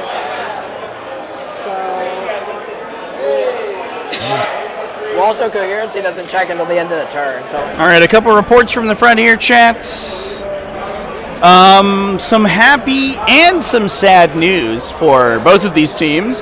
This game over here, Tyranids versus Orcs, does not look like it's going to go over the Tyranids. We can see Gaskell has removed the Tyrannifex that he was standing next to. He took that thing apart with the with his big claw, his big cool claw. Oh, there he goes. He's going even farther now. There's one Maliceptor and one Tyrannofex chilling on the side of the table, sort of at the far side of the table from the camera. And then there's some sort of scattered Tyranid utility stuff in the middle there. And other than that, Tyranids have been basically entirely pushed off the table. Most of the Tyranids remaining on the table exist basically within their 25% of the board. So this does not look like it's going to be long to wait. I took my camera off of Quentin's game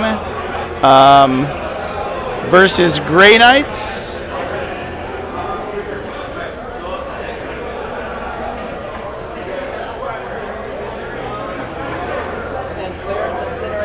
That is Andy Powell's Grey Knights. But that game is also looks like it is all over but the crying, unfortunately, for by Brush and Bolter. It looks to me like, and maybe this is some teleport chicanery. It looks like the Adeptus Sororitas have rinsed all of the Dread Knights off the table. I think all 6 Dread Knights are back in the box now.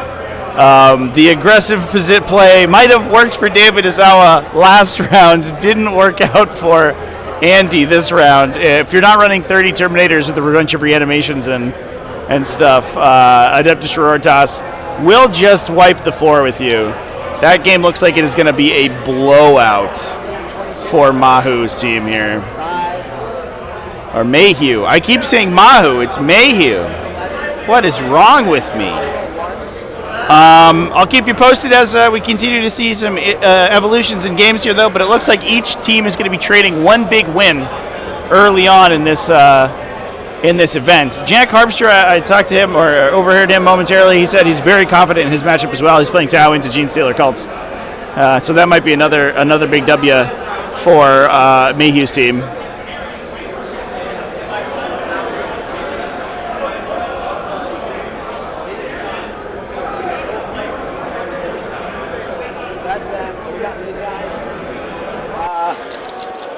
I'm going to burn one to grenade. Do you have any field no paint against mortals? I can spend. The Genestealer cult vehicles are painted, chat. We can take a peek on our pivot cam here.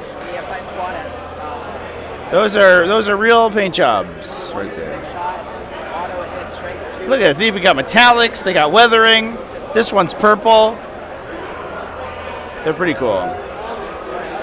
They're actually the army's a little Technicolor here. I think some of it might be borrowed, but goodbye camera.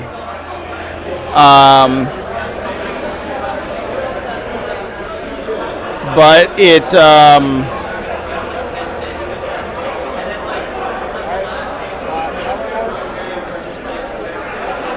man, the camera entirely freaked out. I'm sorry, chat.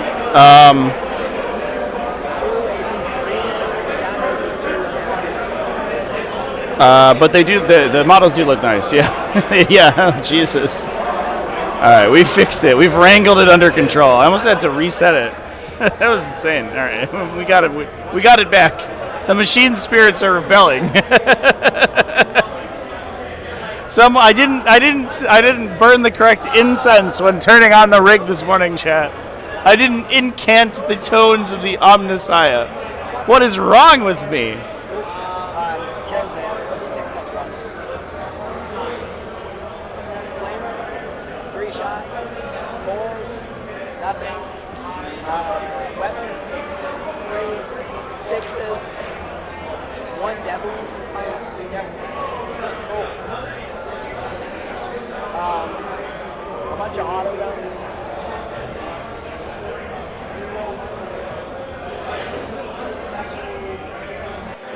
Fives, 2 AP1s down to 0. Cool beans. Same exact thing from the next squad. Actually, we'll put this truck down into them. Autocannons, 2 hits, 3s re-rolling. 2 twin link. 2 AP -2 down to 1, 3 damage each. Cool. So kills 1. Gummies. These guys are ridiculous. GFC? Yeah, they're nuts. Mining laser. Sorry, shooting It's like, the what's next squad. happened? Shooting the next squad. No hit on the mining laser. These are like regular dudes who are just slaughtering space marines. 6 shots. Strength 3 weapons. 2. If I was a tech priest, I would forget the blessings. I'd be excommunicated from the Omniscient Church like immediately. 3 shots. 4s. 1 AP1, but down to AP 9. Awesome.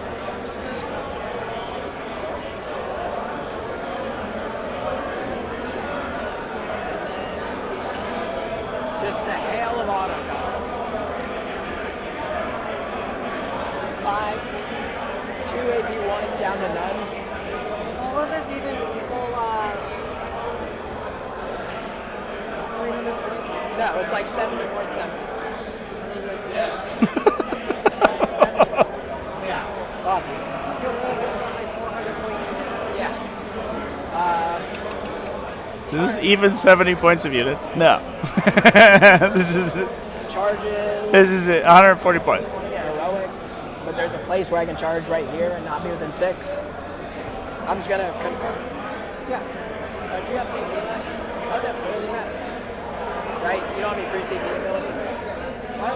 You don't have any like free CP abilities? Okay, so where's the rest? We have captains. Rock Rider is in there. 8 makes it. Space Marines were like the OG free CP. What do you mean Space Marines don't have them? What's the melee like here?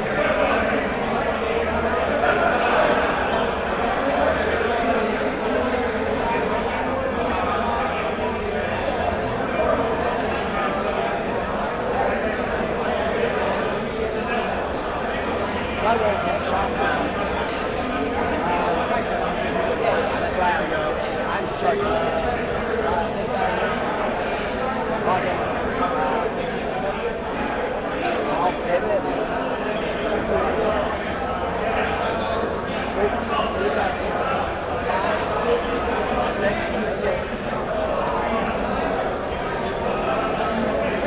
what? Yeah, 6. It was a 5. I checked them there. They were within 5 of all of them.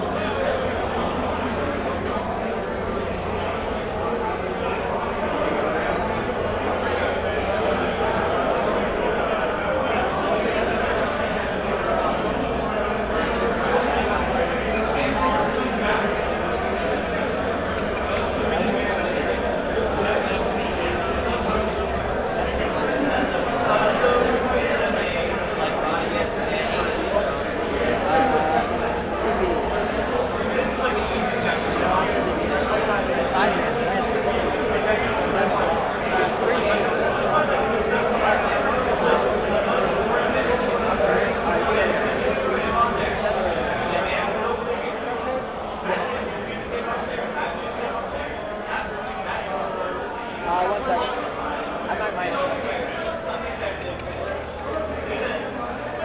No, we'll be all right. Go ahead.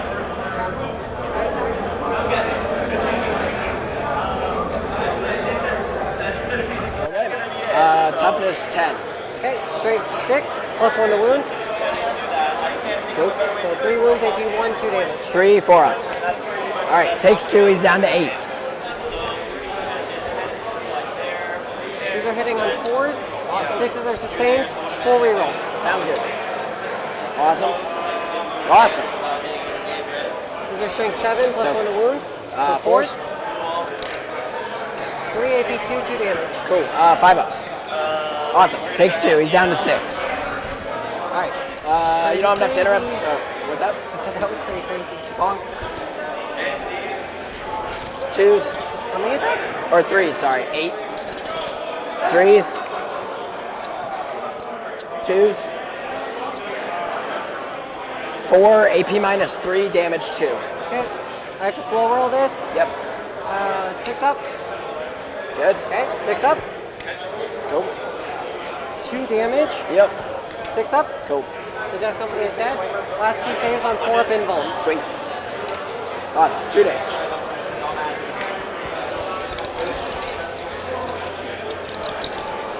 Into the scouts. The leader of the squad, or pylons. 7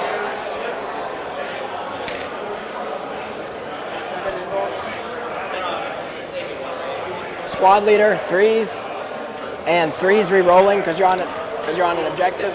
What's strength? Strength 5. 3 AP -2, damage 1. 6s. Awesome. So we got them. 1.5 dice. Yeah, you have 1 wound on a guy, so okay, we'll just consolidate on the objective.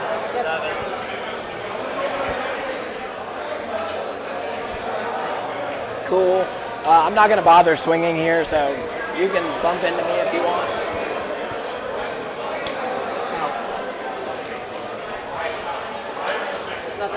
Cool. That's all I got. So I'm waiting. That's it. I'll just go up to 2 and that's it. So you get a 5 on primary? Yeah. Cool. You don't score. And sabotage doesn't score? They tried to charge. What's up? They tried to charge. They didn't sabotage. I'm talking about your sabotage. They weren't sabotaging. Who's sabotaging there? It's no one. Recover assets, sabotage, recover assets. Okay. There's 2 lone op characters back here. Okay. So my sabotage fails. Yep.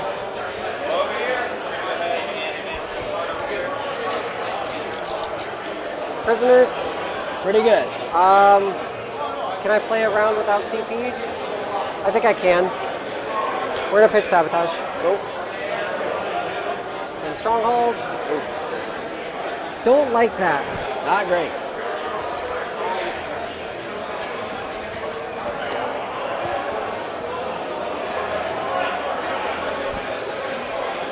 Does this have an end goal?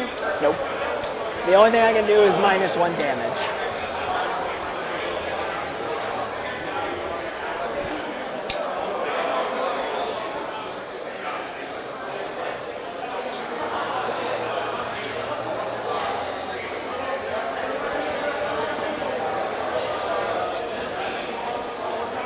I don't know who to oath, because it doesn't matter. Cool.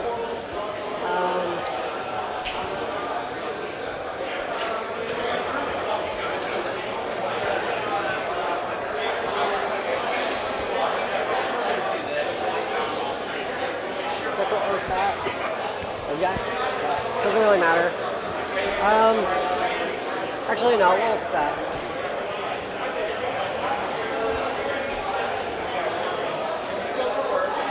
Great. The backup 5. Pivot. All right, chat. Our first result of the round has been recorded. Let me throw it up in the team score sheet here momentarily. Quentin has taken down Andy Powell. Quentin for Mayhew's team. Jesus, I'm good at this, I swear. Mayhew's team has taken down Andy from Brush and Bolter 15-5. Apparently, there was a single strike squad that survived a full Melta Sisters team. So the Multi-Melta plus the Meltagun did not convert against a single strike squad. The Triumph charged it, wounded 14 times at AP3, and the strike squad lost 1 model. And apparently scored a bunch of points off of that, which made it a little bit of a closer game for Mayhew. What a result, though. So Quentin taking down Grey Knights once again with the Adeptus Sororitas.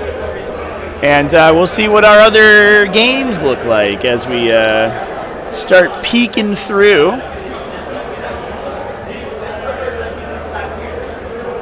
Adeptus Mechanicus does look like they're salvaging things over here against the Tau. Tau is split up. They have been forced to push out to the corners.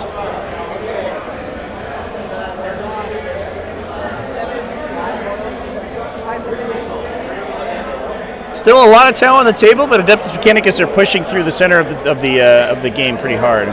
Center of the battlefield pretty hard.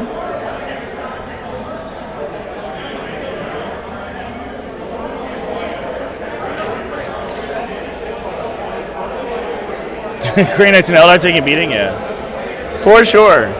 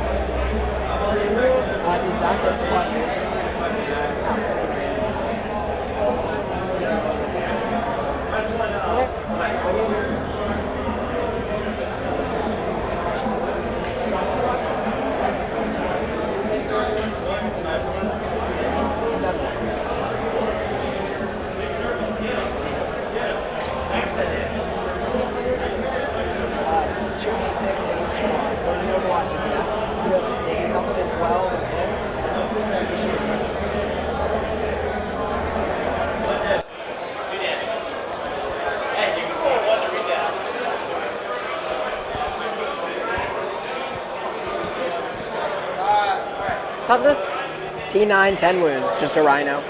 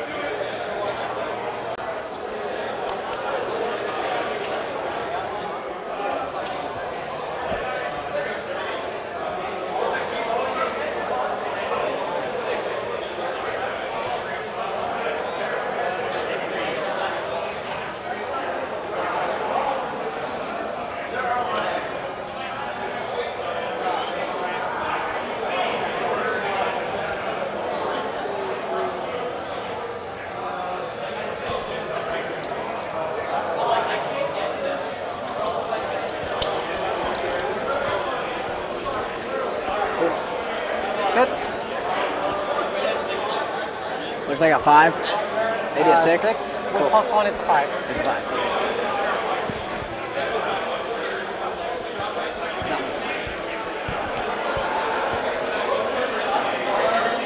Turn 3. I got 15, 5, 16. Alright, shooting, split fire, little guns, cannons. Sounds good. The cannon's D6 plus 3 damage. Okay, go ahead. Reroll with Lancer, 2 AB4. Damage. Currently, I'm going to reroll this. 5 plus 6 is 11. Okay, does he explode? He does. D3 on the Lancer. 2 on my guys. 2. And then 5 guys getting out.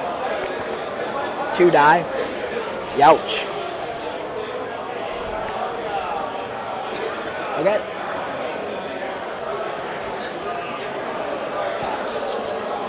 Actually, we'll see him now. Okay.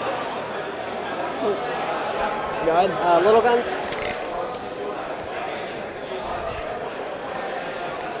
I used a wound reroll, but not a hit reroll. Toughness 4. Force. 6. 2 at a time, 4 ups.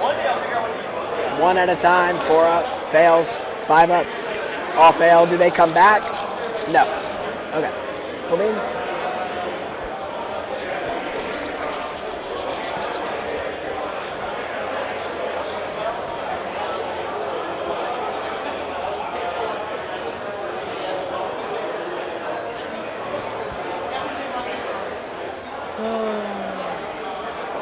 They're gonna shoot. Captain's gonna blast the tank. 4 bolt pistols there, 1 plasma pistol there. Captain, rerolling because oaths.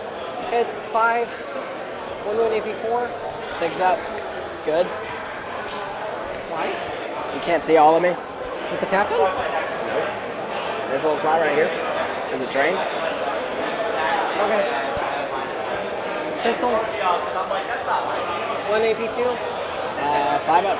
Or AP2 cover, so 4 is good.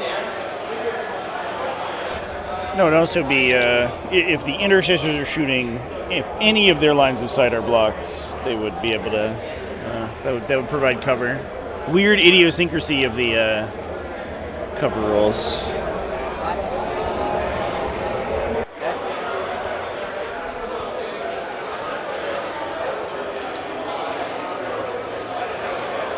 Alright, the pistols I can see, the 2 Inferno pistols are going to shoot here. You fell back here? You're a tank, I can shoot you. Oh, yeah, my bad. 2 Inferno pistols here, 1 bolt pistol, 2 bolt pistols, Absolver bolt pistol, and 2 plasma pistols. Cool beans.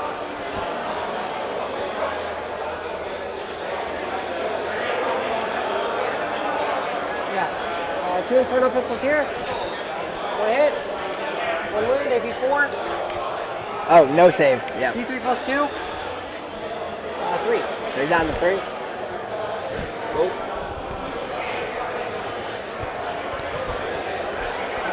2 heavy bolt pistols into the squad. 2 wounds. Wait, there's 4? They're T4. So just 1 AP1. Fails. 2 plasma pistols. 1 AP2. Fails. Cool. He's gonna shoot his pistol.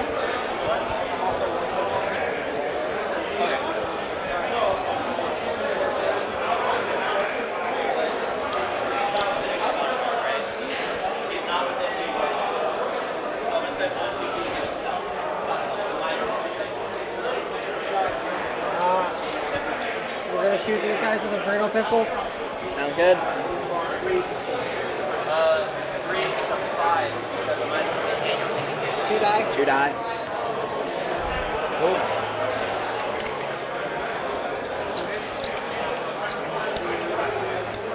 Charges. Yep. Sangard making that charge over there. 6. 5 because Dante's plus 1. Yeah, that's right. Cool. Okay. It's twice they've done that. Yeah. We'll multi-charge everything over here. Cool.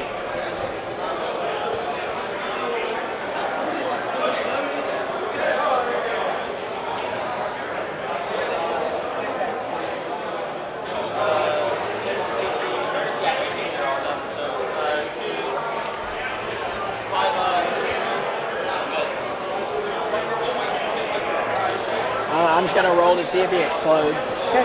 Cool. No explode. And then do they come back? I'm gonna check something real quick.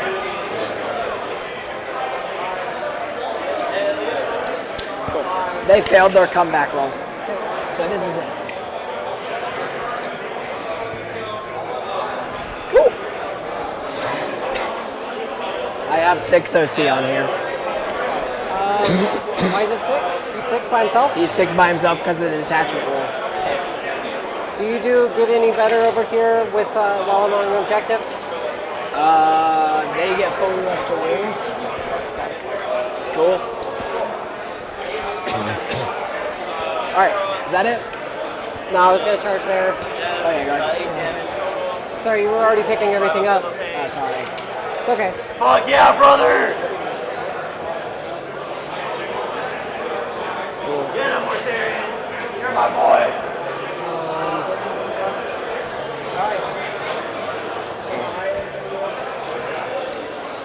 Toughness 9. T9, 10 wounds, yep. We'll go ahead and free strat for Lance. Okay. I don't think there's still 5 guys inside? Yes. Okay. Yeah. Is he popping all of his shit? No. Okay. Not into a rhino. Okay, so I'll pay 1 to -1 damage then. Life is beautiful. Okay. Cool. You know how long you've been in this helmet? Alright, so he's damaged too, right? Yeah. Okay. Sorry. Hitting on 2s for rerolls. Yep. Leaning on 4s with the lance. Full rerolls.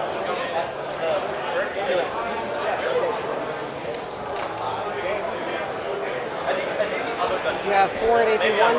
AB1. 4 ups. Good. Alright. Sergeant. 2s. 3 AP2.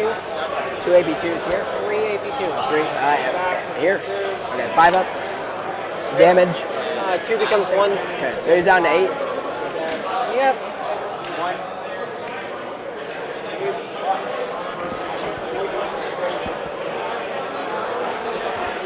I'll do 2 of the chain swords for now. That's probably enough.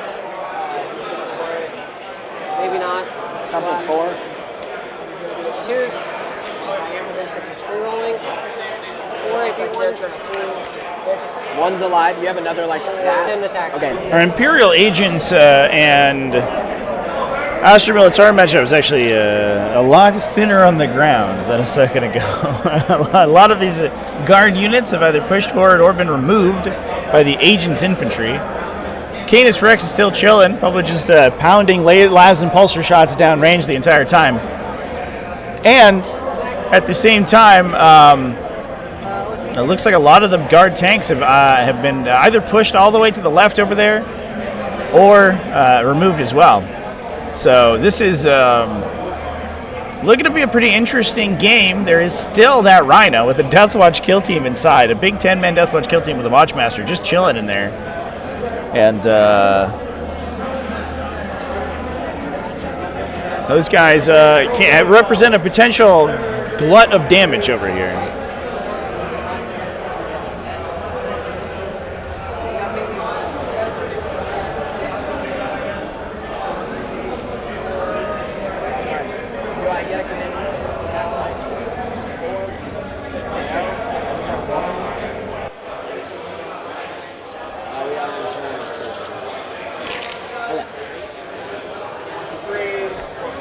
Secondaries, Storm, and Mark for Death. What's your Mark for Death?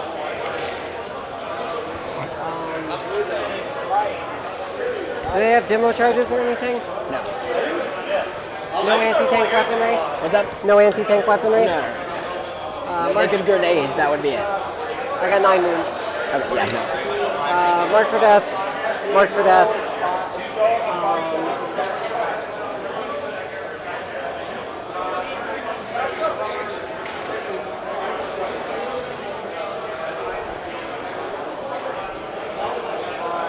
What's your attacks over here looking like with the 5? So they'll have 5d6 hand flamers, 4 rolls to wound. Could be AP1 with him. And then they get 5 attacks, strength 5, AP2/3, damage 1, 4 rolls to wound.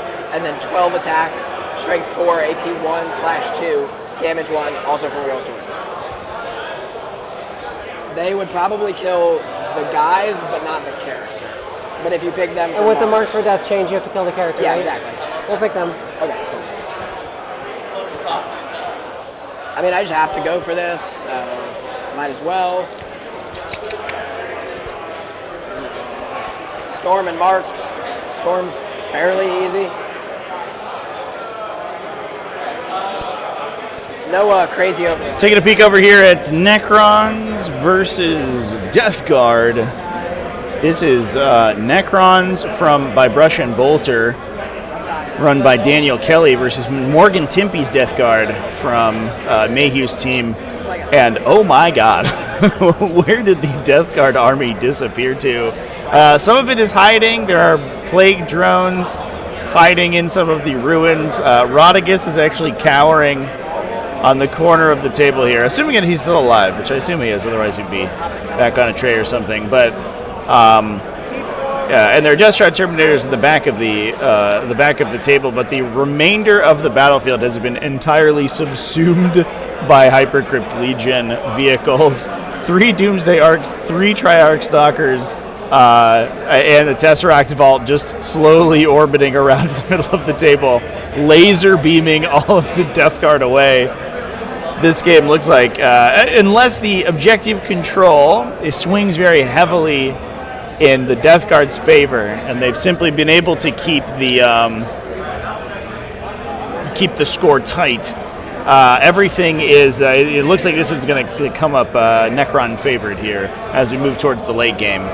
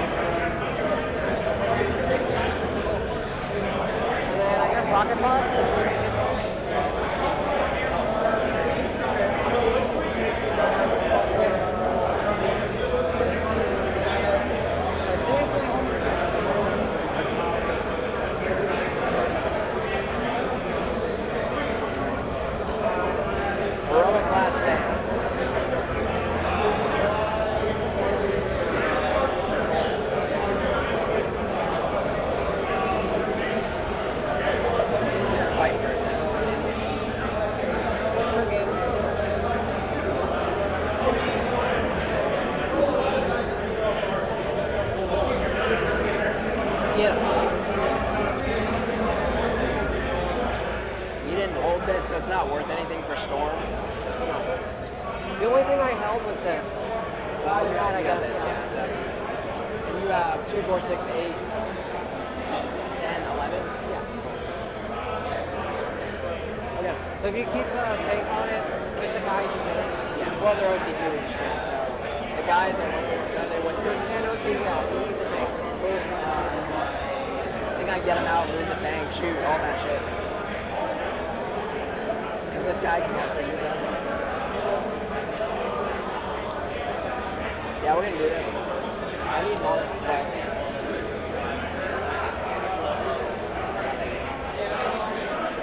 They're just gonna hug it anyways. Okay.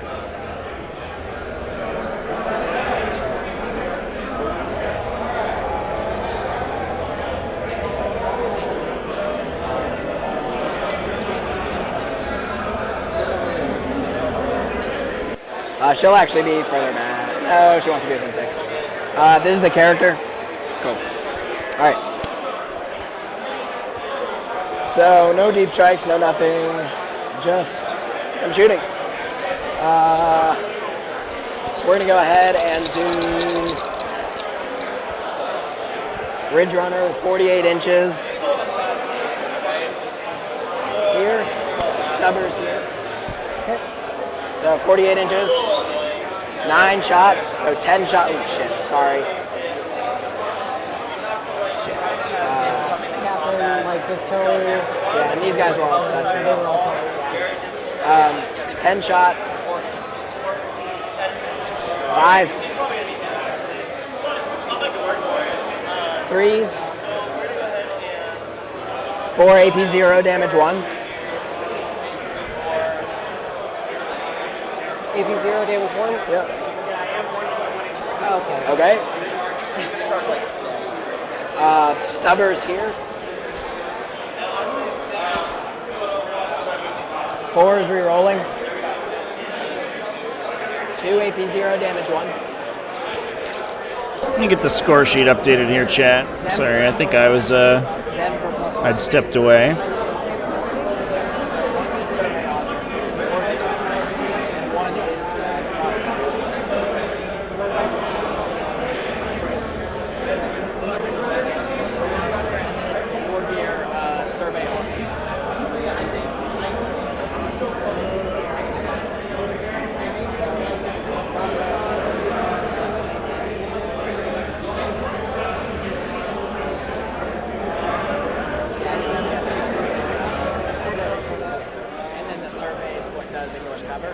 both two separate activations. One's pick, one's pick. So. Okay, cool. So ignore cover here. And plus 1 AP. Plus 1 AP. Okay. I'm gonna grenade. Take 4 mortals.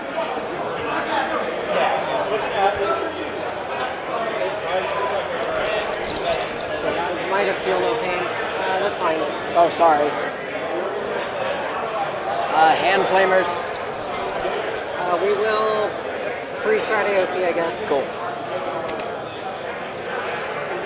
Yeah, well, that's what I did. 10, 16, 5, So the goal is going to be to kill 10,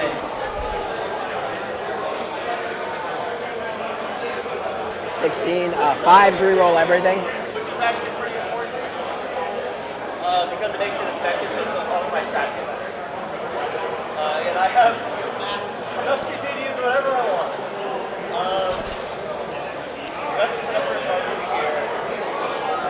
Got this over here so you can't get all my. So it looks like 7, 6. No, 7. 7, AP 1 down to AP 9. Freeze. Cool. Go 1.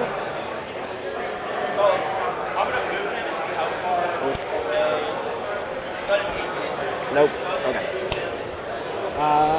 We'll go ahead and do this guy. All of his guns here. Can you see them? You should be able to. Let's check in. If not, it's fine. That's what I was looking at. Right? Yeah, you can see the captain. Cool. 1 hit. 1 wound. AP minus 2 down to AP minus 1. And then cover, so AP 0. Yep. 3 up. Cool. So it kills him. It's 3 damage. Yeah, I'm thinking. Oh, gotcha. Yep. I'll see if you reroll it. Cool. Stubbers. 4s. Nothing. Cool. So shot. Okay. On to the main event. Mining lasers. There's not even 10 left, so that's actually kind of sad. 2d3 plus 2 shots. So 5, 7. Cool. 3s.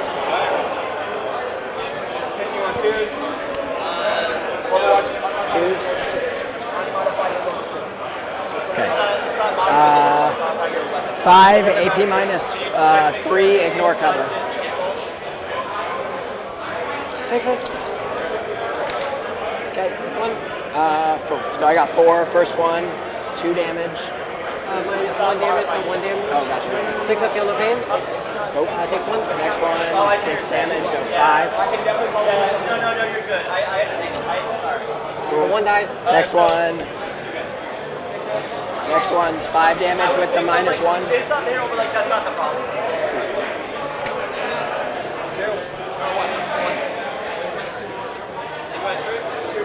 Last one, 5 damage. Cool.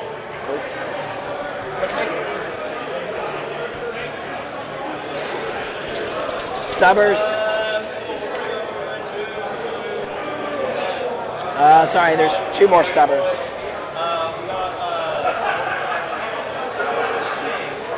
4 is re-rolling. 4 AP 0, ignore cover. What's that? Why is he rerolling again? They're twin linked. Their stubbers are twin linked. Cool. Alright, we'll go ahead and do Reductus. Yep. D6 plus 1 for 3. 3s, 2s, 1 AP minus 3, ignore cover, damage 2 down to 1. So 6 up followed by a 6 up. Take 1.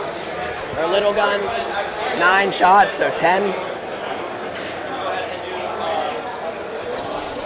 Grenades into that thing. The Triog Stalker.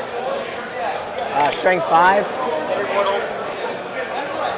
3 AP 1s, ignore cover. What gun is this? It's her indirect gun, but now I've shot you with them, and they get plus 1 AP, and he gave it minus cover. So it goes from AP 0 to AP 1 ignore cover. 4s. Cool. 1 damage each. Lantern. Cool.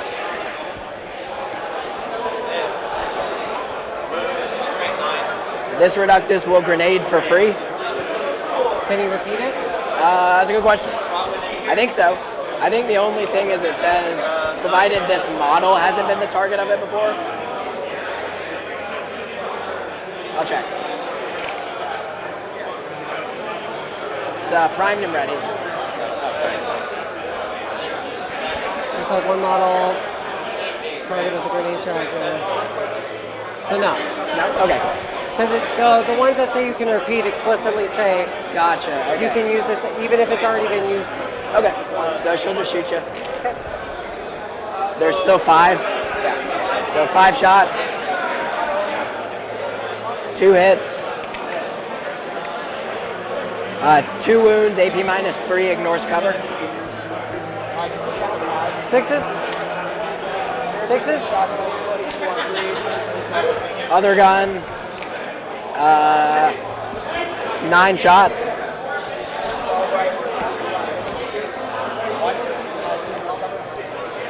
3s.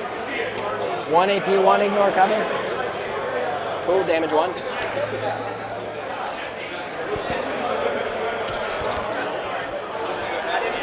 The Smeller Morph. 2s. 5 hit. All right, chat.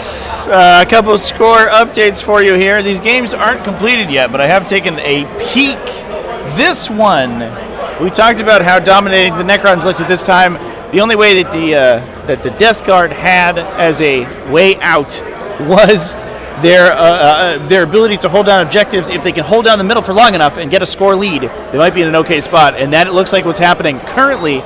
The Necrons are losing this game. It's basically just Mortarion. There is a unit of Death Shroud Terminators on the left-hand side of the table, but Mortarion has to fight an entire Necron army by himself. I think he's probably going to die, but we'll see how things go.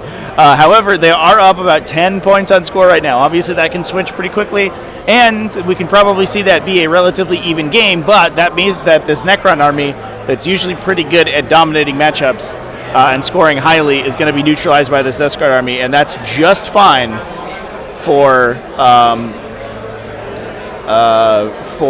Mayhew's list, Mayhew's team. Now moving over to our Eldar game. That might have been one that we should have been watching because, oh my God, the final game state for that game, the scores are being tabulated. There's a judge involved. They're making sure that all of their scores are correct. But if we peek over at that table, chat, this is what remains. There is a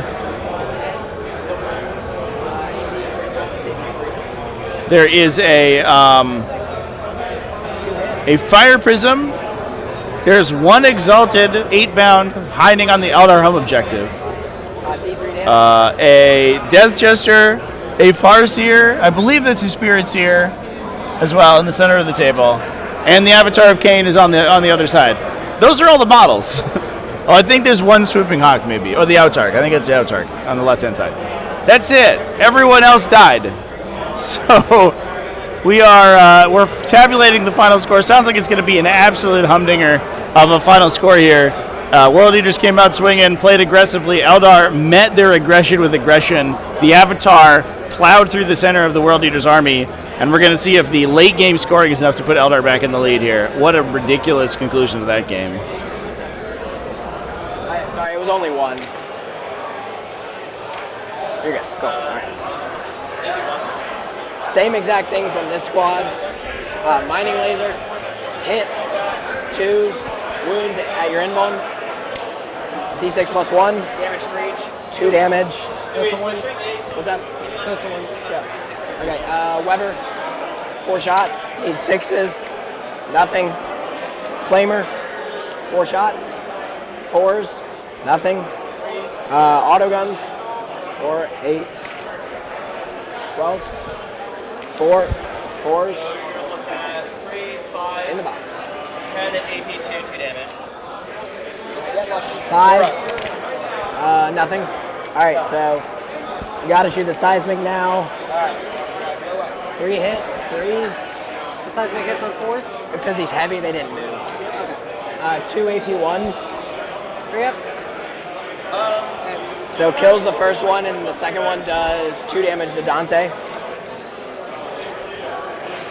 then I'm not going to call you back on the objective. And you can fight it back from here. Okay. Everything else has shot, so charges here into here. So 6 will make it. Okay, I thought you said 1 hit. No. Yeah, I was like, oh, whoa. Um, Yeah. So, end of my turn. we'll go for this. I got no prisoners. And then I'm going to hang it up. I put stuff in marker. Into these guys. Looks like an 8. 8 look good? Yeah, it's good. Cool. 8. He fails. Okay, cool. Cool story.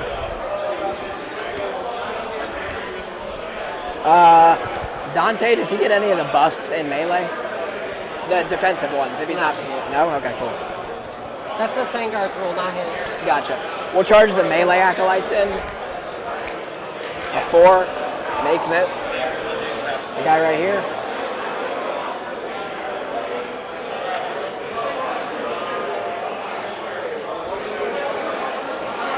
Okay.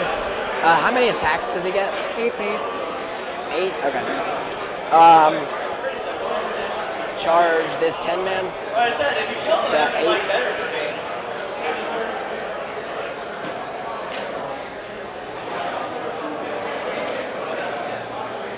Okay.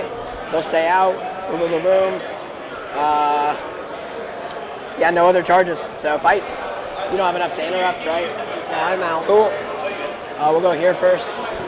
Captain, have an inbound? 4 pinball. 4 pinball. Okay. So we'll do the big APs first. 3s. Which is this? This is the leader's weapon, so 5 attacks, strength 5, AP 3 because the Ridge Runner buff, 1 damage. You're on an objective, And so it stays in melee? It does. It just says till the end of your turn. Mine doesn't. What? I said mine doesn't. I was like, oh. 3s. So these are 4 AP minus 3, damage 1. 6 up? Cool. I saw it too. And then 4 ups. Yep. Cool. Hey, is that 3? The beans. So use little dice. 6, 9, 12. 3s. No. You can, like, pull him back a bit to make the charge. 4 is re-rolling. Alright, now you're in. Alright, let's just do this real quick. 6, AP minus 2, damage 1. It's AP 1 base? It's AP 1 base, yes. Cold claws and knives. 4 ups.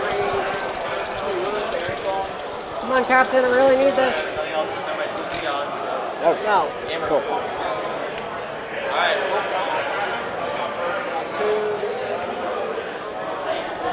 Cool beans. These saves have been abysmal. Yeah, that's been rough. Chat, a game has been concluded. We have the 15-5 from Quentin into Andy Powell, but the Brush and Bolter has reciprocated that Tyranid versus Orc game that we were looking at earlier has been 20-0'd by Orcs. That is Colby Matson versus Chris Adams. Colby 20-0 the opponent.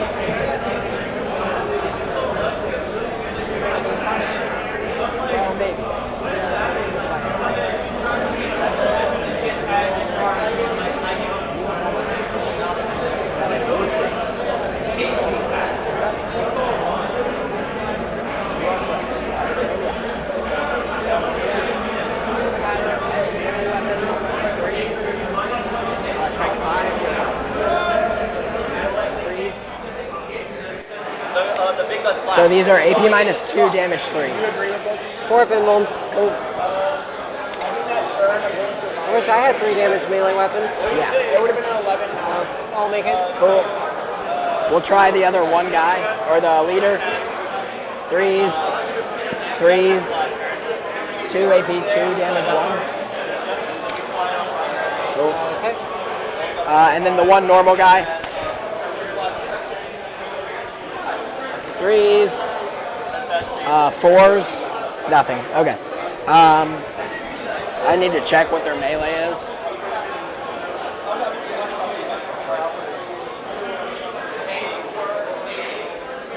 So one guy gets a power weapon, 1 attack, hits on a 4, no wounds, and then just like 9 attacks, 4s, 5s, 1 AP 0. Wait, 2 up? Sorry. Okay, cool.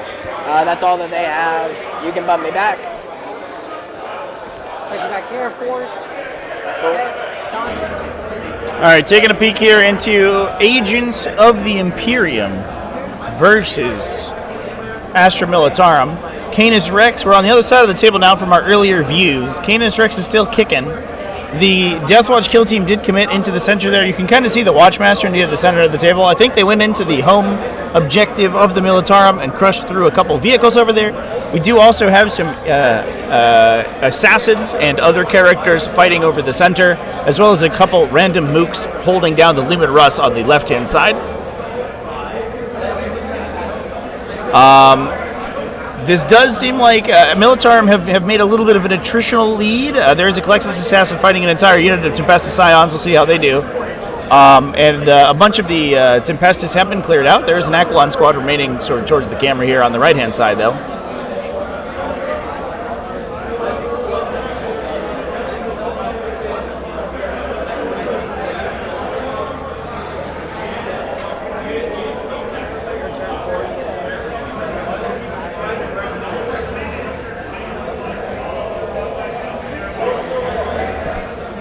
Yeah, we also have to remember, chat, that the bottom of 5 is a big determinant in this mission. It is going to be tough because I think Riel has to basically pull everything back and then survive for a round, which is a little bit awkward. If she's able to do that and survive with enough assets at the end of the game, then she can potentially force a 20-point primary score, and that will equalize the game, or at least getting it really close.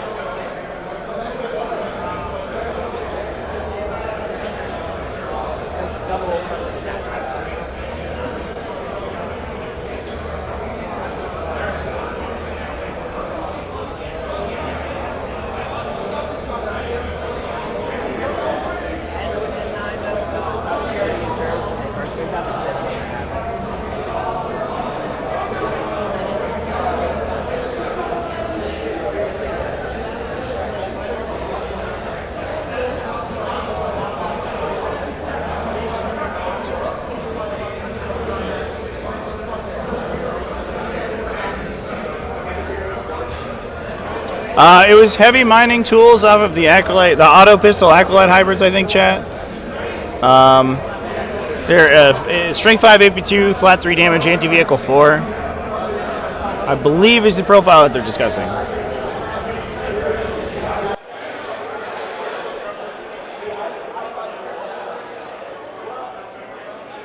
Oh, does he have to battle shock? Yes. Them and them. 5. Good. 6. Good.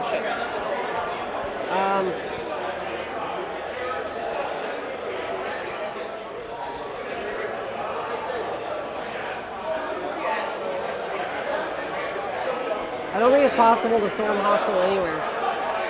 No. I think maybe if I kill this. Well, so we're OC6 here, so Yeah, I have to kill all of it, like these. Yeah. And this, and these two, and get on it.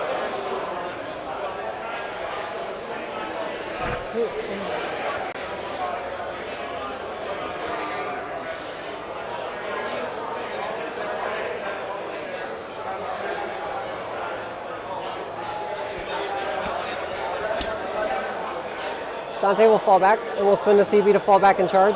Cool. I just might overwatch you. What's the range of your Overwatch guns? The Weber's 12, so right there. Weber's 12? Yeah. which is this gun. So.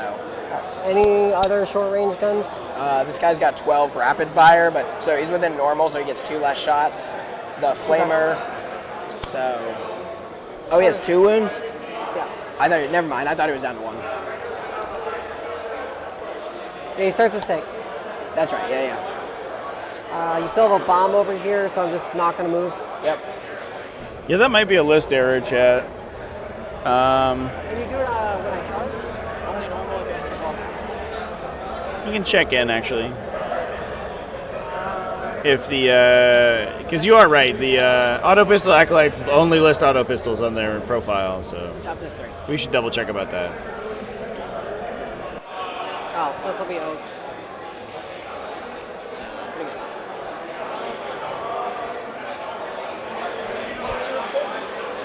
I got a 10 and burn, so I'll be 500 max primary because I can't get his turn field. And then the secondaries, I need to score 9 on, I think. I'm at 31, so, and I basically only have good ones left. And all I can spend CPU on is rural secondaries. So.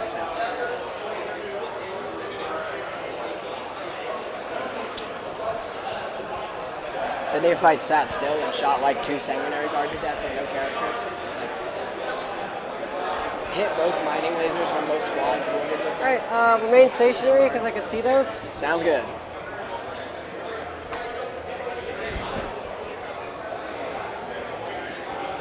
I guess we're going to go into shooting.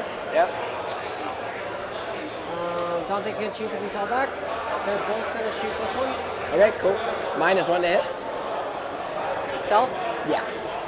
So 4 up on the Inferno pistol. Cool. 2. 5 up. 4. Fails. Damage. D3. Kills her. Smoked. Okay. Shoot the Ridge Runners with the big cannon. I will pop the 4 out. Everything else here. Okay. 3s. 3s. 4s. Make both. Do you want me to roll this? Does he come back? Yes. Same spot. Okay. Alright. Shoot into combat force. Sorry. And force. T4. T4, yep. Yeah, 4 of them. 4? Oh, sorry. 5 ups. 1 guy dies. Okay.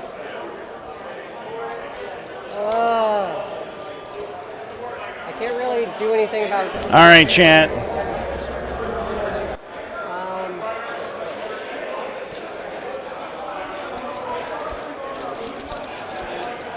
Charge phase. Yep. Dante charges that. Sounds good. It's there. Yep.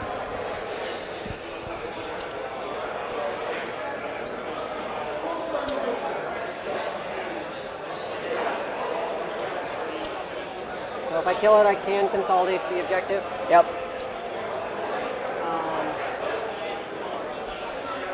All right, chat. I pointed out the list of special weapons to the judge. We'll figure it out. I don't think it's an issue. It's just a list error, so it might just be worth a little minor slap on the wrist. Not a big deal. But we do have a score introduction here. A score update. The Eldar versus World Eaters game that I was pointing out earlier, which was looked like an extremely close finish. Get the camera back on that table. It is being cleaned up right now, yeah, so there's nothing really to look at. But the game is over here on this table. This was Adam Raymond's Eldari versus for Mayhew's versus Andrew Dennis for Vibration Bolter. 11-9 to Eldari. They were able to squeak it back at the end of the game, cleared through the opposing infantry and through all the aggressive units. Were able to get the Avatar way in the back, burn an objective, bottom of the game for a primary objective score, for a big score towards the end there. Let me get the score sheet updated, but a very exciting end to that game.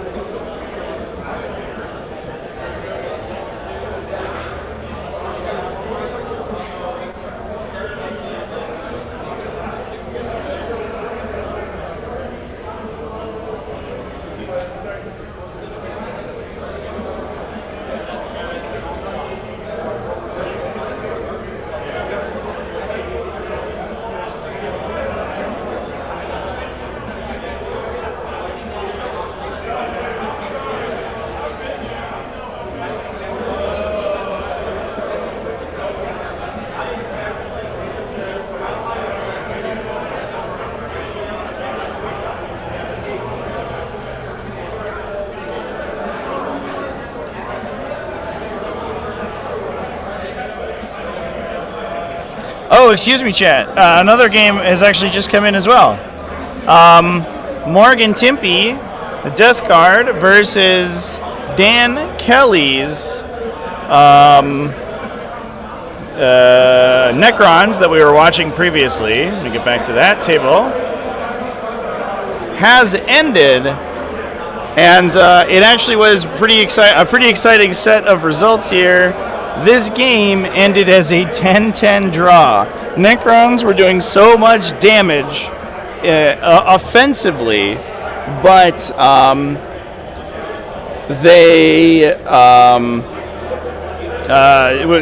but Death Guard were able to hold down the center of the table, get enough primary objective points, that despite the fact that they were getting sort of bowled over by the Necron shooting, they were able to maintain it as within 5 points for that 10-10 draw.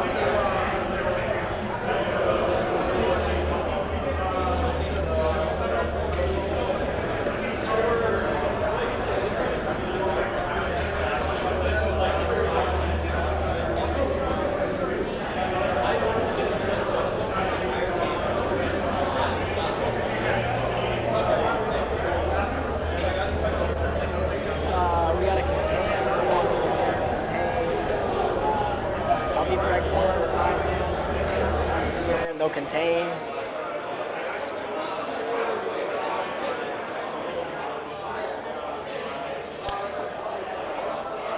Cool.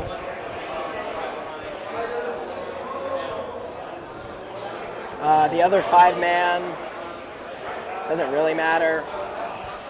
I guess they'll drop over here to do some mortal stuff or some flamers. Whatever 9 is. There. Sweet. Fell back, so I can't shoot. We're just gonna do a little shooting. So we'll grenade Dante. 5 up the paint immortals. Makes sense. Take 3 mortals. Okay. Can you make 2 of them? Yep. Pretty good. 2 of them. Made 3 of them. Nice. All right. We'll go ahead and do the first squad. All into Dante. Popping over to our Militarum versus Imperial Agents game here, chat. There is a big unit that you might have expected to see on this battlefield that is no longer there. It is not Canis Rex. He's still in the back. You can see him. You can see all the Militarum, Leman Russ, and Chimeras trundling around the table doing their thing. The one that you're missing is Lord Solar Leontis. He was just killed by the Death Watch Watchmaster. An Eversor assassin just yeeted itself with overkill into a unit of Tempestus Aquilons as well, and one-shot them to steal the Militarum home objective. We can see, I believe it's a rogue trader entourage as well in combat with Lehman Ross over there too, holding that down as well. So It looks like Militarum are winning this game attritionally, but oh my god, the plays that that the Imperial agents are making to keep themselves relevant here. Yeah, the Watchmaster chats. He pushed all the way through with this big cool Guardian Spear, and he stabbed Lord Solar directly through his big horse. Absolutely nuts turn. I'm going to check on the scores for that game, because it looks like some of these games are going to come right down to the wire. This is an incredibly close round, chat. These guys all in here. So, containing. Yeah. 5d6 shots. 10. So 10, 18. 5. 10, 12, 15, 18. Fives are rolling.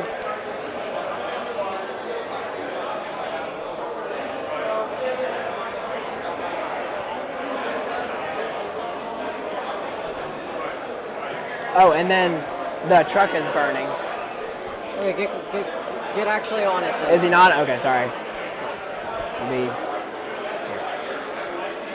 Okay. Actually, no. We'll just hop a Kellermorph out and he'll burn. Because he's low knob. Alright, so 4, 8. This was a 5. 12, AP 0 and more cover.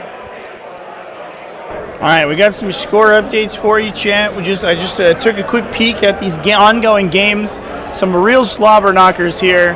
Militarum versus Agents of the Imperium. Agents of the Imperium looks like they're dominating on points, up 20 over Astra Militarum, able to keep the Militarum off balance, although, that said, there are still 3 Leman Ross on the table.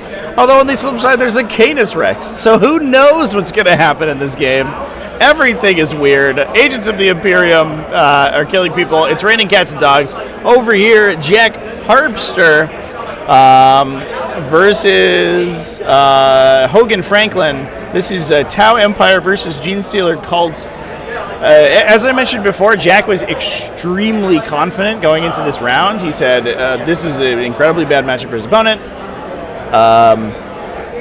He wasn't really sure why his opponent was trying to get him into this matchup. And apparently Jack is up pretty extremely, up 20 or so points in this one. Also the battle suits. He has lost a lot of battle suits. It's been an attritional game. The Genestealer Cults have popped off and killed a bunch of Crisis teams when it's been relevant.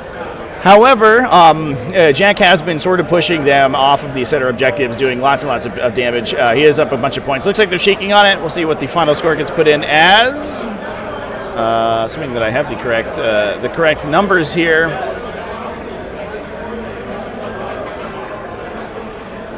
Yeah, we'll get an update on that when we peek back in.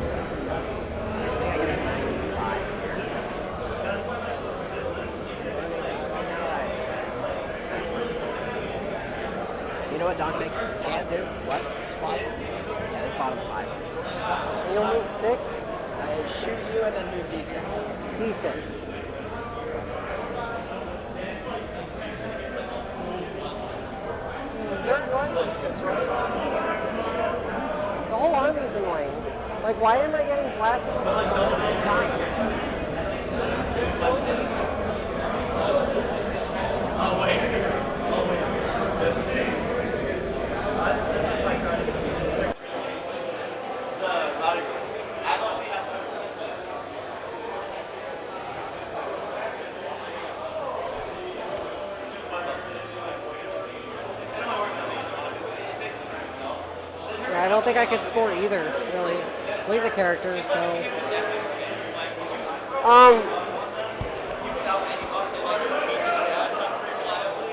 I think the best I have is Dante's gonna burn. Okay. And he's gonna attempt to kill this. He can if you just want to do that. And So, then- charging, killing? Yeah. So he charges, kills, you burn that. I'll have it, so I'll get 5. 10? 10, 15. Yep. And then assassination. Assassination, yeah.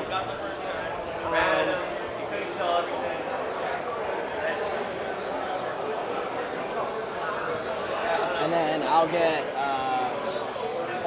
defend for 3, right? I was at 89. Yeah, I'll double check it on here. I think we I might think I have got up to 17 on this. Yeah, because my total was gonna be 95 if he didn't do anything. Because then this finishes burning. Is what I have it at. Yeah, you'll get burn at the end.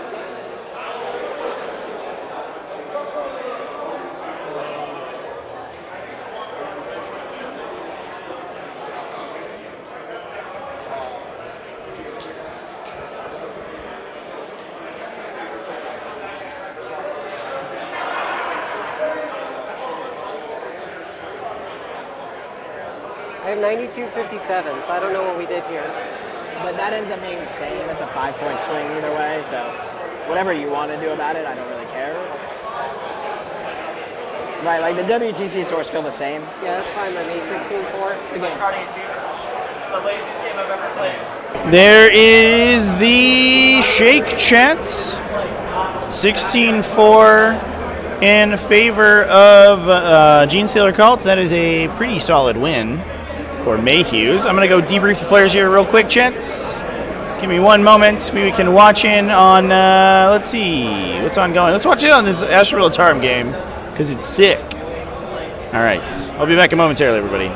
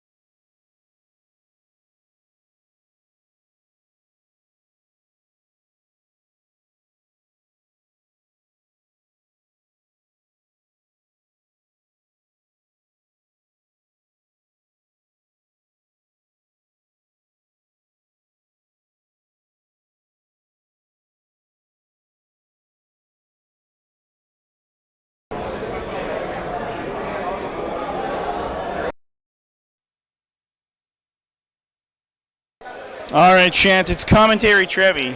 He's back on the player microphones. We've taken the wireless microphone, and we're going to take a peek at some of these games. Actually, only one game.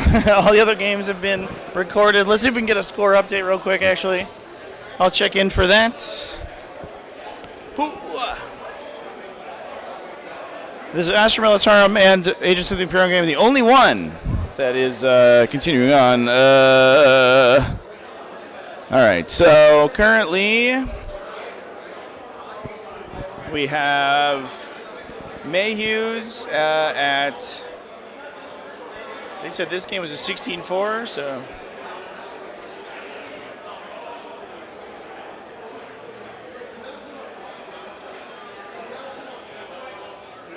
Currently have them at what I believe is 99 points. We'll plug that in for now. Big score for Mayhew's here. Some big losses from Russian Bolter. They did get that 20-0 against Tyranids, but I don't think that's enough alone.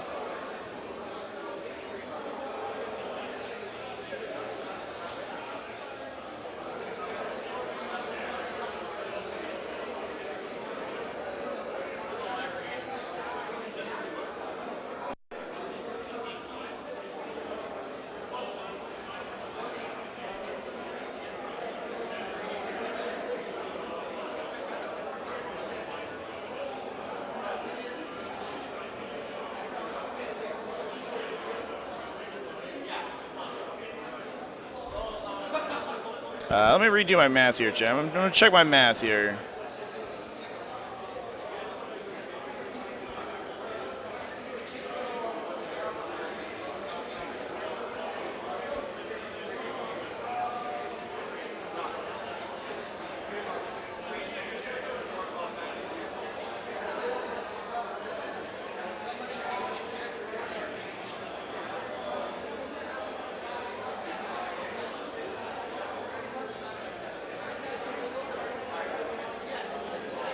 Yeah, I think that number is correct, which means that that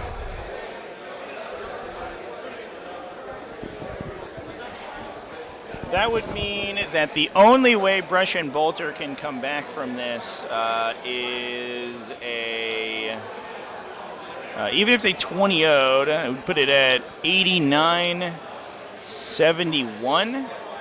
And that would still be, I believe, a loss.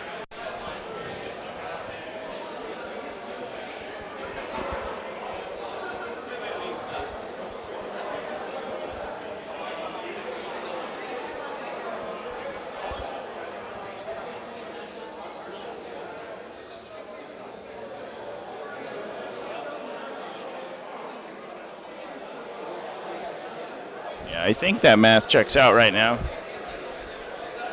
Looking at the scores that have currently been submitted. So this is, but obviously the goal here for these events is to score that differential score as highly as possible for the, so the final placement can be good.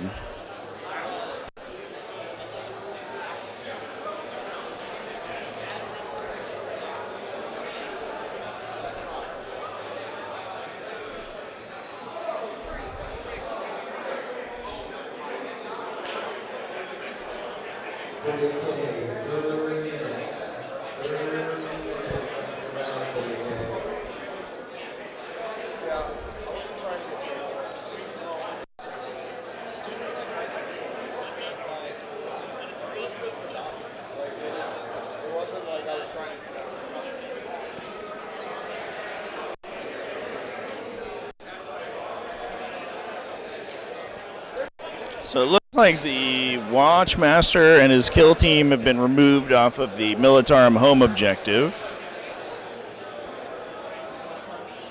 Piece of a Rogue Trader entourage is holding the top left objective right in front of an entire Tempestus Ion team, so I don't know how long that'll last.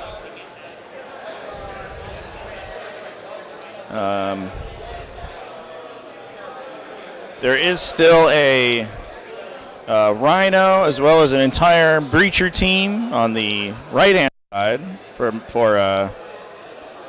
the Agents of the Imperium.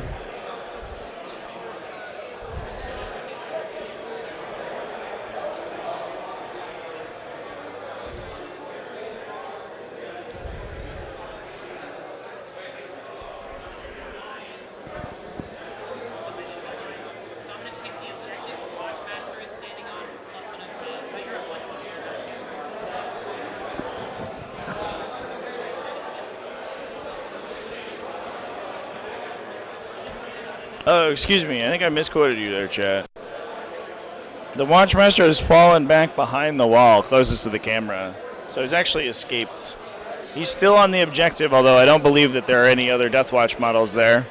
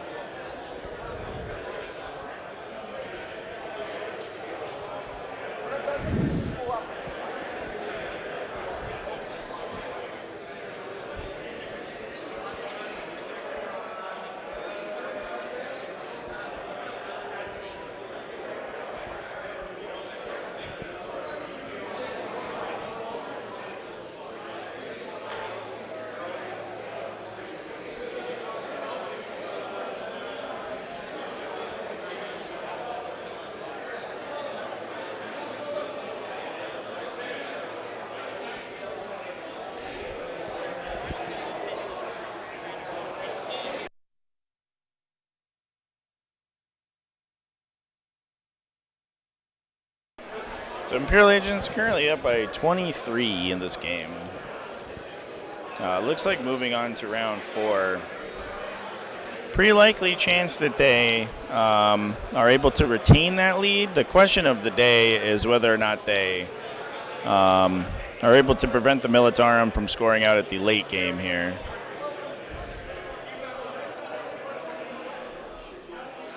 Canis Rex is moving forward to take some shots at the vehicles closer to the camera. If we can knock them out from getting into the center objectives and trying to burn them, it's actually going to curtail the Militarum's ability to take more than one objective as they move to their final turn.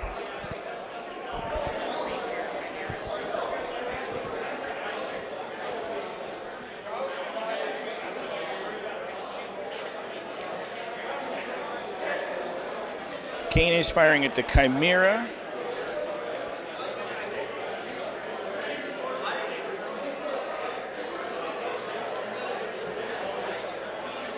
I think he just missed.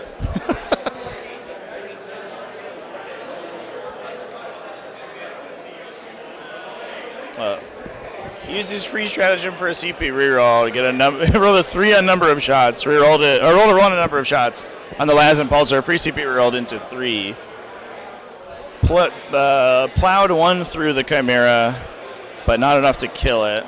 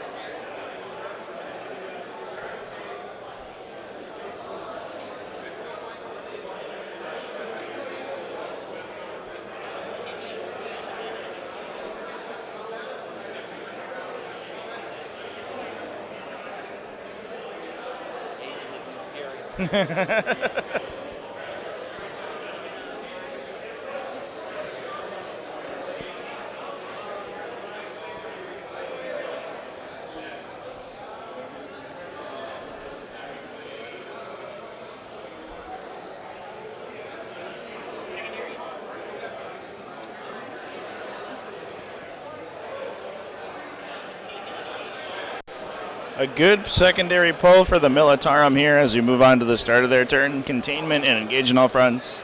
A bunch of models in position to score for sure containment and potentially a 2 on engage. Unlikely that they get the full distance unless we have something in the corner there that we can't quite see.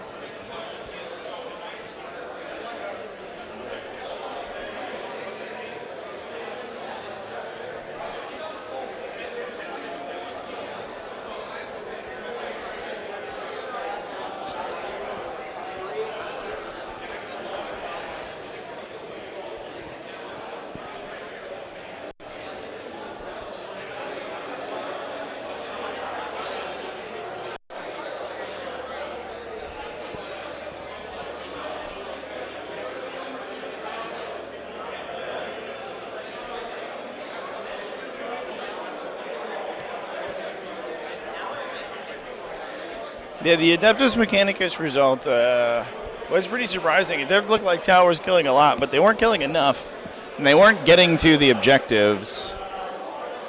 That was a big, huge win for Mayhew's team, for sure. Those sort of aggressive jam lists like Skitarii Hunter Cohort are pretty effective in that matchup.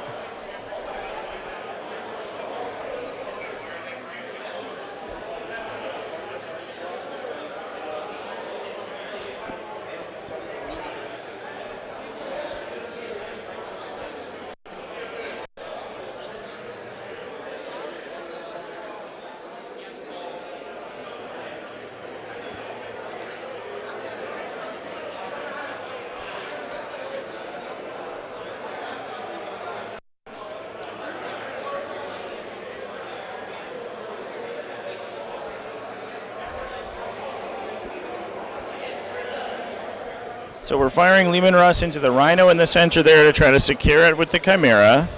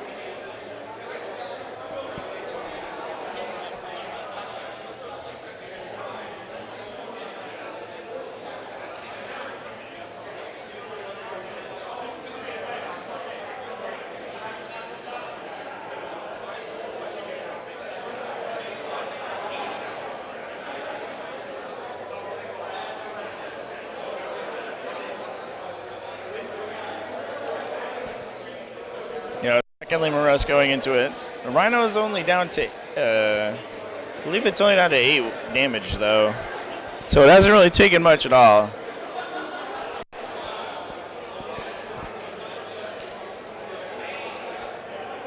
This is an interesting extension because it doesn't push, unless we're trying to burn with the Chimera here, it doesn't push the secondary game at all. I guess it would have been difficult to get the Leman Russ into a position to contain this turn or engage. Ooh, a multi-melta went through on the Rhino, went through the save, rolled a 1 for damage, had to CP reroll it into a destroyed Rhino there.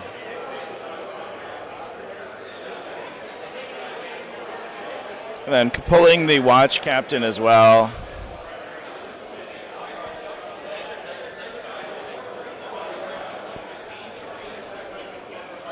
So it looks like it is Imperial Agents on bottom of turn here, which means this is almost certainly an Imperial Agents game, and they might actually get a big score.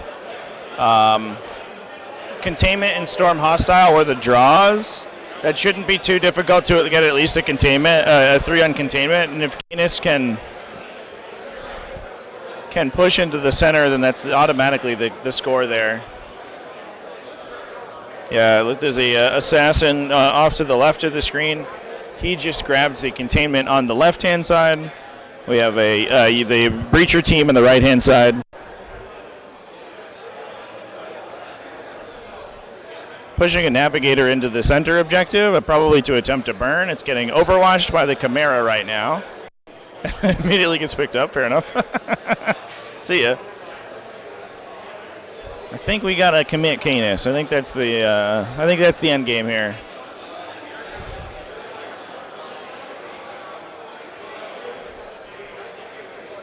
Nope, just kidding. Canis failed a battle shock check. I guess he was down to just a couple wounds after the first couple shooting. So he could not push onto the objective to control it. He also couldn't declare a burn action So that was a big, big loss of VP there.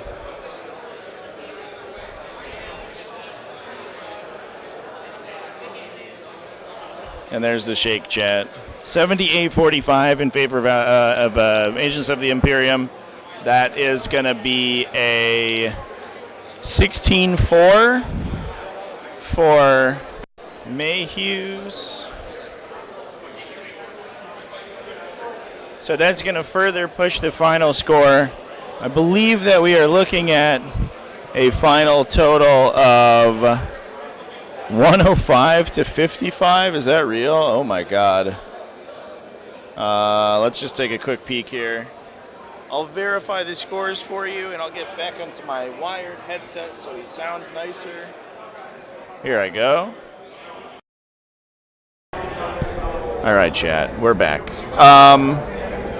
Let's get a final tally here. Looks like a 16-4 in favor of Charlie Blowers. So we'll rock out their final score. That's going to be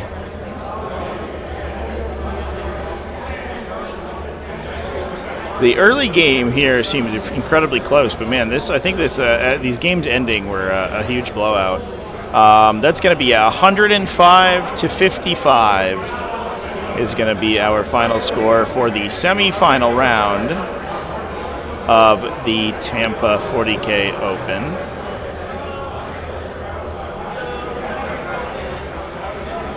And that is going to be it for our coverage today, folks. I want to thank everybody for coming and hanging with me. I hope you guys enjoyed these games. This round in particular was pretty wild. We had some absolutely insane matchups. Looking at the final placement, let's see if we can take a peek at what is going to be our actual finals game. Mayhews is going to come out of this round undefeated. Team D-Gen is the other undefeated team. They are 1-0-2. Jesus.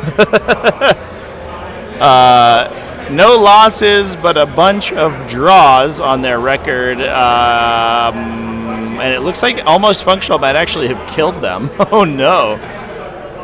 So I have no idea what our pairing against tomorrow is going to be. It might be Calamity. I think we might get Calamity incorporated back on the stream. We'll see. Once this round gets set up, we'll see, and y'all will find out tomorrow morning when we find out here, because I'm going to go ahead and send it back to our pre-stream. I want to thank everybody for coming and watching. I hope you guys enjoyed the coverage today. We'll be back at Brighton early. I'll verify the time for everyone. That's going to be 10 a.m. So same time, same place. 10 a.m. U.S. Eastern Time tomorrow. And that is going to be the final round. It is only one round. There is only 11 teams in attendance here today, so we can't push any more than 5 rounds reasonably. So one more finals game tomorrow, and then that will call it for the Tampa 40k Open. Thanks everyone for watching. I want to give a shout out to our sponsors as well. One more on top of all of this. They are absolutely incredible for helping me get out here and cover these events. Obviously the standoff that you can see on the screen right now. Hopefully I'm not talking over myself too much here, but they are an event that is moving towards multi-day GT status. Please go check them out. There's a BCP link in the video description. They offer a bunch of different awards. I will be there. I'll be live streaming it, so coverage of the event will be available on my channel. And also, I will be, I hope everyone comes and plays as well. So yeah, that is going to be it for me today. Also, of course, Army Painter and Snout Goblin Gaming. Can't forget them. OG sponsors of the channel, huge friends of the channel. So we're going to go ahead and wrap things up today. Thanks everyone for chilling with me, everybody. Keep it classy, folks. I will see you tomorrow, and you're going to get punted directly to the Day 3 stream page. Please give it a notification bell ring. That's the word. Give it the notification bell a ring to get notified when we're live tomorrow. I'll see you then. Cheers, everybody.